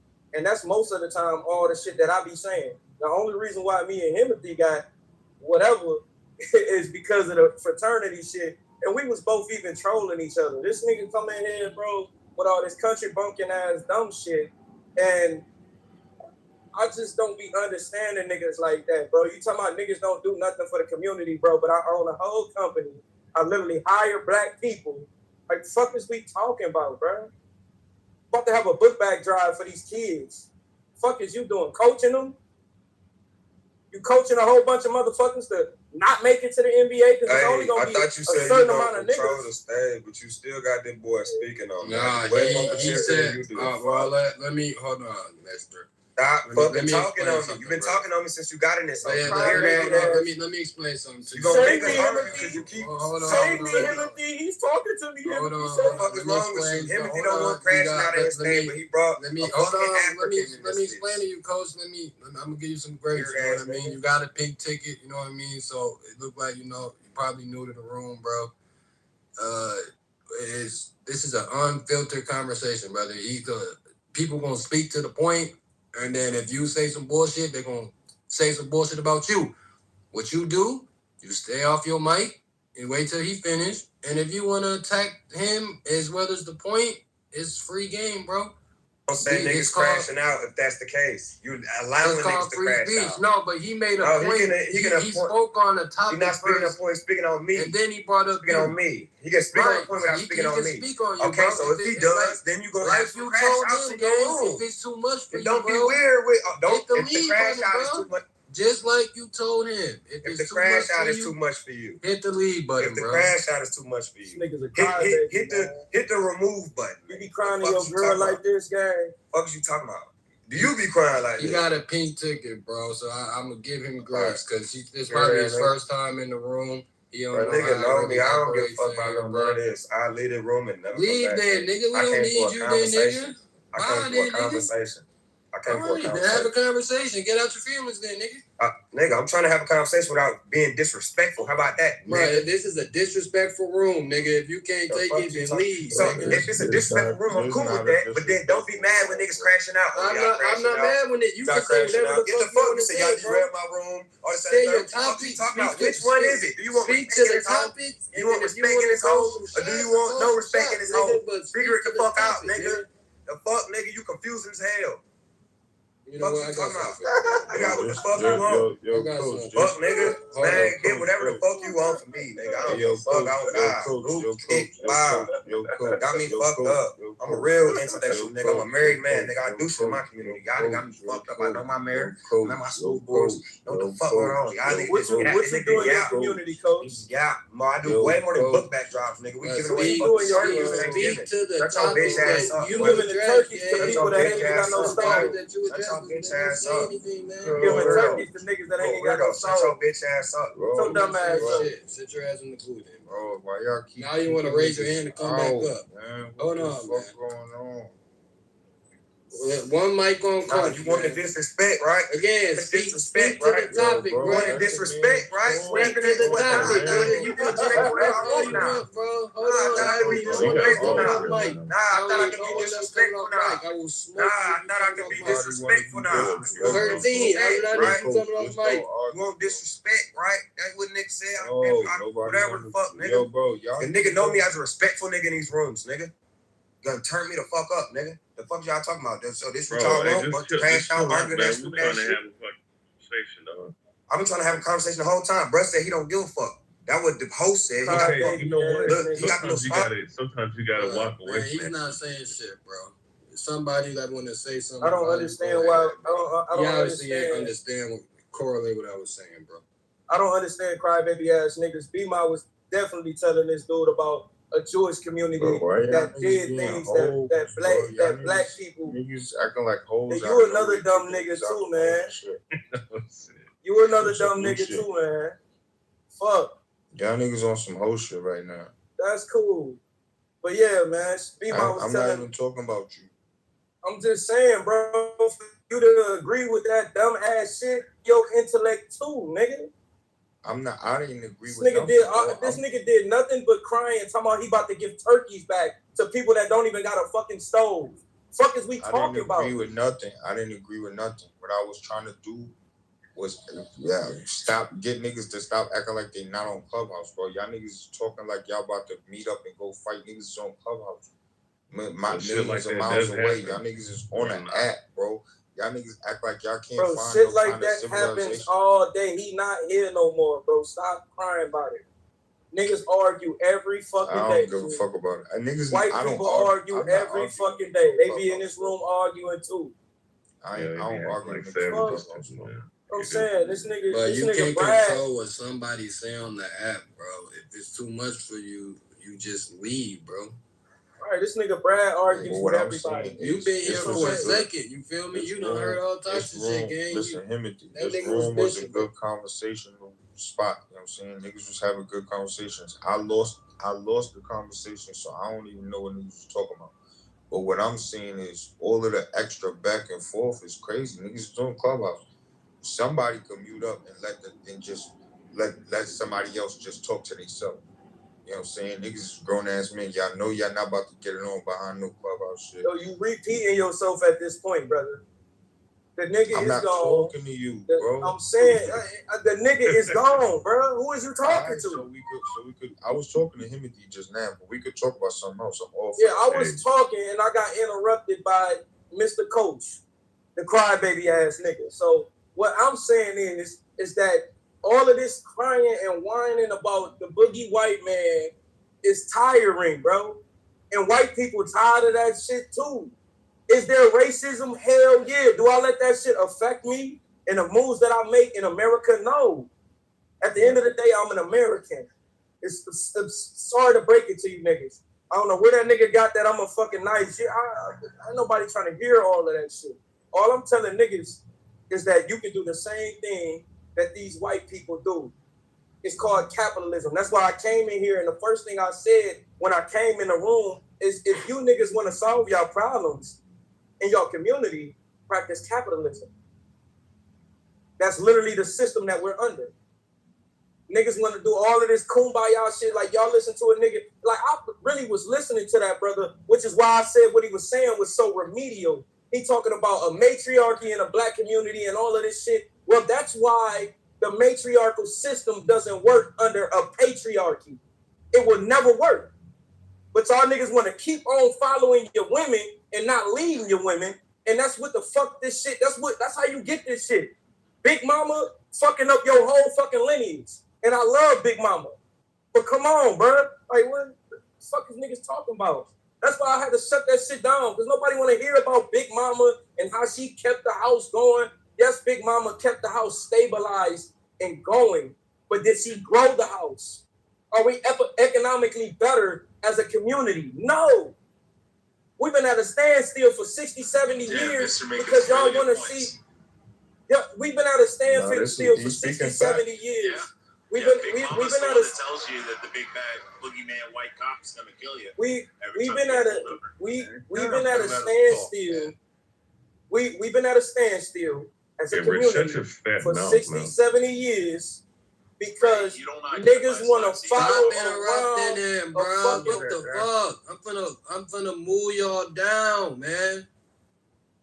Okay. We've been at a standstill. Right here. We've been at a standstill. We've been at a standstill for 60, 70 years as a community because men don't want to lead. These niggas can't take leadership. They barely want to take accountability for the things that they got going on. See, that's the difference between me and these niggas, man. Anything that goes on negative in my life, I take accountability for that because that's what made me a leader. But you niggas don't want to be leaders. Y'all just want to talk about how it's everybody else's fault that your life is fucked up, that it's everybody else's fault that your family ain't doing shit, and all the women in your family, instead of cooking and cleaning and making sure that the family is good, they out here working and fucking up the family. It's just, it's sad, bro. It's sad, and that's why I didn't want to go down that rabbit hole of, the white man, this, like, bro, I am tired of that shit myself. And it's fucked up that I'm tired of that shit myself as a black man, but as a bigger picture, bro. I see the bigger picture, and I see the things that black people could thrive and do. Am I saying that it's wrong for black women to work? No. I want my black sisters to build things, but they got to be in conjoint with us. But obviously, niggas is so bitch-made that they can't get a woman to get on not even their program, but on the same page as them, bro. I just want to bitch the women about how the white man doing this to you, the white man doing that, bro. Man, all right, man, I'm not going to ramble, man. But, yeah, man, a lot of this is self-inflicted wounds at this point, man. Black people need to stop. I ain't gonna front. Everything that nigga just said was facts. He said a lot of facts. He said, I ain't hear no bullshit. Well, I'm gonna tell you something, man. He said a lot of facts, right? One thing, listen, I'm not saying, listen, you have to understand who your enemy is, man. I don't care what you think. He plays a role and you can't get in certain things. He plays a role, government. He plays a role systematic. He plays a role that you get a loan. He plays a role that so you can't, it's never, I don't want to hear what the white man say. Now, do hear what the white man is doing now. Do I agree? that we got to be accountable? Yes. Did I agree that he said yes? Facts about the women we got to lead? Yes, I totally agree with that. But you always got to know who your enemy is and what role he's playing behind the scene. And when somebody say, I don't want to hear about the white, complaining about the white man, well, I will never agree with that. But like I said, you have to take accountable in what you listen. I'm gonna always talk about the white, and I don't care who gets mad, care who gets upset about it, because I know what he's doing behind the scenes. I know who's really controlling things and doing things to stop Black people and Latino people from going ahead. So I will always talk about that. I will never stop complaining about that. But what I'm saying is, could be true. you know, 13, can I respond to this older brother, please? Hold on. Can I respond? Because he's speaking on things that I said. So I'm gonna respond. He finished talking though. I think he was done, and that's why I waited. That's why he muted up. That's why he muted up Himothy, and Elder. You can respond. Yeah, go ahead. I hear what you're saying, Elder, and what I'm saying is not to not know your enemy. What I'm saying is to know your enemy and move forward and around and through your enemy. It's a difference. I'm not going to sit here and bitch about what the enemy did in the past or what he's doing right now. You know your enemy.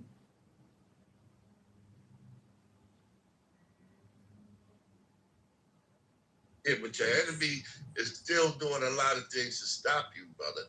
Now, you can't go around. Once you make that argument, we just complaining. No, we ain't just complaining about the white man. Right now, he's killing people in Mississippi. He's still hanging people. The police is still in our community doing dirt to us. So I hear what you're saying, young brother. But when you put that out there that we're just complaining, no, we're not just complaining. We're talking about things that's happening. Hold on, let me finish. We're talking about things that's happening. But you're right. We can't just, we still got to move. We still got to do things. We got to still do things that happen. But this is why people are being killed. This is why that young brother in Mississippi is probably dead right now. Because he's around his enemy. He's around his enemy, and his enemy probably killed him on the ship. You understand what I'm saying? To threw his ass off the ship. I'm sad that young brother in Mississippi died, but you have to know your enemy. If he really knew his enemy, he wouldn't have been around them like that. You understand what I'm saying? So, yes, brother, I'm telling you, hold on, let me just finish. Brother. You always got to know your enemy, but you got to move still. You can't just use him as an excuse not to do nothing. I hear you on that. Elder, how many people are you?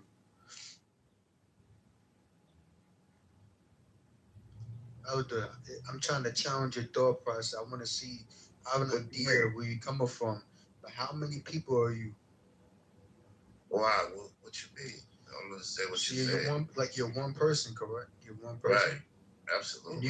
And you can, your powers is limited to being outside yourself and your most certain to your surroundings around you, like the closest surroundings around you, correct? So I'm trying to give you I was trying to challenge your thoughts, but it sounds like you don't want to go back and forth. But what I'm trying to say is, you trying to say yes, I'm one person. So what I'm saying is that we have a problem usually is about trying to dictate or trying to figure out what's going on everywhere around us. When reality is we got to fix yourself first. That person, what happened in Mississippi, I wasn't there, you wasn't there, and we can't tell. We're only going off of secondhand basis knowledge from off the situation. So what I'm saying is that a lot of people in our community, we like to try to make an impact. We try to feeling like to connect on a feeling level. Oh yeah, this shouldn't happen. This shouldn't happen. When reality is, you even if you was to even be able to try to do something, you really can't impact everybody as a whole. So all you can really do is work on yourself, better yourself and your lineages and everybody else too. Now, I'm not saying that you need to forgive or forget. I'm not saying you need to forget. But as a whole, what you need to do is acknowledge that there is an issue, right? But then move forward, but still acknowledge at the same time. But that goes to what both of y'all were saying, though. It's about how you play it, though. That's a lot of people. They do that, in my opinion, is because they're trying to justify a reason why they are where they are in their life, whether they're happy or are not happy. Usually, the people who are happy, they talk like Mister. They talk like me.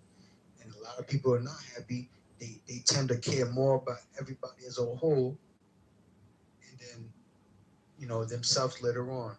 Why? Because they know that they're getting pulled from all areas, and they don't realize that you only one person. You can only do so much. So what I'm saying is that with you only being one person, I agree with you and how you feel about these situations that happen, but it's better to go attack it in a different way.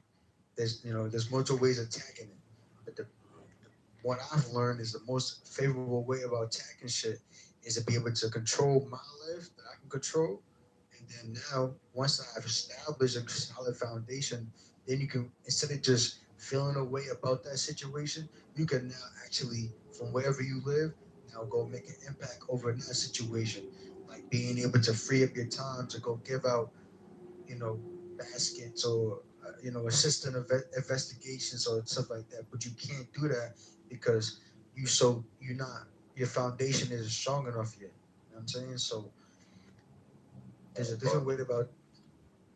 Go ahead. Brother, but that has nothing to do with happiness. Speaking about things that's happening, that doesn't mean you're not happy.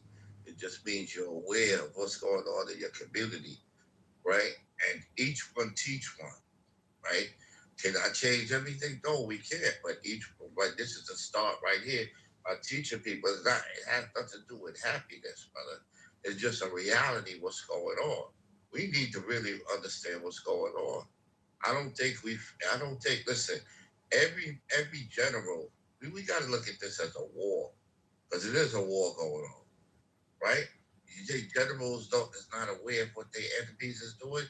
You think generals is not how to win the war and just ignore their enemies? No, that's why he's watching us. The white man studies us. He watches us. He studies us constantly because he's not sick, because he knows that we're his enemy. See, we got to understand this. We got to understand that we in a war. I think that's why. Wait, hold on. Let me finish, brother. Hold on. I'll listen to you. We got to understand that we're in a war, right? So, me talking about these issues, you know what I mean, and trying to bring awareness to our people, you know what I mean, I'm gonna always do that, brother. Always do that. And you understand what I'm saying?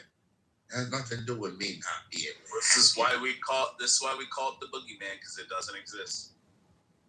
The general isn't on the front lines. Yeah, let me real quick. There's no secret. There's no secret white people out to get you. Oh, wait. My bad. No. Well, Tara, are you done? Go ahead, Char. Just saying, a white man can't tell me who to trust, right? You can't tell me who. I'm not telling you who to trust. I'm telling you that there's no white man out to get you. About the atrocity. That you're just full of shit.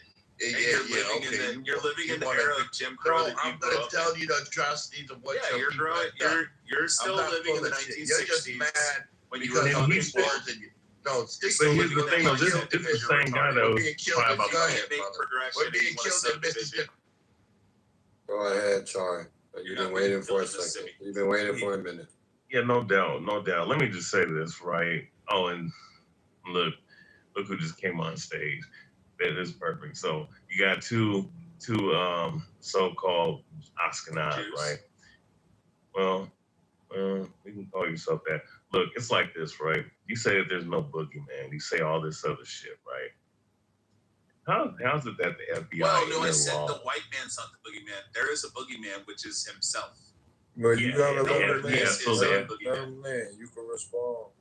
So real quick, the FBI have admitted to gassing the black community, do all kinds of shit to the black community, all right, and attack the black communities in so many different ways.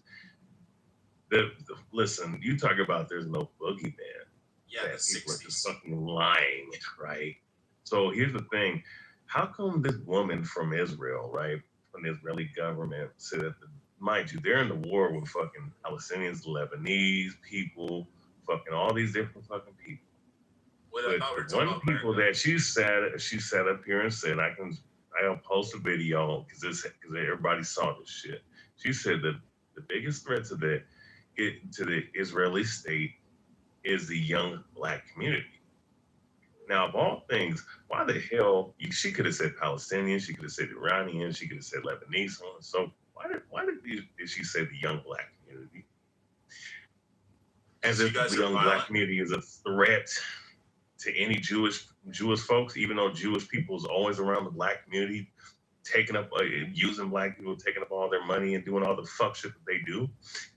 If anything, that's what that is. And mind you, the black man, woman, and child, well, especially the children, right? Because you just made a threat on the black children, right? The black children. So, yeah, that's a threat. When someone's not at war and you sit up here and say that they're a threat to your state, black children don't have a military, right? Don't have a fucking military. They don't got shit. But you're sitting up here, basically what you're doing is you're declaring war on that people. So what Elder Tarad said is a fact. This is a war. This is a war. You can't sit up here as a black man and deny some shit like that, saying this kind of shit, and act like this is not a problem. Now, when it comes to accountability, yeah, you know, black people, when it comes to their own dissension, they need to take accountability and do better. But all at the same time, when you have a systematic aspect to where, you know, when you have to go to the banks, you have to deal with certain things to get ahead. You have to deal with these people, and they do shit to make it hard for you to excel. You can't sit up here and deny that shit. All right, but also too, once again, when it comes to these government, these Caucasian government structures, like the one in America and the one in Israel, because you are nothing but all one and the same, right? The thing Israel is, doesn't like the Caucasians in America. Yeah. Technically they white people. Yeah, well, let me just finish because I'm about to be done. So, you've been pretty long-winded. They're all caught. You I gotta know. stop interrupting, okay? Well, yeah, they can't because their hearts break, they're hurt. You know, Rich, just you gotta understand, out, Rich is a retard, get it out. and J-Lo's an idiot. Man, you're But playing Char. Yeah, just get it out. Go ahead and we can find more. Char. So, yeah. Hey, Go look, ahead and find more. let me ask you a But question. I'm almost done. I'm almost done. You know, because I'm almost done. So here's the thing, right? So with all that being said, to sit up here and deny all this shit is really just a testament to the devil that you're dealing with. All right. So all in all, there is a war waged on the Black and Native American man, woman, and child. And these people are at the epicenter of it. And overall, what's going? Oh yeah, I forgot. Harry's another sign that Jewish. It's just funny how you're an expert about Israel, but you've never been there before. So I don't know how you can tell us all about Israel, but you've never stepped foot there before. So with that being said, I want to know how you know so much about a country. Yeah, see, look at the motherfuckers crying. Tar, you mentioned Harry. When are you gonna get those nasty rolls? Oh no, Did not expect for somebody to respond. Oh no, Timothy, I get that. What I'm saying is that you notice no, he when just I wants to have a monologue and no one's these guys. This shit is long. No, mind you, these guys are Everybody on the stage has said that your submission is long, brother. So I know. I'm gonna have to bring you to it. No, I'm done. No, Timothy, don't cry. Don't cry. No, I'm letting you know. I just let you know that these three are a certain group of people and they're hurt. I'll go ahead and say what I was gonna say. Okay, hold on, look. Before you say that, I want to ask you a question. So, no, 13 a.m. I'm gonna respond to him because he was directing his statement to me. All I was saying is, I'm not saying there isn't a boogeyman. I'm saying the white man isn't the boogeyman. I'm saying that the biggest detrimental thing to Black community is themselves. They are the fucking boogeyman themselves. They are the one that are constructing these conspiracy theories in their mind that it's a big white man that's out to get them, and they're still living under Jim Crow and getting lynched in Mississippi like some dumbass earlier fucking said. And the reality is, none of that's fucking going on. Nobody gives a fuck about you. Most people are just going through the life, doing their fucking shit, taking care of their own shit, and they don't give a fuck about you. As long as you're not rioting and protesting and burning cities down and trying to fucking kill people, nobody fucking cares what you do. Just focus on yourself. Do like Bima was saying, which was you see the Hasidic Jews who go into fucking New York and New Jersey and they build up their own communities and they buy up all the shit so they make their own little enclave. And she simply said, why don't you black people do the next fucking Black Wall Street, which never existed, but at least just build like actual better black fucking communities within your own communities. But you don't. You just want to burn them down. You want to scream and cry that it's white man's why you're fucking broke and why you can't fucking get ahead. And you never will. So you are your own boogeyman. Okay, so let me ask you a question. Hold on. Hold on. Before you Look at them all get fighting for that light. Look at them all chipping up fighting for that light. No. You're not. Let me ask him a question. No. Don't ask Look at them all nothing. coming off light. Let me It's not about to crash me out. ask you a question. It's a white man sitting on Larry, there. this one had to thug go. on this. Do you feel like 13 was waiting. 13 was waiting to go. Yeah, Black Wall Street's not a real thing. It's just a business owner. Shit is crazy, bro. Y'all like little kids. Because you want to ask him a question. He just already told you his position. Ain't nothing to ask him. You're ruining the position that this motherfucker, everything he said could be debunked easily, right? None of you motherfuckers. Yeah, but everything I just said, it can be proven as well. No. Let me say you this. can disprove and prove anything. Bro, Let him that's fine. talk, Rich. Like, You bro, made this you gotta submission. wait a Let him minute. talk. Wait a Okay, minute. he was addressing me. Just Sorry. wait a minute, dog. Just wait a minute. I'm gonna ask him a question. No, man. Do you believe that the situation? Do you believe that the situation that happened with George Zimmerman and Trayvon Martin? Yeah, justified. Yeah, 100%. Yeah. You believe that was justified? Listen, Yeah, thug on this one. Zimmerman was a Cuban guy. Zimmerman was a Cuban guy adopted. Zimmerman was a Cuban guy adopted by a white fucking family who was raised with black and fucking brown fucking siblings. He wasn't even white himself. He was Cuban. You know, it's like when you hear the name Hildebrand, you're like, that sounds like a white man's name. It's actually a Puerto Rican name. His father wasn't. So the reality is Zimmerman did nothing wrong, and Trayvon was a fucking animal who fucking attacked him. And he got shot. Let him make his point. You Let him attack go. even if that But Cuban the white man was following. I'm trying to respond. I'm not doing all responding this and answering his interrupting shit. question. Hold on. I'm not doing all this interrupting shit, man. He wants me to respond. I'm just saying, man, if niggas can't talk with one mic, man, I'm boom this bitch and take my ass to sleep. Okay, cool. I'll respond real quick and then I'll go on mute. So even if George Zimmerman was following him unlawfully, even if you want to claim that, it doesn't justify fucking attacking somebody.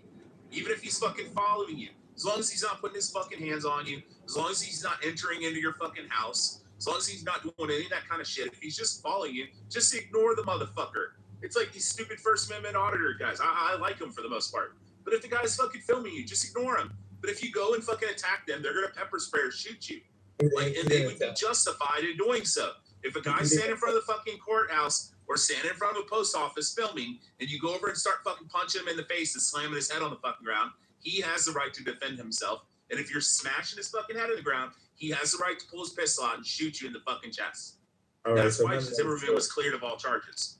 Okay. Even if somebody's following you through your neighborhood, just fucking ignore them. Call the cops. Don't call your girlfriend. Call the cops and say, hey, there's some fucking weirdo fucking following me in my neighborhood, and he's being real suspicious. And the cops have showed up and said, hey, I'm gonna let him talk because when he finishes talking, I'm gonna let all y'all go. Go ahead, guys. Go ahead. I'm done. Just don't attack me. All right, so Stay on mute, Rich. All right, so here's the thing, right? All of you white motherfuckers had a 400-year head start with the foul shit that you did to black people. So don't ever try to say, all we got to do is just build up our community like the Jew. The Jew is a fucking conniving, stealing, robbing, lying motherfucker. We would never be like them. We would never be like white people. That's why we try to get justice in the way that we handle things. We try to do things just because we watched oppression and injustice happen to us for hundreds of years. We're not like you evil motherfuckers. We're not gonna be like you evil motherfuckers. So you can sit up here and try to gaslight us with believing that all we gotta do is build our own community, right?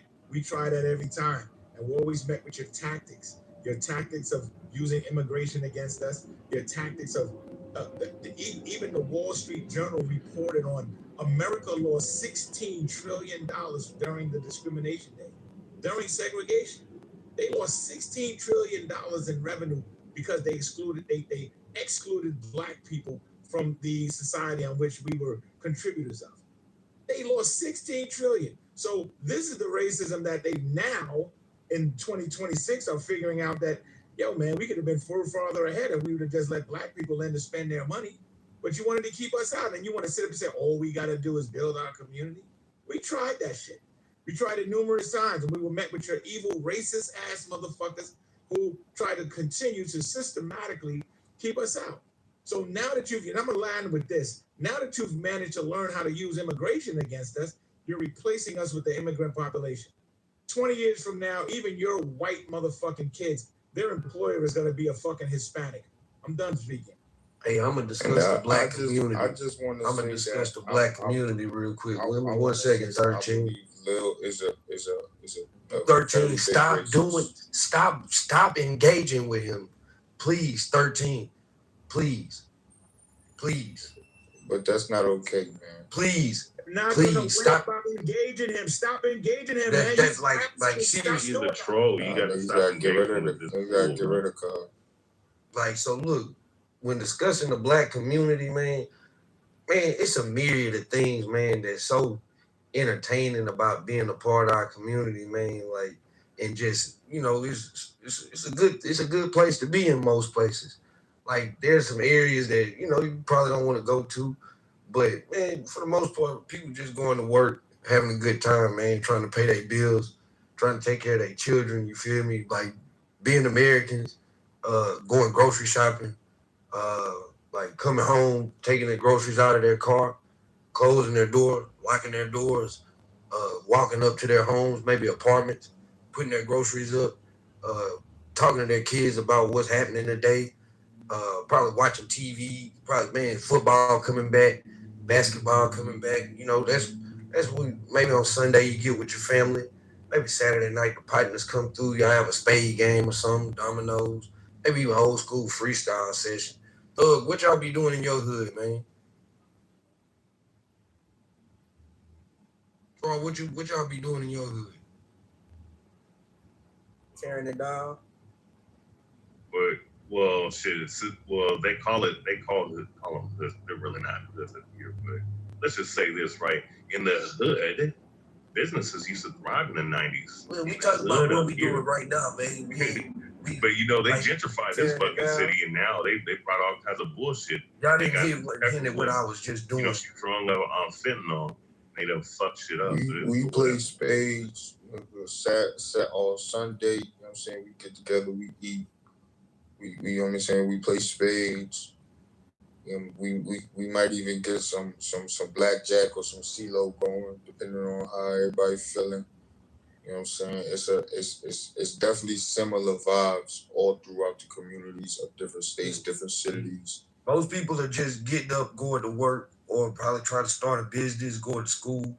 You feel me? Doing these type of things, like normal American things. It's a community in America. So what do y'all want to discuss? Y'all want to discuss the roughest parts of the ghetto? I think we should stop partying and start building something. It is tearing on.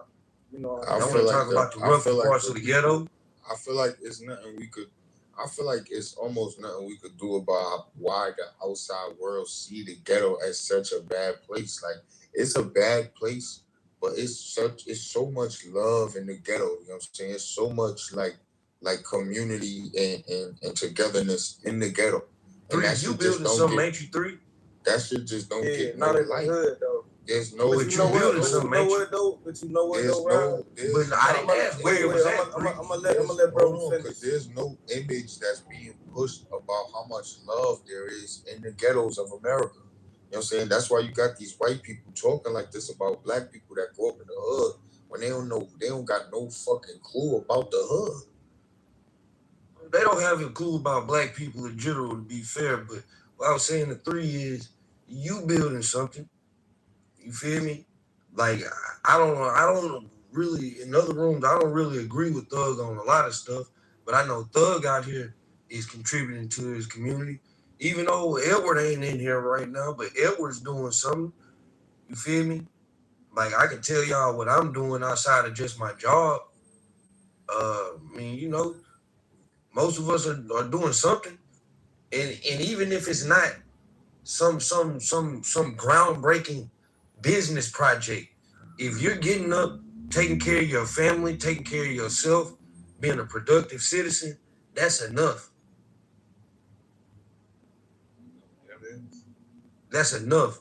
If you want to be somebody that wants to build and create jobs and opportunities for people, hey, that's great, and we need more of those people. But like I'm done with like telling us that we got to go out here and do this extreme shit when all you got to do. So buying the stores back in our neighborhoods is doing too much? No, I'm not saying that's doing too much. That's not what I'm saying. But I'm saying that if you're getting up, that's the basic. I'm saying that if you're getting up and if you're taking care of yourself, your home, you have children, you're taking care of your children, you a net positive to your community, that's enough to me. You feel me? Yeah, but people like Ray Alba can't have babies because butt babies don't exist. It's all good, babe. Tar a good dude, babe. Whatever he old, I don't give a fuck. He a good dude. That's what I care about. Rob, yeah, well, you know, mind you, Rich is a court jester. You just gotta you know, take it as it comes with that clown. No, you take it as it comes, right?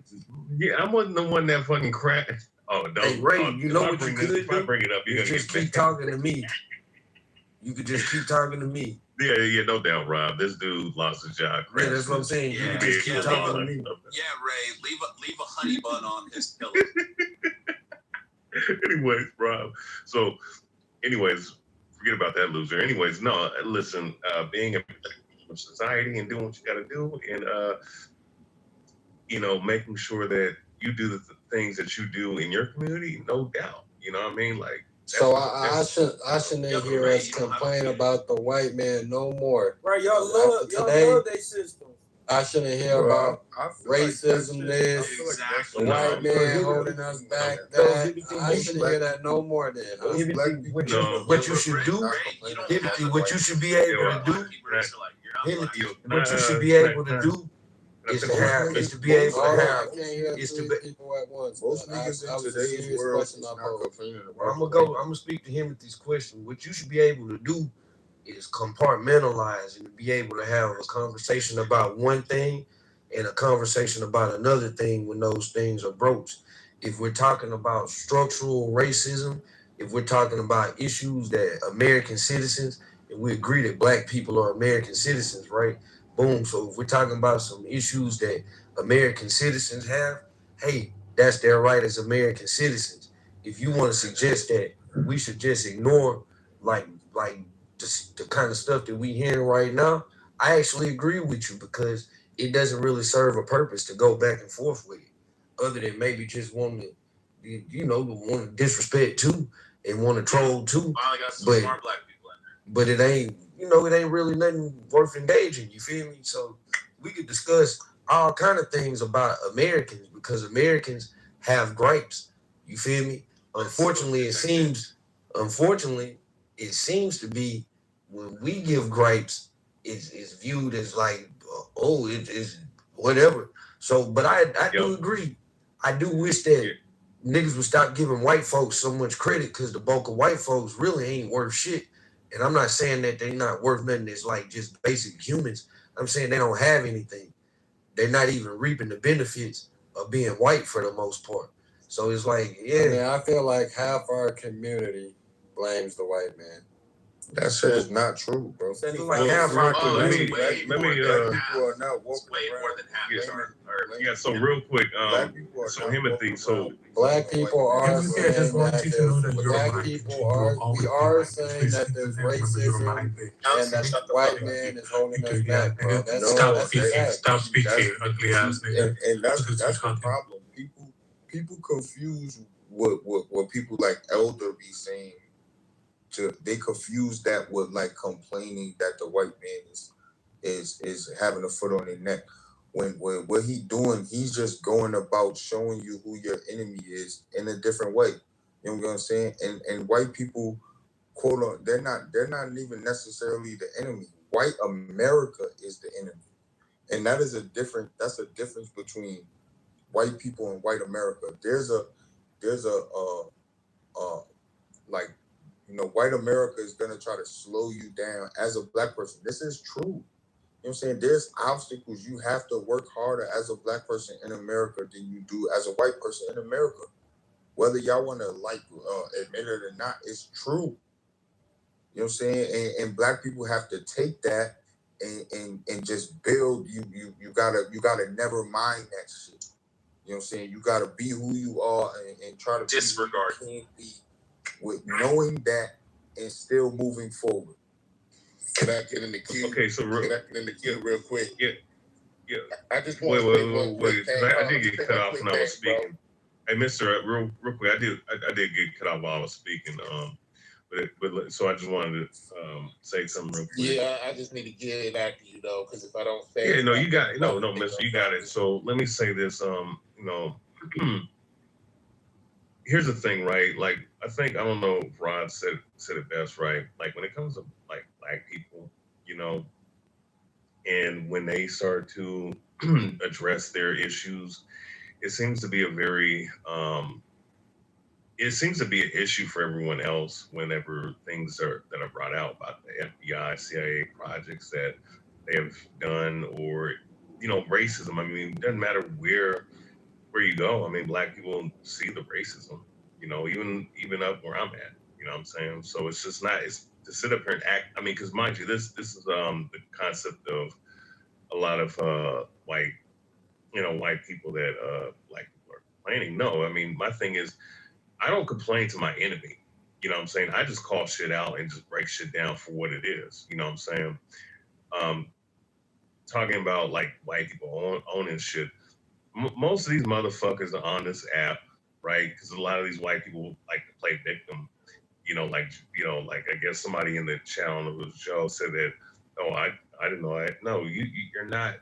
We're not talking about you. You don't have any power. All right. We're talking about the fucking system that was created, right? That you can benefit from because you know you are a so-called white man. That's what we're addressing. Like when we sit up here and say that people are getting lynched, you have blacks, you have indigenous people getting lynched, right? And it's not being reported. You sit up here and claim that kind of shit is fucking suicide. Not to sit up here and say people don't commit suicide, but we understand in certain areas, right, in Mississippi, I mean, people like these people like play dumb and act like this shit don't go on. Then that becomes complaining. That's what that's called. That's called psychological warfare. So even though these things are happening, it's all documented. There's a history of these things, the string, like redlining, right? Or the housing market, or bank loans not giving shit to black folks. But when it comes to foreigners, they give them $10,000 loans to set up their fucking business, like, right? So the thing is, that becomes, they like to flip the switch on you or script on you and say that you're complaining when you're voicing the things that are going on that have gone on. You know, the funny thing is, people outside the country, like in other countries, they will sit up here and acknowledge this shit that goes on in America. Even over there in the UK, we like, shit, I mean, we do fucked up shit, but we don't do it to the extent that you motherfuckers do. All right? So it's really, and you know, and when you deal with America, Israel, and Argentina, they're the only ones that said that slavery, you know, they're the only ones that didn't apologize for slavery as a country. So that tells you a lot. Mississippi. Hey, hold on, because y'all need so my point. No. Hey, yo, I'm almost done. You're done now. Fuck that. No, okay, you want Mississippi. No, you've been talking an hour with nobody else. Black on black. Mississippi and Here we go. No, I'm not. No, I don't. We having a civilized conversation, and now the blacks will crash out on each other, man. No, I'm not crashing out on nobody. I just said. Are you giving up your mic? No, I'm just saying this. I'm sick of I'm almost done. Shit, bro. He said, "Fuck that, you done talking, bro." No, That's all this I heard. nigga been talking for an hour and nobody but you else. see, I didn't engage with him, right?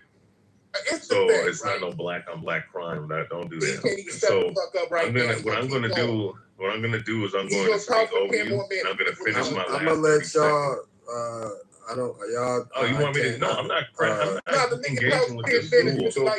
If he doesn't want to give up his mic, man. Do you want to yield your mic to Mr. Char? He don't. Yeah. Just last 30 seconds, Mister. Can you let? Because I was about to finish my last sentence. Talking all morning, nigga. Shut up. I've been talking all morning. I just got in here. Like, just shut up. Let Mr. Yeah, I know you would love me to shut up. Well, yeah, we're just losing brain cells listening to your dumb ass. He doesn't have self-control. All right, let Char get his 30 seconds. No, the nigga that had 30 minutes. Israel, Argentina are holding the blacks back in America. See, god damn, man. Get your 30 in, man. I'll give that nigga 30 seconds, but I bet you $100. You haven't stopped talking. Get your 30, man. Hey, get the fucking 30, bro. All right, so it's last 30 seconds. So with that being said, right, it's called psychological warfare. It's called deflecting, right? When you flip the script, when you sit up here and shed the light on them, they find a way to blame you for the things that they've done to you, which is ironic, right? But overall, that being 30 seconds over, nigga. Now it's my time. Timothy, that wasn't even 30 seconds. No, it was 30. Mr. Brother. Come on, Mr. Man. 30. Come on, Mister. We had a whole stop clock. Come on. It's only room for one Mister in this bitch. I'll tell you, man. Okay. He's being real rude to Char for no reason. 30 seconds. Now your 30 seconds is up, Char. Blame your black brother, man. I am giving you permission. He ain't my brother. I am giving you permission if you want to interrupt him. I'm going to allow you to interrupt him because he interrupted you. All right, yep. If it gets obnoxious, I'm moving both of y'all down. One mic on Mister. Hey, but real talk, bro. I'm sick of the victim shit, bro. There's winners and losers. I'm sick of the victim shit, man. This nigga ain't got no self-control. No, real talk, though. It's victims. It's the victim mentality going on, bro, and I'm sick of hearing, bro. We're black in America. We've always had odds against us. We've always had laws against us. But at the end of the day, bro, you're this goofy nigga, man.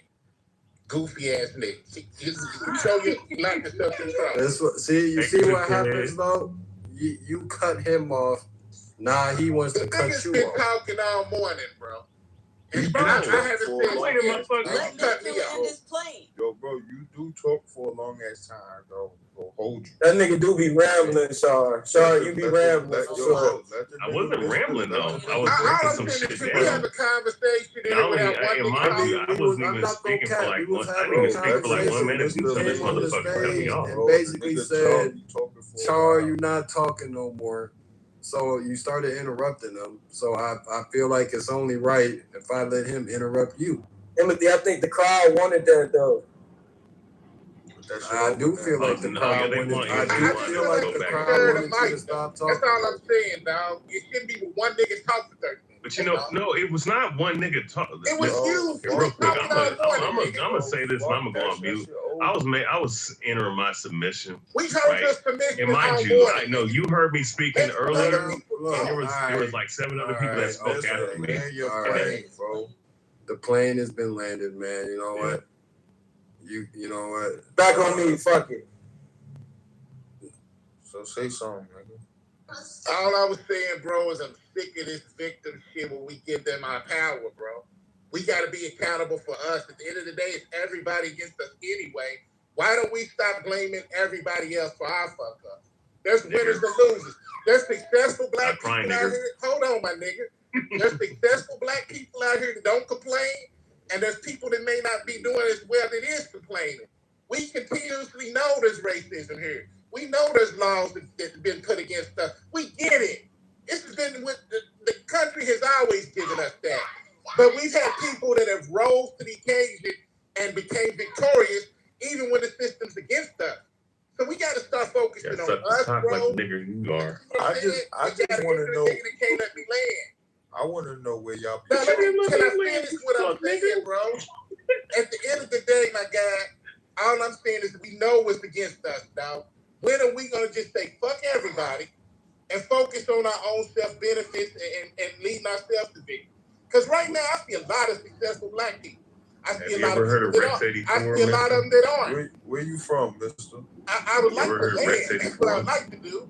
And then y'all can have it. I'll answer all that. All I'm saying is at the end of the day, bro, the longer we keep giving the white people the power of saying, the reason we, man, y'all. So just be the bigger person, bro. I agree. You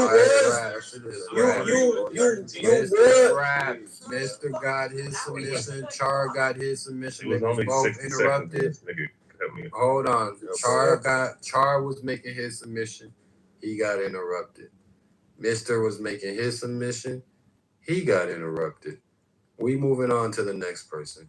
When it's y'all next time to speak, when you hop on the mic again, hold on, mister. When you hop on the mic again, I'll make sure y'all don't get interrupted. But I'm about to pass the mic around. I didn't ask to hear from you either, brother. Respectfully. So I'm going to pass the mic to 13. Okay, so I want to say, I don't know where y'all from, but I don't believe that most black people in today's world live by that shit that y'all saying. Like, most black people who be fucked up, they gonna tell you they fucked up because they be fucking up. You know what I'm saying? They gonna tell you they fucked up because some shit that they did in their life, that shit went left and they fucked up. Nobody. I don't hear nobody blaming the white man for what they go through no more. That's just yesterday's news. Most black people is taking accountability for being fucked up. Let's be real. Like, where are y'all from? I don't understand shit. Most of the black people you come across, even I'm talking about from the homeless people, from the crackheads to the people who's doing okay. You know what I'm saying? Like lower middle class black people. They're going to tell you they in certain positions because they made bad moves or they fucked up their life because of certain situations that they let get in control of who they was at that time. And now they can't get back on their feet. That's the story I hear with most niggas that's fucked up. I don't hear niggas blaming no white man. So I don't know where y'all niggas be getting that shit from. Shit, we just heard it on the damn mic for like 30 minutes before niggas start talking. But that's what I'm trying to understand. Outside of this room, that shit's not a reality.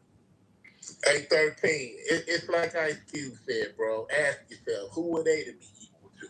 We too focused on what everybody else is doing and not worrying about what we're doing enough. I'm not saying people in this room, I'm not saying everybody, but I keep hearing people give the white man too much power, bro. And that's sad because we got the power, but we keep on playing this victim role. Like, that's not our problem. I'm not saying you or me. I'm saying that I'm not saying you are. There are people that do things like that in 2000. Hold on. Well, that's not our problem right now. Our problem right now, and like I said, I could say I'm a part of it because I come from the hood, I come from the streets. You know what I'm saying? The problem right now is that niggas is giving the streets too much power. Now you got people who really are not about nothing, that want to be of the streets. That's the problem.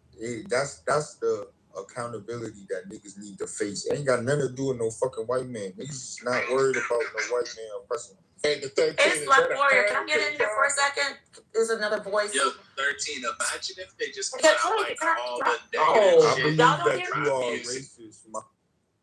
Yes, we hear you, but you're literally fresh to the stage.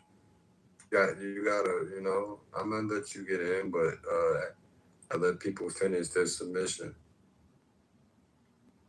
Well, Lil, me and you, before you ask me anything, we have to get to a certain understanding because I believe you are racist. I don't like your ideology on.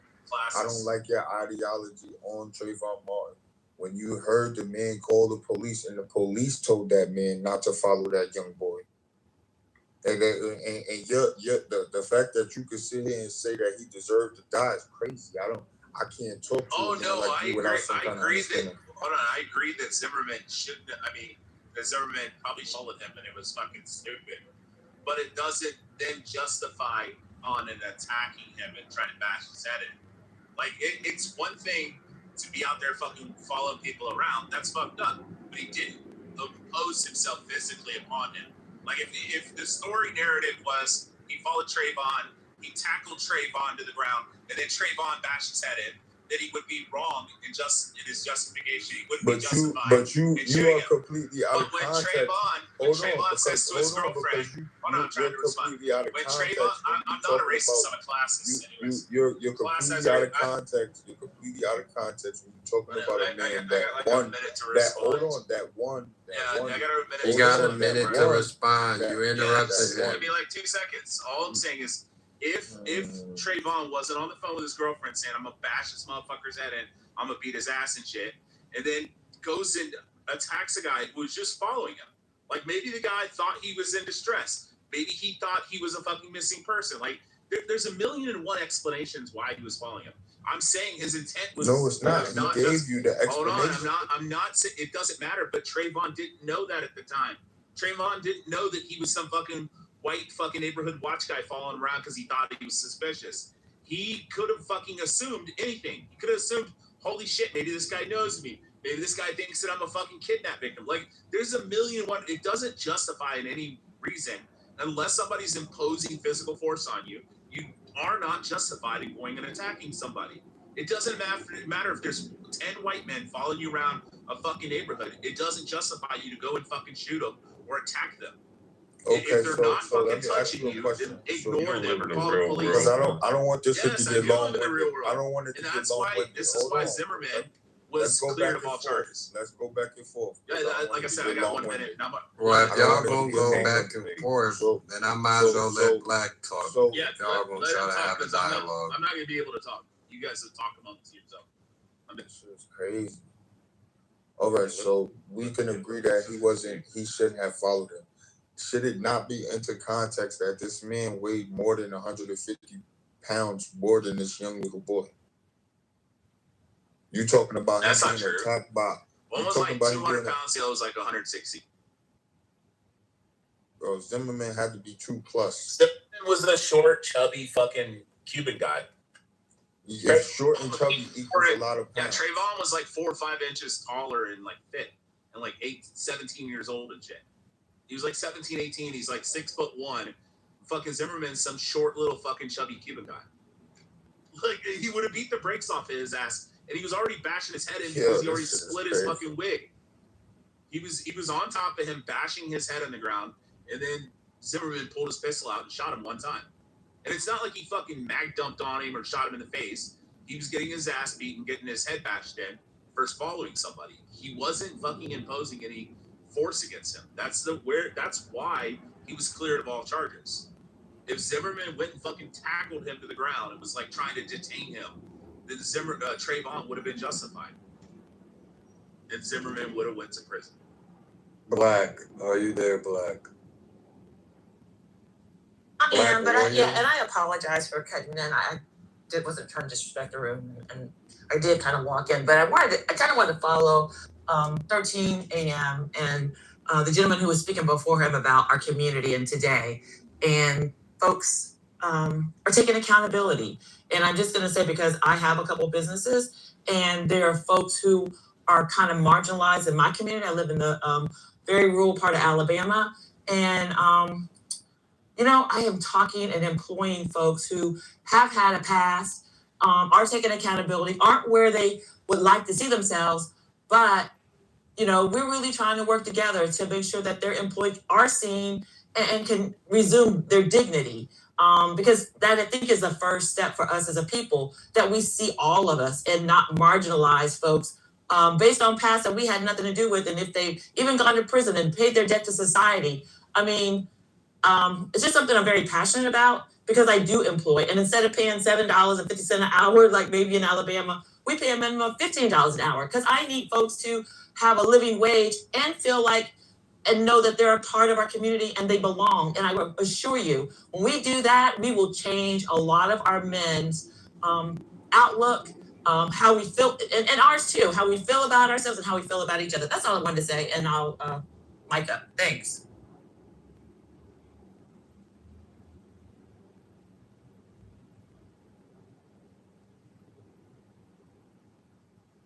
Here's the thing. All I was saying about the Trayvon shit is the reality is my dad's a fucking hothead. My dad will go and get cut off by somebody and get an entire fucking heated road rage fucking argument and fight and screaming and threatening to shoot each other and shit. And I tell him all the time, you're going to get fucking shot. And he says, well, I have a fucking firearm. I'll shoot their ass if they try to shoot me. I'm like, it doesn't matter. I'm like, all you had to do after they fucking cut you off was just fucking drive away and ignore them. Like now, if the person pulls a gun and tries to attack you, yeah, you would be justified in shooting them. And that's what happened with fucking Trayvon. Trayvon should have just walked his ass back to the place, to the crib. He should have called 911 and said, hey, there's some weirdo fucking following me and shit.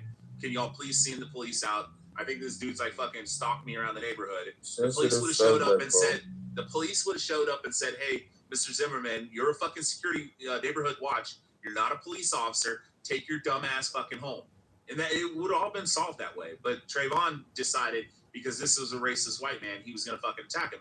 And he got shot. And if you attack people, you will get fucking shot. Okay, you agree that if I walk through a black community, let's move past this. Let's move past this. Start filming somebody and harassing somebody. We don't even have to make a hypothetical about you going to any black community. Into a black community and I attack, you know you're not going. Attack a random black person, they would be justified in shooting my ass. Okay, so let's move past that. Don't fucking do that. Don't fuck around. Don't so find let's out. move past that, right? So there's a man from not too far from where I'm from. He went all the way to Buffalo to a specifically to a black community. He searched out a black community in Buffalo, went to a grocery store and killed a bunch of black people. Do you think that's a normal in America? Not that action, but that thought process. How is that even analogous to what we're talking about? Because the point of me bringing up the anybody imposing. I know I'm trying to answer. You ask me a question. Just say it's rhetorical. Real quick. So all I'm saying is, if you attack somebody, that is fucking wrong. If the person attacks you first, you have the right to defend yourself. I'm a constitutionalist. You attack me, I have the right to defend myself, and vice versa. Yeah, so real quick, so here's the deal, right? Now, as far as the Trayvon Martin thing, yeah, that was nothing but a psyop. I mean, y'all are silly, man. You don't even know, that motherfucker even exists. You only saw some fucking Photoshop pictures and you heard a fucking 911 call. You ops and fake 911 calls all day, all right? And his father was a 33rd degree Mason, so it is what it is. So with that being said, conspiracy go too far sometimes. Yeah, I don't give a shit. I don't give a shit about you silly Peckerwoods or so many niggas that get mad about me saying that. You don't even know who the fuck runs this stupid ass country. You know what I mean? I don't even know who runs the banks. All right. I ask you who runs the banks, you're gonna say the Jews. You failed, you dumb fuck. But anyways, here's the deal, right? If I'm going up and filming somebody and harassing somebody and following somebody, and this is something that a lot of these, because I think these Peckerwoods think that that's cool. To do that to people, but I mean, I don't know any. Well, honestly, let me just say this: you kind of Peckerwoods think that that's okay. I don't know anybody that I'm. Dude, around. you're all over the map. You just said that it's a psyop, and then you're saying, "Oh, no." I'm talking about this situation at hand. Jesus Christ! I'm in the office here working, and I'm listening to you, retarded. I know. I know you have half a brain. But half a brain. Trayvon Martin was a psyop. Like, no, they do a lot of drugs, yes, man. Just This like is what Michael happens Brown. when you don't get an education and do. No, I don't need it. I don't need No it. child I left don't need behind. Like, Have an what education do you have? The fuck? You know what I'm saying? Do y'all believe in a flat But earth? here's the thing. Nope. If you sit up here and you follow somebody, I sailed all over the earth, and I have never. That doesn't mean fallen shit. off the edge. That don't mean a goddamn thing. This shit getting stupid. I know. Y'all believe in a flat earth or a round earth? We just gonna continue with this.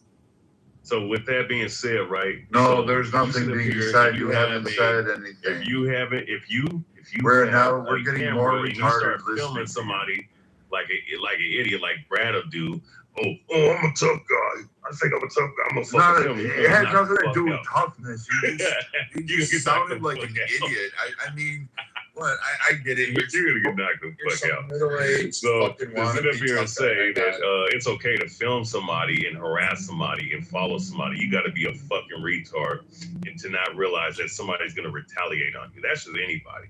But when it comes to Clubhouse and the ignoramuses that come on this club, they like to take common sense, right? And like to flip the script on common sense. Well, The worst part about this is this guy I think somebody's a natural fucking thing. That's what this retard brat thinks. You know what I'm saying? This is the reason why this motherfucker got a goddamn PTR of him going up against a bear. I would love for you to film yourself with a puny little mind. Not Brad, but you took the title to Brad, man. Well, you changed the title. Shit, I didn't know. The title been the same. It was open discussion when I first came in. Yo, I'm hurt. It was open discussion, Timothy, but now it's less discussion. That's what we've been discussing, the black community. I know, but the title of the room was open discussion initially. Somebody changed it. You know what's needed in the black community, 13 and Timothy? I think we need to bring back mental health institutes. I'm just going to say need that. Culture. We need culture. I mean, but we need something that holds our culture together. That's what we need. Well, I think America could use a good dose of education and some critical thinking and comprehension. You know, we could honestly, we can make an initiative to push that out as a. That's not going to work in America. America is the land of the free for a reason. The land of the free means free thinking, free of culture, free of identity. These people come here to America to be free of identity. You know what I'm saying? So what you're saying will never work in America. It's completely against their plan. No, it's not. People didn't come to America to be free of identity. They came over here to be able to worship their culture and their identity freely without persecution. That's why they came over here.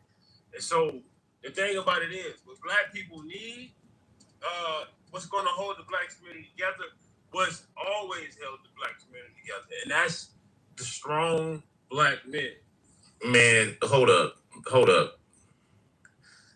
Look. That's also true. People came in here to worship their culture without. Well, I'm not here to take accountability in front of white people. And talk about accountability. I don't think black people need to be accountable no more than anybody else on the planet. I will say this though, the lack of critical thinking and comprehension, you know, because I'm gonna keep pushing that every day. We gotta. That's something that is regardless to how free you are. Your race, religion, if you cannot think and comprehend in today's time, you're fucked. That's just what it is. And you hear it every day. And black people need not to move away from their culture, right? What we need to stop doing, we need to stop adopting this Western philosophy and this Western culture. Because no matter how you spin it, however you see your identity, it would not technically be a Western ideology or philosophy, right? Because when we say Western life or ideology, we're talking about the Europeans and the things that they push, right? So if you are a Native American, right, although technically it is on the West, that's different from what quote unquote Western philosophy is. So the point is, however you want to spin it and flip it, black people need to move away. What was that? Black people need to stop letting victimhood control your ability to survive. Hold on, 1 second, bro.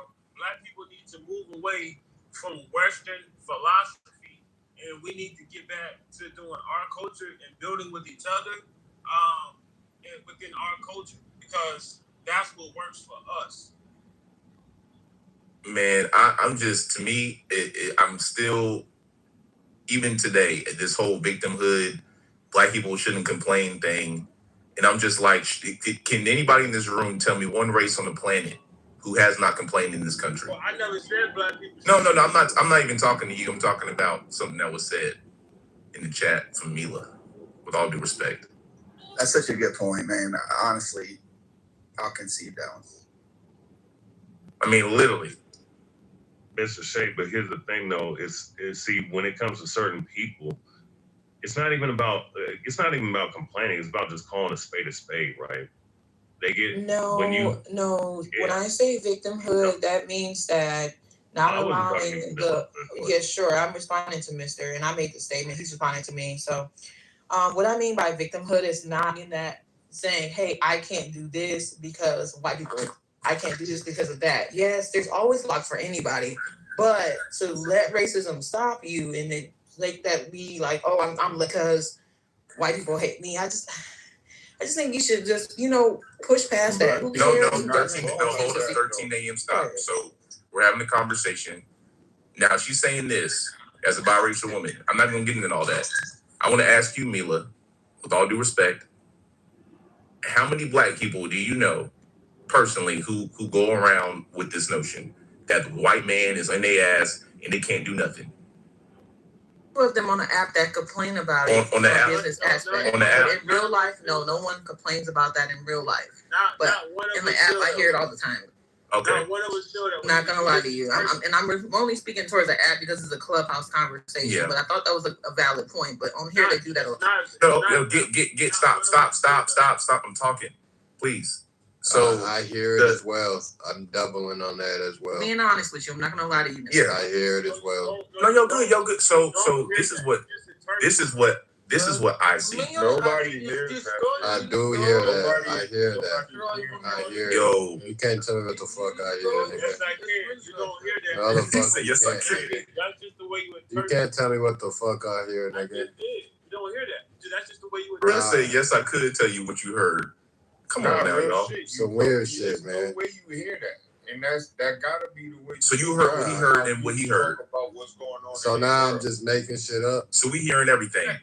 Now let me go back to the. Hold up. All right, brother. Get stop. You just give me a second, please. You're trolling right now. So to what Mila was saying, to what Mila. Come on, this motherfucker. When Peter talks, everybody be quiet. Thank you. I just have one short question. Did this really guy really die or not? Because it smells different. Thank you, Peter. Okay, so yes, he died. Yeah. So my thing is, this is what I hear on the app. Now I do think I have heard certain black people put everything in life on white people on the app. I have heard that conversation. But this is what I've been hearing recently, and I would say since his administration has been in office, it's like if black people were to speak about anything that's actually going on that could be deemed as racist from a black person's perspective, even the conversation of it offends people. Even black people, like Mila, there are black people on this app who will try to cascade you and call you broken, angry, destitute, just because you have an opinion that, in this country, based off of current events, historical context, maybe my lived reality, I'm coming up with conclusions of things, and I'm speaking about it openly and saying this could be oppressive. But people are trying to make it flip and say these people are just making shit up, they're victims, and they have no legitimacy to what they're saying. And that's what I'm seeing, actually. That's a fact. Okay, can I take it to the definition of victimhood? We can break that down. Yeah, let's get it. Okay. Definition for victimhood mentality is a learned psychological mindset where a person constantly feels helpless, view themselves as persistently wronged, and blames external forces or other people for their problems. That doesn't describe black people. So do you feel as though that black people can put themselves in that victim mindhood where they actually blame everything outside of themselves? Like that, because there's some things you can say, yes, the systemic racism exists. I'm not saying that doesn't exist, but some things are not white people. Some things are just the community, like the drug issue. That is the community putting drugs to their people. That white people put in there. That's a community. Hey, stop. No, stop with the stupidity. No, stop. somebody put drugs there, you don't have to use them. That's dumb as shit. That's like if I bust and I found out somebody had a bunch of child porn. I shouldn't fucking watch it and keep it, turn it in. Stop blaming people for your decisions that you choose to do. I did drugs. What you say? But y'all keep trying to obfuscate to make it seem like white people are solely responsible for this. Who said that? We could have said no. We still can say no. No, y'all say y'all put it. No, listen. When you say they put it there, that shift the burden to them to say that they're responsible. You had a choice in the situation. Bro, I'm not saying it didn't happen, but we still accepted it. That's the point. That's what y'all listen. You want me to pull up the FBI laws and say that they admitted to doing it? No, you don't have to, because that ain't the point. I'm not saying they didn't do it. That's not the argument. The point is, we accepted this shit and we still perpetuate it today without white people. Okay, but see, free. But see, this is the shit that I'm talking about, because in the same conversation we're talking about black people who are selling the drugs and shit. In that same time period, black men couldn't find work, legitimate work. Well, listen, so we blaming the white man for the drugs or not? So this is okay. This is what I actually. Even if I find what you're saying, hold on. Everybody, one person at a time. But let me respond to Mr. Shade. We just say everything. Fuck the room up. I don't know what the fuck y'all think y'all doing. Guys, 1 second. One person at a time. I know everybody's heated. Let's just have this conversation. Time out. Let me respond to Shade. Then I'm gonna let 13 get in, and then Ray Upper. Real quick. Nah, 13 is not getting in. 13 wanted to talk about the how the Earth was. You wanted to talk about the flat Earth. No, we ain't doing that shit. You're not speaking, brother. You're gonna have to. No, we ain't doing that here, brother. Yeah. Hold tight. All right. So here's the thing. We got you. Hold tight. And I really felt to preach that, so hopefully we get back to that. But the bottom line is that I'm not denying that the government was implementing drugs in communities in general, not just the black community. They were still in the country. The bottom line is it takes two to tango. We have a responsibility. I understand what you're saying, Mr. Shade, that, it was hard for black men to get jobs like it is now. The problem is that when black men did it back in the day, because we got uncles and granddads and all the shit that lived that life. They was doing it for means to an end. To where they got the money, they started a legitimate business, and they were trying to leave the drug game. That's a lot of them. That was a narrative, at least. Yeah. The issue is that this recent generations glorify the shit to the point where they do it regardless of the means to an end. Like these rappers who talk about doing it, they still in the drug game, like Young Thug and all. They don't even need to do shit because it's a cultural, social status symbol to be a drug dealer, to be a criminal. Us, that's not the system. So free. We embrace that shit. Yeah, go ahead. So free, and I appreciate you for clarifying it. So with that is like the thing about me is I could acknowledge two things exist at the same time, and I can sit here and take you know what? I'll take accountability for all the black people, black men who sold drugs on the streets back in the day. I'll take all the accountability, even though I wasn't there. Even still, right, with me knowing this, we have bad actors in our city. 13. I'm on mute, man. I ain't gonna lie, I need to share the mic. Okay, all right. Yeah, so we have bad actors in every community. It is what it is. Now, what I think is happening with black people is that it's an matriculation effect in our culture from things that had happened. So you mentioned the rapper, drug dealer kind of culture, right? Yeah, back in the day, in some level, in some communities, in black communities, they did that shit to make ends meet because of the situation. But when you take people who've been in that mindset and they've just been living and surviving, what do you think is going to happen with the culture as time goes by if the actual issue isn't fixed? They're going to normalize it. They're going to normalize it, Mila. So the actual issue is, let's take it back. What could have happened, right, is white or the greater America could have said, look, we have a hurting community of people here. Obviously, they're things they shouldn't. Let's see what we can do to help and invest and do those things, right? But we don't want to have a conversation. Let's just say black people all fucked up and it came out of nowhere. That's what we want to do. No, I think taking the historical talking point about the CIA and the drug to today and where we're at right now, I can understand the history of you're trying to say Yes, but we're not at right now. So people selling drugs right now. I literally mentioned right drug now. dealers that sell drugs. Oh my God. Let me say this right. Go ahead, yeah, you got. Let her finish. Let her finish, guys. Let her finish. So she didn't finish. Let her finish. Let her finish, bro. You right after stop. Let her finish. Millie, would you finish? Thank you. No, I was just saying that. God damn, I gotta back to it. No, I was just saying that people that sell drugs now is a free will choice. If a drug dealer sells drugs to people in the community, they don't care about the children that are affected, like you said, and nor do they care about the families that are destroyed from drug use and selling drugs. So I think the conversation should be more so, how can we help the community where you're at right now? I understand you want government involvement. Guys always say, hey, we need to fix our community.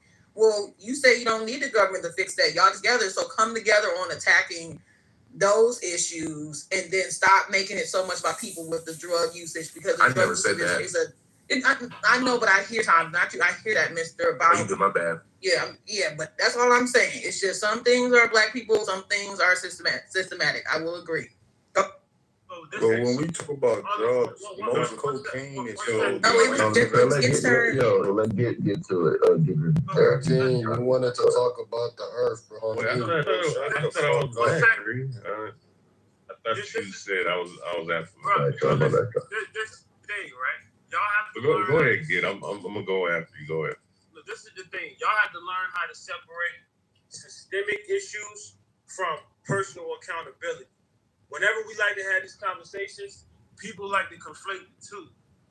Somebody's personal, and I always try to say, somebody's personal responsibility and accountability for life, right? It's not what we're talking about. We're not talking about somebody who's lazy. We're not talking about someone who refuses to educate themselves, go to college, go get a job, right? Who refuses to work harder. We're not talking about that. When we're talking about systemic racism, right? Barring black people as a whole, this is what we're referring to. And this is totally different from someone's personal responsibility. Because guess what? You also have white people who are lazy. You also have white people who refuse to go get jobs. You also have white people who are drugged out and on meth. And in fact, it's more drugs in the white community than it is in the black community. Thank you. It's just the fact that it's just the fact that black people are disenfranchised and marginalized, and our communities are over policed. So what I'm trying to explain to y'all is this, right? If you want the community to change, if you want the drugs to stop, then you have to actually start addressing the root of the issue, which is systemic racism. Because systemic racism has engineered black people to be impoverished. They have, not only did they engineer them to be poor by cutting them off from being able to obtain generational wealth, you understand what I'm saying, and pass money down to their families, they decided to put drugs and guns in their community so that they can kill each other and ruin each other. All of this, and now you're looking at the community and you're like, oh, well, why are they doing this? It's because it was all engineered. That is a systemic issue. Period. It's a systemic issue. Now, it's just no way other around it to put it. It's all systemic, right? The government every single day decides to give us food that isn't actually food. Every single day, the government continues to sell us drugs that isn't actually going to cure us, but continue to fuck us up, give us all type of random shots. But yeah, we want to blame people who ain't got shit and trying to make ends meet. Should they be doing that? No. Should they go to jail? Yes.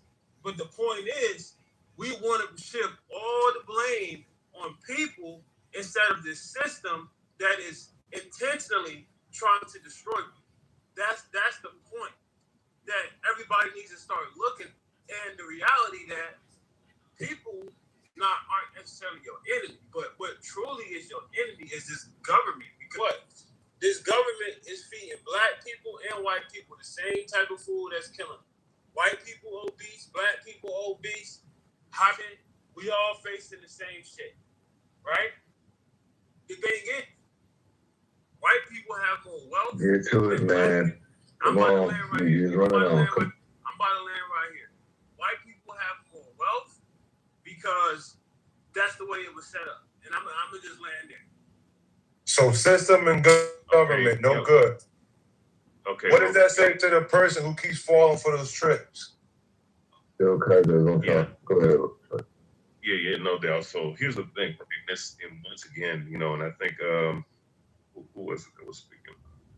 Mr. Shea, was like an hour ago. See, here's the thing, right? Like once again, everybody has plights and complaints and whatnot, right? But it seems like when it comes to Black folks and they complain about certain things, it seems like it's put under a microscope more so than anybody else when you talk about the things that have gone on in this country, right? And as far as like the situation that has gone on with this whole systemic aspect, it's relegated, right? Anything like whether it be lynchings, hate killings, all this other stuff, like, and hard raw statistics that, that back up the claims that we're talking about. Not only that, big groups that admitting to the fuck shit that they've done and still are doing to this day. It gets relegated to complaining. No, there's nothing like that and whatnot. It's not a big deal. That's what it's to, right? Mind you, everybody else has to complain, but guess what? When it comes to us, when it comes to Blacks, right? It's not. It doesn't get the same kind of treatment. So as far as like finale aspect, when you start to go into actual like areas where Black populations have, right? The funny thing is they point out to 10 or 12 so hoods in 50 states with thousands and thousands of cities, right? Of hoods where they highlight, and they did this back in the day, right? Of criminality in the Black community, which, yeah, when it comes to certain elements with that, there is truth behind Black people killing Black people, no doubt about, but it's not as big as they like to make it out to be, right? When you deal with the overall statistics of Black communities and Black people. And the thing is, like with the drugs that were put in the community and whatnot, the thing is that they carefully had plants like Nicky Barnes, like Atugams, like all these different individuals who you start to find out have either, especially with like pimps and whatnot, and some of these drug dealers operating with the FBI and Central Intelligence, right? Like Tuke Williams was Central Intelligence. These gangs and these fucking drug dealers, right? Be plan in to different sects and these different groups and these different networks of criminality in the so-called Black community, right? So when you start to understand that and understand that element and that aspect, these were carefully orchestrated, systematic operations that they did on the Black community, and it wasn't just random people picking the shit up. It was actually, funneled by guys who they had their the puppeteer puppet strings on. So when you start to understand all these different things and the fact that they still admit to it, and they still to this, right? They got shit bigger than COINTEL and all this other shit. Also, too, I mean, when you don't know about fucking plane, dude, and quit talking, nigga. I swear to God, bro. Someone gonna deal with you one day. But yeah, so when you have all these different things, and because I'm bringing out a lot of these different things that you're gonna look up for yourself. When you look at all that in its totality, right? There's a complaint that needs to be had, and there's things that need to be looked over. When you look over it, what you're doing is you're basically acknowledging without acknowledging that this shit is a problem. So overall, with that being said, I land here, right? This has been a problem, and it's always been a problem, and you can't sit up here and deny this shit. And as far as like Black people not taking accountability, there's a certain element to that. But when you sit up here and deny the things that are going on, and mind you, when you go outside of this country, with these Caucasians or some of these niggers, like some of the cats that like to interrupt people, right, on the stage. When you go outside the country, like people outside of the country literally see it for what it is, and they're not inside the bubble. And when you can see outside, when you're outside of the bubble, seeing what's inside, you see it for what the fuck it is. Everybody sees it, and everybody acknowledges it, but people in this country. So with that, I land. You know what, y'all? I agree with everything you said, brother. The only thing I disagree with is that you can go on for 15 minutes sometimes, and that takes away from what you're saying. But you were right. Everything you said right now, arguing against nothing you said. I just think it would do you better in the future to be more concise, man. Don't go on for 20 minutes. That's all I'm saying. Damn. Y'all are still up? That's crazy, bro. What the fuck? Fuck. Minutes, 30 seconds, what I said. Whatever. But you are right, bro. This is the thing, though. What are we going to do, though? I mean, at this point, are we going to fight back? Are we going to come with some solutions? Because it's starting to sound like, to me, we talk more than we do. And that's why this shit keeps happening. Like, when we talk about these hangings, I know a solution. But for some reason, we're not doing it. What's your solution, mister, for the hanging? My solution is this. Eye for an eye. Yeah, I'm curious too. That's mine. So you think we should start hanging white How people? How would they feel if some of their people started turning up in that situation? So are you saying we should start hanging the white people too? When we know the victims, when we know who murdered the victims, like let's use George Zimmerman for example. How is this man still walking around is beyond me. That's the example that I could use. It's one white man though. That's not all white. No, listen to me. That's the point. He's Latino. We are so quick to turn guns. Let me Hispanic. We're so quick to turn our guns on each other if somebody step on your shoes the wrong way. The fact that this motherfucker is still walking around lets me know we're weak in that sense. Because there's plenty of so-called tough niggas that killers and Dracos, threes and bandos that talk all this shit, but yet in that city, he's still walking around. Where are they for him? I think so. That's my point. My point is, once they start getting taken out the way they're taking the innocent victims out, this shit would minimize. It would stop. It's like asking a school bully, right, for your lunch money back. What is asking gonna do? You gotta take your shit back. You got to fight the school bully. You got to hit him with a bottle. You got to do something to get your lunch money back, or your ass is just gonna take your lunch money every day. And that's why I don't understand niggas right now with this fear of them. They're human, like they bleed just like us. And I'm not saying go out and start a war. I'm not saying that I'm for violence and none of that. I'm not saying that at all. But when you know someone has done something heinous to your people, or if you knew someone who hung one of these kids and you know the family members of somebody who hung them kids, how would they feel to see one of their family members in that same situation? I'm not saying, that's my point. We talk, we get on these platforms and we talk white people, what they do to us. Well, do something back. Okay, That's if you got an issue, do something back. Because you're talking and your peace treaties and you're holding hands and it has not worked. So you basically are the only way, and this is what I'm landing on. And this clubhouse, like I said, I'm not promoting violence. I'm not doing that. But I am saying, how long are we going to keep letting people do this to us with no type of repercussion whatsoever? Yeah. But on us, we'll do it in a heartbeat. We'll make rap songs about it. We'll piss on the ops' grave. We'll be the toughest niggas in the world on us. But when the other opposition, the real ops, was doing this shit to us, crickets. Niggas won't say anything. That's why it keeps going on. Hold on, that's why it keeps going on. That's why it's going to continue to go. That's why nothing will ever change until we say, look, we're not going to accept this no more. We're going to give you what you're giving us. And that's my question to black but men, he is if I'm being actually honest. advocating for, like, you are actually advocating, like, you could just say it, it's okay, right? I'm advocating for defense. Right, so you're saying an eye for an eye. When I hear an eye for an eye, that means I have not seen one white person getting hung. all right, hold on, I heard you, all right? It's very clear what you're saying, right? There's There was one black that people was doing what they're doing to black people. So there's several white people hung.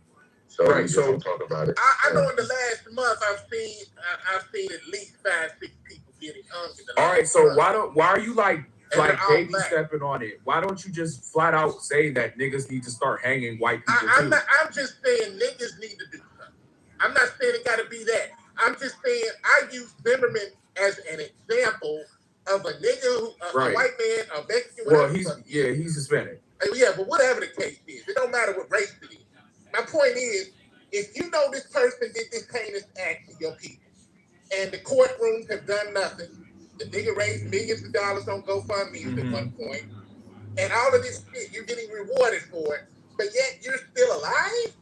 Make this shit make sense. Right. So if you can't, if the courts is not working and the voting shit is not working, or all of the things that you're saying that it's not working, obviously what you're saying is we need to start killing to take his ass out and hanging them too. So I just feel like you should just come out and just don't say, "Oh, I'm not promoting violence and I'm not doing it," because yes, you are. That situation right there, I don't even know what city. Was he in Florida? He's in Florida. Okay. There's so many goons in Florida that talk this tough shit all the time and they rap music. So many goons and flashing their military equipment online on Instagram. Right, I agree. One of them, hold on, let me say this. I'm not talking about the ones that are law-abiding citizens that ain't killing shit that ain't on that. But I'm saying, where are these so-called goons, these so-called tough niggas, these so-called gangsters to take him out? Why is it only that we feel comfortable in only taking each other out? That's all right, and that's saying. I get what you're saying.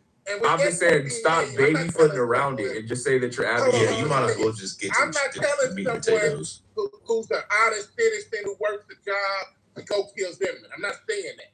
Or to hurt the dude. But I'm saying, if you're on this tough shit, you're on this goon shit, every song you do is about how many niggas you done drilled on, then why is it so hard to do it to him? Why is this dude walking around in Florida with all these goons? I know there's plenty of them down there. Why is this dude able to walk around? There's a complex we have to address with us to where we feel like it's okay to kill each other.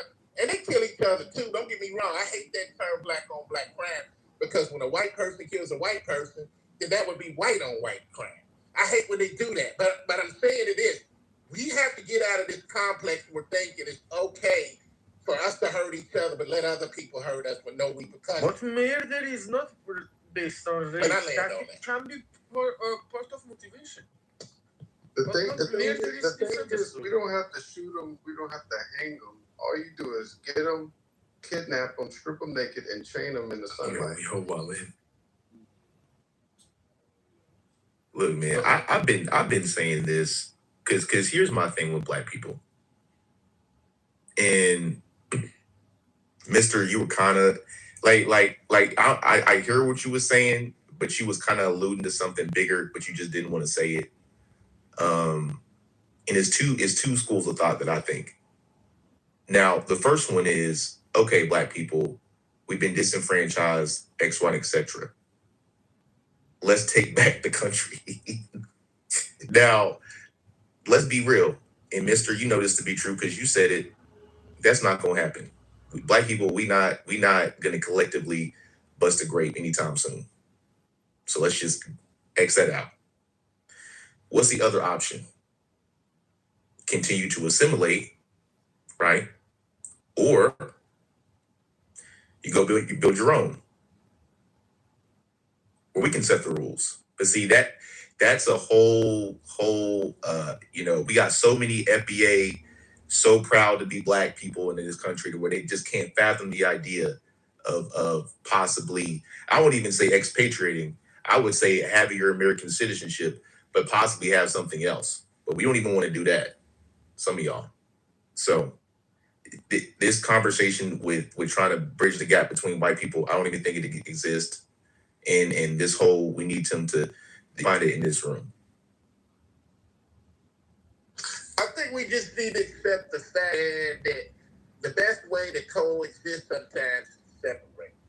And that I'm saying there's certain things you can't separate from. I understand when it comes to commerce, when you go to your bank or when you go to your grocery and certain things, you're going to go to work or whatever, you're going to have to deal with it. That's just part of life.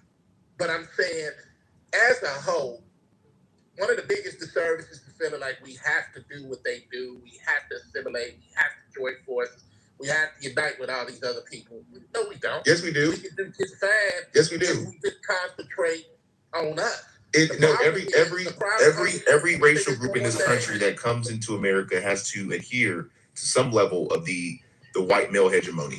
That's just what it is. No, this is what I'm saying, and this is what I'm getting at. I'm saying there are certain points of life where everyone has to deal with each other. It's just life. Like I said, with work, you're gonna have to deal with people of different cultures, different ethnicities, different races. It's part of life.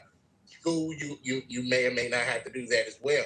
But what I'm saying is, expecting this to be a harmonious world where people are looking at you and thinking they gotta treat me a certain way. No, they don't.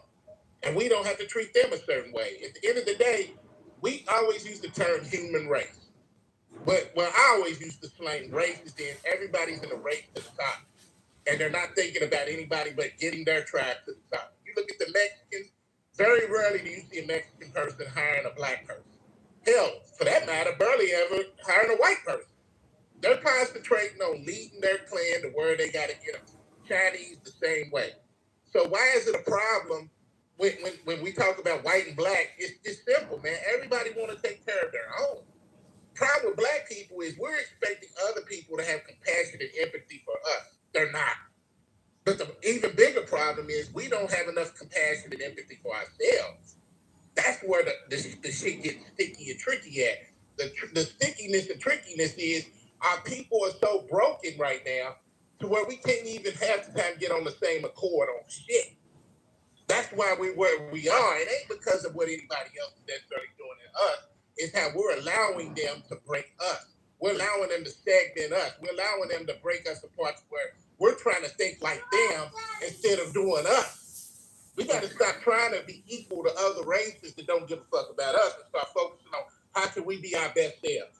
How can we do our own thing without the need of them? You can't do that in America. Look, no, mister, stop. So I'm so fucking serious about this shit. No, black people, you cannot have this romanticized, I want to have black America and white America in America at all times. We tried that. It does not work. Not to mention the black people. My thing is either you assimilate, we keep fighting against oppression, i.e., using the systems in play, using our politics, things we've been doing. But this whole unionization of black people and white people in America to where it's this black America or little Africa in America, this shit don't exist. It's never gonna exist. Why do y'all keep doing this? You niggas need passports. We need to stop trying to make this whole you can't do it. The whole Constitution they would have to write